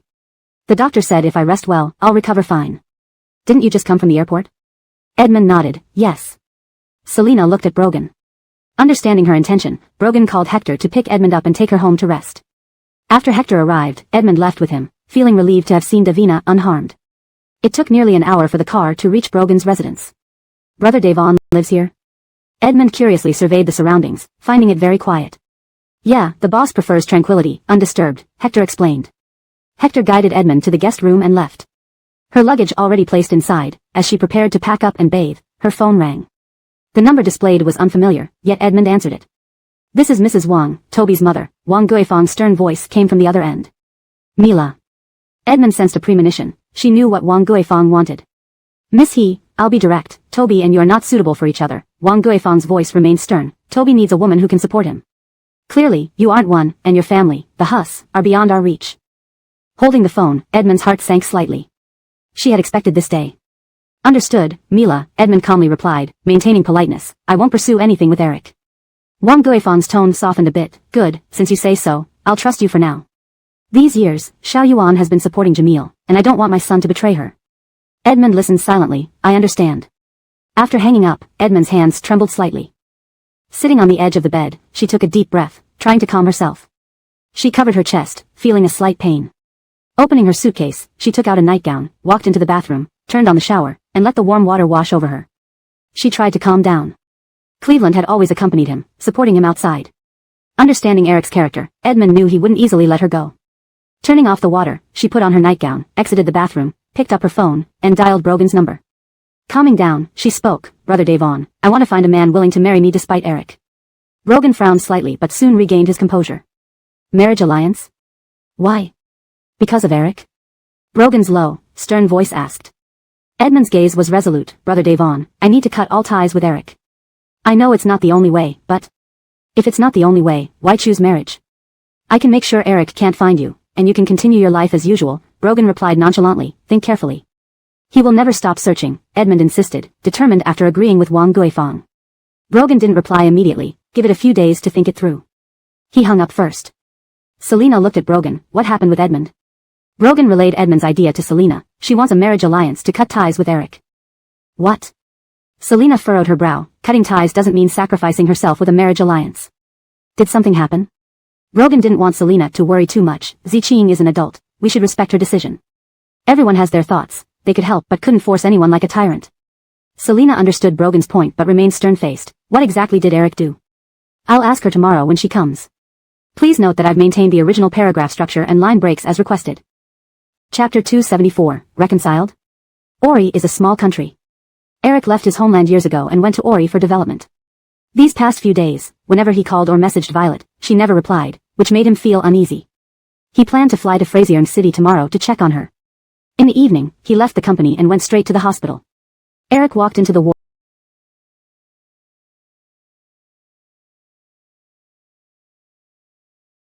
where Melissa and Cleveland were present.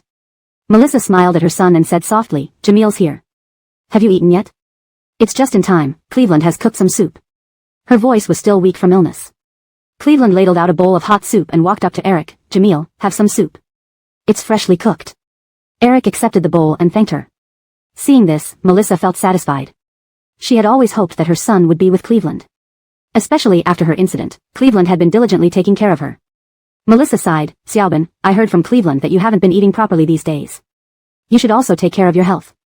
Eric nodded, putting down the bowl he had taken a few sips from and looked up at Melissa. Mom, I plan to go to Frazier City tomorrow. Instantly, Melissa's expression turned stern, tinged with dissatisfaction. I'm still in the hospital. Why are you going to Frazier City again? You've only just returned. Cleveland lowered her eyes, showing a look of disappointment on her face. She quietly stood up and left under the pretext of making a call, giving them space to talk. Noticing Cleveland leave, Melissa's expression grew even more displeased as she looked at Eric and spoke in a low tone. Xiaobin, why are you going to Frazier City again? Eric, feeling helpless, held his mother's hand gently. Mom, I've told you before, I will never give up on Sherry. It's impossible for me and Cleveland to be together. I don't like her. Son, have you forgotten who accompanied you through all those tough times? And if it weren't for trying to win clients, Cleveland wouldn't have lost her baby, Melissa argued. Eric's warm smile instantly vanished. Mom, I don't want Sherry to know about this. He was always afraid that Chiba would find out. If she did, according to her personality, she would feel guilty, and they would never be able to be together. But Melissa was not one to back down easily. Why shouldn't she know? If it wasn't for the cruelty of her parents, you and Cleveland wouldn't be in this situation, and my grandchild wouldn't have been lost. You get out. You're trying to kill me. Why didn't I die when I fell? Melissa shouted. Eric hurriedly tried to calm her down. Mom, please don't get angry. Outside the ward, Cleveland heard Melissa's scolding and quickly entered, worried. Sayla auntie, don't be upset, Cleveland patted Eric, signaling him to leave first. It's all Xiaobin's fault. Melissa knew she couldn't stop her son from seeing Violet. Fortunately, she had already made a call, hoping that Violet would follow through with what she had promised. Eric rubbed his temples outside the ward. After comforting Sayla auntie, Cleveland stepped out of the ward. Looking at Eric, she lowered her voice and said with a bitter smile, if you want to go to Frazier City, go ahead. I'll take care of Sayla auntie. Jamil, I'm sorry, I'll leave once she recovers. Eric was not unreasonable, the one who should apologize is me. I've involved you. He never thought that the He's couple would be so devious. Eric re-entered the ward. Meanwhile, Cleveland took out her phone and typed a message, inputted a number, and sent it. Violet, do you know why Jamil and I slept together back then? Your parents drugged both of us. At that moment, Violet in Mubin dropped her phone upon reading the message. Biting her palm, she muffled her nearly hysterical scream. Eric arrived in Frazier City. He rushed to Violet's residence but found she wasn't there. When he asked the butler, he said he didn't know where she had gone. Eric frowned and called Brogan, brother-in-law, where is Sherry? Brogan, while feeding Selena, replied coldly, don't call me brother-in-law randomly. He didn't answer where Violet was. Eric sat in the car, his voice tinged with anxiety. Mr. Devon, where is Sherry? Find her yourself. Brogan hung up abruptly. Staring at the disconnected call, Eric's frown deepened. His thin lips pressed tightly, sensing an ominous premonition.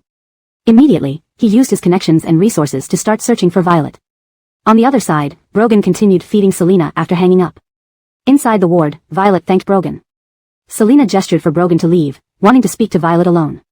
Brogan saw she was almost done eating, carefully wiped her mouth, put down the bowl, and left the room.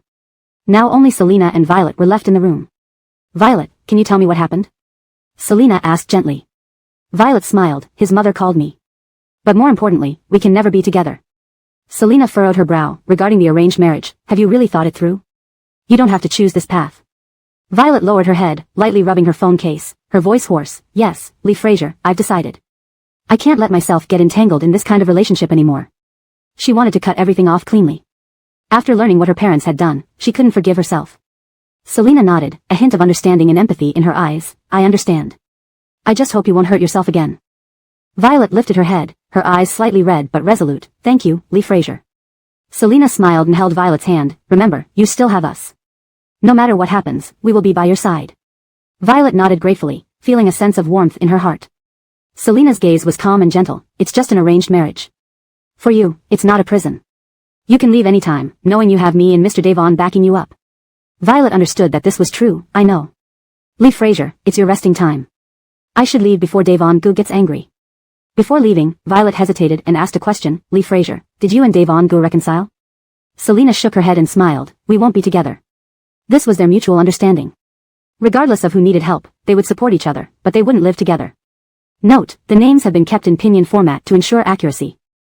Chapter 275, Sabotage. To help her friend, Celia boldly stopped Brogan. Boss, I'm an employee of Lizzie Group and also Anthea's friend.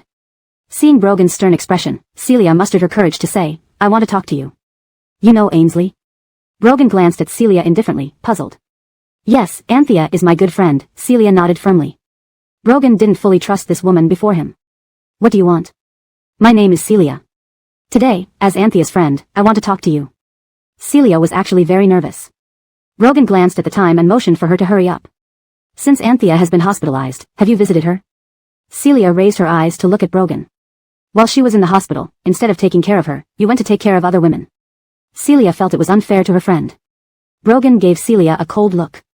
You've got the wrong person. Saying this, he walked into the hospital. The bodyguard immediately blocked Celia. Wait. Celia tried to follow but was stopped by Hector. Hector stayed behind to handle Celia. Seeing Brogan leave like this, Celia stomped her feet in anger. She couldn't scold publicly in such a public place. Hector stood before Celia with a smile. Miss Lin, if there's anything, you can tell me, our boss is very busy. Celia rolled her eyes, sneering, he's busy taking care of other women while ignoring his own. Hector smiled faintly, his eyes slightly cold. What exactly are you saying? He suspected there was something wrong with Celia's mind. Celia retorted angrily, can't you understand what I'm saying on the surface? Hector frowned slightly. Miss Lin, our boss just came from taking care of his woman. The other woman you mentioned might be a misunderstanding. What's the full name of your Anthea? He had a vague guess. Celia paused, seemingly not daring to believe it. What did you say? My friend's name is Kaylee. The ring on Boss's hand clearly matches the one my friend has. This was why Celia never believed Kaylee when she said she didn't know the boss. Hearing Kaylee, Hector's face showed a hint of bewilderment. He hadn't expected such a mix-up. He wasn't sure if this was intentional or not. Hector smiled. Miss Lynn, please take me to see Vicchio. It would be better to clarify these matters in person. Celia hesitated, then nodded. All right, I'll take you to see Anthea. They took the elevator together to a general ward. Celia led Hector into the ward. Anthea. Celia called out. Kaylee looked up and saw Hector standing beside Celia, startled. Why are you here? Hector calmly said, Vicchio, your friend obviously misunderstood your relationship with Boss. I think it's better to clear things up in person. Kaylee looked at Celia with a helpless smile. Ting, I really am not the boss lady. Celia now realized her mistake. Not really. But you have the same ring as the boss, and the company's name is Lizzie Group. And during the birthday party at the company, you and the boss. Kaylee shook her head. That ring isn't mine. We found it on the ground at Glora's entrance when we were having dinner there. Hector explained kindly and warned, boss lady's name contains the character Lee, but it's not referring to Vicchio. Celia laughed awkwardly. Sorry, it was my misunderstanding. Hector nodded faintly. Alright, since the misunderstanding is cleared, I should report back to boss. Hope such misunderstandings don't continue. He turned to leave the ward but suddenly, Kaylee called him back. Mr. Tim, was I transferred from the secretarial department because of my name? Hector raised an eyebrow, glancing back at Kaylee. Vicchio is very smart. See, your friend mistook you for being close to the boss. He turned and left the ward. Kaylee and Celia exchanged looks. Celia sighed. Anthea, I'm sorry. Kaylee smiled helplessly. It's alright, you were just worried about me. Should I change companies? There are already rumors at work that I am the boss lady. After something like this happens, the boss probably won't let me stay in the company anymore. Lizzie Group offered great benefits, and it took Kaylee considerable effort to get hired. She was quite reluctant to leave. After leaving the ward, Hector cautiously had someone investigate the company's internal messages. He didn't expect the rumor about the boss lady working within the company to spread. He immediately instructed Adalberto to address the internal rumors and also to issue a notice. Whether Kaylee could remain in the company depended on boss's decision. Hector knocked on the door and entered the ward. After Brogan finished discussing business with Selena, Hector briefly reported what happened. Selena smiled upon hearing the mix-up. Are you planning to fire Vicchio? Brogan raised an eyebrow, saying coldly, yes. Selena shook her head calmly. Has Baird investigated Vicchio? If it wasn't intentional, firing her isn't necessary. Still, it would be best to investigate again. Hector nodded. I've had someone investigate Vicchio before. Her life is very simple. She grew up with her grandfather. I will have someone reinvestigate. Selena nodded. Meanwhile, Lizzie Group released a statement internally. After the announcement, internal rumors quickly subsided. It turned out that the boss lady held no position within the company. Kaylee sighed in relief after learning the announcement had been issued. Now she awaited whether the company would terminate her employment. Celia wore a mournful face. I've offended boss, I probably can't continue working here either. Both sighed. To cheer Celia up, Kaylee whispered, actually, I like Mr. Tim's type, he seems so gentle. But Kaylee knew her limitations, her conditions weren't good enough compared to Mr. Tim, who seemed to have excellent qualifications. And boss looked too cold. Brogan found several men of suitable age in social circles for Violet to choose from. This so-called marriage arrangement was essentially matchmaking first. Only if both sides agreed would they proceed with marriage. Violet ultimately chose Josh from the Tong family. When Selena heard this news, she immediately felt a headache. She called Violet over. Sherry, why did you choose him? His reputation in the circle is not good. Selena frowned at Violet. Josh liked beautiful women, changing partners as frequently as clothes changes. He didn't seem like a good candidate. Violet laughed lightly. Cicely, he plays his game, I won't interfere.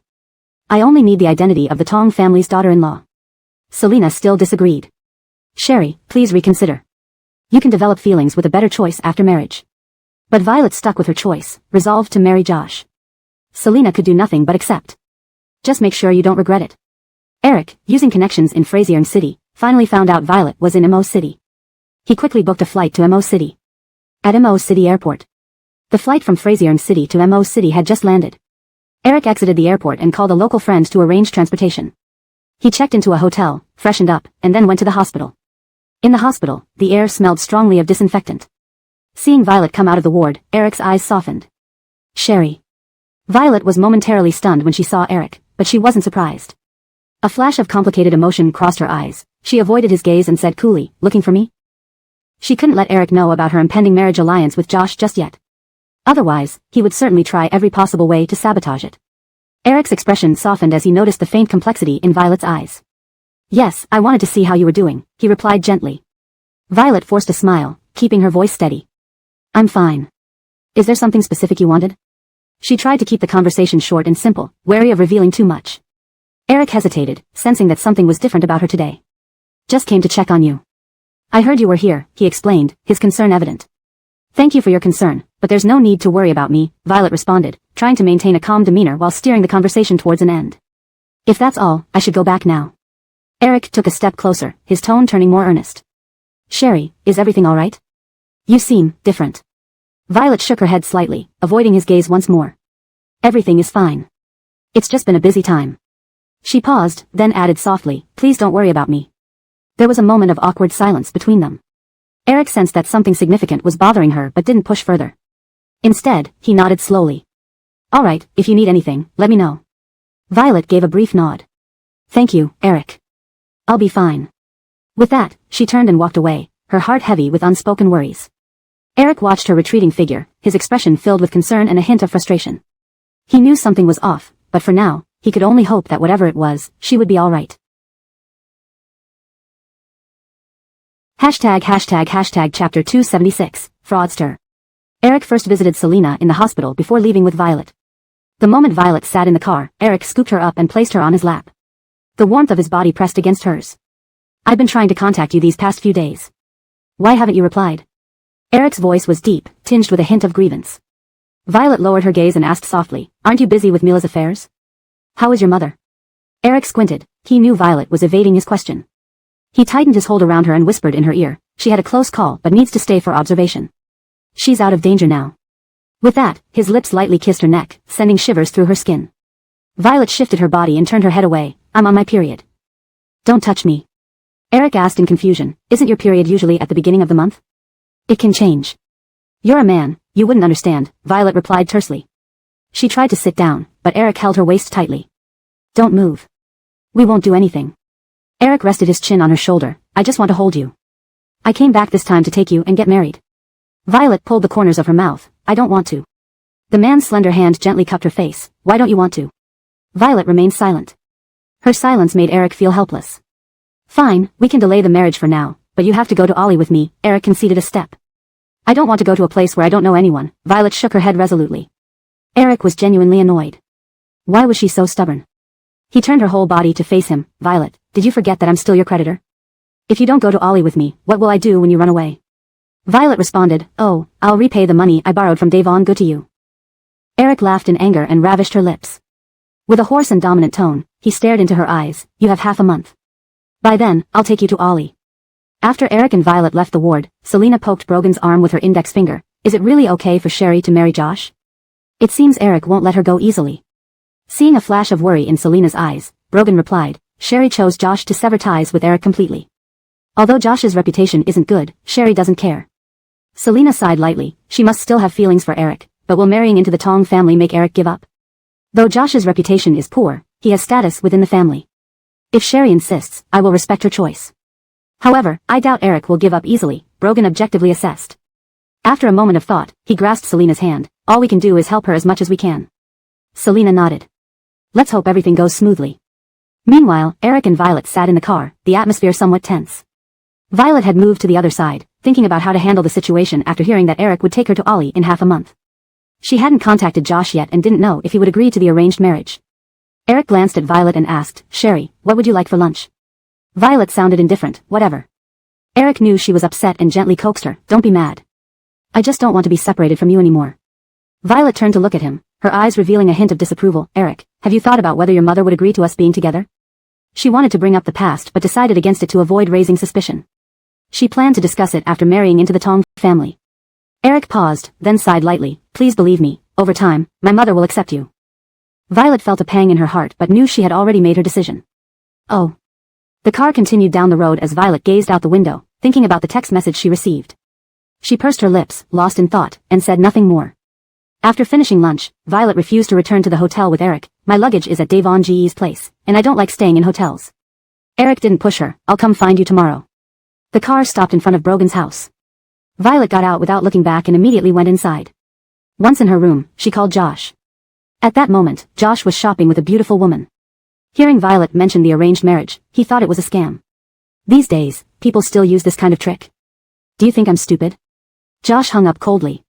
How could Violet choose to marry him? Josh continued shopping with the beauty. Violet, speechless, sent a text to Josh, add my WeChat, video call. A video call would confirm it wasn't a scam. Josh hesitantly added her WeChat. They connected via video call. Seeing Violet on the screen, Josh said, "It's really you? Are you an AI? Non-human. Absurd." Just as Violet was about to speak, a petite beauty appeared in the video frame, leaning on Josh and cooing, "Brother Tong, I want that bag." Josh pulled out his credit card. "Darling, take it and swipe yourself." The beauty shot a defiant glance at Violet, then walked off with the card. Josh finally spoke, "Miss He, it's not April Fool's Day today. I don't want an arranged marriage, it's too restrictive for me." At that moment, outside in the corridor, the butler was guiding Eric to Violet's room. When Violet got out of the car, Eric forgot to give her the gift he brought from Ollie, so he asked the driver to return to Brogan's house. Inside, Violet persisted in convincing Josh, "Rest assured, after we marry, I won't interfere with your pursuit of beauties." Chapter 277, Terrifying. Eric stood outside the door, listening to Violet's video call with Josh. A faint sneer played on his lips. The door was not fully closed, and Violet, back in the room, had anxiously contacted Josh without using earphones, making the conversation clearly audible. Violet nodded and assured Josh, "I really won't interfere if you date other beautiful women. So, do you want to enter into this marriage alliance with me?" Josh was already seated inside a VIP lounge, waiting for the beauty he had brought along to buy a bag. Hearing her promise, he said suspiciously, "Miss He, could it be that you're pregnant? And you're looking for someone to take responsibility? What an imagination." Violet rolled her eyes. "You think too much. We can have pre-marriage medical checkups. I'm also worried about having to deal with multiple illegitimate children of yours." Regarding this, Josh proudly replied, "Rest assured, I don't have any illegitimate children. I, Josh, am not that foolish." He asked again cautiously, "Really not pregnant? Then why would you choose to marry me? It wouldn't be bad for the Tong family to form an alliance with the He family, especially considering that Violet has Brogan backing her." Violet smiled sweetly. "Not pregnant at all. You meet my standards, so I chose you." Eric almost burst into reprimand Violet upon hearing this. Josh pondered for a moment, seemingly thinking about her words, then said quite happily, "You've got great taste." Violet responded, "Yes." Josh finally nodded. "All right, I agree to the marriage alliance, but I have two conditions." Violet agreed. "Go ahead." Josh coughed lightly. "Firstly, after marriage, we live our separate lives and don't interfere with each other's private affairs. Secondly, we must sign a prenuptial agreement to ensure neither party claims the other's assets." Violet found these conditions satisfactory. "No problem, I can accept those." Standing outside the door, Eric lowered his eyelids, holding the gift box tightly in his hand. He never imagined Divangbeo would give him such a big surprise. His usually clear and composed face showed a complex expression. Eric curved his lips into a smile, deliberately making walking sounds. Upon hearing footsteps in the hallway, Violet quickly ended the call, looking nervous. Turning around, she saw Eric knocking and entering. Her complexion changed slightly, showing signs of unease. "Weren't you leaving? Why are you here? When did he arrive? Did he overhear her conversation with Josh?" Eric approached Violet and handed her the gift box, his tone soft and low. "Divangbeo, I forgot to give this to you. It's a gift for you." Anxiety made Violet's palms sweat as she took the gift and forced a smile. "Thank you." Images of her video chat with Josh flashed through her mind. Did Eric hear anything? "Divangbeo, are you hot?" Eric placed his finger on her forehead, his eyes filled with concern. "You're not burning up, it shouldn't be a fever." Violet tried to calm herself, forcing a calm response. "The weather is very hot today. I haven't turned on the air conditioner yet." Eric's gaze deepened as he sighed softly. "This kind of weather can easily lead to a cold. Take care of yourself." Violet nodded. "Okay." Eric gently patted her head, his voice as tender as always. "Rest well. See you tomorrow." As he left the room, his gentle eyes instantly turned cold. He didn't suspect Violet of anything, or so it seemed. Violet relaxed slightly. If he had heard anything, he wouldn't have left like this. It was truly a narrow escape. She went to close the door, opened the gift box, and saw an exquisite necklace inside, shimmering pink under the light. It was exactly her style. Eric walked out of the room and left the Devon residence, sitting in his car and tapping his thigh with his forefinger. He thought about Violet planning to marry Josh. There's no way she's getting married to anyone else. In Mel's room, only a yellow desk lamp was lit. The dim, yellow light cast a gloomy, oppressive atmosphere. Under the lamplight sat a tall man with a refined appearance, flipping a sharp knife nimbly between his fingers. His eyes were bloodshot, glaring coldly at the woman bound and gagged in a chair. Violet wriggled, trying to communicate for the gag to be removed from her mouth. Eric stood up, approaching her with the knife hovering by her face. Divangbeo, you sure have a lot of guts. Violet shook her head vigorously, her eyes filled with fear and pleading. No, I'm timid. Eric seemed to understand her plea, his lips curling into a smirk. Really timid? Then why are you planning to marry someone else? Tears welled up in Violet's eyes as she shook her head frantically. Eric's eyes turned even colder, slowly moving the knife to the edge of her neck. His voice was low and menacing. Do you know what the consequences of betraying me are? Violet shook her head violently, terrified. Her body trembled weakly, appearing extremely fragile. Eric suddenly laughed, pulling the knife away. Even though you betrayed me, I still love you, Divangbeo. He gently caressed her face, his tone turning soft but with a hint of danger lingering in his eyes. With a flick of his wrist, he used the handle of the knife to lift her clothes, pressing it against her delicate skin. Divangbeo, let's see what color your heart is, shall we? With that, he stabbed the knife directly into her heart. Ah! Violet woke up abruptly, breathing heavily, her chest rising and falling rapidly. She looked around confused. What a terrifying dream. She touched her unharmed heart and sighed deeply. Dreams are often the opposite of reality. The next morning at 10, Eric came to pick up Violet. Seeing her listless demeanor, he asked, concerned, Divangbeo, did you not rest well last night? Violet weakly nodded. Yeah, I had nightmares all night. She stuffed a bite of breakfast into her mouth, exhausted. Eric smiled gently, pushing a strand of hair behind her ear. Ainsworth's son, they say a guilty conscience makes one afraid of shadows. Have you done something wrong? Violet avoided his gaze. Don't say silly things. Who doesn't have dreams? Do you never dream? Eric looked into her eyes, a barely noticeable smile playing on his lips. You're right, I do dream. I had a dream last night too. Violet subconsciously asked, what kind of dream? Eric narrowed his eyes, tracing his fingers over her cheek. Divangbeo, do you know, in my dream, we got married and had 3 kids. Violet felt a chill run down her spine. Your dream is outrageous, who would have 3 kids? She took another bite of bread to calm herself. Eric nodded, his thin lips brushing her ear. We just need 1 child or none at all. Let's enjoy our life together as 2. He added, indeed, let's live as 2, without children. Chapter 278, Shall I Carry You?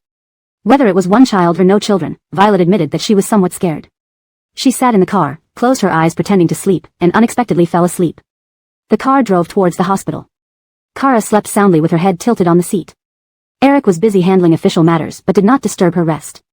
When they arrived at the hospital, Eric noticed that Violet was still sleeping. He raised an eyebrow and opened the fridge, taking out a sausage from inside.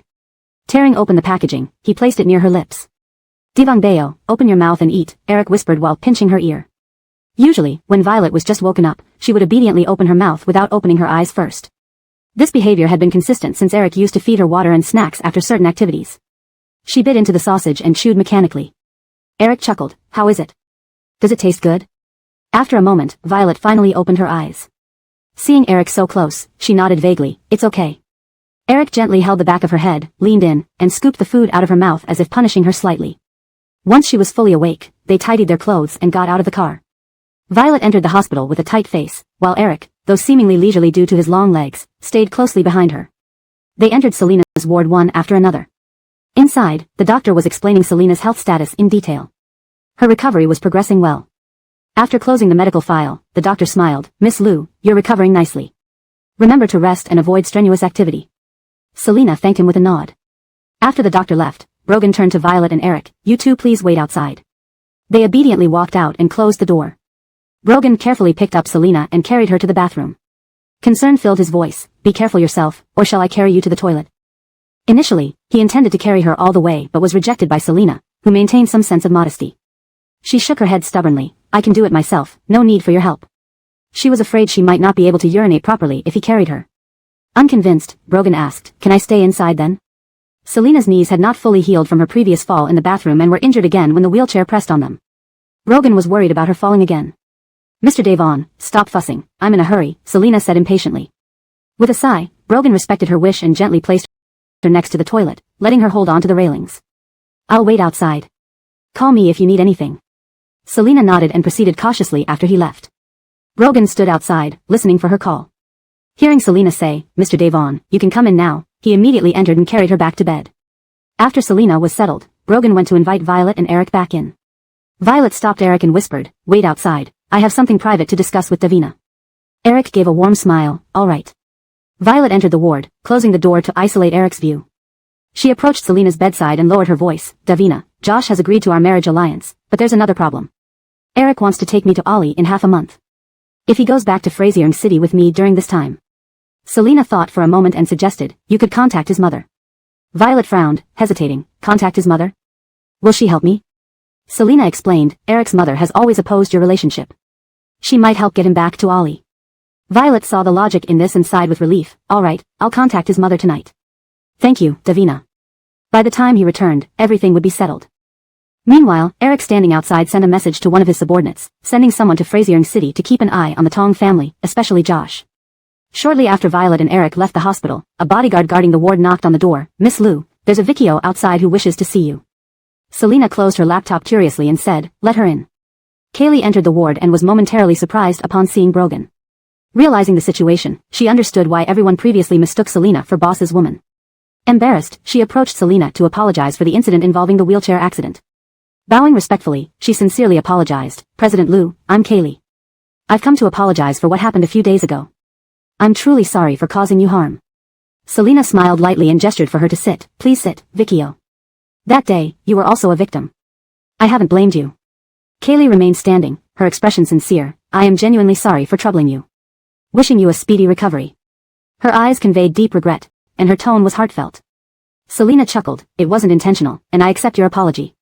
Before leaving, Selena handed Kaylee a work-related WeChat ID, saying, Vikio, you explained the testing equipment issues quite professionally the other day. Maybe we will have a chance to exchange ideas in the future. Walking out of the ward and stepping into the elevator, Kaylee looked at the slip of paper with Selena's WeChat ID, feeling a bit dazed.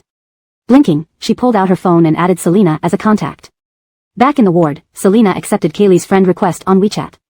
Putting down her phone, she smiled faintly and looked at Brogan. Mr. Devon, did Hector find any issues with Kaylee? Chapter 279, he was in a car accident. If Baird doesn't find any issues with Kaylee, don't make it difficult for her, Selena said, her eyes flashing with contemplation. Brogan nodded. Hector has checked Kaylee's background, everything is normal. Selena smiled. That's good. She does seem quite capable as long as there are no problems. In the evening, Brogan was discussing Magnolia Group's financial matters with Selena. He pointed to the data charts on his computer. Comparing the current financial report data with that of previous years, this fluctuation might indicate a financial issue, though it's not very obvious. Selena frowned, seriously examining the data on the screen. I'll send it to Bill Teshu and Brendan to investigate. The fluctuations may be minor, but further investigation is necessary. A few days ago, she had already sent Brendan back to Frasier City to help Felix handle company affairs. She looked at the data on the screen, concerned about the financial fluctuations. Brogan rarely praised anyone, but he did so now. Felix and Brendan have done a good job. Thinking of Brendan's affection for Anthea, Brogan's lips curled up faintly. At that moment, Selena's phone rang from the bedside table. Brogan stood up and handed her the phone. Selena glanced at the caller ID. It was an unknown number, but she answered it anyway. Selena, Uncle Jean was in a car accident. He wants to see you. You should come to the hospital, Carl's hoarse voice came through the phone. Selena's face instantly turned grim. Why was he in a car accident? It was an accident. A bus brake failure caused a collision with the car Uncle Jean was in. Carl rubbed his temples. You should come to Frasier City First Hospital as soon as possible. It might be too late otherwise. He hung up, leaving the decision to Selena. Selena frowned, looking at Brogan. Mr. Devon, I need to return to Frasier City tomorrow. Hunt was in a car accident. Brogan clearly disagreed. Your body hasn't fully recovered yet, and the flight will take 20 hours. Anthea, your body can't handle it. Selena reached out and grabbed Brogan's hand. It's fine, I know my own body.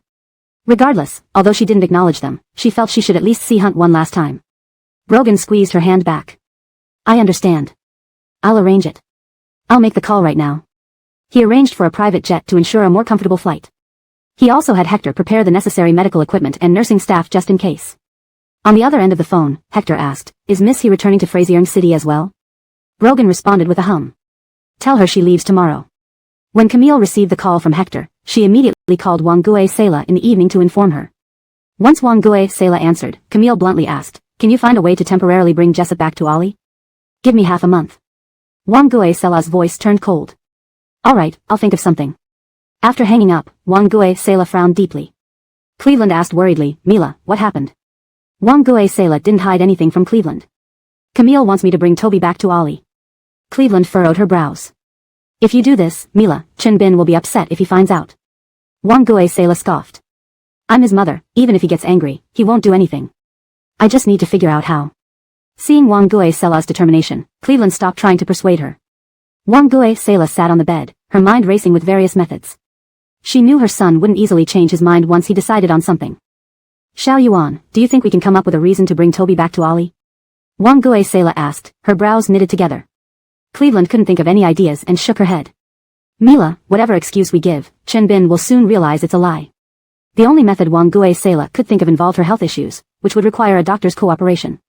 But then she had another idea. Wang Gui-sela decided. Xiao Yuan, wait until I pretend to faint later. You need to act panicked, and even if the doctor can't find any issues, I'll insist that I don't know why I fainted.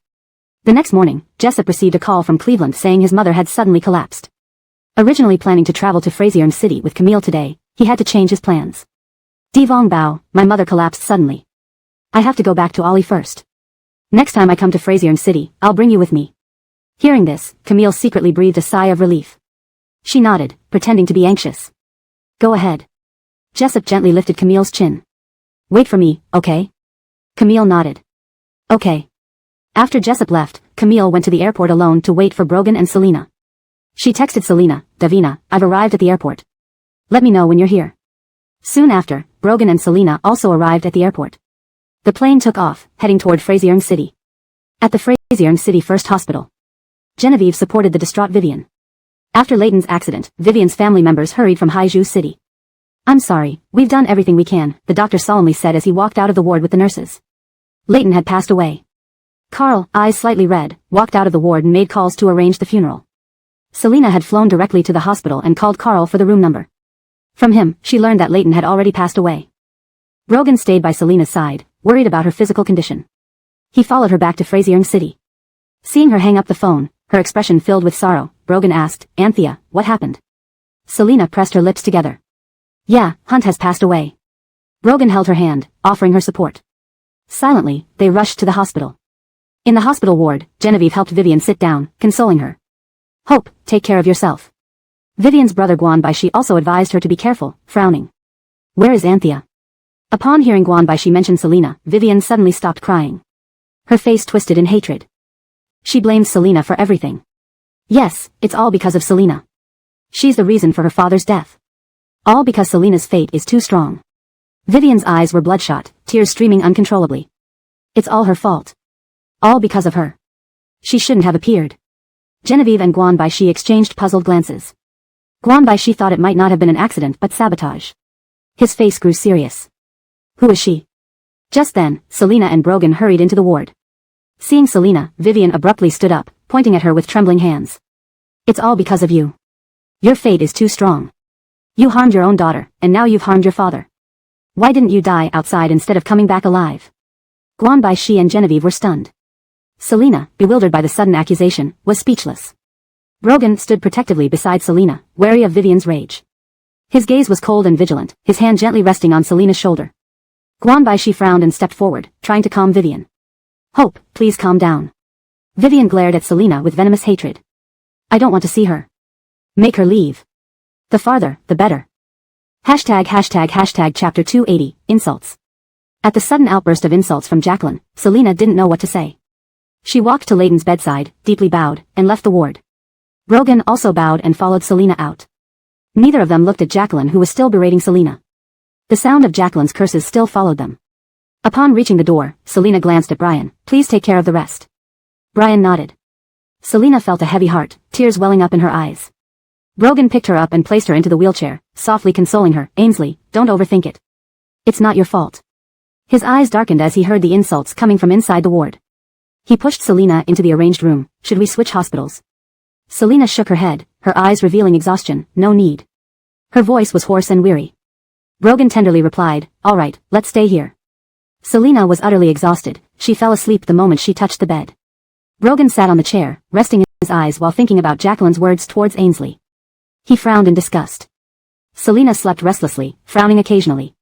Brogan sat beside her, opened his eyes to look at her tired face, and held her hand.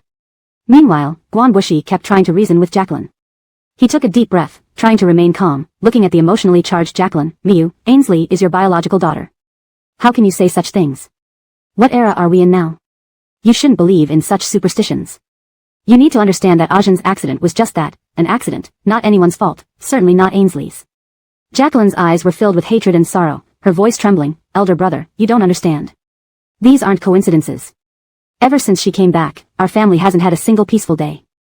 Ajin had the accident, my health has worsened, all the misfortunes started the day she returned. Guanbushi sighed, Miyu, you can't blame everything on Ainsley. She lost a lot when she was young. Treating her this way will only cause her more pain. Jacqueline wouldn't listen. Immersed in her own grief, she covered her face, tears seeping through her fingers. I can't accept it. Ajin is gone. What am I supposed to do? What should I do? Genevieve shook his head at Guanbushi, signaling him not to bring this up for now. The current state of Miyu made it impossible for her to hear him out. Genevieve always found her sister-in-law rather unreasonable. Due to Jacqueline's hostility, Selena did not attend Layton's funeral. Brogan comforted her, we can visit Hunt later. Selena nodded. Jacqueline's resentment towards her was deep, attending the funeral would only make matters worse. After Layton's funeral, Jacqueline immersed herself in grief, her hatred for Selena intensifying. Luo Cece, Brian's fiancé, had been by Jacqueline's side these few days. She often overheard Jacqueline cursing Selena, feeling somewhat smug. Mom, did you know that Jacqueline cursed Selena for bringing bad luck to the family? Luo Cece told her mother excitedly when she got home. Mother Luo first appeared surprised, then smiled faintly. Their conflicts are good news for you and Xinyuan. Luo Cece hadn't thought much, she simply enjoyed seeing Selena in trouble. She asked, puzzled, why is it good for both of us? Mother Luo shook her head helplessly. Xinyuan is merely the manager of Zhong Corporation and owns minimal shares. If Layton didn't leave a will and Jacqueline is against Selena, the shares could end up with Xinyuan. Luo Cece lit up, understanding the underlying benefits. She grinned delightedly, that's right, if they continue to have conflicts, the shares might go to Xinyuan. Luo Cece and Mother Luo felt optimistic about the future. Mother Luo smiled, so, be sure to impress Jacqueline during this time and win more of her favor. Luo Cece replied eagerly, Mom, I will. Jacqueline was too upset, neglecting her health until her heart and kidneys couldn't take it, sending her to the hospital. Following Mother Luo's advice, Luo Cece rushed to the hospital to personally care for Jacqueline. Her actions won her favor with both Jacqueline and Brian. Holding a bowl of soup, Luo Cece gently advised, Auntie, the chef made the soup you like. For your health, please have some. Brian also pleaded worriedly, Auntie, please eat something. Jacqueline lay pale and weak on the bed. Seeing Luo Cece, she felt a glimmer of relief and nodded, okay, I'll have a little. Luo Cece immediately smiled, lightly blowing on the soup. Once Brian helped Jacqueline sit up, she fed her carefully, Auntie, take it slowly. Jacqueline took a sip, then looked up at Luo Cece, Cece, you're a good girl. Thank you for taking care of me. Luo Cece shook her head earnestly, Auntie, don't mention it. This is what I should do as long as you get better. After feeding Jacqueline a small bowl of soup, Luo Cece left with an insulated box. That's Selena, isn't it? Luo Cece quickly followed, seeing Brogan pushing Selena, seated in a wheelchair, out of the hospital. The man gently lifted Selena into the car, and the chauffeur swiftly folded away the wheelchair before driving off. Luo Cece watched the car leave, wondering, what's wrong with Selena? Why is she in a wheelchair? She quietly instructed a bodyguard, find out why President Lu of Magnolia Group is in the hospital. The bodyguard nodded and returned to the hospital. Just as Luo Cece arrived home, the bodyguard informed her that Selena had undergone surgery and was currently recovering.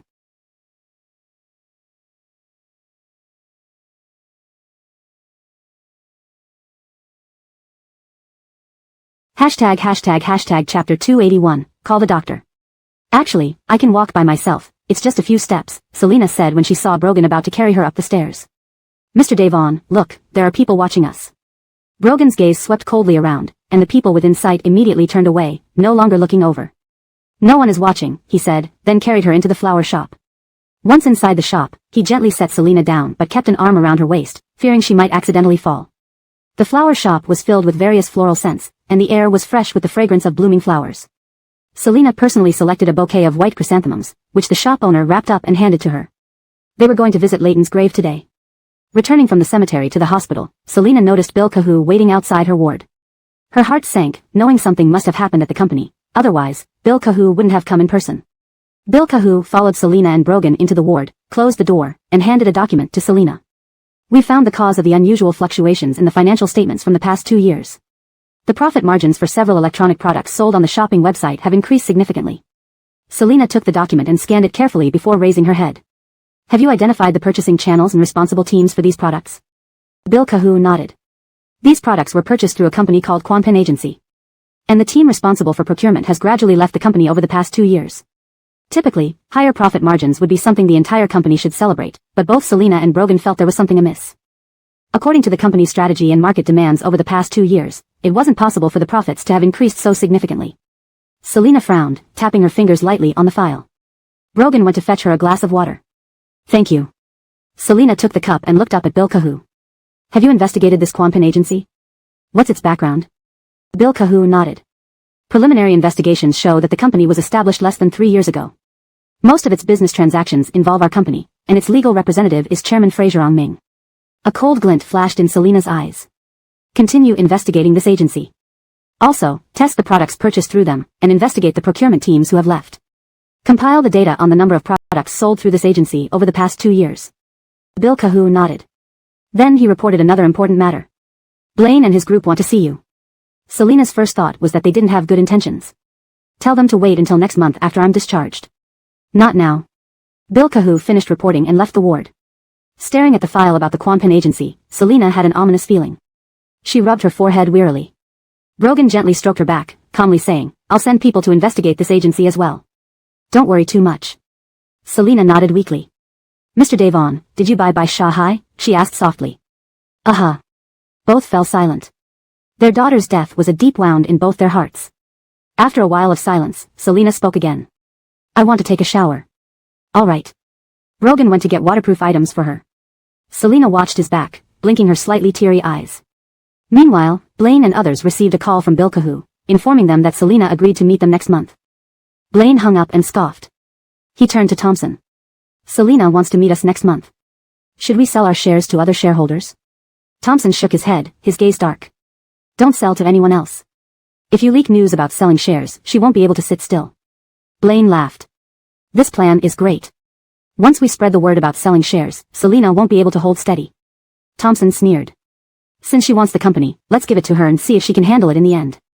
Blaine thought of Selena's potential downfall and couldn't help but laugh. The company isn't so easy to control. Acting swiftly, the next day Selena received news that they intended to sell their shares. Selena raised an eyebrow and turned to Brogan. Why do they want to sell their shares? Is it solely because I'm in control of the company? Brogan raised an eyebrow as well. They exchanged glances, both knowing it couldn't be that simple. I'll meet them tomorrow since they want to see me, Selena said coolly. She called Bill Kahoo to arrange the meeting with Blaine and his group. When Taylor went to the hospital to care for Vivian, she casually mentioned encountering Selena. Oh, what happened to her? Vivian asked coldly. It seems she underwent some surgery and is staying in the hospital, Taylor replied uncertainly. Vivian's expression remained cold. Taylor stopped mentioning it, intentionally stirring the pot. The more turbulent the relationship between mother and daughter, the better it would be for her family's Fitzroy company. After Taylor left, Vivian pondered and immediately dialed an elderly man named Dong. Mr. Dong, I need your help. Her voice was anxious and urgent. Do you have any talismans or blessed water to dispel heavy Sha-Chi, negative energy, or remove bad luck? A steady sigh came from the other end. Vivian, Sha-Chi, and bad luck cannot be easily resolved with simple talismans or blessed water. We need to find the root cause and perform the appropriate rituals. Vivian frowned. There is someone whose Sha-Chi brings constant misfortune. What should I do? Mr. Dong paused. Bring her to me. I need to see the situation in person. Selena wouldn't go with her. Vivian narrowed her eyes. I can only provide her birth chart and photos. Mr. Dong nodded. That will also work. Vivian quickly found Selena's photos and birth chart online and sent them to Mr. Dong. Hatred shone in her eyes. Hating Selena made her feel better. The next morning, Selena hadn't fully woken up when she heard commotion outside her ward. Brogan frowned and stepped out to investigate. He glanced at Vivian and her entourage and saw a puddle of water on the floor. Seeing Brogan, Vivian's face hardened. I'm doing this for Selena's own good. These are purifying water talismans from a master. Mr. Devon, for your own safety, you should stay away from her. She will bring disaster upon you. Do you have a problem here? Brogan pointed to his head, lazily suggesting. You should see a psychiatrist. Vivian sneered. Fine, don't believe me. She turned to leave. Brogan gave her a cold look. Stop them, and call the police. Selena had already woken up and stood at the doorway, overhearing Vivian's words. Why call the police? I'm her mother. I'm just trying to rid my daughter of bad luck. Officers usually don't deal with family matters, Vivian retorted without fear. She hadn't harmed anyone. Leaning against the doorframe, Selena said mildly, then I should thank you. To Selena, this was all trivial. She smiled faintly, glancing at the pool of water. Seeing Selena unperturbed, Vivian stared at her hatefully. You should thank me. Taylor hadn't expected to witness such a scene of familial conflict at the hospital today. Jean Corporation would surely belong to her husband in the future. Brogan instructed his bodyguards. Take them to the police station. Chapter 281, Call the doctor.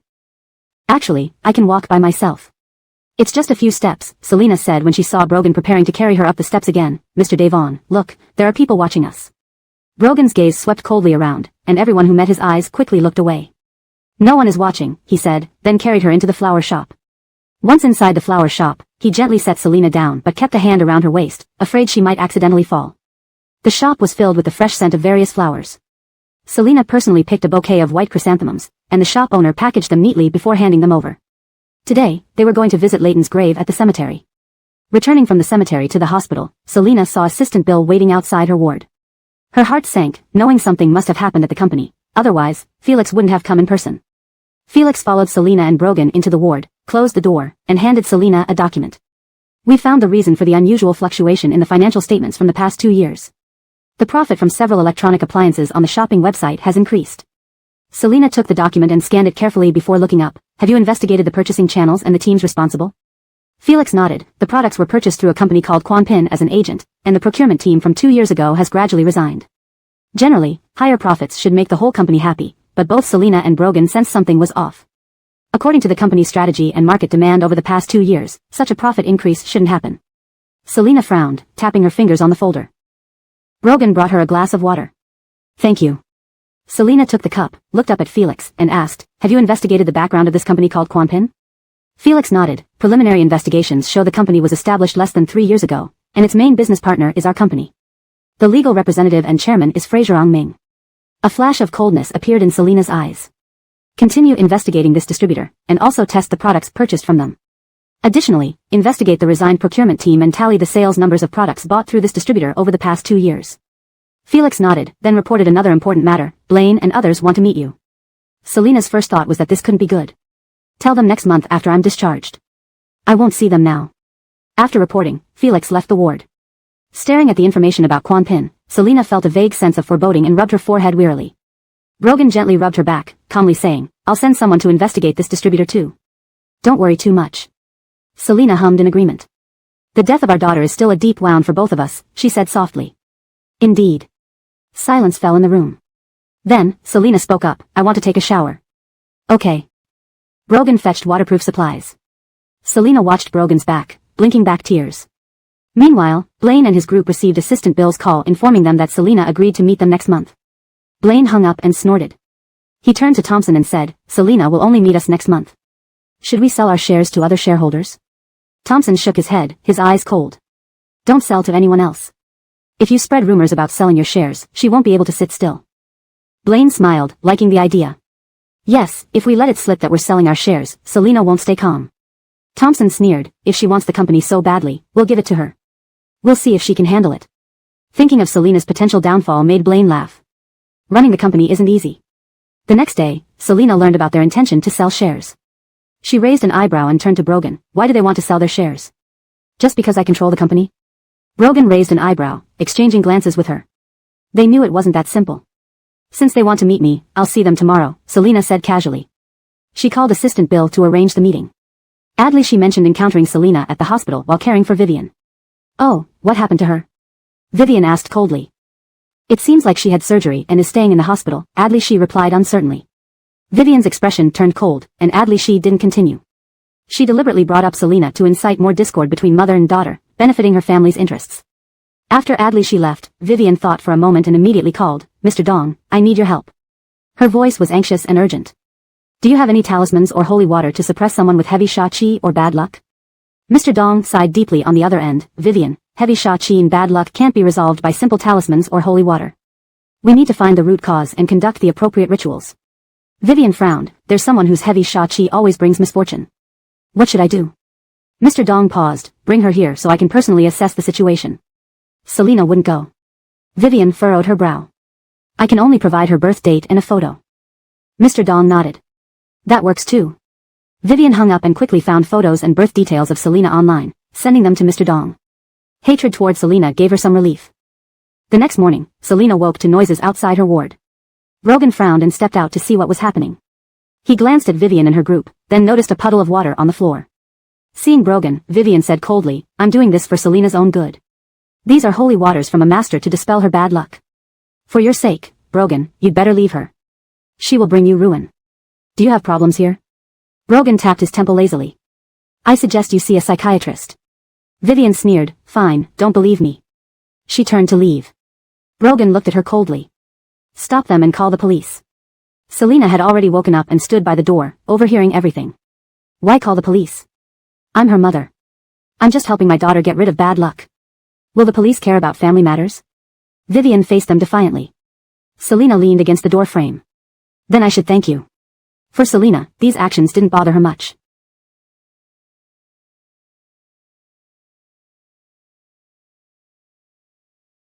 She smiled faintly, sweeping her eyes over the holy water. Vivian glared at Selina, hating that she showed no anger. You should thank me. Adly she hadn't expected to witness this conflict. Jean Group would definitely belong to her husband. Brogan told his bodyguard, take them to the police station. Taylor quickly moved to protect Vivian, and, let's go, she urged Selina, Miss Liu, Aunt's intentions were good. How can you send your own mother to the police station? Selina raised an eyebrow, I truly thank her for her kindness. She turned and walked into the ward, picked up a water pot, and approached the door. Handing the pot to the bodyguard, she instructed, pour it on their feet, it's water to remove bad luck. The bodyguard acted swiftly, taking the pot and pouring the water directly. Although Vivian and Taylor tried to jump away, they still got splashed. Vivian raised her hand, pointing at Selina with her index finger, Selina. In her agitated state, she felt a sharp pain in her chest. Seeing Vivian clutching her chest, Taylor panicked, fearing that she might die before transferring the shares to Fitzroy. Quick, call the doctor. Hashtag chapter 281, call the doctor, continued. Taylor hurriedly shielded Vivian, and, let's go, she urged Selina, Miss Liu, Aunt's intentions were good. How can you send your own mother to the police station? Selina raised an eyebrow, I truly thank her for her kindness. She turned and walked into the ward, picked up a water pot, and walked to the door. She handed the pot to the bodyguard, pour it on their feet, it's water to remove bad luck. The bodyguard acted quickly, grabbing the pot and pouring the water directly. Although Vivian and Taylor jumped aside, they still got splashed. Vivian lifted her hand, pointing at Selina with her index finger, Selina. In her agitated state, she felt a sharp pain in her chest. Seeing Vivian clutching her chest, Taylor panicked, hoping she wouldn't die before transferring the shares to Fitzroy. Quick, call the doctor. Chapter 282, Scared to Death. Blaine and his companions walked into the hospital with a hint of confidence and satisfaction on their faces. They had already heard about Selina and Asia's fallout while en route. Blaine laughed, I was worried she still had the Jean Group as a fallback. Elliot nodded, who would have thought Asia was so superstitious? His tone carried a touch of sarcasm. Noble families did believe in geomancy and fate, but none were as superstitious as Asia. Tucker shook his head, Asia isn't superstitious, she's selfish. They were confident that Selina would buy the shares, which was why they felt like discussing her now. They went straight to Selina's ward, where only Selina, Assistant Bill, and the few of them were present. Selina had specifically asked Brogan to leave earlier to avoid meeting Blaine and the others. She also put on some makeup to appear slightly pale. President Liu, it's been a while, Blaine said first, plastering on a fake smile. Yes, it has, Selina replied calmly. Blaine glanced at Selina's complexion, pretending to be concerned. You must be having a tough time managing such a big company with your health issues. Thank you for your concern, but let's get down to business, Selina cut straight to the chase. Sitting aside, Tucker got to the point, President Liu, we intend to sell our shares since the MO Corporation no longer belongs to us. There was a tinge of mockery in his voice. Selina looked at them coolly, at what price do you want to sell? Blaine chuckled, of course, 5% above the current market price. If you're interested, you can buy from us. Selina gave a slight laugh, it's fine if you don't sell to me. Blaine. Tucker signaled for Blaine not to lose his temper, smiling as he spoke to Selina, Selina, are you sure you don't want to buy? You can think about it for 2 days. We'll take our leave now. The group then left the ward decisively. After they left, Selina rubbed her chin, something wasn't right. What were the Moes planning? Inside the car, Blaine asked angrily, why give her 2 days to consider? Tucker glanced at him, Selina might suspect why we're selling the shares, we can't rush this.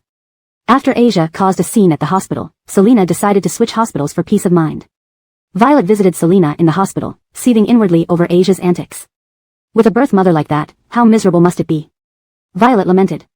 Older Davina, Josh and I will have our wedding day after tomorrow.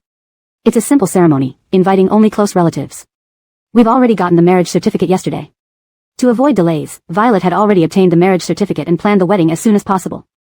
She hoped Henry's mother would delay him further. Sherry, are you really sure about this? Selina asked worriedly again. Violet nodded with a smile, older Davina, I'm sure. Seeing her determination, Selena sighed, I'll attend your wedding. At this moment, Henri had actually learned of her and Josh's marriage registration the previous day. Smiling slyly, he stepped out of the hospital, got into his car, and called Violet. He waited patiently for her to pick up. When Violet saw it was Henri, she hesitated but eventually answered nervously, hello. Henry's voice sounded a bit dejected, though his eyes were cold. Divang Bayo, my mom suddenly fainted. The doctors couldn't find any problems, and I'm very worried. Violet knew Melissa was faking her illness. She forced herself to sound worried. The doctors really couldn't find anything?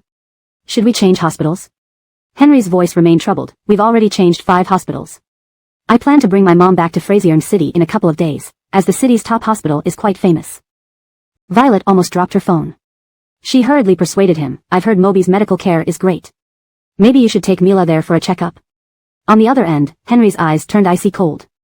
Gripping his phone, he thought, Divang Bayo, do you really think getting married will make me let you go? Violet feared Henri might come to Frazier City and tried hard to continue praising Moby's medical facilities. Listening to Violet, Henri sneered, fine, I'll take my mom to Moby first. Relieved, Violet patted her chest, knowing she had temporarily stalled Henri, though still feeling uneasy. They chatted for a while before hanging up. Staring at his phone, Henri smiled wryly. Yesterday, he suspected his mother might have feigned fainting. When he learned of Violet's marriage registration, he almost lost control. Planning to fly to Frazier City, he unexpectedly saw his mother faint out of anger when he mentioned going there. From anxiety to suspicion, Henri wondered if his mother was faking. How could so many hospitals find nothing wrong? Deciding to play along, Henri waited. Meanwhile, after hanging up, Violet winked at Selena, older Davina. That was terrifying. Henri wanted to take his mom back to Frazier City for a checkup. Thankfully, I convinced him to go to Moby instead. Chapter 283, Can't Figure It Out. After Violet left, Selena started handling official business. Halfway through, she frowned, pondering the motives of Blaine and his group. She really couldn't understand it and looked up at Brogan, asking, Mr. Devon, why do you think Blaine and his people want to sell the company shares? Brogan's gaze was calm. Every time he thought about the MO family, he felt like frowning. He replied lightly, whatever their reason for selling the stocks, you can buy them at the market price. Selena nodded. I had that plan as well. After Sherry's wedding, I'll talk to Blaine again. Seeing her constantly busy, Brogan helplessly reminded her, why don't you take a rest first? Just as Selena nodded and was preparing to rest, the bodyguard knocked on the door and informed her that Carl and the Tessa wanted to see her. The Tessa? Selena immediately thought of Vivian's maternal side, the Guan family. Don't see them if you don't want to, Brogan said. It's fine, let's meet them. I'm not afraid of any trouble, Selena said and asked the bodyguard to let them in.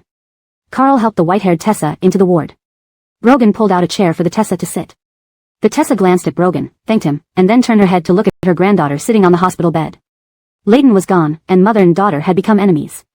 With such a big incident happening, the Guan family didn't dare to hide it from the Tessa. Upon hearing the news, the Tessa rushed to Beijing. Child, you've suffered, the Tessa sighed, her eyes revealing a hint of apology. Today, I come here to say sorry to you. Your mother acted foolishly. If there's anything in the future, you can seek your uncles. Looking at the sincere Tessa before her, Selena felt moved. She wasn't someone who irrationally blamed others. She smiled faintly and said, Mrs. Guan, thank you for your kindness, but there's no need to apologize. Perhaps my parents and I just lack fate. By calling her Mrs. Guan, it clearly meant Selena didn't wish to have any ties with the Guan family. The Tessa wasn't angry. She smiled kindly, regardless, as long as I'm alive, the doors of the Guan family will always be open to you. Selena smiled politely. Thank you. Carl also apologized to Selena. He hadn't expected his aunt to actually throw blessed water at his cousin. Before they found her, Auntie clearly missed her so much. Why did it turn into this situation where they couldn't even recognize each other as mother and daughter? Carl then helped the Tessa leave the ward. Brogan gave Selena a light kiss and whispered, rest well, don't think too much. He adjusted the bed and helped Selena lie down. Mr. Devon, I won't overthink it. My relationship with Vivian is merely blood-related. The Tessa came to see Selena first after arriving in Beijing from Haizhou City. Only after seeing Selena did she go to the first hospital to see her daughter. Upon seeing the Tessa, Vivian's face lit up with surprise. Mom, you're here? Why didn't you tell me earlier? Taylor quickly stood up to greet the Tessa and shyly glanced at Carl. And this? The Tessa temporarily ignored her daughter and looked at Taylor. Cece, from the Lu family, Fitzroy's fiancé. They're getting married soon, Vivian smiled. Mom, Cece has been taking care of me during this period. Taylor blushed but still smiled gracefully. The Tessa nodded, with a smile. Cece, thank you for looking after Hope during this time. Taylor hurriedly replied, Grandma, you're too kind. It's my duty. Vivian smiled widely and turned to the Tessa, Mom, Cece is really sensible and has helped me a lot. The Tessa nodded slightly. Taylor was smart, realizing that Tessa wanted to speak with Vivian privately. She found an excuse to make a phone call outside. Once Taylor left the ward, the Tessa's expression turned serious. Seeing the serious expression of the Tessa, Vivian knew her mother was upset. Mom, what's wrong? Who made you angry? You. The Tessa looked at Vivian, her eyes filled with blame. Hope, Anthea is your daughter. How could you treat her like this? To the point of becoming enemies, you disappoint me greatly. Vivian's face changed slightly, and she hastily explained, Mom, the fortune teller said her fate is unfavorable and would harm family members. I was worried she would affect us. The Tessa almost choked in anger. She huffed and took a deep breath. You should go to a mental hospital.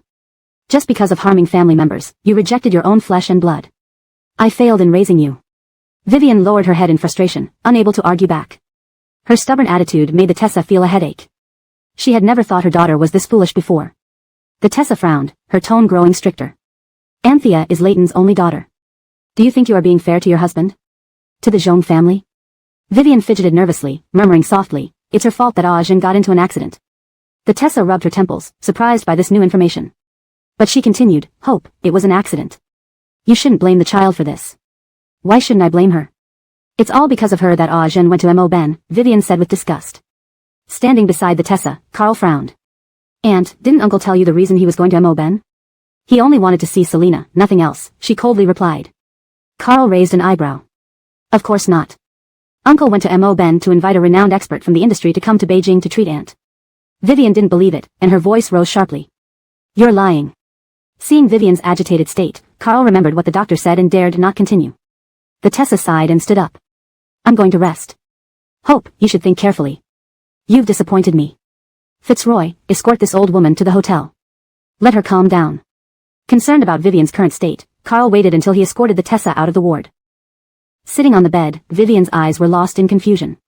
Was she wrong? Tears involuntarily flowed down her cheeks. While Carl was sending the Tessa to the hotel, Taylor entered the ward. Seeing Vivian crying, Taylor quickly went over to comfort her. Aunt, don't cry. The doctor said you need to rest and avoid emotional agitation. Vivian lifted her head and saw Taylor's concerned expression. She wiped away her tears and forced a smile. Cece, I'm fine. Taylor gently held Vivian's hand and softly said, Aunt, don't worry. You have me and Fitzroy. We will take good care of you. Vivian nodded, sighing, Cece, was I wrong to treat Selena like that? Taylor instantly tensed up. The worse the relationship between Vivian and Selena, the more advantageous it was for her. She quickly composed herself and said, Selena has a strong personality. If you two can't get along, don't force it. Taylor kept encouraging her. Aunt, Fitzroy was raised by you. He is very filial. This translation aims to stay true to the original Chinese text while ensuring it reads naturally in English, maintaining paragraph structure and overall narrative flow. Vivian nodded at this. Fitzroy is indeed very filial. Forcing a relationship that isn't working out would be futile. She thought about what Carl had said earlier, and she fell into sadness. Her husband had actually gone to Mo Ben for her sake. Chapter 284, Obedient Child. On the day of Violet and Josh's wedding. The wedding venue was decorated simply yet warmly, with friends and family all gathered to bless the new couple. Brogan wheeled Selena, who was in a wheelchair, to the wedding venue. When people from their social circles saw Brogan and Selena appear together, they were surprised. Weren't Brogan and Selena already divorced? Why were they suddenly attending the wedding together? Brogan wore a well-tailored black suit, complemented by a neat white shirt and black tie, which made him look refined and dignified. His gentle actions while pushing the wheelchair were tender. Meanwhile, Selena wore an elegant long dress, her long hair cascaded softly over her shoulders, and she had a gentle smile on her face. Blaine also came to attend Josh's wedding today. Upon seeing Brogan and Selena arrive together, his expression changed slightly. He began to calculate internally whether this might affect their plans. He would have to return and quickly discuss this matter with Thompson Eyre. When the head of the Tong family saw Brogan and Selena, he hurriedly went forward to greet them. Everyone in the circle knew about Selena's remarkable ability, as she quietly took control of the MO group. Selena glanced at Brogan, who instantly understood her meaning. They communicated very well without words. With a faint smile, Brogan said to Innes, Uncle Tong, we'll chat later. I'll take Little Wei to meet the bride. Innes smiled and waved for his family members to guide Brogan and Selena to the bridal dressing room. He never expected that his frivolous son Z could have the skills to form such an alliance with Violet. This marriage meant that the Tong family was now related to both the Devon and He families, and moreover, Violet got along well with Selena. In short, the Tong family was elated today. In the dressing room, Violet was undergoing final touches by the makeup artist. She wore a pure white wedding gown with a trailing skirt adorned with lace and jewels, making her look like a noble princess. Her eyes flickered with a hint of nervousness. She was truly getting married now, and Eric would probably be very disappointed. Upon hearing a knock on the door and turning around to see Selena and Brogan enter, her face lit up with a radiant smile. "Cicely, Brother Devon, you're here." Violet's voice was filled with joy, though her eyes didn't fully reflect it. The makeup artist tactfully left the room. Selena looked at Violet with a gentle gaze. "Today, our Z is a beautiful bride." Violet smiled. At this moment, Josh entered, dressed in a black tuxedo that made him look exceptionally spirited. When he saw Brogan, he became a bit restrained but soon showed a somewhat awkward smile. "Mr. Devon, Miss Lou, thank you for coming." Brogan nodded slightly. Josh handed the drink he was holding to Violet with a smile and then left to entertain guests. At this time, at the Frazier City Airport. Melissa looked at the sign of the Frazier City Airport, so angry that it pained her heart and lungs. "Toby, didn't you say you would take Mom to Melbourne for treatment? Why are we in Frazier City?" Eric smiled gently. "Mom, we'll check at the first hospital of Frazier City first. If nothing can be detected here, we will go to Melbourne." For a moment, Melissa didn't know what to say. Did her son sense something? "Mom, why are you looking at me like that?" Eric opened a bottle of water and handed it to Melissa. "Mom, have some water. It's about an hour or so before we reach the first hospital of Frazier City." Seeing her son's attitude hadn't changed towards her, Melissa felt relieved, thinking her son hadn't discovered she had deceived him. She finally took the water and drank a few sips. They exited the airport and got into the car. The scenery outside the car window kept changing. Eric asked conversationally, "Mom, haven't you noticed how much Frazier City has changed?" Melissa gazed out the window. Indeed, many new skyscrapers had risen in Frazier City. She nodded. "Yes, it's changed a lot. We left in a hurry back then, almost 10 years ago now." Eric smiled. "Yes, Frazier City has developed rapidly. After you get better, I'll take you for a tour around Frazier City." Relieved, Melissa began chatting with her son about changes in Frazier City, temporarily forgetting her previous anxiety. She talked about some old friends and neighbors, and Eric responded from time to time, creating a relaxed atmosphere between mother and son. Before they reached the hospital, Eric got off the car at another intersection. He said gently, "Mom, go to the hospital first. I need to meet someone important." After finishing, he closed the car door. Melissa tried to call him by opening the car door, but the driver had already driven away. "Stop the car," she angrily said to the driver. The bodyguard sitting in the passenger seat turned around and respectfully explained, "The boss doesn't want us to stop. We're heading to the hospital." Melissa pounded her chest in anger. Sure enough, her good son. She searched for her phone but realized it wasn't there. Eric watched as the car carrying his mother gradually drove away. His warm smile instantly vanished, replaced by cold eyes. A black sedan pulled up beside him, and the bodyguard opened the door. Eric got in. Inside the car was a 6-year-old boy who shared Eric's aura. The little boy smiled at Eric. "Dad." Eric nodded gently. "Good child." He took out his phone and dialed a number. "Has the wedding started?" "Proceed as planned." Chapter 285, The Male Third Wheel. The voice on the phone spoke. "The wedding has just started. We've arranged everything." Eric narrowed his eyes slightly, a hint of coldness in his gaze. "Good. Continue according to the plan without any mistakes." A little boy sat obediently beside him, watching Eric's every move quietly. Eric hung up the phone and looked at the little boy, his expression softening. "Son, do you know what to do when you see Mommy?" The little boy nodded vigorously, smiling. "Daddy, I know." Eric showed a satisfied smile. This child was indeed smart. The car arrived at the wedding venue where Violet and Josh were getting married. He opened the door himself, waiting for the little boy to get out before they walked into the wedding hall hand in hand. The man wore a suit, and the little boy wore a small suit. They looked very similar, big and small. At that moment, the wedding was ongoing. Josh and Violet stood on the stage, accepting the officiant's words. Suddenly, the screen on the stage lit up, playing a high-definition video of a couple in intimate moments. The male protagonist in the video was none other than Josh standing on the stage, but the female protagonist was unknown. Guests burst into commotion instantly, creating chaos. The faces of the Tong family turned ashen. Tong's father hurriedly instructed someone to turn off the projector, but the awkward atmosphere could not be salvaged. Josh stood embarrassed on the stage, looking uncomfortable, sweat dripping from his forehead. Who wanted to sabotage him? Violet frowned. She wasn't angry. She didn't care how many women Josh had, but she was worried about who had orchestrated this. Thinking it might be Eric made her want to cry. She shouldn't scare herself. It couldn't be him. Brogan pushed Selena's wheelchair away from the screen as soon as the video appeared. The chair now faced away from the screen, only allowing them to hear the sounds of intimacy. The woman's moans seemed fake. Selena actually wanted to see too. Unfortunately, Brogan acted too quickly. The projector was turned off. There was an awkward silence. Violet smiled and asked the officiant to continue. Regardless of what happened, the wedding had to go on. Hearing Violet say to continue, Josh calmed down with a thick face. "It's just a video, right? Everyone knows he is a playboy anyway." Seeing that the wedding was going to continue, Eric chuckled softly and walked into the venue with the little boy. When Violet saw Eric slowly walk in, she felt like she had seen a ghost. Her face turned pale, her heart racing. How did he come to Frazier City? Wasn't he supposed to go to Moaben? Did something go wrong with his mother's end? Countless questions flooded her mind. Guests also noticed Eric and the little boy. They initially thought they were relatives of the Tong family until they saw the pair heading toward the stage, realizing something was amiss. Eric let go of the little boy's hand, gently patting his head with a warm look. Go ahead, son. The little boy nodded and walked up the stage, hugging Violet's leg. Looking up, tears welling in his eyes, he said plaintively, Mommy, are you not going to keep Ainsworth's son anymore?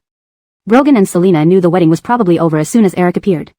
Both of them stared in shock at the little boy on stage, full of questions. Caught off guard, Josh looked incredulously at Violet. You have a kid. Violet almost fainted. He's not my kid. She had never given birth. The little boy looked at Violet tearfully. Mommy, why are you marrying this uncle? Daddy said we should all be together. Is Ainsworth's son being naughty? Violet glanced at the sobbing little boy, then looked at Eric standing below the stage, biting her lip. This situation was difficult to handle. I'm not your mommy, she frowned. Wah, you are my mommy. The little boy cried even more pitifully. Eric stepped onto the stage, standing beside Violet and the little boy. In a gentle tone, he said, Ainsworth's son, we are a family. We shouldn't be apart. No matter what happens, we should face it together. Do you want your child to grow up without a mother? Tom's father watched the trio on stage with an ashen face, feeling utterly humiliated. What was supposed to be a good match turned into an embarrassment. Violet guessed that Eric brought the child intentionally to disrupt the wedding. She took a deep breath, trying to remain calm. This child is not mine. Sir, please don't disturb our wedding. Eric smiled slightly, a trace of sarcasm in his eyes. Ainsworth's son, he is the child you carried for 10 months. Saying this now will only hurt his feelings. Suppressing her anger, Violet said, Eric, can you stop making things up? The little boy looked up at Violet with red eyes. Mommy, are you really giving up on Ainsworth's son? Violet's veins throbbed. She knew any explanation would likely seem unconvincing. Most people must be suspecting this child was hers. The wedding came to a halt. The Tong family sent the guests away. Tom's father, Josh, and others sat in the lounge, their expressions grim.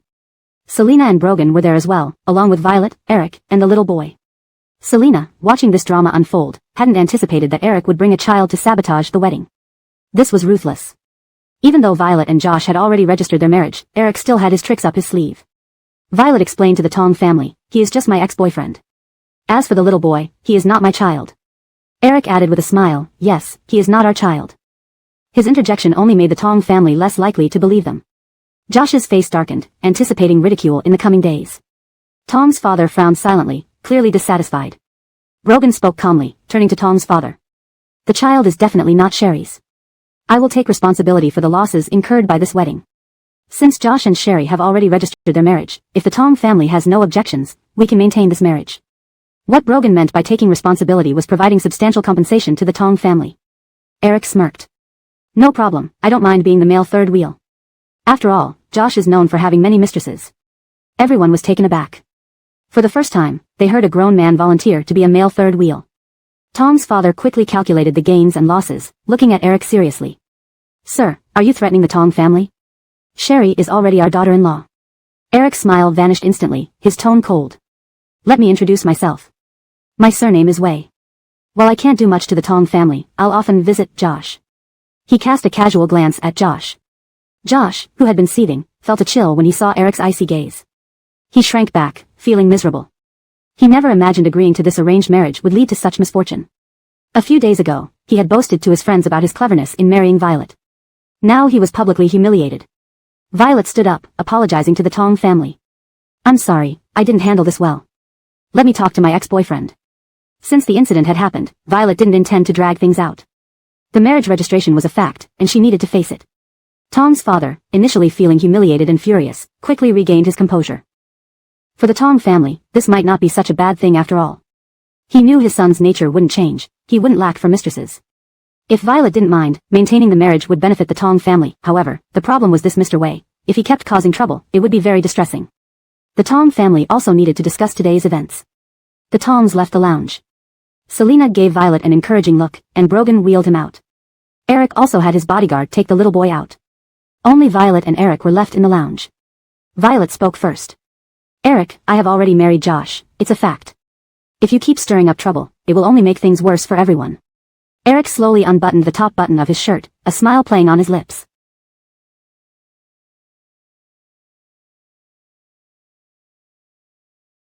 I'm not here to cause trouble. I'm actually offering to join the household as the male third wheel. Chapter 286, The Show. The male third party was oozing with flamboyance. He knew exactly what Violet liked.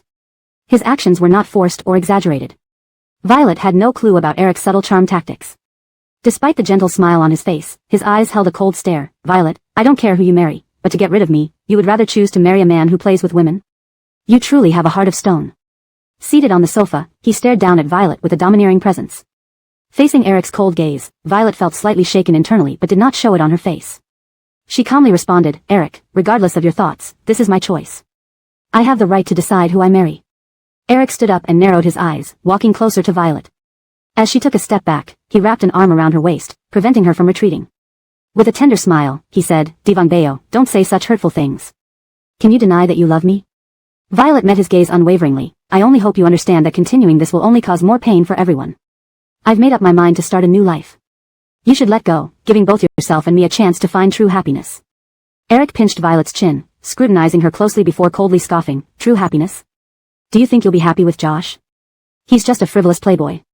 Do you really believe he'll genuinely treat you well? His hand slid down from her chin to her back, stopping at the zipper of her wedding dress. A flash of pain crossed Eric's eyes but quickly vanished.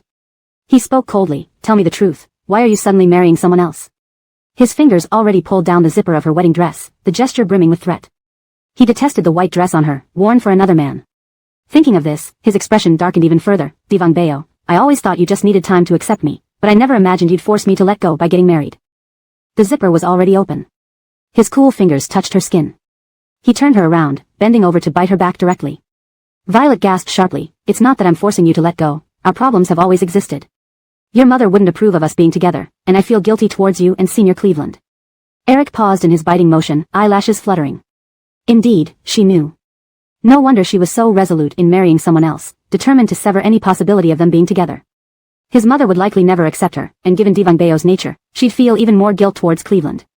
Eric had always refrained from telling her the reason back then, fearing she might feel guilty. In fact, Violet had received another message from Cleveland last night. It turned out that after Eric and Cleveland were tricked by her parents, Cleveland had once been pregnant. Thinking of this, Violet laughed bitterly. Her parents had really done much harm. Sorry for what happened back then, Violet's eyes welled up with tears because she had wronged them both. Moreover, her own parents had deceived her into believing Eric had taken the He family's money and left her. Knowing the truth now, how could she possibly continue with such naive innocence?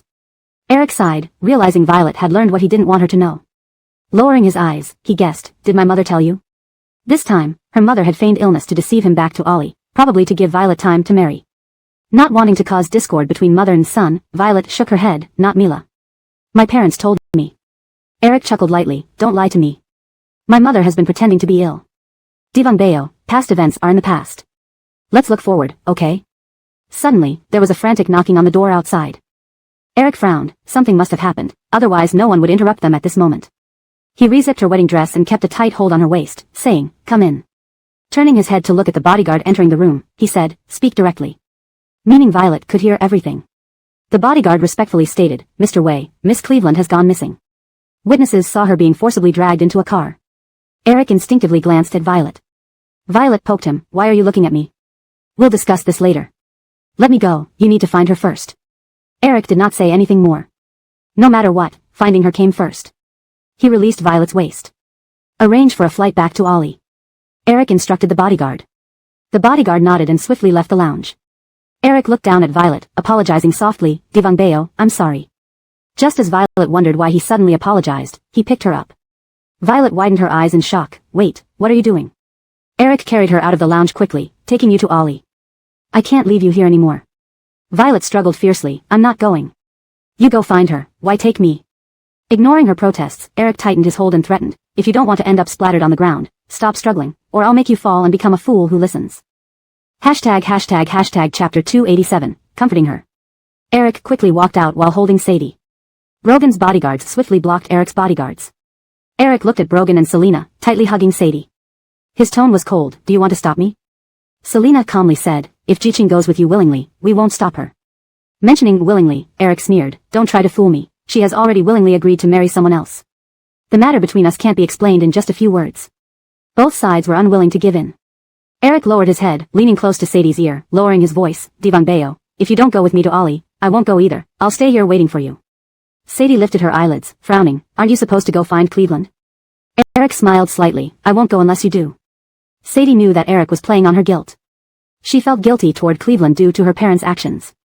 If she delayed Eric from returning to Ollie because of this, she would likely feel intense self-reproach.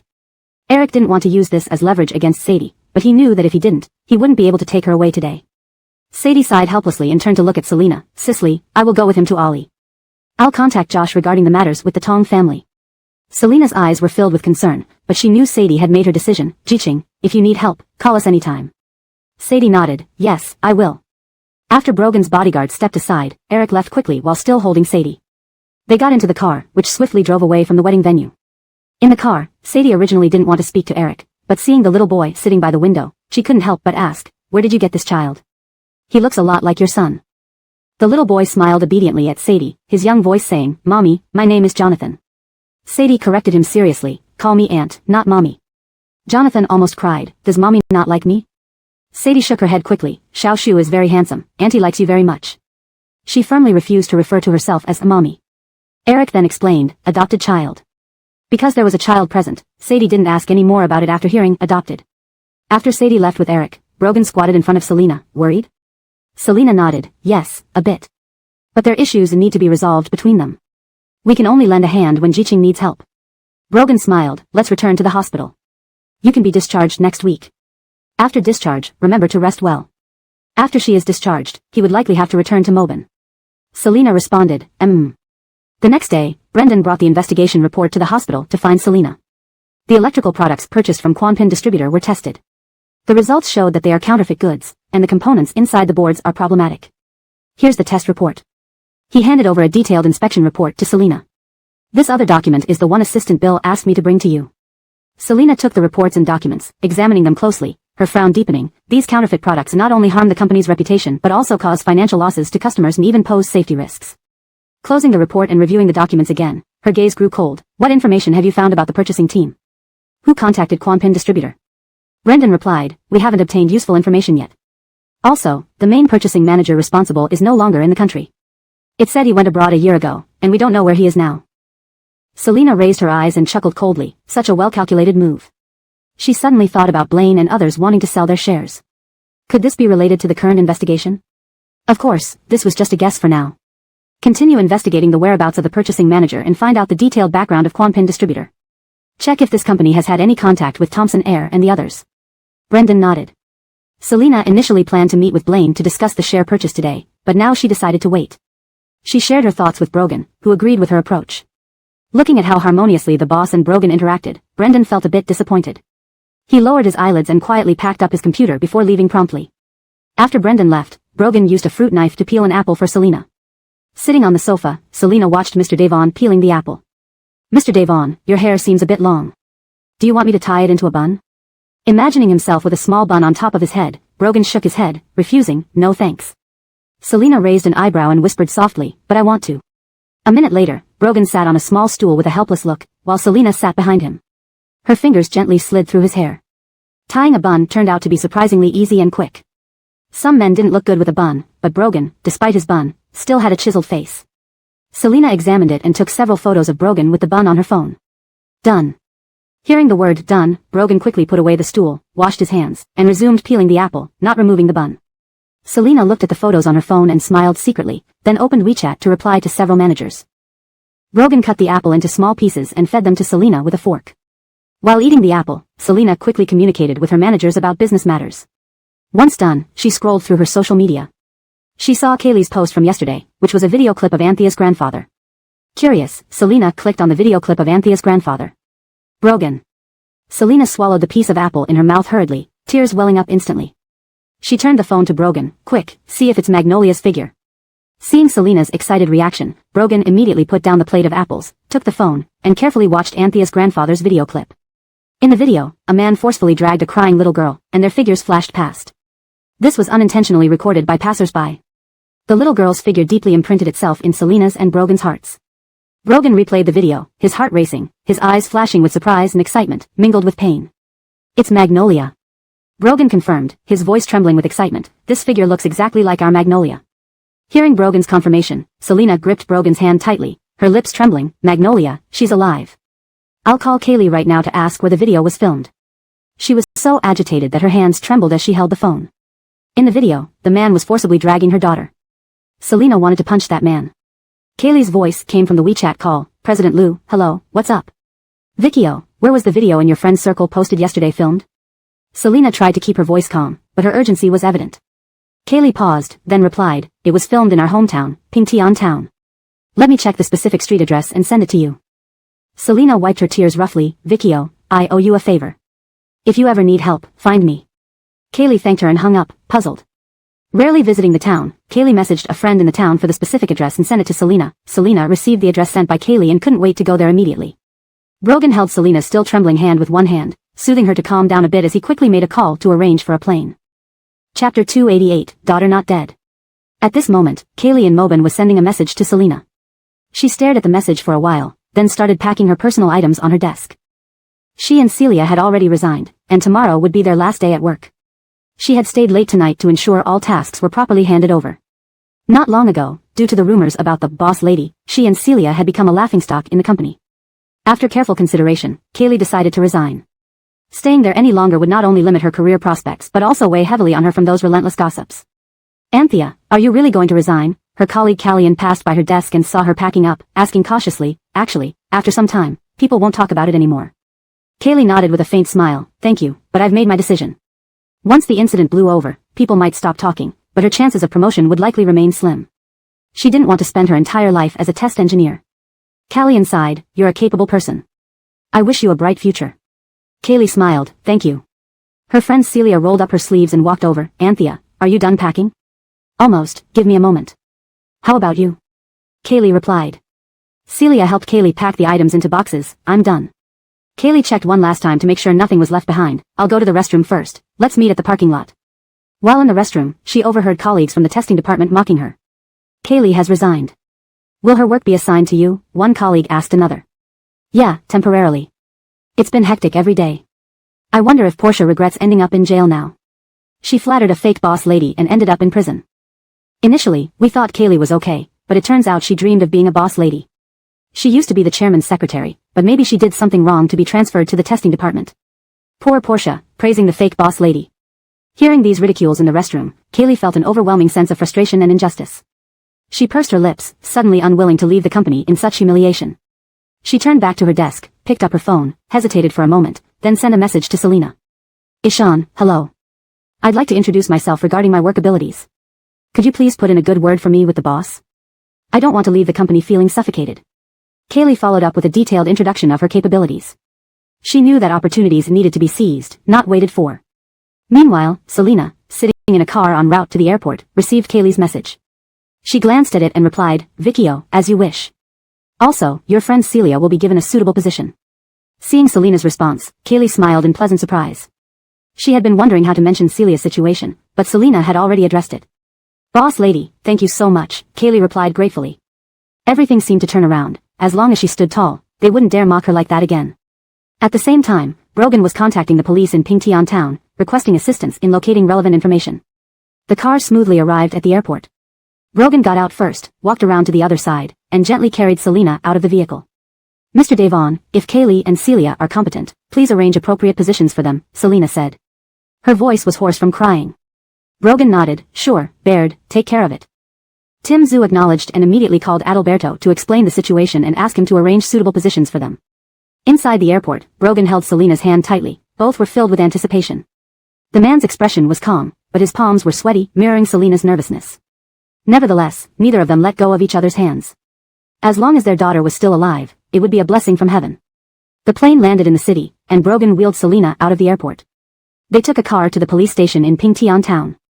Mr. Devon, Miss Liu, I'm Gus from Pingtian police station. Please follow me, Gus said politely.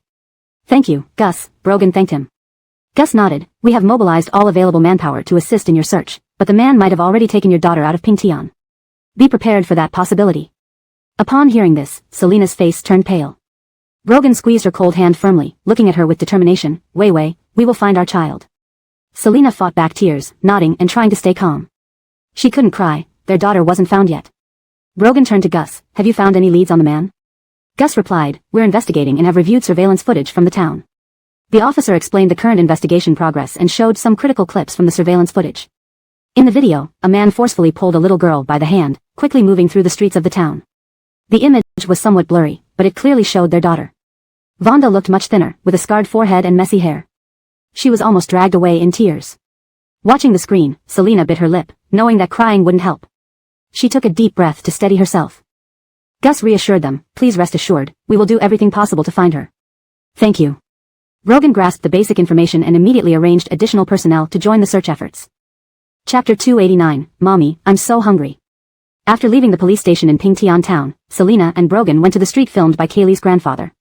They began asking shopkeepers on both sides of the street for information. The people Brogan brought this time scattered to ask around. "Excuse me, did you see this little girl from the video yesterday?" Brogan showed the shopkeepers the footage on his phone. "Never seen her," a shopkeeper shook his head. "Thank you."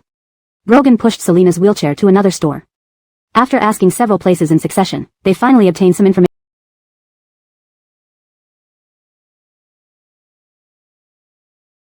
at a small noodle shop. Although there were no customers in the shop, the boss lowered her voice and whispered, "That man brought this little girl to eat noodles here yesterday."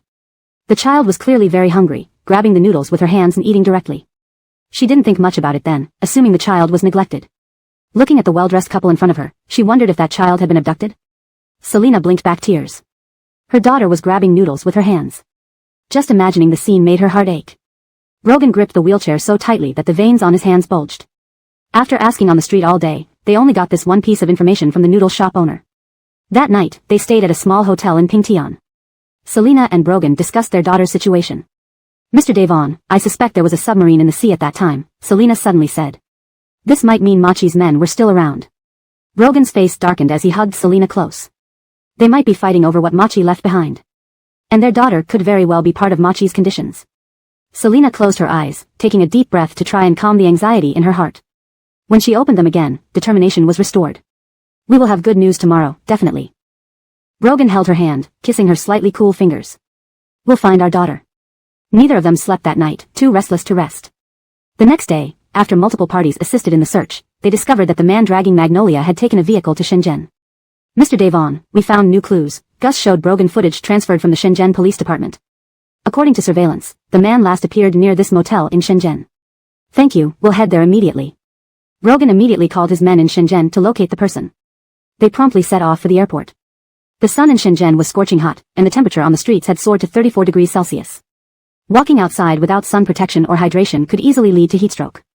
Vonda, cheeks flushed from the sun, squatted outside a pastry shop's glass window. Through the clean glass, she watched people inside drink and eat, swallowing her saliva out of hunger. "Mommy, I'm so hungry." She had red-rimmed eyes but dared not cry. Crying would invite punishment. "That homeless kid outside is disgusting, Uncle," a little boy pointed at Vonda outside the window, making a disgusted face. Fraser Lincoln lifted his head from his laptop, following the boy's finger and stopping on Vonda. He paused, frowning. Grandma Kai had once sent him a photo of Selena's daughter, and the girl before him looked remarkably similar. Vonda was fixated on the food inside, unaware of Fraser Lincoln's gaze. Fraser Lincoln continued observing and noticed a strong man standing beside the little girl, making a call. After ending the call, the man led Vonda away. She followed obediently, turning back to glance at the store, revealing a hint of fear and unease. Fraser Lincoln immediately stood up, instructing the little boy, "Egbert, stay here and don't move." As he quickly approached the door, he pulled out several $100 bills from his wallet. He stepped outside, chasing after the man and the little girl. "Sir, ahead, wait." The man turned, showing a touch of impatience. "What? You dropped your money." Fraser Lincoln raised the money with a friendly smile. The man relaxed slightly. "Oh, thanks, but it's not mine." He picked up Vonda and walked away. Vonda stared at Fraser Lincoln with bright black eyes. "Fraser Lincoln? What are you doing?" Clara asked, having just exited the car and seeing Fraser Lincoln standing by the roadside. Fraser Lincoln put the money back into his wallet and turned to look at Clara. "I found some money, but no one claimed it." He glanced again at the man who had carried the little girl into a van, retracting his gaze.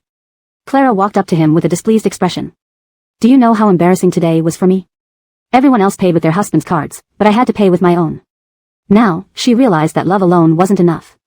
Such complaints bored Fraser Lincoln. He remained calm. "Sorry." Clara used to like Fraser Lincoln, but after marriage, she discovered the harsh reality that he couldn't afford a designer bag. Rolling her eyes, she walked towards the car. "Forget it, really boring." Fraser Lincoln pursed his lips, turning back into the sweet shop to take the little boy out. This child was Clara's relative. "Auntie, you know what, I saw a homeless girl drooling at my food just now. It was so gross, I lost my appetite," the little boy complained to Clara. Clara gently patted his head. "Oh, Egbert, are you still hungry? Auntie will take you to eat something else, okay?" The boy nodded happily. "Sure, Auntie, you're the best." Fraserlington remained aloof, his expression cold. When the car reached a restaurant, Fraserlington let Clara and the others enter first, claiming he needed to make a business call. He worked for the Yee family, and they kept a wary eye on him, assigning him mainly to handle sales. Clara didn't doubt when he said he needed to make calls. Waiting until Clara and the others entered the restaurant, Fraserlington walked to a secluded corner and took out his phone. He typed in a few numbers but stopped. Lowering his eyes, he thought of his current destitute state and Harris's leg condition. He slowly put the phone back in his pocket. Brogan was capable enough, let him find his own daughter. With a cold expression, Fraserlington turned and walked into the restaurant.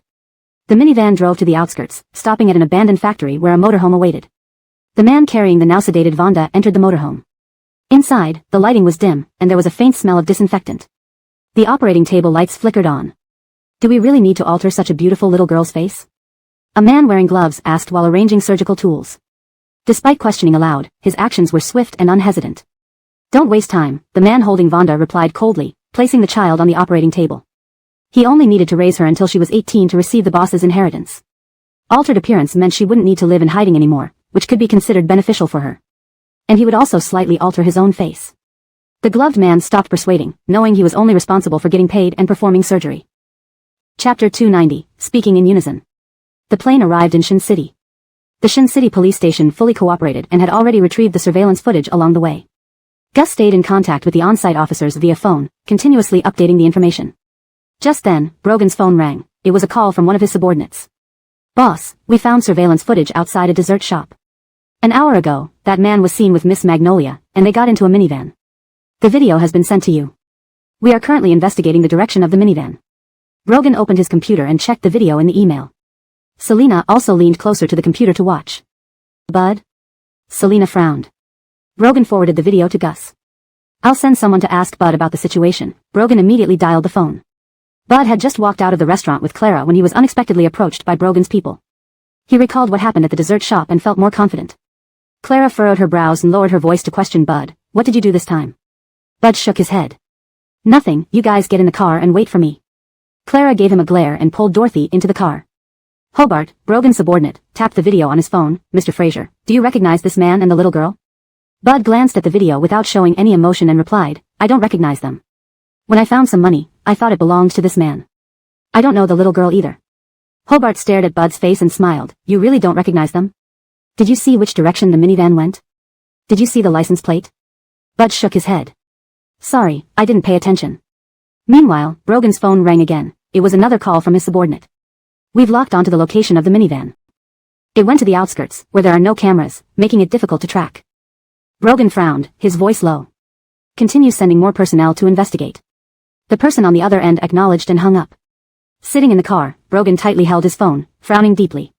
Turning to look at Selena, he noticed her dry lips and quickly opened a bottle of water for her to drink. Selena drank the water, still feeling anxious for reasons she couldn't explain. The police and Brogan were constantly deploying more manpower. They discovered the minivan at an abandoned factory on the outskirts. Brogan's phone rang again, this time it was Gus. "Mr. Devon, we found the minivan inside an abandoned factory in the outskirts, but there is no sign of anyone." Brogan and Selena's hearts raced. No sign of anyone. Selena rubbed her temples. Their car rapidly drove toward the abandoned factory on the outskirts. Upon arrival, the police had already set up caution tape around the area. After getting out of the car, Brogan and Selena immediately entered the factory. The factory was dark and damp, with a musty smell lingering in the air. Police officers were already collecting fingerprints and hair samples from the minivan for testing. Brogan and Selena stood outside the minivan. Selena wasn't using her wheelchair, her leg only ached slightly, which she could bear. Gus's voice was heavy. "We searched the entire factory and its surroundings but didn't find anyone. There was likely another large vehicle parked outside the factory earlier, which has since driven away, and there are no cameras around." Selena's face instantly turned pale as she covered her mouth. Brogan supported Selena, clenching his fists tightly, filled with anger. Their daughter was still alive. But their search efforts hadn't located her. Half a month later, Selena and Brogan returned to Frasiering City. Having not slept properly for half a month, Selena was hospitalized due to a sudden fever. The doctor frowned while looking at Selena in bed and sternly told Brogan, she had surgery and needs rest. Stress has weakened her immune system. The The patient should relax, otherwise, the fever will recur. Brogan nodded, his eyes red from lack of sleep. The doctor, unaware of their situation, advised, both of you need to rest well, otherwise, neither of you will be able to function. Brogan nodded. We'll be careful, thank you, doctor. Night fell in Frazierne City. The hospital smelled strongly of disinfectant. In the ward, Selina lay on the bed, her face pale, sweat trickling down her forehead. Brogan sat beside her, holding her hand, frequently wiping her sweat, his eyes revealing exhaustion and worry. He gently stroked Selina's forehead and whispered, Anna, you need to rest, otherwise, your body will give out. We still have to find our daughter. Selina weakly opened her eyes, seeing Brogan's weary and haggard appearance. She said, Mr. Devon, please take a rest yourself, okay? Brogan managed a faint smile. Okay. Selina nodded slightly, closing her eyes, a tear glistening in the corner of her eye. She knew she needed rest, but anxiety and worry tormented her relentlessly. Late at night, Selina seemed to dream of her daughter, Magnolia, running towards her, laughing as she hugged her. That warmth and happiness made her reluctant to wake up. Brogan remained seated next to her bed. Noticing something wrong with her, he touched her forehead and found it burning with fever again. He pressed the nurse call button immediately. The next morning, sunlight filtered through the curtains into the ward. Selina slowly opened her eyes, seeing Brogan still sitting beside her bed. Quietly observing him, noticing the dark circles under his eyes, she didn't wake him up until the nurse came in to change the medicine. Seeing Selina awake, Brogan stood up and touched her forehead. After the nurse left, Brogan poured a cup of warm water, placed it on the bedside table, and helped Selina sit up, letting her lean against his chest. Drink water. Is there any news about our daughter? They spoke almost in unison. Feeding her water, Brogan's voice hoarse, replied, There's no news yet. Chapter 291, Brogan is arrested. Brogan quietly left the hospital room after Selina fell asleep. The silent opening of the door was unusually noticeable in the quiet ward. Selina hadn't truly fallen asleep, she heard the movement and slowly opened her eyes. Brogan walked out of the hospital, got into his car, and quickly drove away toward the castle. Despite the bright sunlight shining through the car windows, the atmosphere inside was as cold as winter. Upon arrival at the castle, Hector got out of the car to open the door for Brogan. The person has been apprehended, but the police will be here soon to take him away, he said respectfully. Brogan's face remained cold as he strode into the castle and headed straight for the elevator. Hector pressed the button for level B3, and the elevator descended to the underground third floor. The basement was vast and empty, with only their footsteps echoing around. On a surgical table, a man was tightly bound, surrounded by various advanced medical instruments. Hearing the footsteps, the man turned his head in terror as he saw a figure emerging from the darkness. Who are you? Why did you tie me up? I can give you money, the man's voice trembled with fear. Brogan looked down at him with icy eyes. Hector whispered, Gal Frazierne, 40 years old, holds a medical cosmetology license. The road in the outskirts of Shin City had no surveillance cameras, making it extremely difficult to trace vehicles. Brogan expanded the search area, covering all intersections leading to the outskirts. In this bustling city, numerous vehicles were meticulously examined, consuming considerable manpower. Finally, they locked onto Gal Frazierne. Brogan took out his phone, pulled up a photo of Vonda, and showed it to Gal Frazierne, asking coldly, Do you recognize her? The little girl in the photo laughed sweetly, her beauty evident even at such a young age. She would grow up to be stunning. Seeing the photo, Gal Frazier's heart skipped a beat, but he tried to maintain composure, shaking his head firmly, I don't know her. Brogan's gaze grew colder. He leaned closer, his voice low and menacing, think carefully before you answer. My patience is limited. Gal Frazier's fear became more apparent, yet he gritted his teeth, I really don't know her. You must have the wrong person. Brogan put on gloves, turned to Gal Frazierne, and a chilling smile spread across his lips, she is my beloved daughter. Here's something you should know, you're a cosmetic surgeon, and I'm a surgeon specializing in removing rotten organs. He pulled out a sharp scalpel from the toolbox. Its blade glinted ominously under the light. I excel in surgeries like that. Gal Frazierne struggled violently, filled with fear and desperation, but the bindings were too tight to escape. Don't do anything rash. I really don't know her. If you harm me, my family will report it, and you'll go to jail. Please calm down. Brogan smiled gently, though his tone was icy, I'm very calm. If you tell the truth, I might spare your life. He swiftly and accurately severed Gal Frazier's hand tendons, showing no mercy. Gal Frazierne let out a piercing scream, sweating profusely from pain. You're crippled now, Brogan said coldly, you won't be able to perform cosmetic surgeries anymore. Gal Frazier's face paled from the agony. Fear gripped him as he realized Brogan was serious. Sweat poured down his forehead, and his body trembled in fear. I'll talk, he finally broke down, his voice trembling, that little girl. I've seen her. She was taken away by a man, but I don't know who he is. I only assisted with their cosmetic surgeries. Brogan restrained himself from killing the man right there. He stared at Gal Frazierne with a sinister gaze. Do you have photos of how they looked after the surgeries? Gal Frasier shook his head frantically, no. Hector handed Brogan a tablet. Brogan quickly opened his daughter's photo, anxiety and anger visible in his eyes. He held the tablet before Gal Frasier, demanding, tell me, what changes did she undergo? Hector stepped forward to stop the bleeding and bandage Gal Frasier's mutilated hand. Under Brogan's cold stare, Gal Frasier shivered and stammered, her chin was slightly sharpened, her nose elevated a bit, and her lips were slightly plumped. While Gal Frasier spoke, Brogan adjusted his daughter's photo on the tablet. Seeing his daughter's altered appearance broke his heart, his eyes reddening. She's not even fully grown. Imagine what her face will look like if she grows up like this. Is this correct? Brogan asked, showing the adjusted photo to Gal Frasier. Gal Frasier nodded shakily, yes, that's it. Brogan then brought up the photo of the man, his expression turning even colder. Did this other man also have cosmetic surgery? Gal Frasier nodded again, terrified, yes, he did. Brogan narrowed his eyes, a chill running through him. Describe exactly how he looked after the surgery. Gal Frasier swallowed hard, trying to recall. He slightly raised his nose, filled in his forehead, and adjusted his facial contours to look younger. After several adjustments, Gal Frasier confirmed, yes, that's right.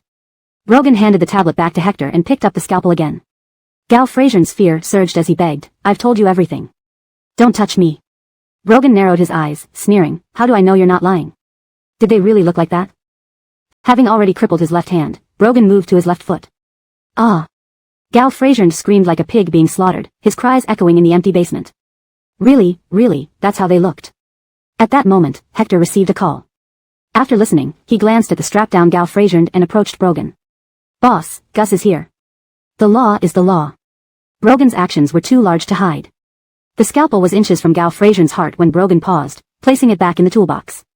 He removed his gloves and instructed Hector, ask Gus to come down. While I'm gone, take care of Antheasy and send people to find Magnolia. Hector frowned, boss, let me handle this for you. Brogan shook his head, no need. When Gus and his team arrived at the underground third floor, they saw Gal Frasier on the surgical table. Gus furrowed his brow. Brogan smiled, don't worry, he's just unconscious. Gus sighed in relief. As long as no one was dead, it was fine. While he understood Brogan's actions, the law had to be followed. Mr. Devon, you need to come with us. Please note that the paragraph structure and line breaks have been maintained as closely as possible to the original text. Hashtag chapter 292, very good. Baird, where did Brogan go? Selina asked softly while eating the lunch Hector had brought. She was ill, and based on her understanding of Mr. Devon, he wouldn't disappear after leaving in the morning without reason. Something must have happened. Hector touched his forehead, pondering how to broach the subject. If he told her, it might affect the boss's health, and with the boss not around, that could cause a lot of trouble. Selina didn't press Hector for an immediate answer. She forced herself to eat until she was moderately full before stopping. Regardless, she needed to take care of her health first. Hector quickly tidied up the dishes. Only then did Selina lift her gaze to look at Hector. Tell me, don't hold back. Whatever could make Hector hesitate like this must be something significant. Hector respectfully poured a cup of water for Selina, then said, the boss is at the police station and needs to stay there for a while.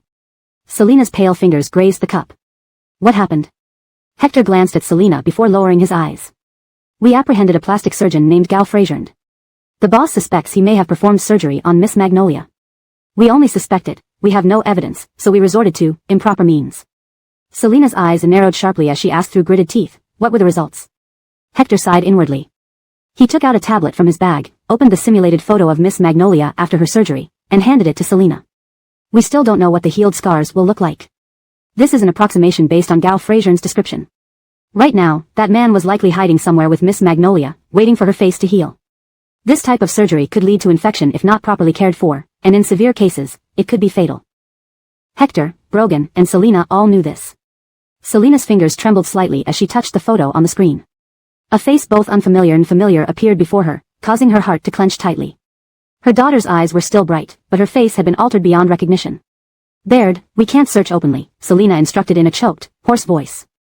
I'm worried that man will hear about it and do something terrible. Hector nodded. I understand. I'll tell them to be discreet. Selina wiped away the tears from the corners of her eyes. How long will Mr. Devon be at the police station? How is Mr. Gao? The legal team is handling the boss's case. Gal Frasier lost the use of one hand and one leg. According to our laws, the boss could face 3 to 10 years for serious injury. However, it seems Gal Frasier has done illegal surgeries before. Once the police find evidence, the legal team will try to get a lighter sentence. Probation would allow him some freedom, keeping him out of prison but restricting his movements, preventing him from leaving the country or his residence. Selina gripped the cup tightly, her knuckles turning white. I see. Thank you, Baird. Seeing that Selena was still calm, Hector felt relieved. It's my duty. Please take care of yourself. Selena thanked him and told him not to spend time visiting her at the hospital. After Hector left the ward, Selena called Miguel. Dajuan, do you have any reliable contacts who can help find someone discreetly? Miguel clearly paused before replying, I'll arrange it. Who are you looking for? My daughter has been taken, Selena replied. She quickly forwarded the photo to Miguel. Be discreet. Alerting that man could be dangerous. Also, their faces are still healing and won't look exactly like this yet. Miguel was instantly alarmed, his expression stern.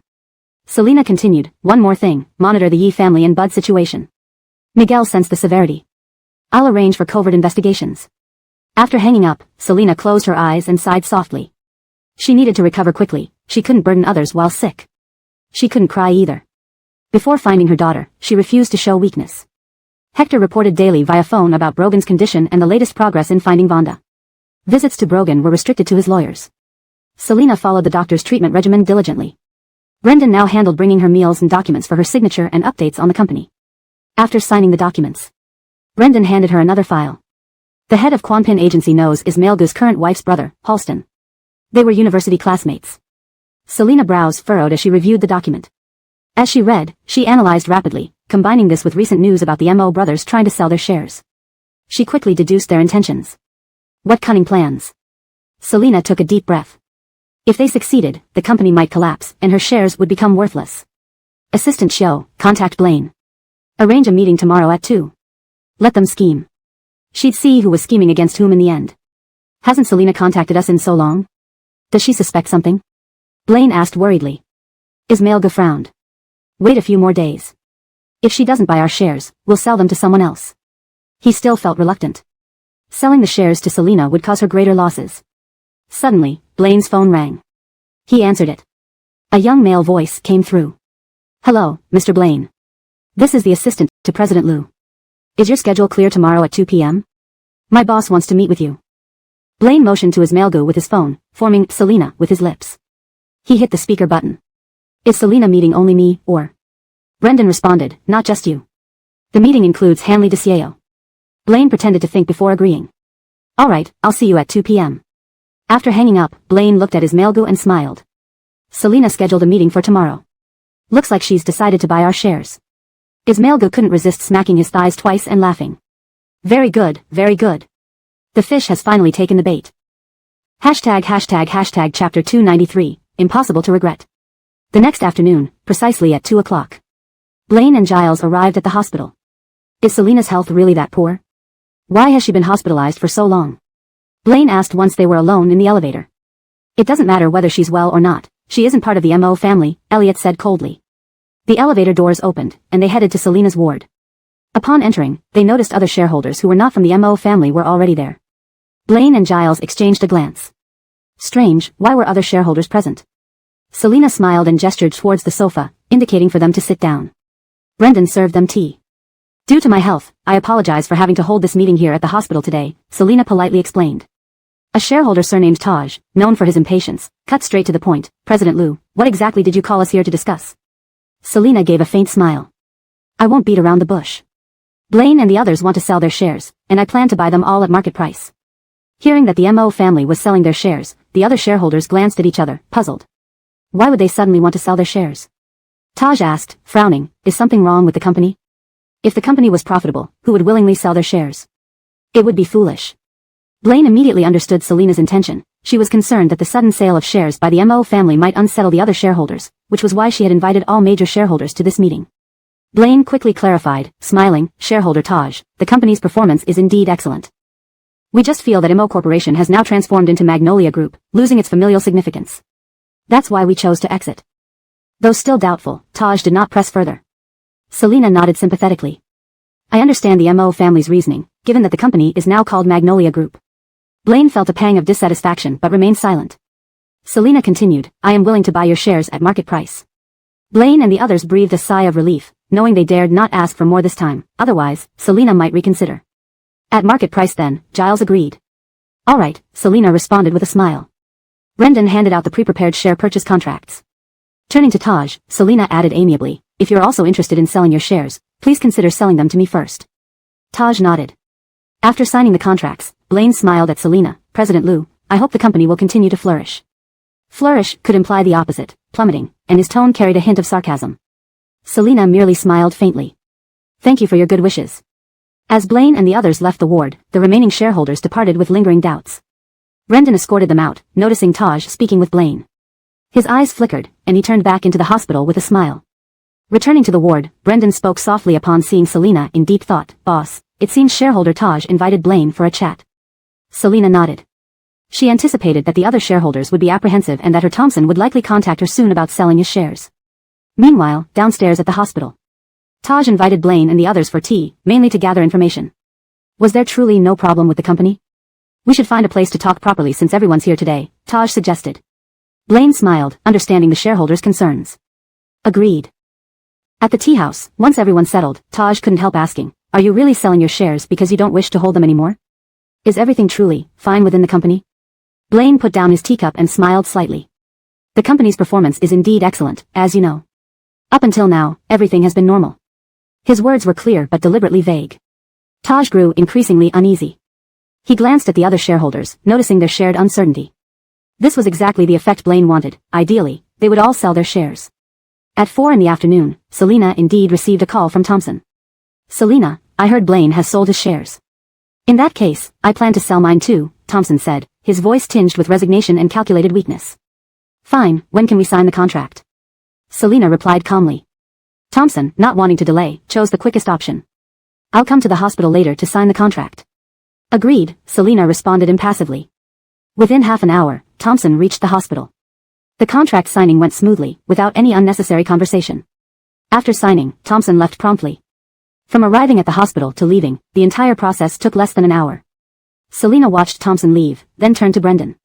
Since the Mo family has exited the company, it signals the start of their plan. Inform Assistant Bill to immediately file a lawsuit against the exclusive agent company. Also, recall all products sold over the past 2 years and offer trade-in compensation to customers. Prepare for a press conference. The game of cat and mouse began, racing against time. Selena aimed to minimize harm to the company before Thompson's actions could take effect. Brendan nodded. I'll closely monitor their every move. Upon leaving the hospital, Thompson returned home and rejoined Blaine and the others to celebrate with wine. Now we can just sit back and watch Selena fail, Blaine grinned broadly. Thompson told his wife Xiang Divong, fetch a bottle of my finest wine. We're drinking with our cousins tonight. Xiang Divong smiled gently. Sure.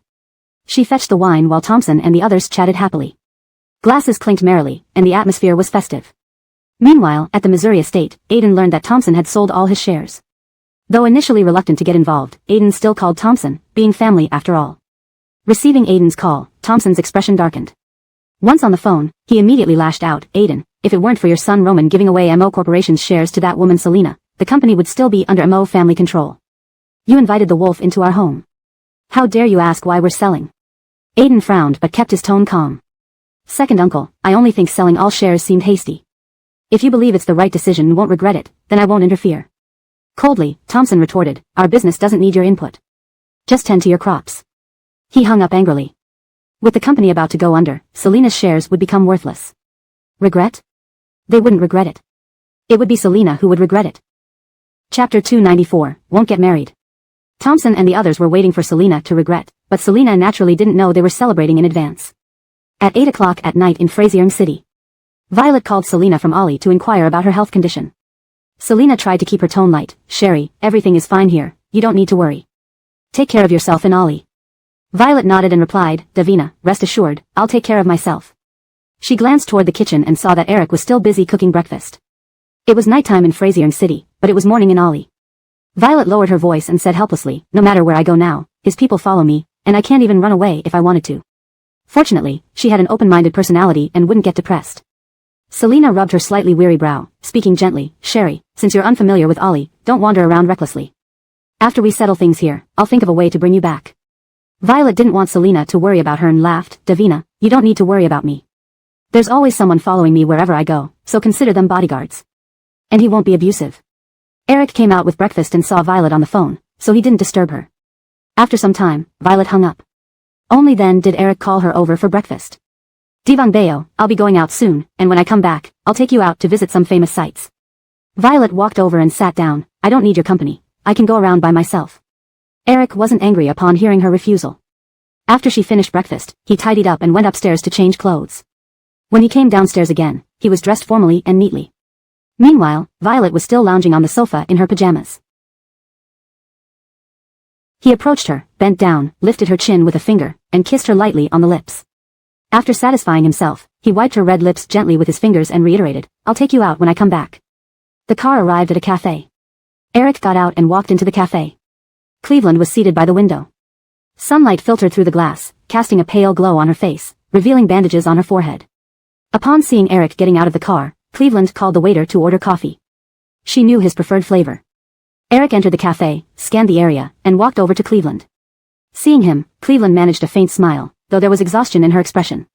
Your wounds aren't fully healed. Why did you check out of the hospital? Eric asked as he sat down, furrowing his brows. Cleveland cast her eyes downward, running her slender fingers along the edge of the coffee cup. They're just surface wounds. I wanted to thank you for this incident. Since being rescued by him, she hadn't seen him. He kept his distance. Eric said calmly, no need to thank me. Focus on your recovery now. Cleveland sighed, her gaze dimming. I originally planned to leave Ollie quietly and pursue opportunities elsewhere without bothering you too. I didn't expect this to happen. I'm really sorry. Jamil, back when we started our business in Ollie, those days were tough, but I was happy. Eric looked up at Cleveland. Take good care of your injuries. I plan to give you another 10% of the company shares. With that, Cleveland would become the largest shareholder. Her eyes reddened slightly. This was his way of settling all their shared efforts. She smiled wryly. I won't take the shares. Over these years, you should understand my character. I love you, but I also know you might not reciprocate. If my efforts are unfruitful, I can say to myself that I tried my best. Her voice quivered. Eric waited until her emotions calmed before replying, it's good you've accepted it. Cleveland blinked back tears, bitter laughter escaping her lips. I really can't figure out what Violet has, other than her looks, that makes you like her so much. Eric's expression remained neutral, but mentioning Violet softened his eyes. Cleveland felt like crying instantly. After all her hard work, she couldn't match the pampered Violet. The waiter brought the coffee Cleveland had ordered. Eric didn't drink it. Checking his watch, he told Cleveland, you should return to the hospital to heal first. I have something else to attend to. He stood up, pulled the chair out, and headed straight to pay the bill before leaving. Watching his retreating figure, Cleveland's eyes reflected longing and reluctance. Picking up her bag, she quickly followed out, calling, Jamil. Eric paused, turning to look at her. Cleveland smiled faintly. Can you drive me back to the hospital? Sure. Eric circled the car, opened the door, and sat inside. Cleveland got in and fastened her seatbelt. The car drove towards the hospital. Eric glanced down at his phone, sending a message to Violet. She might or might not reply. Thinking of how Violet refused to agree to be with him, Eric's demeanor turned cold. Noticing his stern expression, Cleveland sensed he was in a bad mood and wisely remained silent. Arriving at the hospital, Cleveland got out, and the car immediately sped off. She pursed her lips, hesitating before finally entering the hospital. Melissa visited Cleveland's ward but found it empty, causing her immediate concern. She hurriedly called Cleveland. Cleveland answered gently, Mila, I'm preparing to readmit myself. Melissa asked about her location and rushed over after hanging up. Seeing Cleveland, Melissa heaved a sigh of relief but wore a stern and worried expression. Child, why did you discharge yourself without telling anyone? Your injuries haven't healed yet. Melissa almost had a heart attack when she heard about Cleveland's kidnapping. Seeing Melissa's worry, Cleveland gave an apologetic smile and took her arm. Mila, I'm sorry for making you worry. I just needed to talk to Jamil. Melissa sighed inwardly, patting Cleveland's hand gently with a hint of helplessness and pity. Catherinian, it's Jamil who lacks judgment. Lowering her head, Cleveland forced a smile. It's all right, love can't be forced. Melissa felt pained looking at Cleveland's pale and brave face. She knew how deep Cleveland's feelings were for her son. Melissa frowned. Catherinian, don't lose hope. Violet will never marry Toby. Mila guarantees it. Cleveland's head snapped up in surprise. Chapter 295, A Timid Manner. Mila, why won't Violet marry Jamil? Cleveland furrowed her brows. Melissa said firmly, Xiao Yuan, I will not let Violet become my daughter-in-law. Cleveland's eyes moistened slightly. She knew what Melissa's words meant, this gave her a sliver of hope. But she knew that he wouldn't love her. She sighed deeply and softly said, Mila, I know your kindness towards me, but matters of the heart cannot be forced. I hope Jamil can find his true love, even if it isn't me. Mila, please don't stand in their way. Melissa shook her head gently, her expression firm, Xiao Yuan, you're a good girl. Violet is not suitable for our family, she is like a flower needing pampering. Melissa held Cleveland's hand, I understand you do not wish to force Jamil, but as his mother, I have to take some actions. Her parents are like blood-sucking leeches, and the disgrace they brought upon us. I can never accept Violet as long as I live. Cleveland understood Melissa's concerns and knew further persuasion was futile. She didn't need to persuade either. Eric did not return home immediately after sending Cleveland to the hospital. Instead, he instructed his driver to buy a bouquet of roses from a flower shop. As soon as he stepped out with the roses, he received a call from Frasier City. Mr. Devon is currently detained for allegedly injuring someone. We won't know more details unless we investigate deeper. Eric bent down to get into the car and glanced at the flowers in his hand. After hearing from his subordinate in Frasier City, he fell silent in thought. He considered whether to secretly stir up trouble for Brogan. If Brogan were preoccupied, he wouldn't have time to come to Aurelia to fetch Violet. This was merely a fleeting thought. Without being sure that Brogan wouldn't notice, Eric wisely decided against it.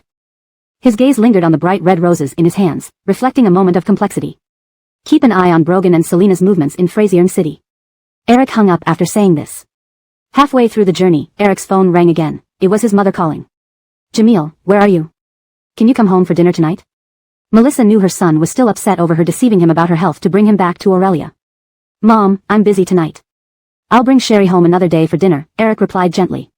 From his gentle tone, Melissa couldn't tell if he was still angry. However, when she heard he wanted to bring Violet for dinner, she felt immediately displeased. She doesn't need to come, I'll get indigestion. Eric frowned slightly, clenching his phone tightly. Thinking of his mother who had raised him with hardship, he tried to maintain a calm tone. Mom, I need to hang up now.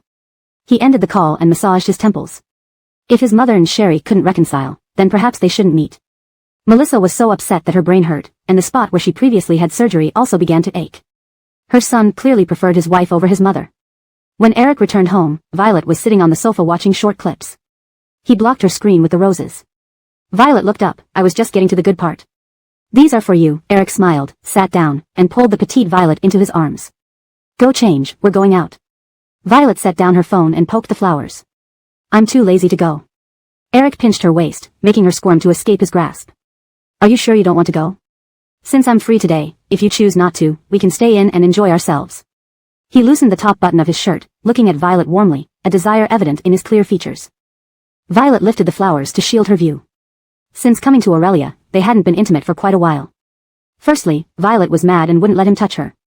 Secondly, Eric wanted to make her feel better. The roses were mercilessly pressed by his palm. Just as Violet was about to scold him, her words were stopped by a dominant kiss. Did something upset him? Despite this thought, once he released her lips, her voice came out breathless. Let's go out. She should have agreed earlier. Blushing, Violet felt his lips graze her neck and pushed his chest. Let's go out. Eric raised an eyebrow and let her go, picking up the fallen roses and placing them on the table. Wait a bit before we go. He observed her carefully.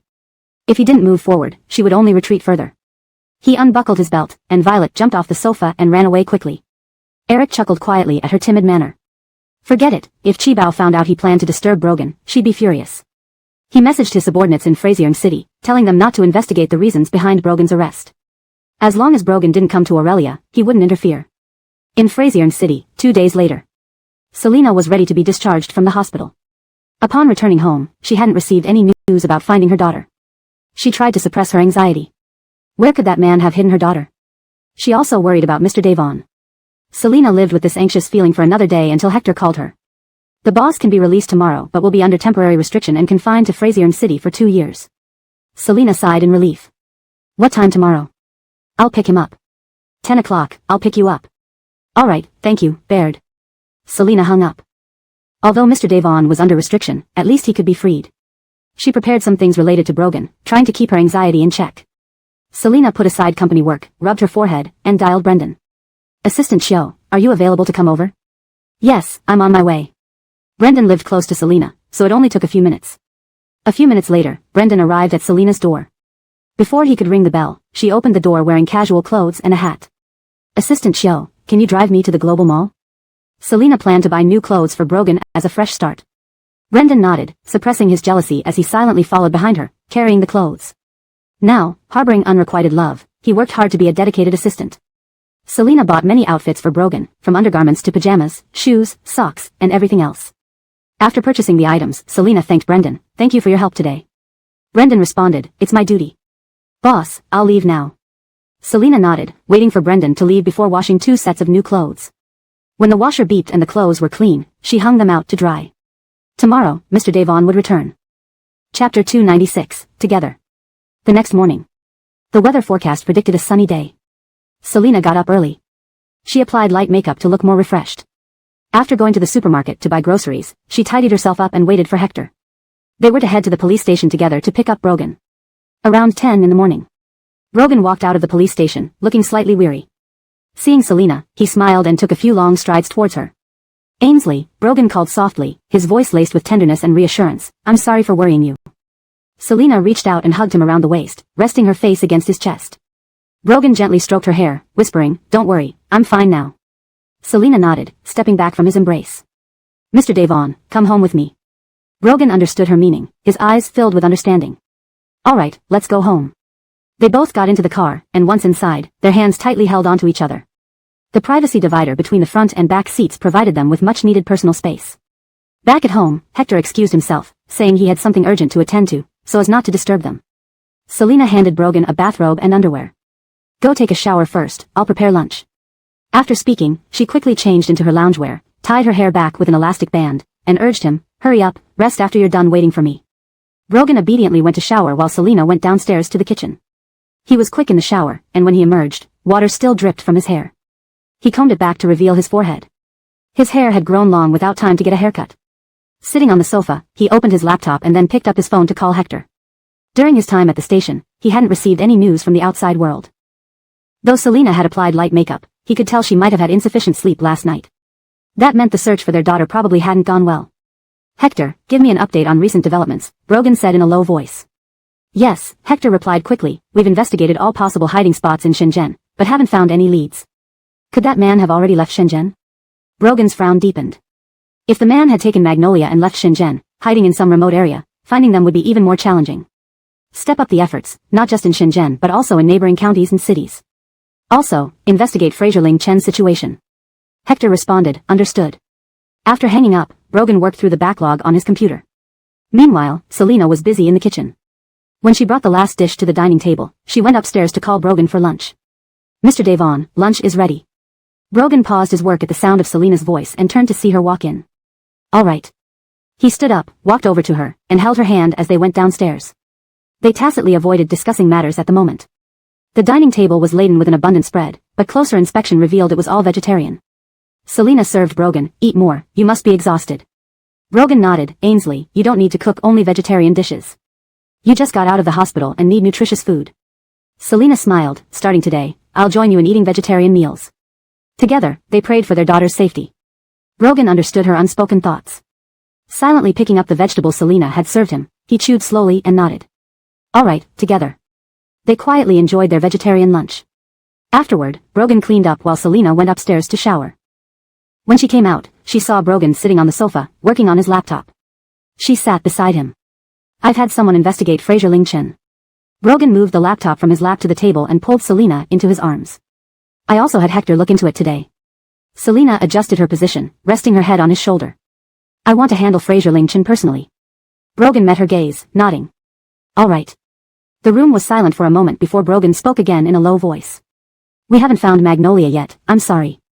Hearing Brogan's apology, Selena felt a pang of sadness but forced herself to remain calm.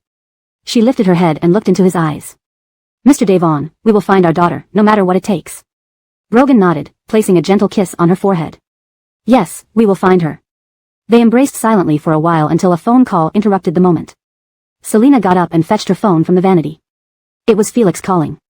Felix's steady voice came through the line. "Chairman, because the exchange event was too short, we've only managed to retrieve 30% of the old products. I suspect Thompson has figured out our plan." Selena immediately instructed, "Increase publicity to reach more customers. Prepare a press conference at 3:30 this afternoon. I'll be at the company right away." After hanging up, she told Brogan, "Mr. Devon, I need to go to the office." "Go ahead. I'll wait for you here." Brogan watched as Selena rushed to change. "Ainsley, take your time." "All right," Selena's voice echoed from the closet. Note, this translation maintains the original tone and structure while ensuring fluency and coherence. ####Chapter 297, a fool? ####Afternoon, 3:30 p.m. At the Devonjan Group press conference venue, Selena walked onto the stage. "Good afternoon, everyone," Selena's voice was very clear. "Today, I am announcing an important initiative by the Devonjan Group. We are launching a trade-in program. This is not only to thank our customers but also to ensure the safety and interests of every consumer. Selena continued, since taking office, I have been investigating the company's products. In our recent investigations, we discovered that some products provided by Quanpin distributors have serious quality issues. The journalists below were taken aback. These products not only tarnished our company's reputation but also posed a threat to customer safety. Therefore, we have already reported Quanpin distributors to the relevant authorities. I assure you that we will fully cooperate with the investigation, hold the responsible parties accountable under the law, and at the same time, launch this trade-in program to thoroughly address the problematic products. Reporters raised their hands, cameras flashing incessantly. Selena gestured for a reporter to ask a question. Standing up, the reporter asked, Ishan, could you please explain the specifics of the trade-in program? How do you ensure consumers' rights? Selena smiled as she replied, we will set up collection points in major cities and online channels for trade-ins. Additionally, we will provide appropriate compensation. Watching Selena speak on television, Thompson took a deep breath and smashed the water glass in his hand, water splashing everywhere, shards flying. He had intended to anonymously report Devanjan's shopping network for selling counterfeit inferior products to deceive consumers. But this woman had acted first. Why did she discover the issue with Quanpin so quickly? Everything from the accounts to the involved personnel, he thought he had handled everything perfectly. Halston hurried into the living room, seeing the mess on the floor, his face showing concern. Brother-in-law, Selena's press conference is very unfavorable to us. Quanpin has been sealed. What should we do next? Thompson took a deep breath, trying to suppress his anger and urgently needed to find a new plan to prevent Selena from maintaining control. His face turned cold, his voice filled with anger. Did you find the person I told you to look for? Halston nodded, yes. Thompson narrowed his eyes, have that person act immediately. In for a penny, in for a pound. Halston hesitated for a moment but finally agreed, brother-in-law, I understand. Fulton also watched Selena's press conference, feeling an uneasy sense of foreboding. He quickly called Thompson. Thompson laughed coldly, don't worry, it's all arranged. Fulton didn't ask what had been arranged, hanging up the phone reassured. Frazier City's hut on lane. The small street houses looked old and worn because they had been built a long time ago. On the second floor of number 45 in Hut on Lane lived two people, a paralyzed elderly man and his son Bayard. Bayard had no job and mainly relied on his father's meager pension. Bayard received a call from Halston. He went to check on his paralyzed father in the room, wrinkling his nose at the smell of urine. Since his father was paralyzed and advanced in age, he felt that his father's survival was just a burden. His death would be beneficial. Bayard closed the door, walked into the living room, lit a cigarette, smoked, then sought out tools near the refrigerator. This refrigerator had been bought from Mo's shopping network a year ago, now renamed Devanjan's shopping network. Using the tools, Bayard tampered with the refrigerator, gathered valuables, threw the unextinguished cigarette at the refrigerator's wires, and hurriedly left the house. After Bayard left, the sparks quickly ignited the wires, and the flames spread rapidly, soon engulfing the entire room. Fire engines blared through the narrow alleyway as everyone knew a nearby house was burning. Post-press conference. After the press conference, Selena instructed Felix to notify senior executives for a meeting. By the time the meeting ended, it was already 6:30. Selena left the conference room. Felix accompanied Selena downstairs. Before getting into her car, she said, Bill's special assistant, do you know the fastest way to ruin a company's performance? It's when one of our products causes fatalities. Problems happening one after another can be seen as ominous or as a blessing. Turn crisis into opportunity. Felix understood Selena's implication. Public relations is ready, they'll handle any crisis promptly. Yes, thanks. Selena sat in the car, rubbing her temples. Arriving home, Selena entered to find Brogan, dressed casually, sitting in the living room. She deliberately made some noise to get his attention. Turning around, Brogan saw Selena, gave a gentle smile, stood up, and approached her. You're back. Go take a shower and come down for dinner. He glanced at her critically. Seeing him stare, Selena lowered her head in confusion. Is there something strange about me? Brogan looked at Selena intensely before speaking in a low voice. You've lost weight. Selena chuckled lightly, waving her hand. Nothing's wrong, just busy with work recently. I'll shower and be right down. She showered, changed into comfortable clothes, and stepped out of the bathroom. Brogan stood by the window. Walking up behind him, Selena wrapped her arms around him from behind, still carrying the scent of fresh bath. Mr. Devon, you've also lost weight, Selena whispered. Our daughter has too. I'm scared that the man won't treat her well. Thinking of her daughter possibly being mistreated somewhere, Selena often woke up easily during the night. Sensing her fear, Brogan turned around, gently holding her in his arms, his fingers softly stroking her hair. Way, don't be afraid. We will find our daughter, we will. His gaze deepened as he hid his own worry. Night falls. Under the cover of darkness, an old dilapidated tractor moved slowly along a country road, its engine rumbling and breaking the quiet night. The dim headlights illuminated the bumpy dirt path ahead. The kid, isn't she a fool? So long without moving, looks like she's dead, muttered a middle-aged woman glancing sideways at the huddled, motionless girl in the corner, her tone laced with impatience. She spoke in a local dialect. We don't care if she's a fool, we're only responsible for raising her until 18, then the man will come to take her. Driving the tractor, a gaunt middle-aged man with a lined face gripped the steering wheel firmly. Vonda's frail body remained curled tightly in the corner, her blank eyes staring into the darkness, a yellowing bandage wrapped around her face. Little Z seemed unresponsive to the outside world. The tractor jolted along the road, tree shadows blurring, leaves rustling eerily in the wind. Looking at the lifeless girl, the middle-aged woman couldn't help but smile, thinking of the money the man had given them. He promised more when the girl reached 18. Fool or not, so be it. Thus, the story continues, with Selina's resolve and determination to uncover the truth amidst adversity, while the mysterious fate of her daughter hangs precariously in the balance. Chapter 298, Burned Alive. The next morning. Sunlight filtered through the leaves in the backyard and cast patches of light on the ground. Selina held duck feed and gently sprinkled it on the ground. The ducklings strutted forward with their heads held high, tails up, eagerly pecking at the food, carefree and happy. Brogan walked into the backyard, holding Selina's phone. You have a call. Selina took the phone while Brogan took over the duck feed from her and continued feeding the ducklings. Seeing the caller ID, Selina answered, Bill Assistant, what's up? Felix's anxious voice came from the other end, Boss, there was a fire at number 45, Hutong Street, resulting in 3 deaths. Someone posted a video on various platforms suggesting the fire is related to our products.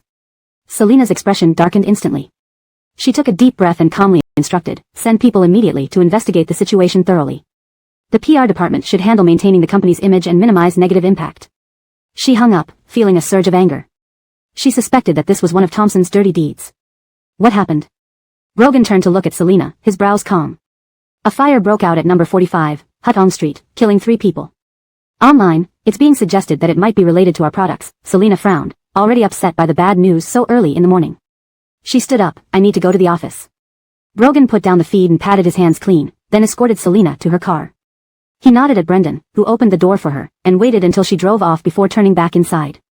Selina had just stepped into the chairman's office at Magnolia Group when Felix immediately reported, we've sent people to investigate the specifics, but online sentiments are escalating.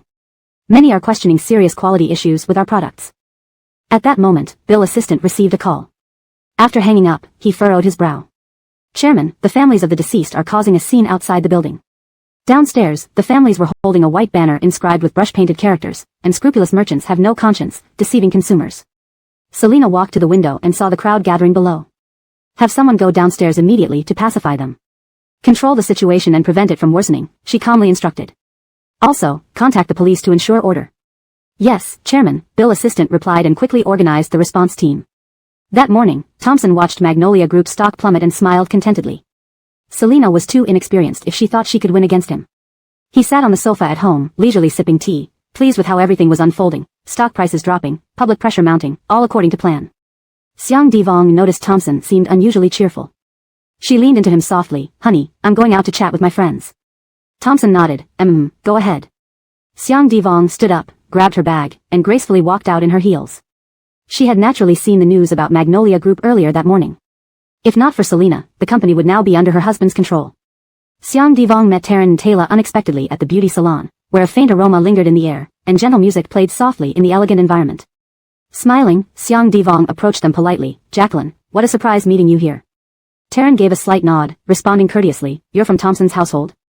Xiang Divong's smile faltered briefly, but she maintained composure, yes. Casually, she mentioned, Jacqueline, you must have heard about what happened at Magnolia Group. Upon hearing this, Taryn's expression changed, not pleased. Just say what you want to say.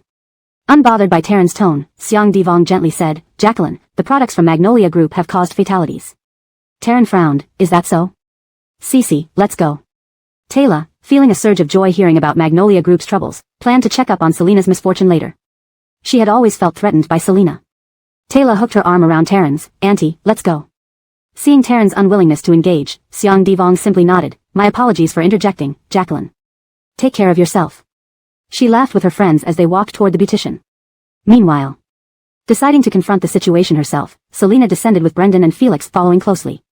Exiting the office, she rode the elevator down to the lobby. As soon as she stepped out of the building, she sensed the tense standoff between the bereaved families and security. The family's eyes focused on her, filled with anger and sorrow. Ladies and gentlemen, please calm down, Selina spoke gently, standing before them. I deeply sympathize with your losses and understand your anger. Please trust us, we will thoroughly investigate and give you a proper explanation. An emotionally distraught family member stepped forward, demanding explanation. Can your company bring my wife and daughter back? What kind of heartless products do you sell? Selina met his gaze directly. The cause of the fire is still unknown. If there is indeed a product issue, as I explained at yesterday's press conference, we are cooperating fully with the investigation. Please await the police report. The families remained agitated. Fraser Denifute suddenly threw a water bottle at Selina, yelling, "My father was burned alive." Note, Fraser Denifute's action suggests heightened emotions, setting the stage for further conflict. Chapter 299, ugly as can be, he wouldn't want that. A bottle drew an arc through the air and smashed toward Selenafii.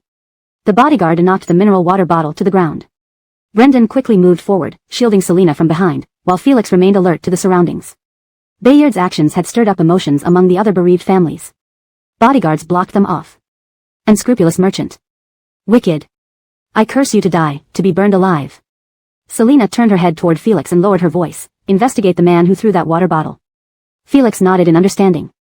Before long, the police arrived on the scene and took away the troublemakers. Selina cast one last glance at Bayard being led away by the police. Although his cries were loud, she did not see any signs of genuine sorrow on his face. Notify the legal department, PR department, product department, and procurement department. We'll meet in half an hour. Selina turned and walked into the building. Felix responded affirmatively and made calls to inform these departments. Vivian returned home from the beauty salon, feeling irritable and depressed. She sat on the sofa, pulling out her phone to check the latest news about Magnolia Group online. Reading about counterfeit inferior products deceiving consumers on Magnolia Shopping Network only added to her distress. Seeing the chrysanthemums in a vase on the table, Vivian's eyes grew cold, and she commanded, "Butler, throw those flowers away." The butler acknowledged and carefully picked up the flowers before quietly leaving the living room.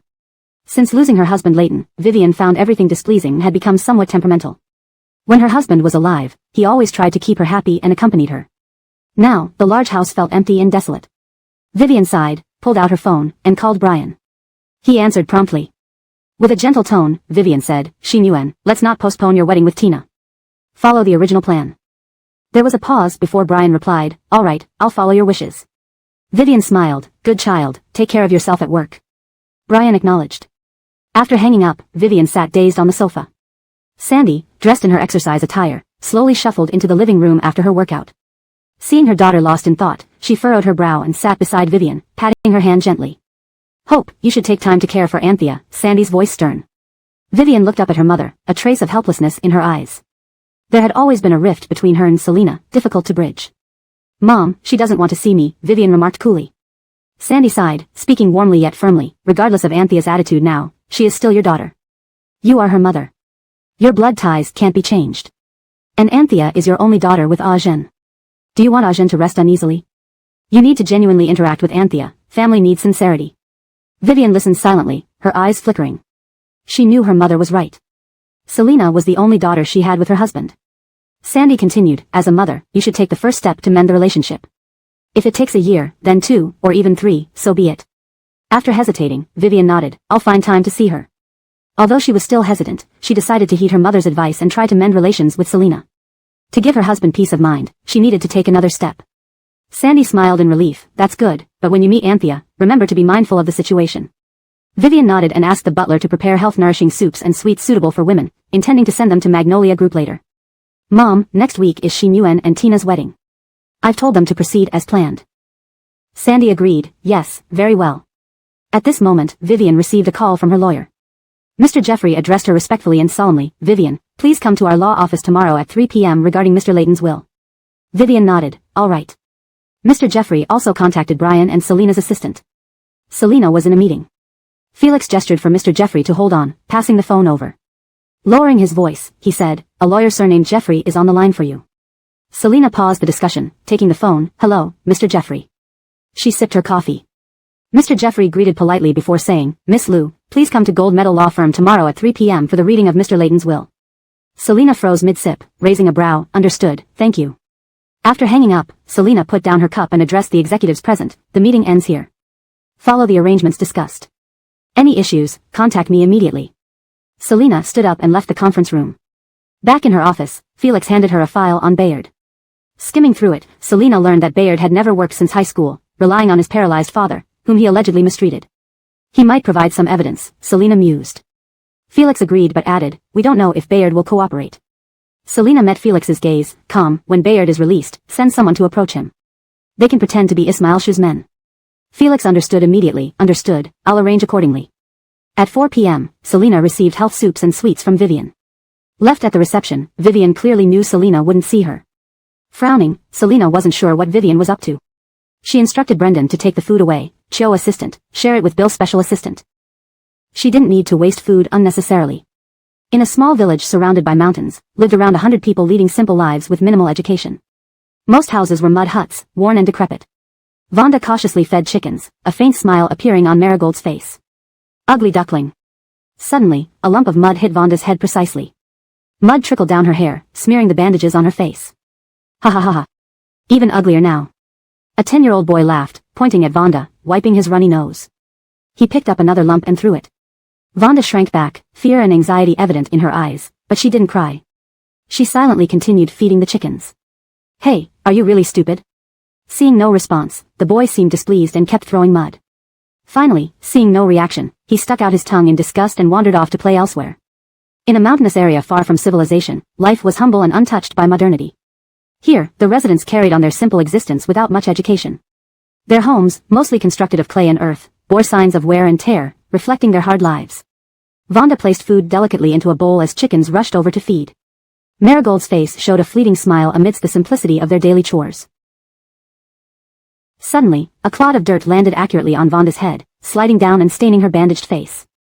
Ugly as can be, laughed a 10-year-old boy nearby, nose dripping with snot as he wiped it with the back of his hand.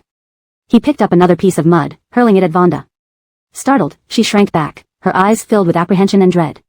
However, she refrained from crying, silently continuing to feed the chickens. You're a fool, aren't you? Disappointed by the lack of reaction, the boy spat and turned away to find other children to play with, muttering curses under his breath.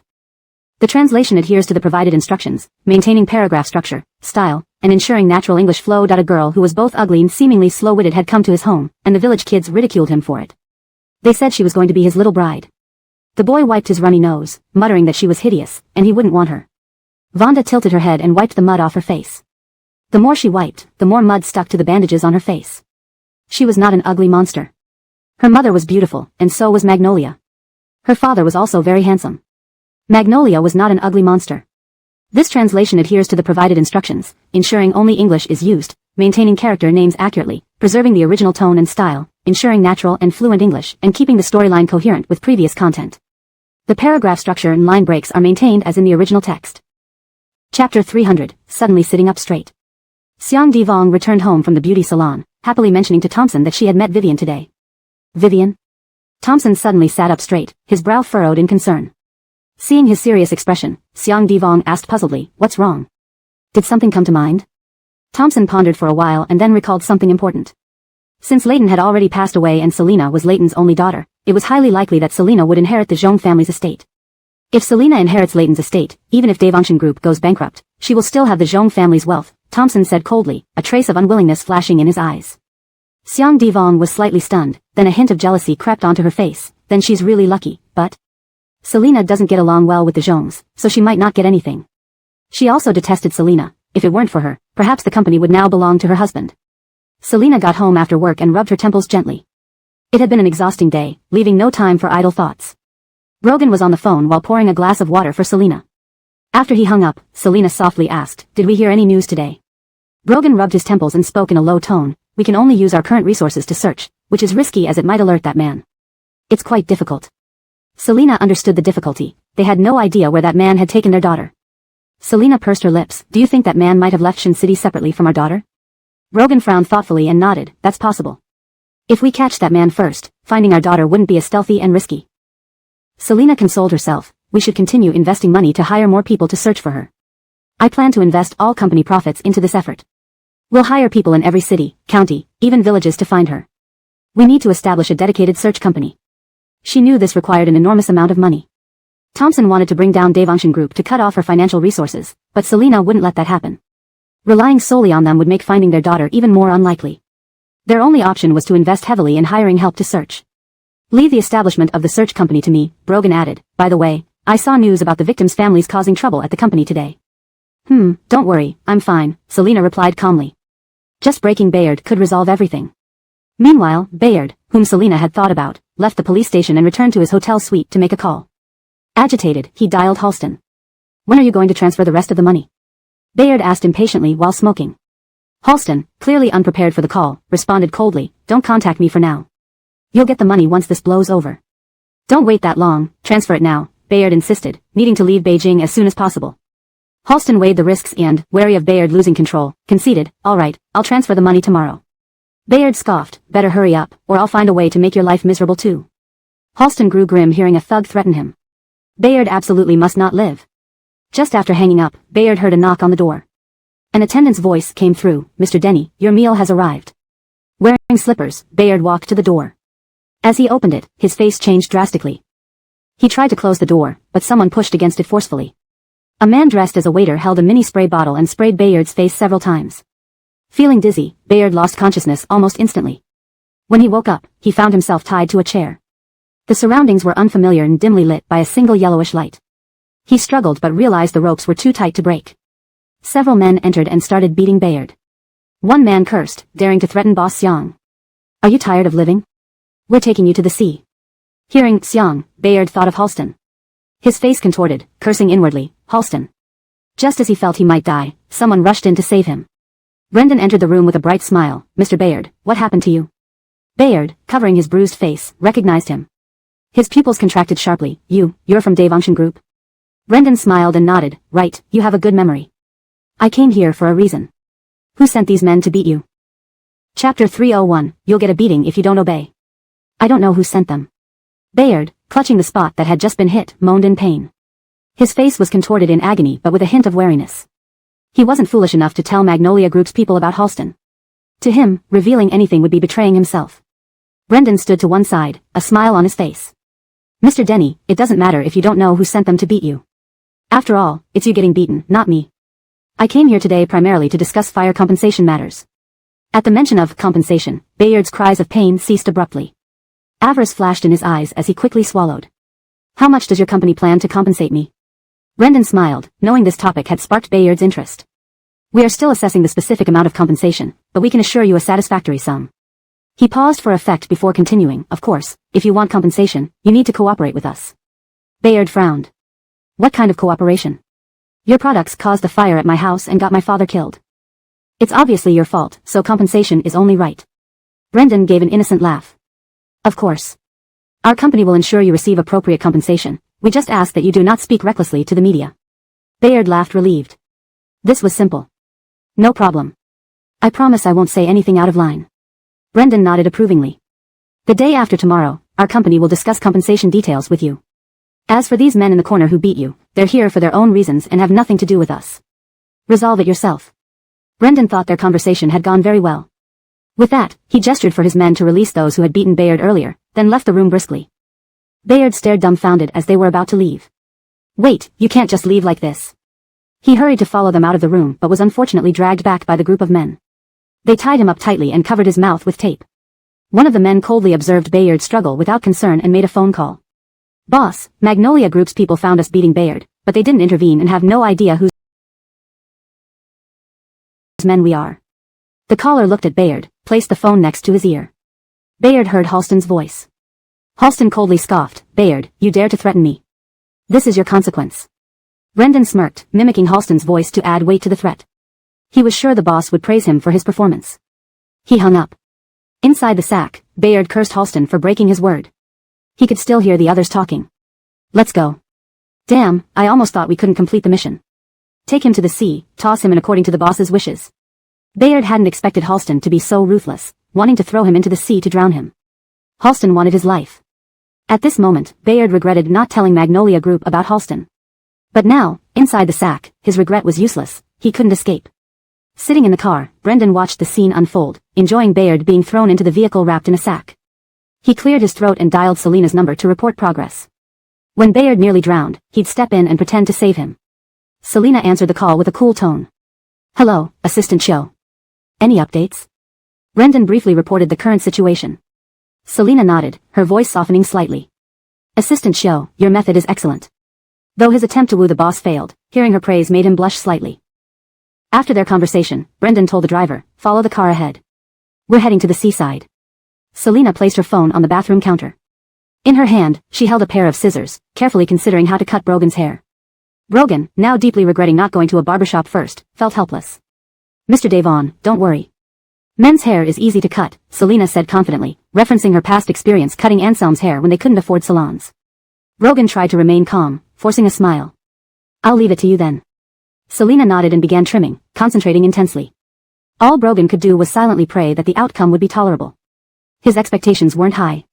About half an hour later, despite her efforts, Selina wasn't satisfied with the results. She laughed awkwardly. We'll find Tony tomorrow. Brogan's lips twitched as he looked at himself in the mirror, seeing uneven hair. He gave a wry glance at Selina. Men's hair is really easy to cut. Selina laughed again, trying to hide her embarrassment. It's been too long since I've cut hair. Sorry. Brogan sighed inwardly. Just hair, no big deal. He gently touched her head and said softly, Little Wei, thank you for working hard tonight. Go take a shower, I'll clean the bathroom.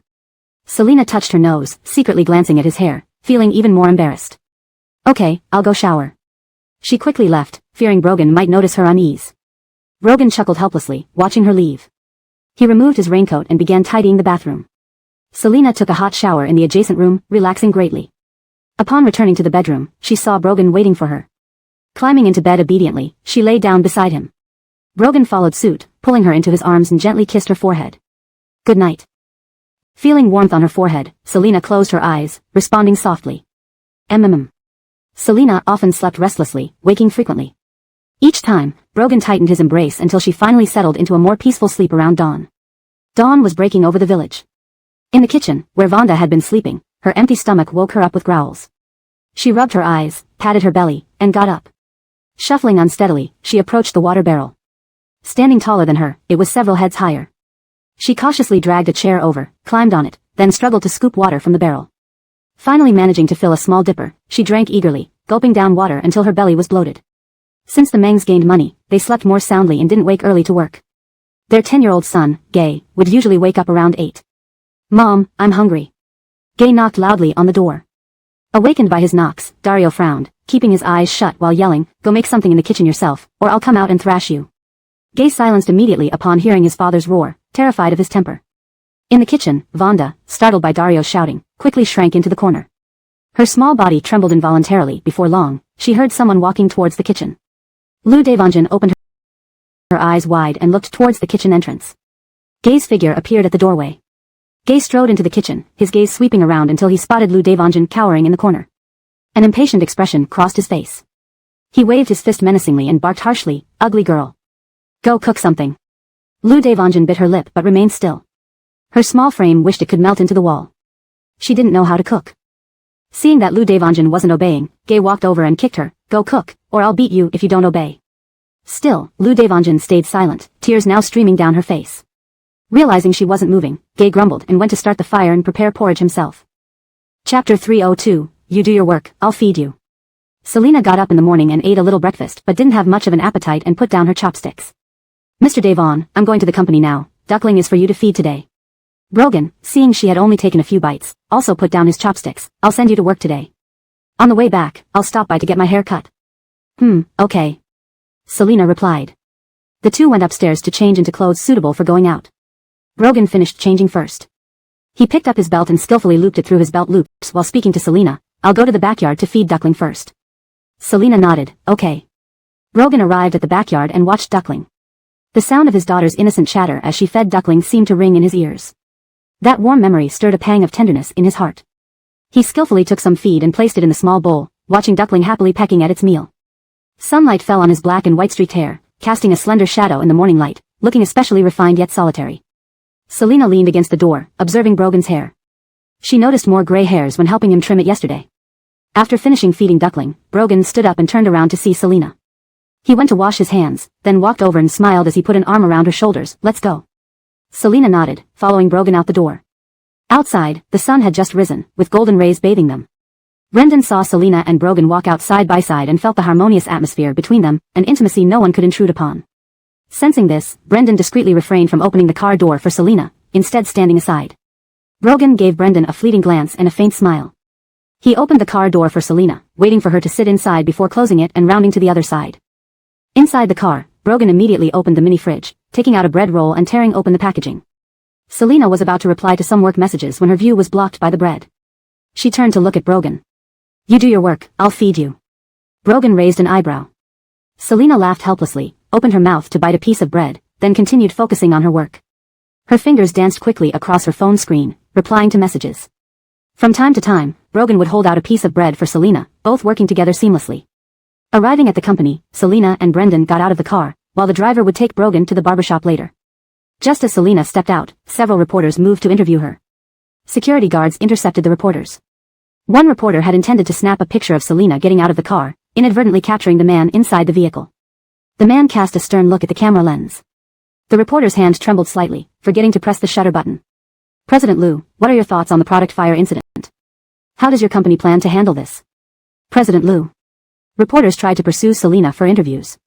Only after watching Selena enter the building did Brogan instruct the driver to leave. Thompson Air woke up most concerned about Magnolia Group's news.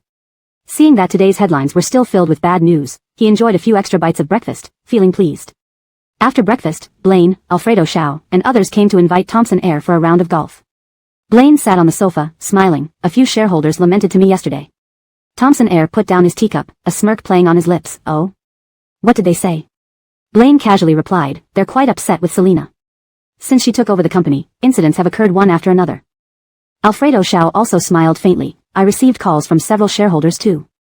Recent crises have shaken their confidence in her. However, since Selena is now the largest shareholder and holds absolute power, they can't do anything. Thompson Air chuckled lightly. It's about time. Let's go play golf. Xiang Divong happened to come downstairs and called out to Thompson Air, honey, wait. Thompson Air paused, turning to wait for Xiang Divong.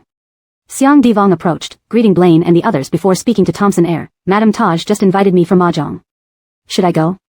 Thompson Air, guessing that Killian had sent his wife to probe for information, nodded and said with a smile, go ahead. He trusted Xiang Divong to know what to say. His wife was clever, not like his ex-wife, who was foolish. All right, I understand. Xiang Divong replied softly, her face bearing a confident smile. Thompson Air nodded in satisfaction and then said to Blaine, let's go. It's getting late. Xiang Divong went upstairs to dress, then left for Madame Taj's house. Upon arrival, Xiang Divong was warmly welcomed by Madame Taj. Two other ladies were already seated at the mahjong table waiting for her. Four of them began their game, chatting leisurely. Madame Taj probed Xiang Divong about Magnolia Group. This time, the fake substandard products causing fires at Magnolia Group has been quite sensational. Ansley, has your husband mentioned this to you? Chapter 303, The Clown is Myself. Xiang Divong helplessly shook her head in response to Mrs. Taj's question and said, my husband rarely tells me about company matters. It's also quite good that he sold the company's shares. She smiled and added, now he plays golf whenever he has free time. He no longer needs to worry about disdainfully Group's future development, which is a relief. Mrs. Taj and the other two ladies exchanged glances. Mrs. Taj laughed and commented, yes, it's better not to worry too much about the company and enjoy life more. Xiang Divong nodded with a smile, exactly, selling the shares is good. Mrs. Taj's eyes flickered slightly as they continued playing cards and talked about other things. After a few rounds, they prepared to end for the day. Xiang Divong had won quite a bit today and she chuckled, I had such good luck today. Let's play again when we have time. Mrs. Taj saw off all the guests and hurriedly went to the study to find her husband. Following Xiang Divong's words, selling the shares seemed like a good idea. In the study, Mrs. Taj frowned, honey, the Mo family and others have sold their shares in the company. I don't think it's just because of conflicts with Selena. It must be because the company's prospects aren't looking too good. Killian shared the same concerns, especially after the recent fire incident caused by quality issues with one of their products.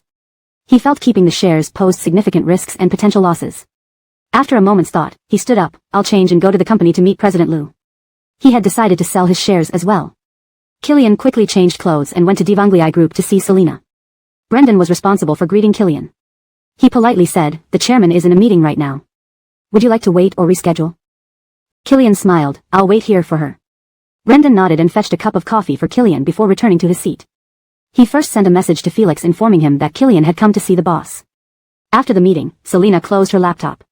Felix leaned forward and whispered, Killian is here. Selena raised an eyebrow and nodded, walking out of the meeting room with her computer. Killian had waited over an hour to see Selena. As she walked out of the elevator, she saw him sitting on the sofa in the reception area and approached with a smile, Killian, I apologize for keeping you waiting. Killian stood up, shook hands with her, and laughed, it's me who dropped by unexpectedly. I'm sorry for the trouble. Selena invited Killian into her office. After closing the door, they sat down on the sofa. Killian got straight to the point, President Liu, I need funds for other investments recently, so I've decided to sell my shares in the company. Selena smiled, both understood this was merely an excuse. Killian did not explicitly express his concerns about the company's future operations. Selina asked, smiling. Killian, you own 8% of the company, right? Killian nodded. Selina wanted to buy Killian's shares but currently lacked the necessary liquid capital. Killian, please wait a moment. She pulled out her phone and called Brogan. She couldn't afford to buy them, but Mr. Devon could. The call was answered quickly, and Brogan's voice came through. Little way, what's up? Selina glanced at Killian and spoke into the phone. Killian wants to sell his 8% share in the company. Do you want to buy these shares, Mr. Devon? Brogan looked at his watch. Wait for me for half an hour. See you at the company. Selina's lips curved slightly, and she responded affirmatively. Hanging up, she explained to Killian. Killian, someone will come to buy your shares soon. Please wait for half an hour. Killian smiled. Thank you. About half an hour later, Brogan arrived at disdainfully Group on time. Dressed casually, he entered Selina's office. Selina immediately noticed his newly cut hair. They exchanged glances. Killian was stunned upon seeing Brogan. Why would it be him? Brogan nodded to Killian. Killian, hello. I'm very interested in your shares. Killian didn't expect Brogan to be the buyer. Mr. Devon, nice to meet you. Neither wasted any more time, and the discussion quickly moved to the share acquisition. They reached an agreement smoothly. Brogan agreed to purchase the shares at market price, and Killian was very satisfied with the outcome. After signing the share purchase contract, Killian smiled. Thank you, Mr. Devon, President Liu. I hope the company's future development goes well. Selina escorted Killian out of her office, then turned back to smile at Brogan. Brogan raised an eyebrow. He's worried about the company's performance? Selina nodded. Probably. Otherwise, he wouldn't have been so eager to sell his shares. Brogan chuckled. I feel like I'm getting a bargain. He might regret it to the point of losing sleep in the future. Selina nodded firmly. I'm glad you trust me so much. She walked up to Brogan and cradled his face, inspecting it from left to right. This hairstyle looks good. I'll cut it for you next time. Brogan smiled mysteriously. Sure. He wasn't giving her another chance to cut his hair. He'd get it cut immediately once it grew out. Unaware of Brogan's true thoughts, Selina realized it was almost lunchtime and turned to him. Mr. Devon, do you want to join me for lunch? Brogan nodded, dialed Hector to make vegetarian reservations, and the two headed out to the restaurant. After lunch, Selina mentioned needing to go to the law firm at 3 in the afternoon to handle matters related to Leighton's estate. Brogan pondered for a moment and turned to look at Selina. I assume Zhong Mr. S. estate beneficiaries include you. If so, do you plan to inherit or renounce? Selina initially hadn't planned to inherit the Zhong family's assets, but Killian's actions made her reconsider. She truly lacked liquid capital at the moment. She pursed her lips, looking melancholy. I have no money. Brogan was taken aback by her answer. Perhaps noticing his surprise, Selina rolled her eyes and looked at the ceiling, explaining, we still need to establish a search company, which requires a lot of money. Understanding Selina's meaning, Brogan chuckled hoarsely and pinched her face. Don't worry too much. If you don't want to inherit, you don't have to. Funding for finding our daughter will come from me. You have nothing to worry about. I'm not poor. Selina rubbed her cheeks, massaged by Brogan, and curiously asked, how wealthy are you? Brogan took out his phone and searched a global authoritative list of billionaires. Pointing to an English name with his finger, he said, this is me. Selina looked at the ranking. Sorry, the clown is actually myself. With Brogan's financial backing, Selina didn't plan to inherit the Zhong family's property, avoiding unnecessary entanglements with Jacqueline. Moreover, she was only short on liquidity temporarily and was confident about disdainfully Group's future. Leaving the restaurant, Brogan drove Selina back to the company and then returned home directly. At around 2 p.m., Selina set off for the law firm. When she arrived, Jacqueline and Zhong Xian were already there. Jacqueline wore an elegant light-colored qipao and gave Selina a warm, graceful smile as she looked at her composedly. Though Selina found it puzzling that Jacqueline was smiling at her, she remained cold-faced as she sat down. Seeing everyone present, Lawyer Jeffrey retrieved the will and began reading it aloud formally. Chapter 304, Such a Sweet Girl. According to Mr. Leighton's will, his assets will be distributed in the following manner. Lawyer Jeffrey cleared his throat and began reading the document. 5% of the Zhong Group shares will be inherited by his wife, Viviana, 30% by his daughter, Selina, 5% by Carl. The remaining assets will be equally divided between wife and daughter. Upon hearing this allocation, Vivian's expression changed slightly, yet she didn't voice any objections. Carl calmly nodded in agreement. Selina felt rather surprised. She hadn't expected Hunt would leave her such a significant portion of shares. After finishing the reading of the will, Lawyer Jeffrey looked up at them. This is Mr. Leighton's will.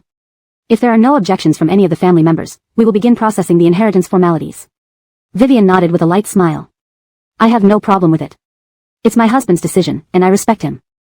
Carl also nodded in agreement. Neither do I. At that moment, Selina said, I relinquish my inheritance rights. Please transfer my shares and assets to Vivian. This statement left everyone present momentarily stunned. Carl looked at Selina in surprise. Meanwhile, Vivian's face darkened on the spot. Selina, regardless of anything, these are your father's sentiments towards you. Selina remained calm as she replied, I won't accept the Zhong family's assets. Vivian instantly felt a tightness in her chest. She actually, so desperately did not want to have anything to do with the Zhong family. Lawyer Jeffrey was taken aback for a moment. After all, this wasn't a trivial amount of wealth. He confirmed, Miss Liu, are you sure about renouncing your inheritance? Please think carefully. Selina firmly nodded. Yes, I'm certain. Vivian, looking coldly, said nothing more. Carl furrowed his brows. He hadn't anticipated Selina's resolve. Lawyer Jeffrey nodded. Since none of them objected, he would proceed with processing the documents to transfer Selina's shares and assets to Vivian. Once the paperwork was completed and signed by Vivian, the matter was settled. Selina stood up, nodded slightly in acknowledgement, and left the law firm. She got into her car and instructed Brendan, drive straight back to the company. Vivian stood on the steps, watching Selina's retreating figure with complex emotions swirling in her heart. Carl remained by Vivian's side and softly said, Aunt, shall I drive you home? Vivian snapped out of her daze and nodded. All right. The car steadily made its way back to the company. Inside the vehicle, Vivian's expression was tinged with sadness. Fitzroy, I'm quite surprised and somewhat heartbroken by her renunciation of inheritance. Carl struggled to find the right words to comfort her. He suggested, Aunt, you can always give the shares and assets to cousin later on. Vivian fell silent for a while before letting out a soft sigh. Seeing that Vivian was unhappy, Carl worried about her health. So after dropping Vivian off at the old Zhong residence, he called Taylor on his phone. Taylor answered happily upon receiving her fiancé's call. Brother Fitzroy, is there something? Carl's voice came through the phone. Cece, are you free now? Taylor was getting her hair permed and was busy, but since Carl rarely initiated calls asking if she was available, she immediately responded, I'm free. She couldn't help but feel thrilled, wondering if Brother Fitzroy wanted to take her out for dinner. Taylor felt genuinely delighted.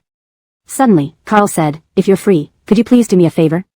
Aunt isn't in good spirits today, and I'd like you to visit the old Zhong residence to keep her company. Taylor's smile vanished instantly, feeling somewhat disappointed. Oh, it's for the sickly aunt. She quickly put on a concerned tone. What happened? I'll come over right away. Carl thanked her deeply. Thank you. Today, Aunt isn't doing well because of cousin. Could you chat with her? Though Taylor was reluctant to coax someone, she understood how important Vivian was to Carl. Don't worry, I'll be there as soon as possible. After hanging up, Taylor asked the stylist to finish up quickly. She hurried to the old Zhong residence. Upon arriving, Taylor entered the living room. Seeing only Vivian sitting on the sofa and realizing Summer wasn't there, she smiled. Aunt. Vivian looked up, slightly surprised. She smiled and asked, Cece, why did you suddenly come? Taylor sat beside Vivian and winked playfully. I missed you. Vivian laughed, her worried expression easing slightly. You little sweet talker. Taylor laughed. I need your help to choose a wedding dress. There are too many options, and I love each one. What should I do? Hearing this, Vivian's smile widened. That's an important decision, we must choose carefully. Taylor nodded, opened her tablet, and showed pictures of wedding dresses to Vivian. Aunt, take a look. Vivian concentrated on helping Taylor choose a dress, temporarily putting aside thoughts of Selina. What about this one? Vivian pointed to a lace wedding dress with a simple yet playful design. Taylor examined it carefully and excitedly agreed, I think this one is perfect. Aunt, you have such great taste. Vivian looked at her amusedly. Did Fitzroy ask you to come? Taylor let out a small, ah, and gave a thumbs up. Aunt is smart. Brother Fitzroy wanted me to come and keep you company. Vivian sighed. Both of you are such good children. Why does it feel like I'm naturally clashing with Selina? Why don't we get along? Taylor cautiously asked, Aunt, what happened? Did Selina upset you? Vivian smiled bitterly. Little way, she renounced all her inheritance rights from the Zhong family. I failed, I let my daughter hate me to this extent. Taylor held her breath, her heart racing. It was indeed about the inheritance rights. Selina actually renounced her inheritance rights. At this moment, Taylor felt like celebrating with fireworks. She tried to contain her excitement and gently comforted, Aunt, perhaps someday Selina will change her mind. The translation aims to retain the original tone and style while ensuring fluency and coherence in English. The paragraph structure and line breaks are maintained as requested. Chapter 305, She squatted on the ground eating. Mom, did you know? Selina is so silly. She actually gave up all her inheritance rights from the Zhong family. Taylor couldn't help but share her excitement with her mother after leaving the Zhong family. Lee's mother was also shocked but soon smiled and said, that's excellent. In the future, we should try to get Jacqueline to hand over everything in the Zhong family to you and Fitzroy. As long as she doesn't get along with her daughter, we don't need to do anything extra. She worried that her daughter might not be prudent enough and ruin things, so she advised, just visit Jacqueline often, there's no need to do more. Taylor nodded, seriously assuring, I understand, Mom.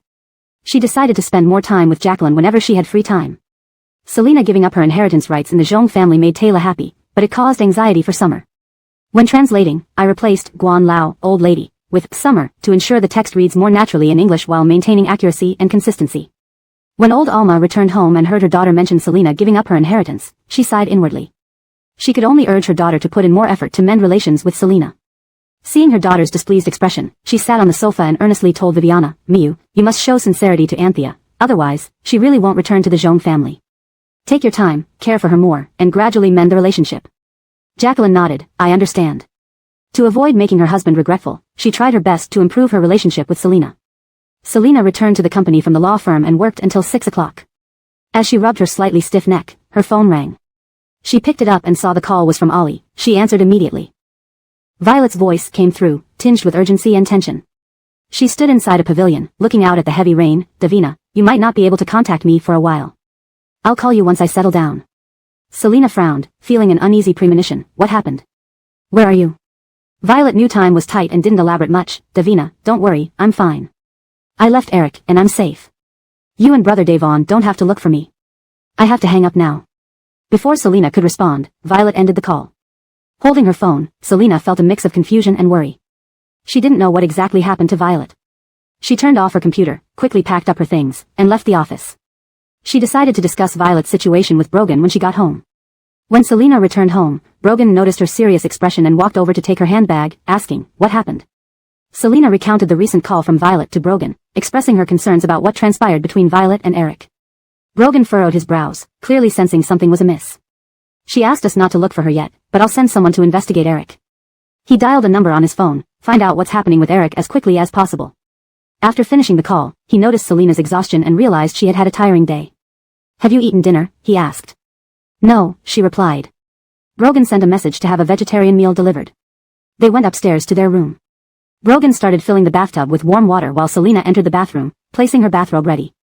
The soft light in the bathroom accentuated her elegant silhouette as she quickly showered, twisting her neck to relieve some stiffness. She stepped into the bathtub, submerging herself in the warm water. Selena admired Mr. Davon showering openly. Brogan finished his shower quickly, grabbed a bottle of massage oil, and joined her in the tub. His tall, lean figure made the spacious bathtub feel cramped. Anthea, turn around, let me rub your shoulders, he said gently. Selena complied, lying down at the edge of the tub, her back facing him. Brogan's hands began to massage her shoulders gently yet firmly, applying just the right amount of pressure. His head leaned down close to her ear, asking softly, how does it feel? Is the pressure okay? Selena's voice was filled with contentment. Yes, it feels good. Seeing her relaxed state, Brogan smiled and continued massaging until she had soaked enough. He then lifted her out of the tub. Selena headed to wash her hair while Brogan casually draped himself in a bathrobe, leaving the bathroom to go downstairs. When Selena came downstairs, she heard Brogan on another call. She poured herself a glass of wine, hoping it would help her sleep tonight. Brogan, seeing this, took a glass for himself.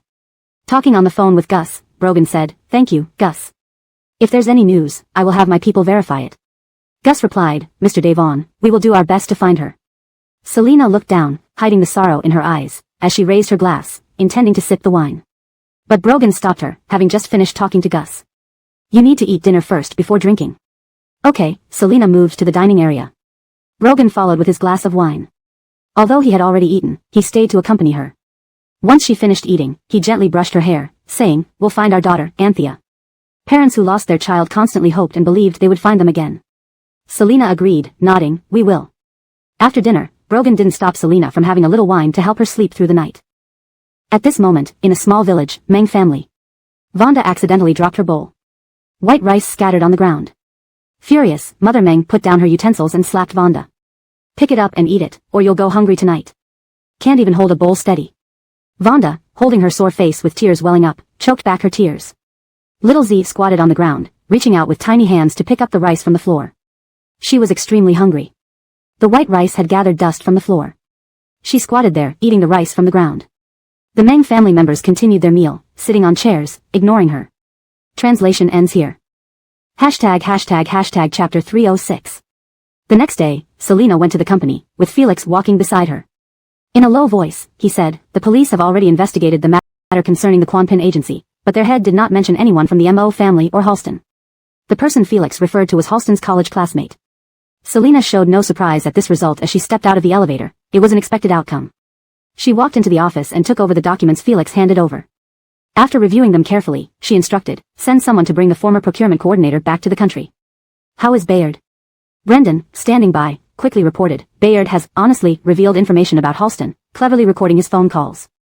Selina nodded, a flash of satisfaction in her eyes. Placing the documents on the desk, she smiled faintly and said, have the entire legal team take action, prepare lawsuits against the relevant parties, and the PR department can start its campaign now, have all media outlets and platforms begin reporting. Brendan and Felix responded affirmatively and left to handle their tasks. Shareholder Taj had slept soundly last night. Light Dust Group's stock market performance was again grim today. He felt very fortunate that he had sold his shares yesterday. Madam, please invite Hanley's aunt-in-law for dinner someday, shareholder Taj instructed after putting down his phone. Mrs. Taj understood they needed to thank Xiang Divong for the warning, or their losses would have been significant. She nodded and said, I will arrange it properly. At that moment, shareholder Taj received a call from another shareholder who owned a small portion of Light Dust Group's shares. This shareholder had also heard some unfavorable news about the company and felt a vague sense of worry. Did you hear that you sold your shares yesterday? Is the situation at Light Dust Group really that bad? He asked anxiously. Shareholder Taj replied tactfully, I'm preparing to invest in new industries and need funds. Clearly, this was just an excuse. After a few more sentences, the call ended. Shareholder Taj felt relieved, believing it was wise to sell shares early following the advice of the Mo family. Meanwhile, Mrs. Taj went to the balcony and called Xiang Divong, inviting her for dinner. Xiang Divong, on the other end, smiled and replied, of course I have time tomorrow. Thank you so much, Mrs. Taj. They agreed on the time and place for their meeting. After hanging up, Xiang Divong told Thompson about Mrs. Taj's invitation. She smiled, it seems Killian also sold his shares. Thompson chuckled, fortunately, he sold them off. Recently, netizens have been boycotting products from Light Dust's website. Xiang Divong leaned against Thompson, praising him, you're so smart, husband. Leaning back in his chair, Thompson looked satisfied. Selina currently held many shares of several companies, which were not yet suffering huge losses. Xiang Divong leaned into Thompson's arms, browsing through the trending topics on her phone. Suddenly, she saw one mentioning Halston. Shocked, she tapped his leg and opened the post. Husband, something happened. My brother was arrested. Upon hearing this, Thompson's face turned grave. Halston was arrested? What happened? Xiang Divong immediately showed him the trending topic. Scanning through the content, Thompson became extremely distressed. Idiot. Doing such things in person, does he have a brain? News broke that Halston had incited Bayard to set fire to a building to frame Light Dust Group. This scandal quickly gained public attention and caused widespread outrage. Xiang Divong clutched onto Thompson's shirt, asking nervously, husband, what should we do? Will my brother be alright? Thompson, already furious, snapped, what should we do? It's out in the open. He's stupid. Xiang Divong's eyes filled with tears. Husband, think of a way to save him, he's my only brother. Thompson took a deep breath. We need to ensure we aren't implicated, not rescue him. Standing up, he immediately contacted people to ensure he wouldn't be dragged into Halston's affairs. In the afternoon, when the stock market closed, Light Dust Group's plummeting stock price suddenly surged to the daily limit. Furthermore, at 5:30 p.m., the company's official website announced progress on its cloud project with Yagen Group. This meant Light Dust Group's stock price would likely surge again the next day. Putting aside Thompson's reaction for now. When shareholder Taj saw the news of Light Dust Group's recovery, thinking of his already sold shares, he felt like passing out. Turning to Mrs. Taj, he asked, isn't Halston Thompson's brother-in-law? Mrs. Taj nodded, her expression grim. Yes. Realizing everything was orchestrated by Thompson, shareholder Taj slammed his table in anger. Fine, just wait. This is on you, Thompson. While some were enraged, others were delighted. The shareholder who had called shareholder Taj earlier to inquire about the situation was grateful he hadn't sold his shares yet. Meanwhile, Bayard, detained by the police, realized he had been deceived by the man named Brendan from Light Dust Group. Recalling Brendan's harmless appearance, he never imagined how cunning and deceitful he could be. Bayard felt both regretful and furious. He would not have stupidly handed over recordings of his conversations with Halston, which would have implicated him in arson. But now, Light Dust Group had found those recordings. Each conversation with Brendan was skillfully guided, leading him step by step into a trap. Bayard wished he could confront Brendan right away. Brendan was having a meal peacefully when he sneezed. Felix, eating opposite him, silently moved his food aside and glanced at Brendan disdainfully. Junior, go eat at another table. Brendan rolled his eyes. Overreacting, it's just a sneeze. Maybe someone is cursing me behind my back. Smiling smugly, he added, boss praised me today. I'll oust you eventually and become the chief assistant. Due to his handling of Bayard's case, Selina praised Brendan and raised his salary. Being acknowledged and trusted by the boss was indeed gratifying. Felix smiled but didn't tell Brendan the truth. Initially, Felix was handling Bayard's case, but Selina reassigned it to Brendan. She had remarked calmly, Assistant Shio looks like an untainted youth. It's easier for people to let their guard down around him. Watching the triumphant Brendan, Felix shook his head teasingly. Alright, future chief assistant, keep working hard. Brendan laughed proudly. Wait and see, senior. Carrying a plate of vegetarian food, Selena saw Felix and Brendan eating and approached them. Everyone was staying late tonight to work on projects, so Selena chose to eat at the company cafeteria. Originally, Brogan wanted to bring her food, but she declined. Felix stood up to pull out a chair for her. Smiling, Selena sat down and asked, "Thanks, what were you talking about?" Felix smirked, nodding slightly toward Brendan. "Assistant Show wants to usurp my position as chief assistant." Selena raised an eyebrow, looking at Brendan with amusement. "Assistant Show, you did well this time. The company needs energetic employees like you. Keep trying, and you may even replace Special Assistant Bill." Brendan blushed and scratched his head, embarrassed. "Thank you, boss, I will continue to work hard." Seeing Brendan's shy reaction, Felix couldn't help but chuckle quietly to himself. Felix looked down, trying to stifle his laughter at Brendan's bashfulness. Chapter 307, Come Closer. Selena came home from work that night when Brogan told her about Eric and Violet. "I'm not entirely sure what happened.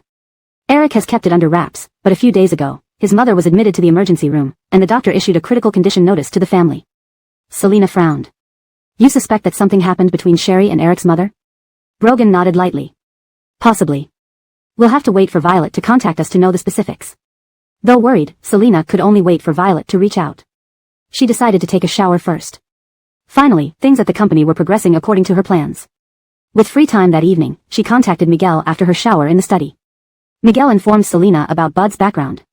Bud worked as a manager in Yi Company's business department and lived with Clara in the Yi family residence.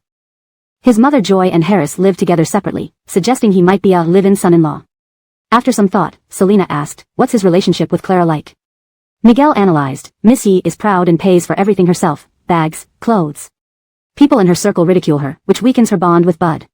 Selena smiled faintly. "Arrange an ambitious man to court Clara. As for Bud, I'll handle him separately." Miguel agreed. "Understood. Ambitious men are easy to find these days." They then discussed recent events at Khalil's company. Miguel gave a brief report on the company's progress and issues. At this point, Brogan entered the study holding a glass of milk, placing it beside Selena. "Thank you," she said gratefully. Miguel acknowledged Brogan via video call, and Brogan left the room without interrupting their conversation. The conversation ended around 10 o'clock. Selena turned off the computer, picked up the empty milk glass, and went downstairs. Brogan was sitting on the sofa, reviewing some documents. "Finished talking?" Brogan asked. Selena nodded, sitting beside him. "Would you like to go out tomorrow?" Brogan closed the file. "Sure." Hugging a pillow close, Selena leaned on Brogan's shoulder. "I plan to deal with Bud soon." Reflecting on her journey from secretary to now, Selena sighed. Brogan wrapped his arms around her comfortingly. "Okay." The next morning, they dressed simply and set off for Rita Shing Mountain, where a bustling temple lay. Driving to Rita Shing Mountain would take over an hour, including traffic. Brogan drove personally. Upon arriving at the parking lot below the mountain, they exited the car. The temperature was already 37 degrees Celsius in the morning. Selena handed Brogan a sun hat. "They say prayers are more effective if one climbs each step." Nodding, Brogan put on the hat. "Let's climb." Hand in hand, they began ascending the stairs leading up the mountain. As they climbed higher, the steps grew steeper. By mid-mountain, their clothes clung to them with sweat. The Rita Shing Mountain Temple has a 300-year history and many miraculous tales. "Have you been here before, Mr. Devon?" Stopping to wipe her brow, Selena looked upward. Brogan handed her a bottle of water. "Never." After resting briefly, they continued climbing. Finally reaching the top, they stood before ancient temple buildings brimming with centuries of history. Inside, the air was thick with incense and prayer chants. Kneeling devoutly, Selena and Brogan prayed fervently for their daughter's safety. Leaving the temple and driving back halfway through the city, Brogan received a call from Hector. "Boss, our people spotted the man in Pingtian town." Brogan gripped the steering wheel tightly. "Did you see Magnolia?" Hector responded, "Our people saw him leave to eat but haven't seen Miss Magnolia with him." Parking on the side of the road, Brogan instructed, "Find out where he's staying and prepare the plane." Turning to Selena, Brogan explained. Selena immediately messaged Felix about monitoring Thompson while informing Brogan she wouldn't be going to the office. "I'll pack and head to the airport." Who knew he'd return to Pingtian? Brogan couldn't leave due to restrictions. "I'll send Hector with you." "Okay." Back home, Selena quickly packed 2 sets of clothes and her documents. Concerned, Brogan held her hand. "Remember to stay calm and safe, whatever happens." Selena nodded. "Got it." Watching her leave, Brogan instructed Hector to care for her. Arriving in Pingtian at 5 in the afternoon, Selena remained on edge. They checked into a hotel, meeting Hobart, who confirmed the man's location but no child nearby. We'll keep observing for 2 days. If we still don't find Magnolia, we'll arrest him, Selina decided. Hobart nodded. After he left, Hector followed suit. Exhausted, Selina leaned against the table, burying her face in her hands. Just then, Brogan's video call came through. Rubbing her face, Selina forced herself to look alert, accepting the call. Looking at her, Brogan consoled softly, "We'll find our daughter." With a slightly nasally voice, Selina affirmed. "Come closer," Brogan urged. Approaching the screen, Selina's face filled the lens. "We will find our daughter, no matter the cost." Seeming to kiss her forehead through the screen, Brogan's lips brushed the lens. Selina's lashes fluttered. Chapter 308, Couldn't sleep all night. In the evening, Felix first messaged Selina to ask if she was available. Once he received her confirmation, he called her to discuss Halston's matter. This time, Halston incited Bayard to set fire. Halston insists it was for his university friend, the head of Quan Pin, to vent some grievances. This incident does not involve Thompson. Selina replied coldly, after all, Xiang Divong is Thompson's wife, and she has a good relationship with her brother Halston. Halston wouldn't drag Thompson into this. Felix nodded, feeling regretful that they couldn't catch the true instigator due to lack of evidence. He added, "I heard Halston's grandmother went to Thompson's house to make a scene." Selina's tone carried a hint of coldness. "That's great. Thompson has been too idle lately, now he has something to do. Moreover, I bet the Moes are probably regretting selling their shares to me now. He who loses out from his own schemes." Felix looked at the invitation in his hand. Jacqueline came to the company this afternoon and delivered an invitation for President Zhong and Taylor's wedding. Selina's expression remained indifferent upon hearing this news. "Prepare a gift for me to send over." She wasn't in the mood to attend someone else's wedding right now. Felix nodded, "All right." After hanging up, Selina stood by the window, gazing at the lights outside under the night sky, her thoughts completely focused on her daughter. Having not slept all night, Selina drank a cup of instant coffee to stay alert the next morning. She took the elevator with Hector to have breakfast on the second floor of the hotel. The elevator stopped on the 5th floor, and the doors opened. Selina saw Kaylee and Celia standing outside the elevator. Kaylee hadn't expected to encounter Selina and Hector here in her hometown. She pulled Celia into the elevator and greeted them, "Hello, President Liu, hello Mr. Tim." Selina nodded at Kaylee with a slight smile, "Hello." All four were heading to the second floor for breakfast. Selina directly invited Kaylee and Celia to join them at their table. Had it not been for Kaylee, she wouldn't have known her daughter was still alive. Therefore, Selina felt grateful towards Kaylee. Kaylee smartly avoided asking why Selina had come to such a small place like Pingtian. Hector asked with a smile, "Vikio, aren't you in a Mo Ben?" Kaylee didn't realize that Hector was subtly probing her.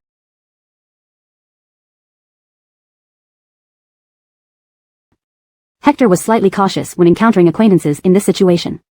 Kaylee replied with a laugh, "My grandfather is having a birthday celebration, so I came back to wish him well." Hector nodded, "Ah, I see." Celia glanced curiously at Selina and Hector but stayed quiet since she barely knew them. After breakfast, the four parted ways. Selina asked Hector to prepare a birthday gift for Kaylee's grandfather. Hector understood and agreed promptly. He prepared the gift for the elder's birthday celebration and sent it to Celia's room that afternoon, asking her to pass it along to Kaylee. Meanwhile, after finishing breakfast, Kaylee and Celia returned to their hotel room. Sitting on the sofa, Celia asked curiously, "Is President Liu the Selina you mentioned? The true owner of our company?" Kaylee nodded, "Yes, that's her." Celia's eyes widened in surprise. "She's incredibly beautiful. Wonder why she's here." "Probably has something to do," Kaylee smiled. "Our boss is indeed very beautiful. I need to go shopping and then head back to the village. I'll join you tonight for some courage." Celia waved, "Go ahead." After Kaylee left the room, Celia leaned back on the sofa, lost in thought. She suddenly remembered Mr. Devon. Celia rubbed her slightly red face and told herself not to overthink it. On the second day of Selina's visit to Pingtian, Hobart brought bad news in the afternoon. "We didn't hear any child's voice coming from where that man lives," Hobart reported with a frown. Selina's heart clenched as she paced anxiously. "Arrange a team to arrest him carefully." Hobart nodded, "Understood, I'll organize it right away." Hector knew Selina likely wouldn't be able to eat dinner tonight. He asked the hotel chef to prepare a simple mung bean porridge for her. Since assigning Hobart to handle the arrest, Selina had been pacing around the room with her phone in hand, awaiting news. Each second felt like an eternity. And far away in Frazierne City, Brogan similarly held his phone, waiting anxiously. Just then, Selina's phone rang, and she quickly answered it. "Little Wei, your cousin's getting married." "You really?" It was Jacqueline speaking. But before she could finish, Selina hung up ruthlessly. Jacqueline stared at the disconnected call in disbelief. She took a deep breath and turned to old Alma with a bitter smile. "Mom, she doesn't even want to listen to me." Her words had barely left her mouth before the call ended abruptly, which was incredibly rude. Old Alma sighed inwardly. Reconciling this mother-daughter relationship would be difficult. "No problem, Hope, we'll take it slowly." Although Jacqueline was slightly annoyed, she hid her dissatisfaction. Selina had just hung up on Jacqueline when she heard a knock on her door. She opened it. Hector entered carrying a box of mung bean porridge. Seeing Selina's anxious state, he advised gently, "Miss Lou, please eat something first. Hobart's team won't move until late at night." Selina forced a smile. "Thank you, Baird." As the sky darkened and the town's lights flickered on, the streets became sparsely populated.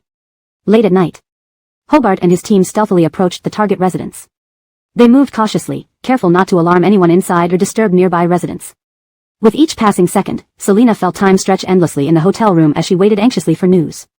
Finally, her phone rang, breaking the silence. Chapter 309, her daughter reached out to her. Selina hurriedly pressed the answer button. From the other end of the line came Hobart's hushed voice, "Miss Lou, we have caught that man, but..." Miss Magnolia's figure wasn't in the room, and he refuses to divulge any information. Selina felt as if her heart had been struck heavily. A trace of pain flashed across her eyes. She tried to calm herself down, continue interrogating him. "We must find out where Magnolia is." Hobart nodded in response, understood. After hanging up the phone, he furrowed his brows and called Brogan. There were some matters he couldn't tell Selina. "Boss, this man's mouth is very tight. We've used all our methods, but we can't pry anything from him." A flash of cold severity appeared in Brogan's eyes. "Bring him to Fraziering City discreetly." Hobart responded affirmatively. After Brogan hung up the phone, worried about Selina, he immediately called her on video. Seeing that Selina's emotions were still relatively stable, he said gently, "Louise, I've arranged for the morning flight. I'll wait for you all back in Fraziering City." Selina nodded, replying in a slightly hoarse voice, "Yes, we will set off early in the morning." She gazed at the midnight outside the window. "Mr. Devon, we will find our daughter, right?" In the morning, Selina and Hector were preparing to leave the hotel and head for the airport. Just as Selina bent down to get into the car, with the door not yet closed, she saw Kaylee rushing out of the hotel. Kaylee ran too hastily, slipping on her high heels, falling straight to the ground. Selina frowned, looking up at Hector outside the car. "Baird, please help Vicchio." Hector responded, striding over to support Kaylee. "Vicchio, are you all right?" Kaylee's face was pale as she looked down at her knee, breaking out in a cold sweat from the pain. At that moment, Celia also caught up, seeing Kaylee fall to the ground. She hurriedly supported the other side of Kaylee. "How are you?" Kaylee gritted her teeth, enduring the pain. I'm fine," shouting, "Hurry, help me call a cab." Celia didn't know what had happened. Kaylee rushed out after receiving a call. She nodded hastily. "All right, I'll call a cab." Seeing Hector still supporting Kaylee, Celia let go and went to flag down a taxi. Hector noticed the obvious abrasion on Kaylee's knee. "Vicchio, you should go to the hospital to check your knee and get some medicine. Don't delay it." Selina got out of the car and walked to Kaylee's side, asking solicitously, "Vicchio, if you're in a rush, I can send someone to take you." Although they were in a small town hotel, getting a taxi would still take some time. Kaylee was too anxious, declining Selina's offer gratefully. "CEO Lou, thank you. My relative called saying my grandfather has fainted. I need to get home quickly." She knew the ambulance wouldn't arrive at the village so quickly, planning to take a cab home first to see the situation. Selina nodded, seeing Kaylee so anxious, not saying much more. "Baird, send Vicchio back with a car. Go with her to see if you need to help." "All right."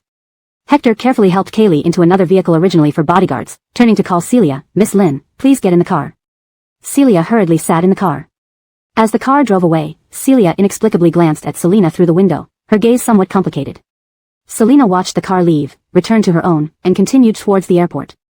Kaylee's grandfather lived in Enma village. The small road was uneven.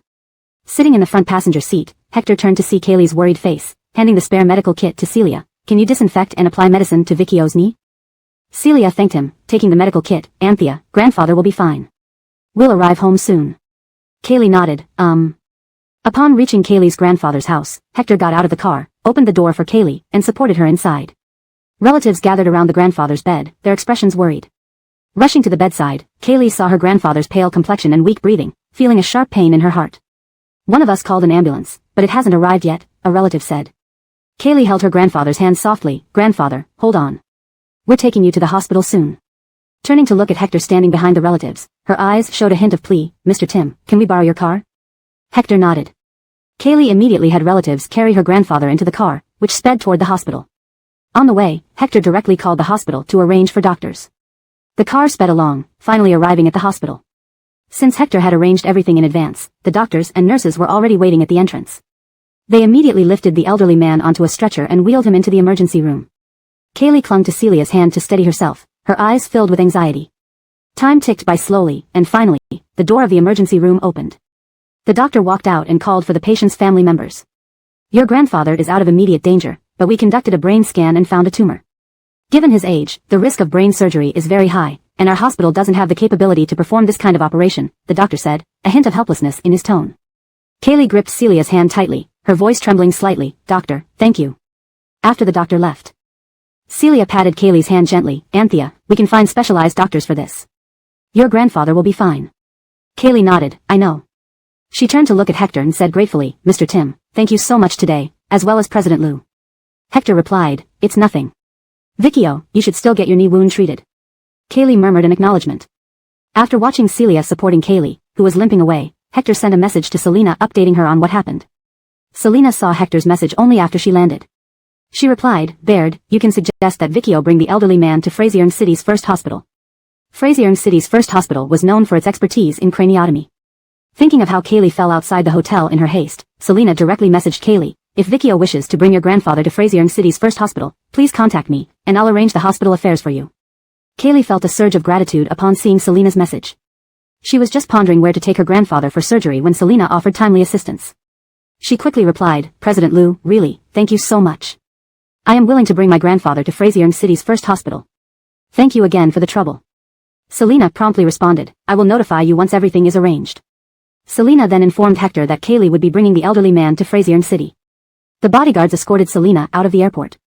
As she stepped out of the arrival hall, she saw Brogan waiting for her. Brogan was dressed casually, tall and broad-shouldered, with a touch of weariness on his face.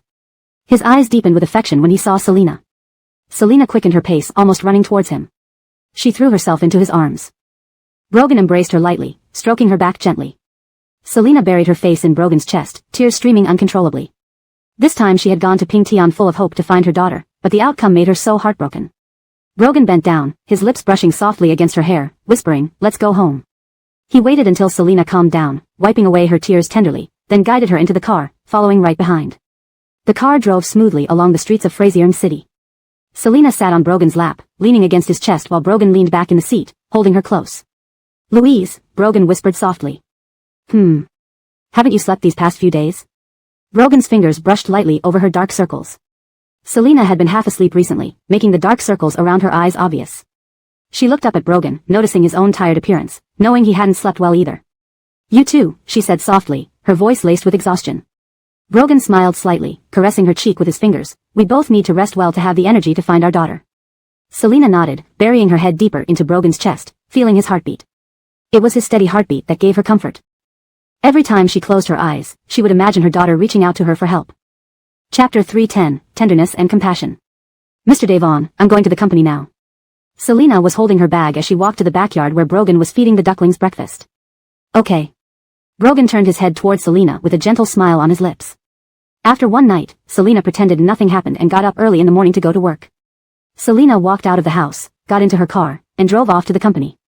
Meanwhile, Brogan, who had been feeding the ducklings in the backyard, stood up. He washed his hands and went back to the bedroom to change clothes. Hobart was already waiting at the door for Brogan. As he saw Boss walk out, he opened the car door. Brogan bent down and sat inside, the door closed, and Hobart went around to sit in the passenger seat. The car drove towards the suburbs. Along the way, they passed by some old buildings. The sun gradually rose higher, shining through the windows of the car, casting mottled shadows inside. Finally, the car stopped in front of an old building that looked abandoned for a long time with peeling walls and broken windows. Brogan got out of the car, and Hobart followed closely behind as they went upstairs. The guards at the door immediately opened it respectfully upon seeing them. Walking into the room, there was a stale air. Hobart opened one of the doors, where the lighting was dim. Brogan walked inside. Boss, he hasn't spoken yet, said Hobart. The weak man lying on the ground opened his eyes halfway and looked at the pair of shoes in front of him before following them upward. So, it's Mr. Devon. Long admired, the man's voice sounded coarse. Brogan squatted down, staring at the man coldly. Where is my daughter? The man managed a weak laugh, trembling. Oh, she's dead. Brogan gave a slight smile that didn't reach his eyes. Do you take me for a fool? Where is my daughter? The man swallowed hard with a chuckle. Mr. Devon, she really is dead. Brogan's eyes turned colder, and he reached out, gripping the man's collar and half pulling him up. Speak. Suppressing his anger, the man laughed again. Dead. Brogan released his grip, standing up, his eyes icy. Don't let him die. Make sure he tastes torture twice every day. The man on the ground curled his fingers slightly. He was scared but would not reveal where Vonda was. Brogan cast a cold glance at the man and then turned to leave. Make sure no one finds out. Hobart nodded. I understand. Back in the car, Brogan wiped his hands with a tissue, pulled out his phone, and dialed Selena's number. When Selena answered, he asked gently, "Anthea, shall I bring lunch for you at noon?" Selena gestured for the product manager to pause the report, speaking softly, "Sure, I'll wait for you at noon." Hearing Selena agree, Brogan's lips curved upwards. "All right, I'll be there exactly at 12 o'clock. After hanging up, Selena resumed the meeting. Brogan rubbed his temples, worried about Anthea's current state. At noon, there was a light knock on Selena's office door. "Come in." Selena put down her documents and looked up as Brogan walked in carrying 2 insulated food containers. "I'm here to have lunch with you," he said, walking to her desk. He hadn't eaten either. Selena smiled. "Thank you, Mr. Devon." The two sat on the sofa in the office as Brogan opened the boxes and laid out 3 carefully prepared dishes, all vegetarian, testing the chef's skill. "Try this first, see how it tastes," he said, putting a piece of stir-fried tofu in Selena's bowl, looking tenderly at her. Selena took a bite, her eyes flickering with surprise. "It's delicious. Did you hire a new chef?" Brogan smiled, nodding, "Yes." After they finished eating, Brogan tidied up the containers. "You have a lot to do in the afternoon?" Selena nodded, sighing, "Yes, there are many things happening at the company recently." Brogan said firmly, "Then rest for half an hour before continuing." He gently held her hand, coaxing, "Just lie down for half an hour. I'll wake you up right when the time comes." Not wanting to reject Brogan's kindness, Selena agreed, "All right, wake me up after half an hour." She waited for her meal to digest before laying down on Brogan's lap, closing her eyes. Brogan watched Selena comply, gently stroking her hair. She soon fell into a light sleep. Brogan looked down at her, full of tenderness and compassion. Her fatigue made him ache. Last night, she woke up several times. This was not good for her health. Inside the quiet office, only Selena's faint breathing could be heard. Half an hour passed quickly. Brogan whispered, "Anthea, it's time." Selena slowly opened her eyes, still somewhat drowsy. Brogan helped her sit up. "I should go now. Keep working hard, and I'll wait for you at home for dinner tonight." Selena rubbed her forehead. "All right." Still groggy from sleep, she felt uncomfortable. Brogan lifted her chin and kissed her deeply. "I'll be waiting at home tonight." He left the office with the food containers. Chapter 310, Gentleness and Pity. "Mr. Devon, I'm going to the office," Selena said as she held her bag and walked into the backyard where Brogan was feeding the ducklings breakfast. "Okay." Brogan turned to look at Selena, a faint smile on his lips. After a night's rest, Selena pretended everything was fine and got up early to go to the office. She left home, got into her car, and headed to work. In the backyard, Brogan stood up after feeding the ducklings. He washed his hands and went back to the bedroom to change clothes. Hobart was already waiting at the door. Seeing his boss come out, he opened the car door.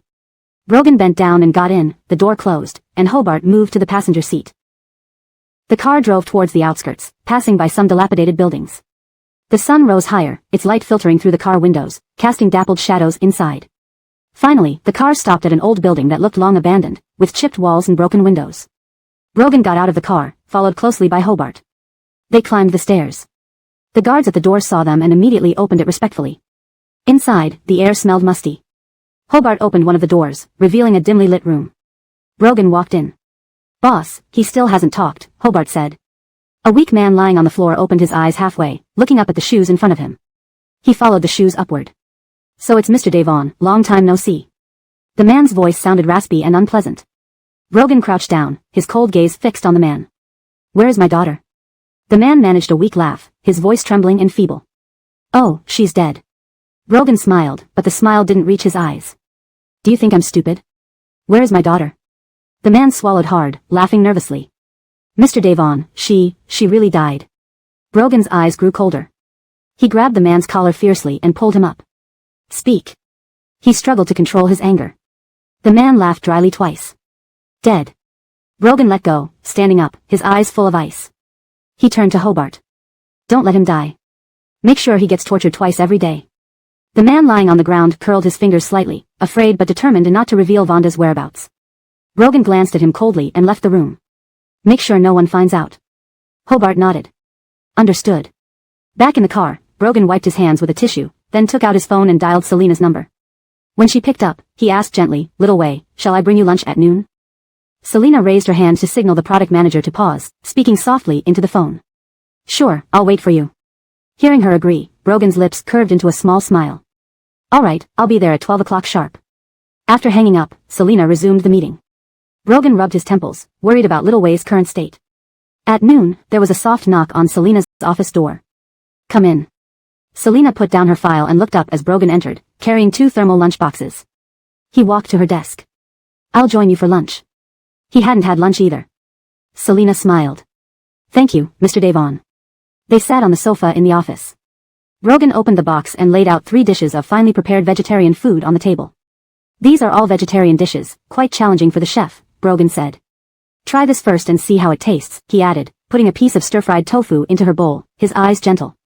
Selina took a bite, her eyes flashing with surprise. Delicious, did you hire a new chef? Brogan smiled and nodded. Yes. After they finished eating, Brogan packed up the lunch boxes. You have a lot to do this afternoon, right? Selina nodded, sighing.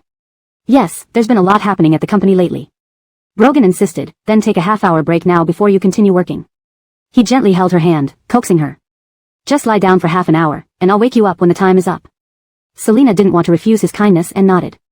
All right, wake me up after 30 minutes. Once the food settled, she complied, lying down with her head on Brogan's lap, closing her eyes. Seeing her lie down obediently, Brogan stroked her hair gently.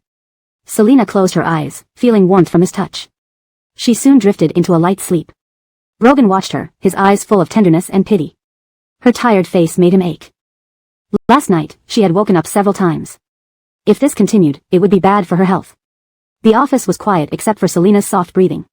Half an hour passed quickly. Brogan whispered, "Little Wei, time's up."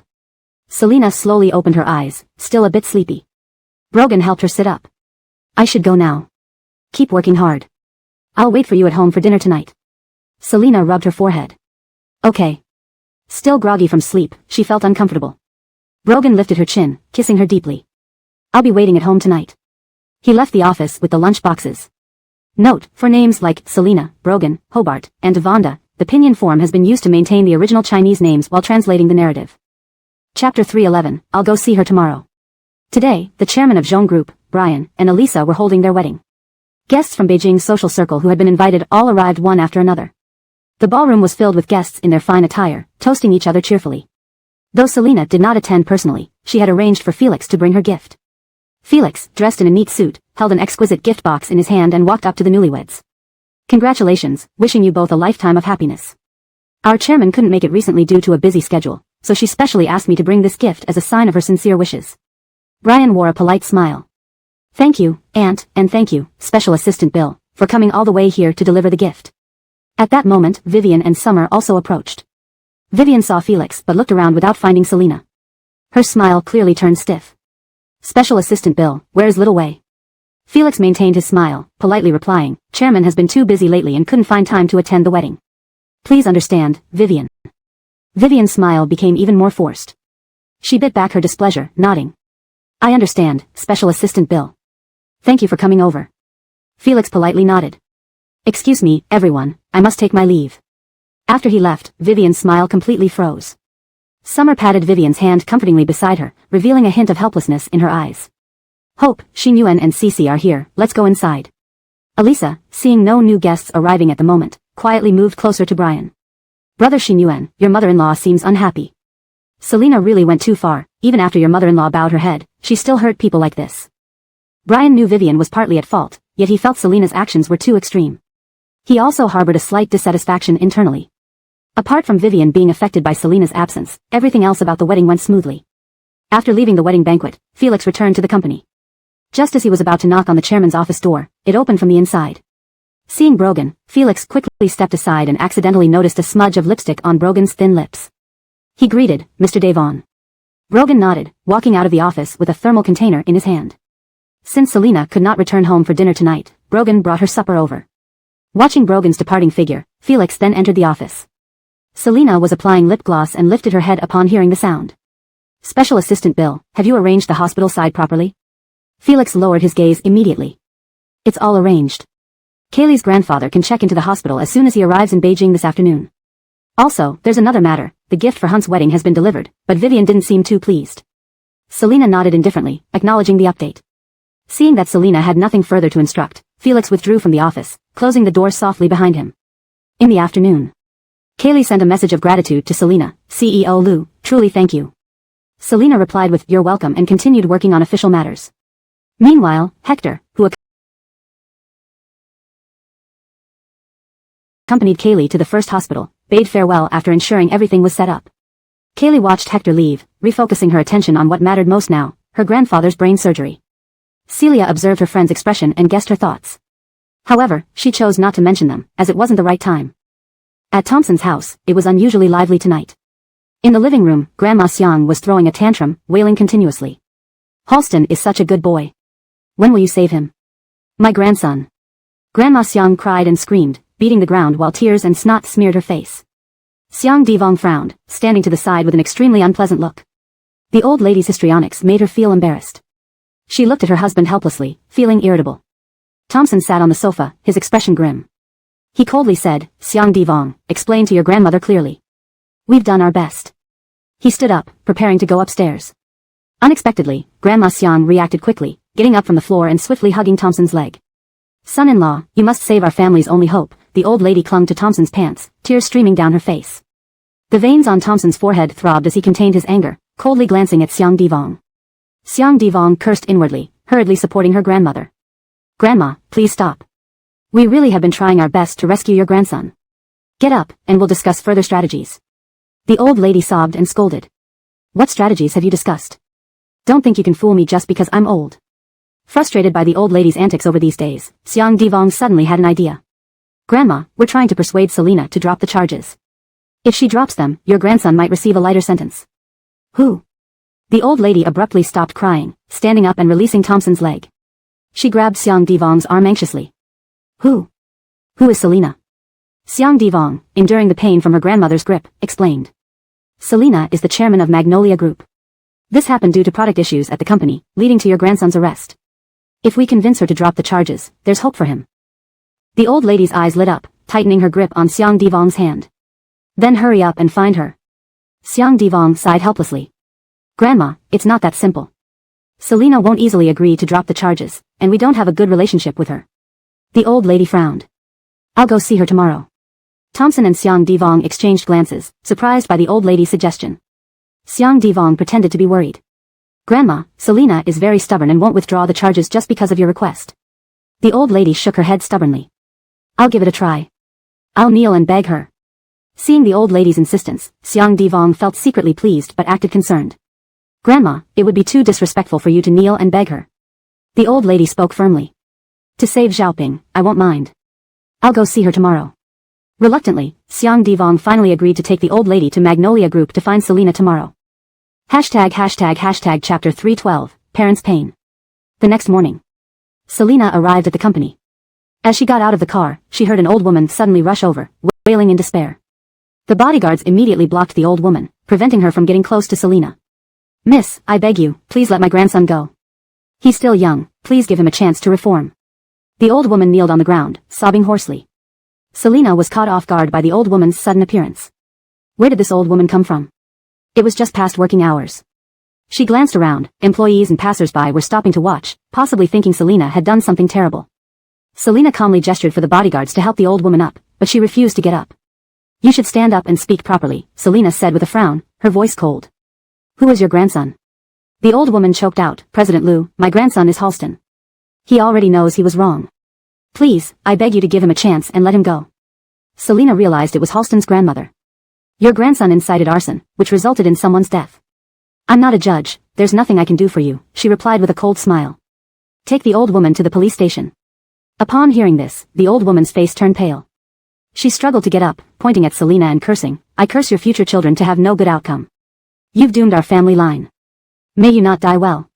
Selina's expression darkened instantly at the old woman's curse. Without turning back, she walked into the office and coldly instructed, take her to the police station. The bodyguards quickly pulled the old woman into the car, where she continued to curse, her voice suddenly cut off as tape was placed over her mouth. Back in her office, Selina dialed an internal line to summon Felix. Felix, come in.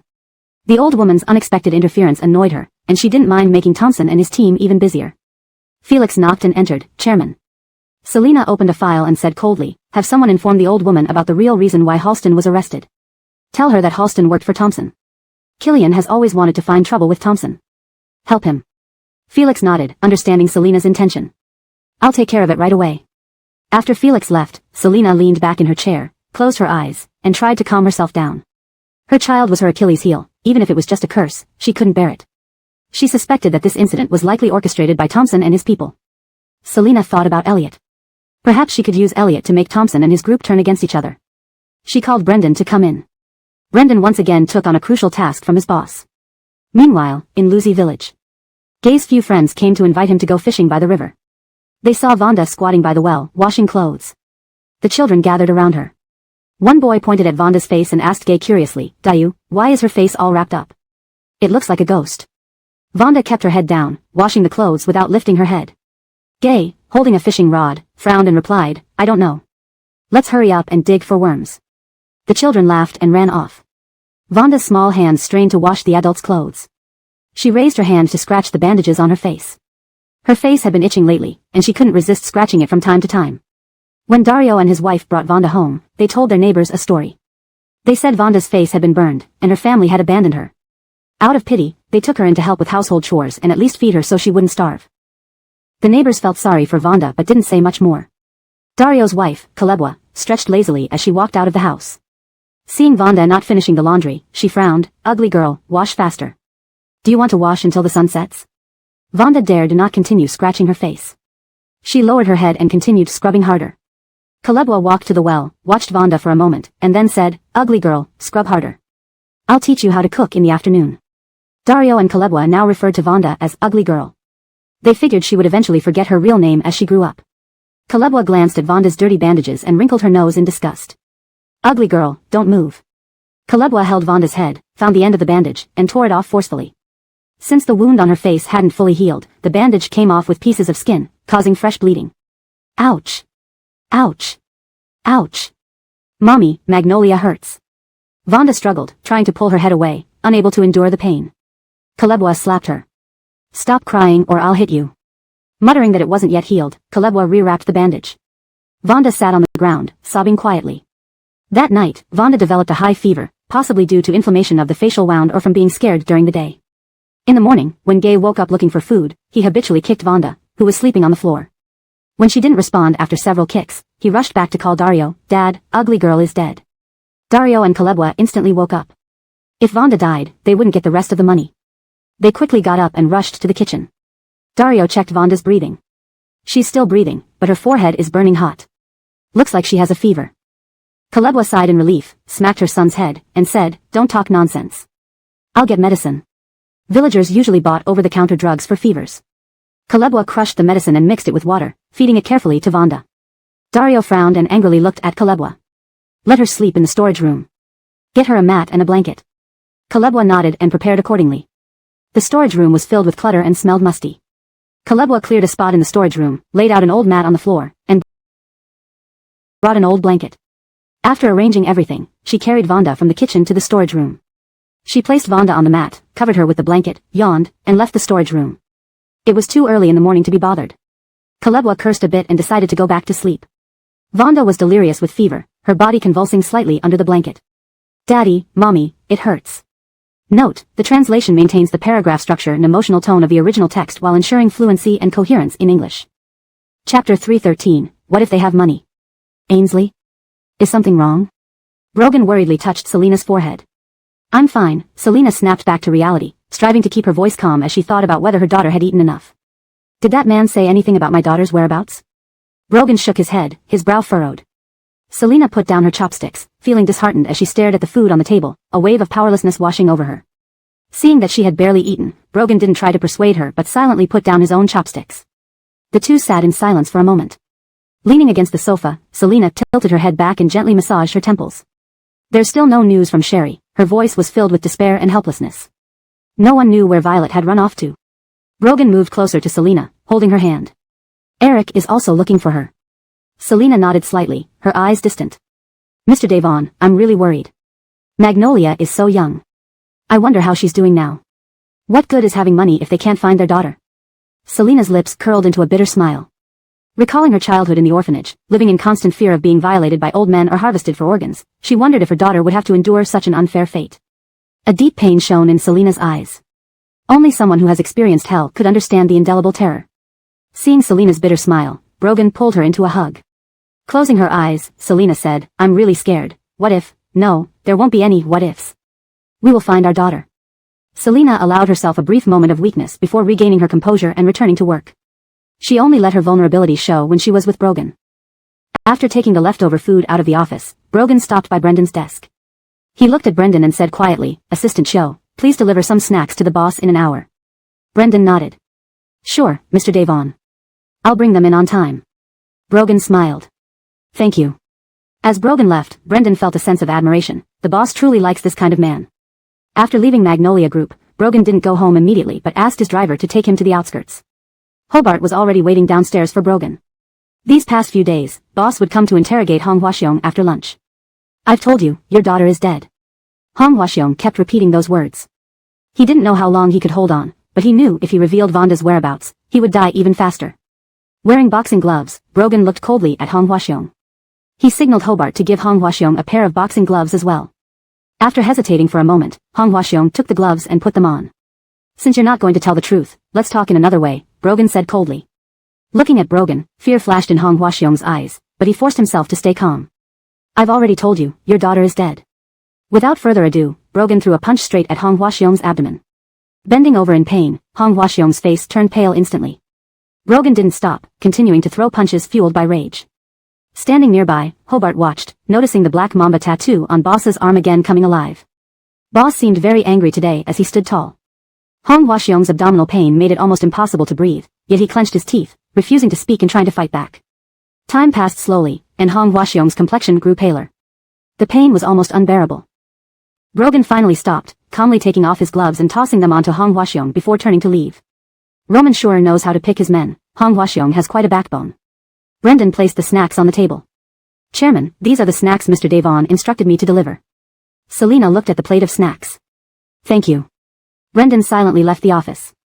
Golden sunlight filtered through the window, casting a warm glow over Selena's office. She picked up the plate of snacks and stood by the window, phone in hand, ready to take a photo. The sunlight made the snacks look especially beautiful against the blue sky and clouds. She took a picture and sent it to Brogan. "Mr. Devon, thank you." Taking a bite of the sweet snack, Selena's lips curved into a faint smile. At this moment, there was a gentle knock on the door. Selena set the snack aside and took a sip of tea. Felix entered, saying calmly, "Chairman, Tori learned last night that Halston was actually working for Thompson's second brother when he was caught. She went to Thompson's house to create a scene, and even scratched his face." Coldness flickered in Selena's eyes. He got what he deserved. "How is Killian?" Felix smirked. "Lately, whenever Killian has free time, he visits Thompson at the M.O. family residence." Leaning back in her chair, Selena pointed at the proposals on the desk. "Have them rewrite these two plans. The company situation is stable now, and I want more innovative plans." Felix respectfully replied, "Understood, Chairman." At 5 in the afternoon, Selena asked Brendan to drive her to First Hospital. Since she had arranged for Anthea's grandfather to be treated at the hospital, she should visit.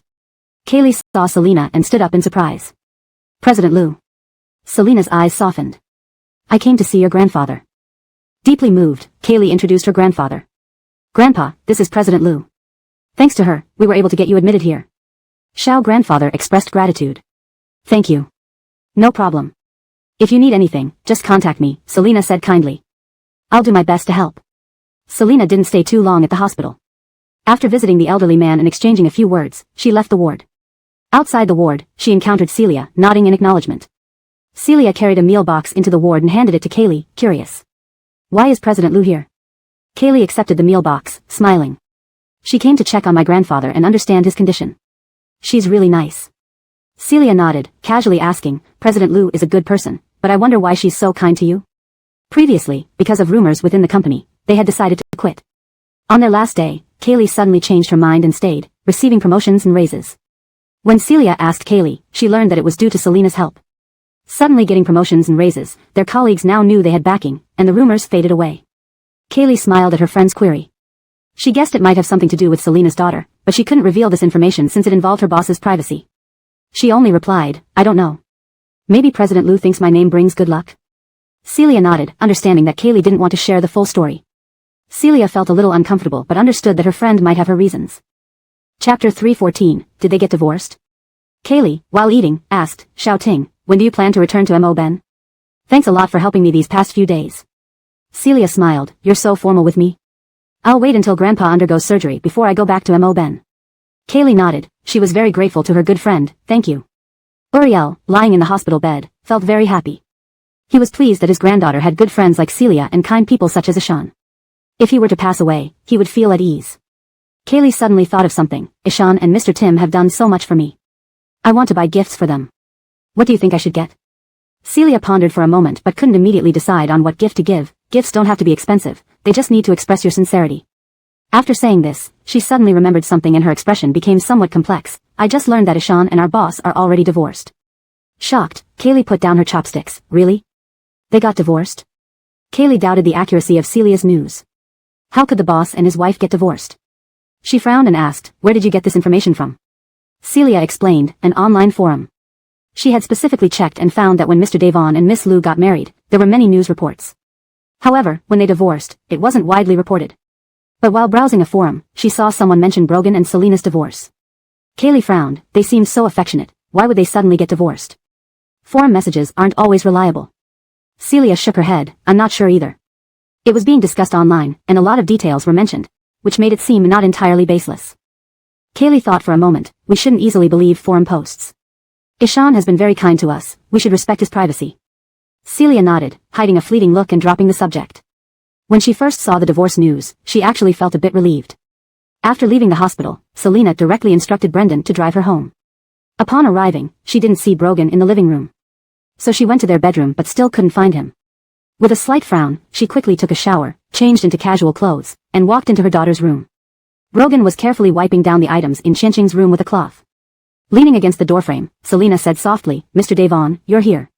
Brogan turned around upon hearing her voice, smiled, and his handsome face looked exceptionally gentle under the warm lamplight. Ainsley, you're back. Wait for me a moment. He hadn't finished cleaning yet, but Ainsley needed to eat, so he planned to finish tomorrow. Selena walked in and picked up the family photo taken by all three of them. She gently touched her daughter's smile on the photo, then set it down, her eyes filled with affection and longing. I'll help you after dinner, Selena said softly. Brogan smiled, okay, let's go eat first. The two left the room and headed downstairs. Brogan washed his hands in the kitchen and served the food prepared by the chef. After dinner, they started cleaning Qianqing's room. Just then, Selena's phone rang. Seeing it was Miguel, she answered and put it on speaker. Miguel's voice came through the line, Boss, I've arranged someone to approach Clara and even found a man who looks like Fraser Lingen. I'll send you his details. Selena raised an eyebrow, good work. Let that man proceed slowly to avoid raising suspicion. Miguel nodded, understood. Yesterday was Clara's birthday, but Fraser Lingen met clients instead. I heard he was slapped for missing her birthday party. Selena responded nonchalantly with a Miguel hung up after conveying the message. Selena glanced at the sent documents. The man's name was Marty, and indeed, he resembled Fraser Lingen quite a bit. Pretty good, she murmured, continuing to clean. Only after thoroughly cleaning the room did Selena and Brogan stop. The man who had been cleaning yesterday caught a cold the next morning. Brogan's throat was scratchy and hoarse, clearly showing signs of a cold. Checking his temperature, he had a low-grade fever. It was only a minor fever, so he didn't intend to go to the hospital but eventually agreed due to Selena's insistence. Mr. Devon, you must go to the hospital to get medicine, understand?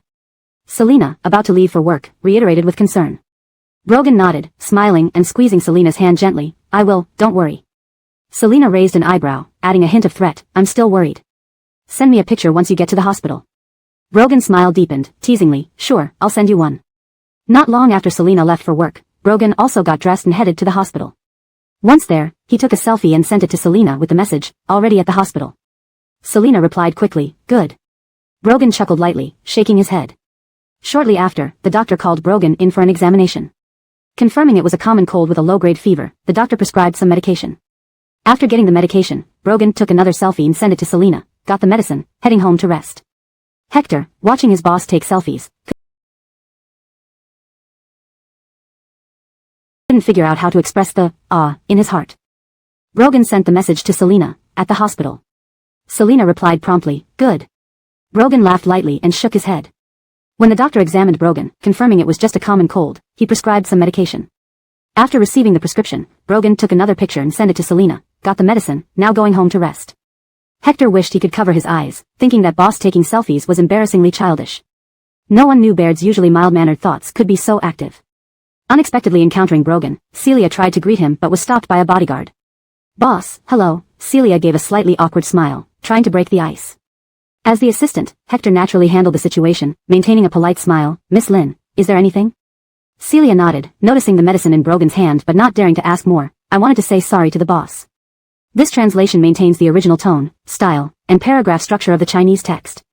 All names are accurately romanized, and the English text flows naturally while preserving the storyline and logical coherence. Chapter 3:15, Being a Waster for 2 Days. Celia was about to apologize, when she heard Brogan cough and walked off without a word. She didn't have time to speak. Hector, mindful of Kaylee's request, spoke to Celia in a relatively gentle tone, Miss Lynn, though I don't know what you want to apologize for, the boss has something on his mind now. I'm really sorry. Celia managed a bitter smile and nodded, I just wanted to express my apologies for any previous misunderstandings. I didn't mean to disturb him. I'm truly sorry. Hector smiled and hurriedly followed the boss. Celia watched as Brogan and the others got into the car. Once the vehicle drove away, she turned around dejectedly and entered the hospital. After getting into the car, Brogan instructed them to head to the castle. Concerned, Hector reminded, Boss, do you need to take your cold medicine first? Brogan replied indifferently, Not yet. They drove to the annex building of the castle. After exiting the car, Brogan walked straight in. The annex was fully equipped with medical facilities, much like a complete small hospital, including various testing labs. Ebenezer was waiting in the lobby for Brogan. Seeing him walk in, he frowned, Take your own temperature first. Brogan smiled and did so himself. Ebenezer glanced at the result, then glared, Congratulations, it's already 100.4 degrees Fahrenheit. Get an X-ray first. Hector's brows furrowed upon seeing Brogan come for examination here. He felt somewhat responsible for Brogan's condition. Brogan nodded and headed for the X-ray room. The annex also had an entire medical team managed by Ebenezer, all under strict confidentiality agreements. After Brogan finished the X-ray and blood tests, Ebenezer looked at the results angrily and reprimanded, This sudden fever isn't due to a simple cold. Your body's immune system is protesting. Didn't I tell you to rest and not engage in high-intensity exercise? What exactly did you do these past few days? Brogan laughed lightly and said casually, Sorry, I've been boxing for 3 days. Ebenezer almost exploded with anger, Are you trying to die? I barely saved your life last time.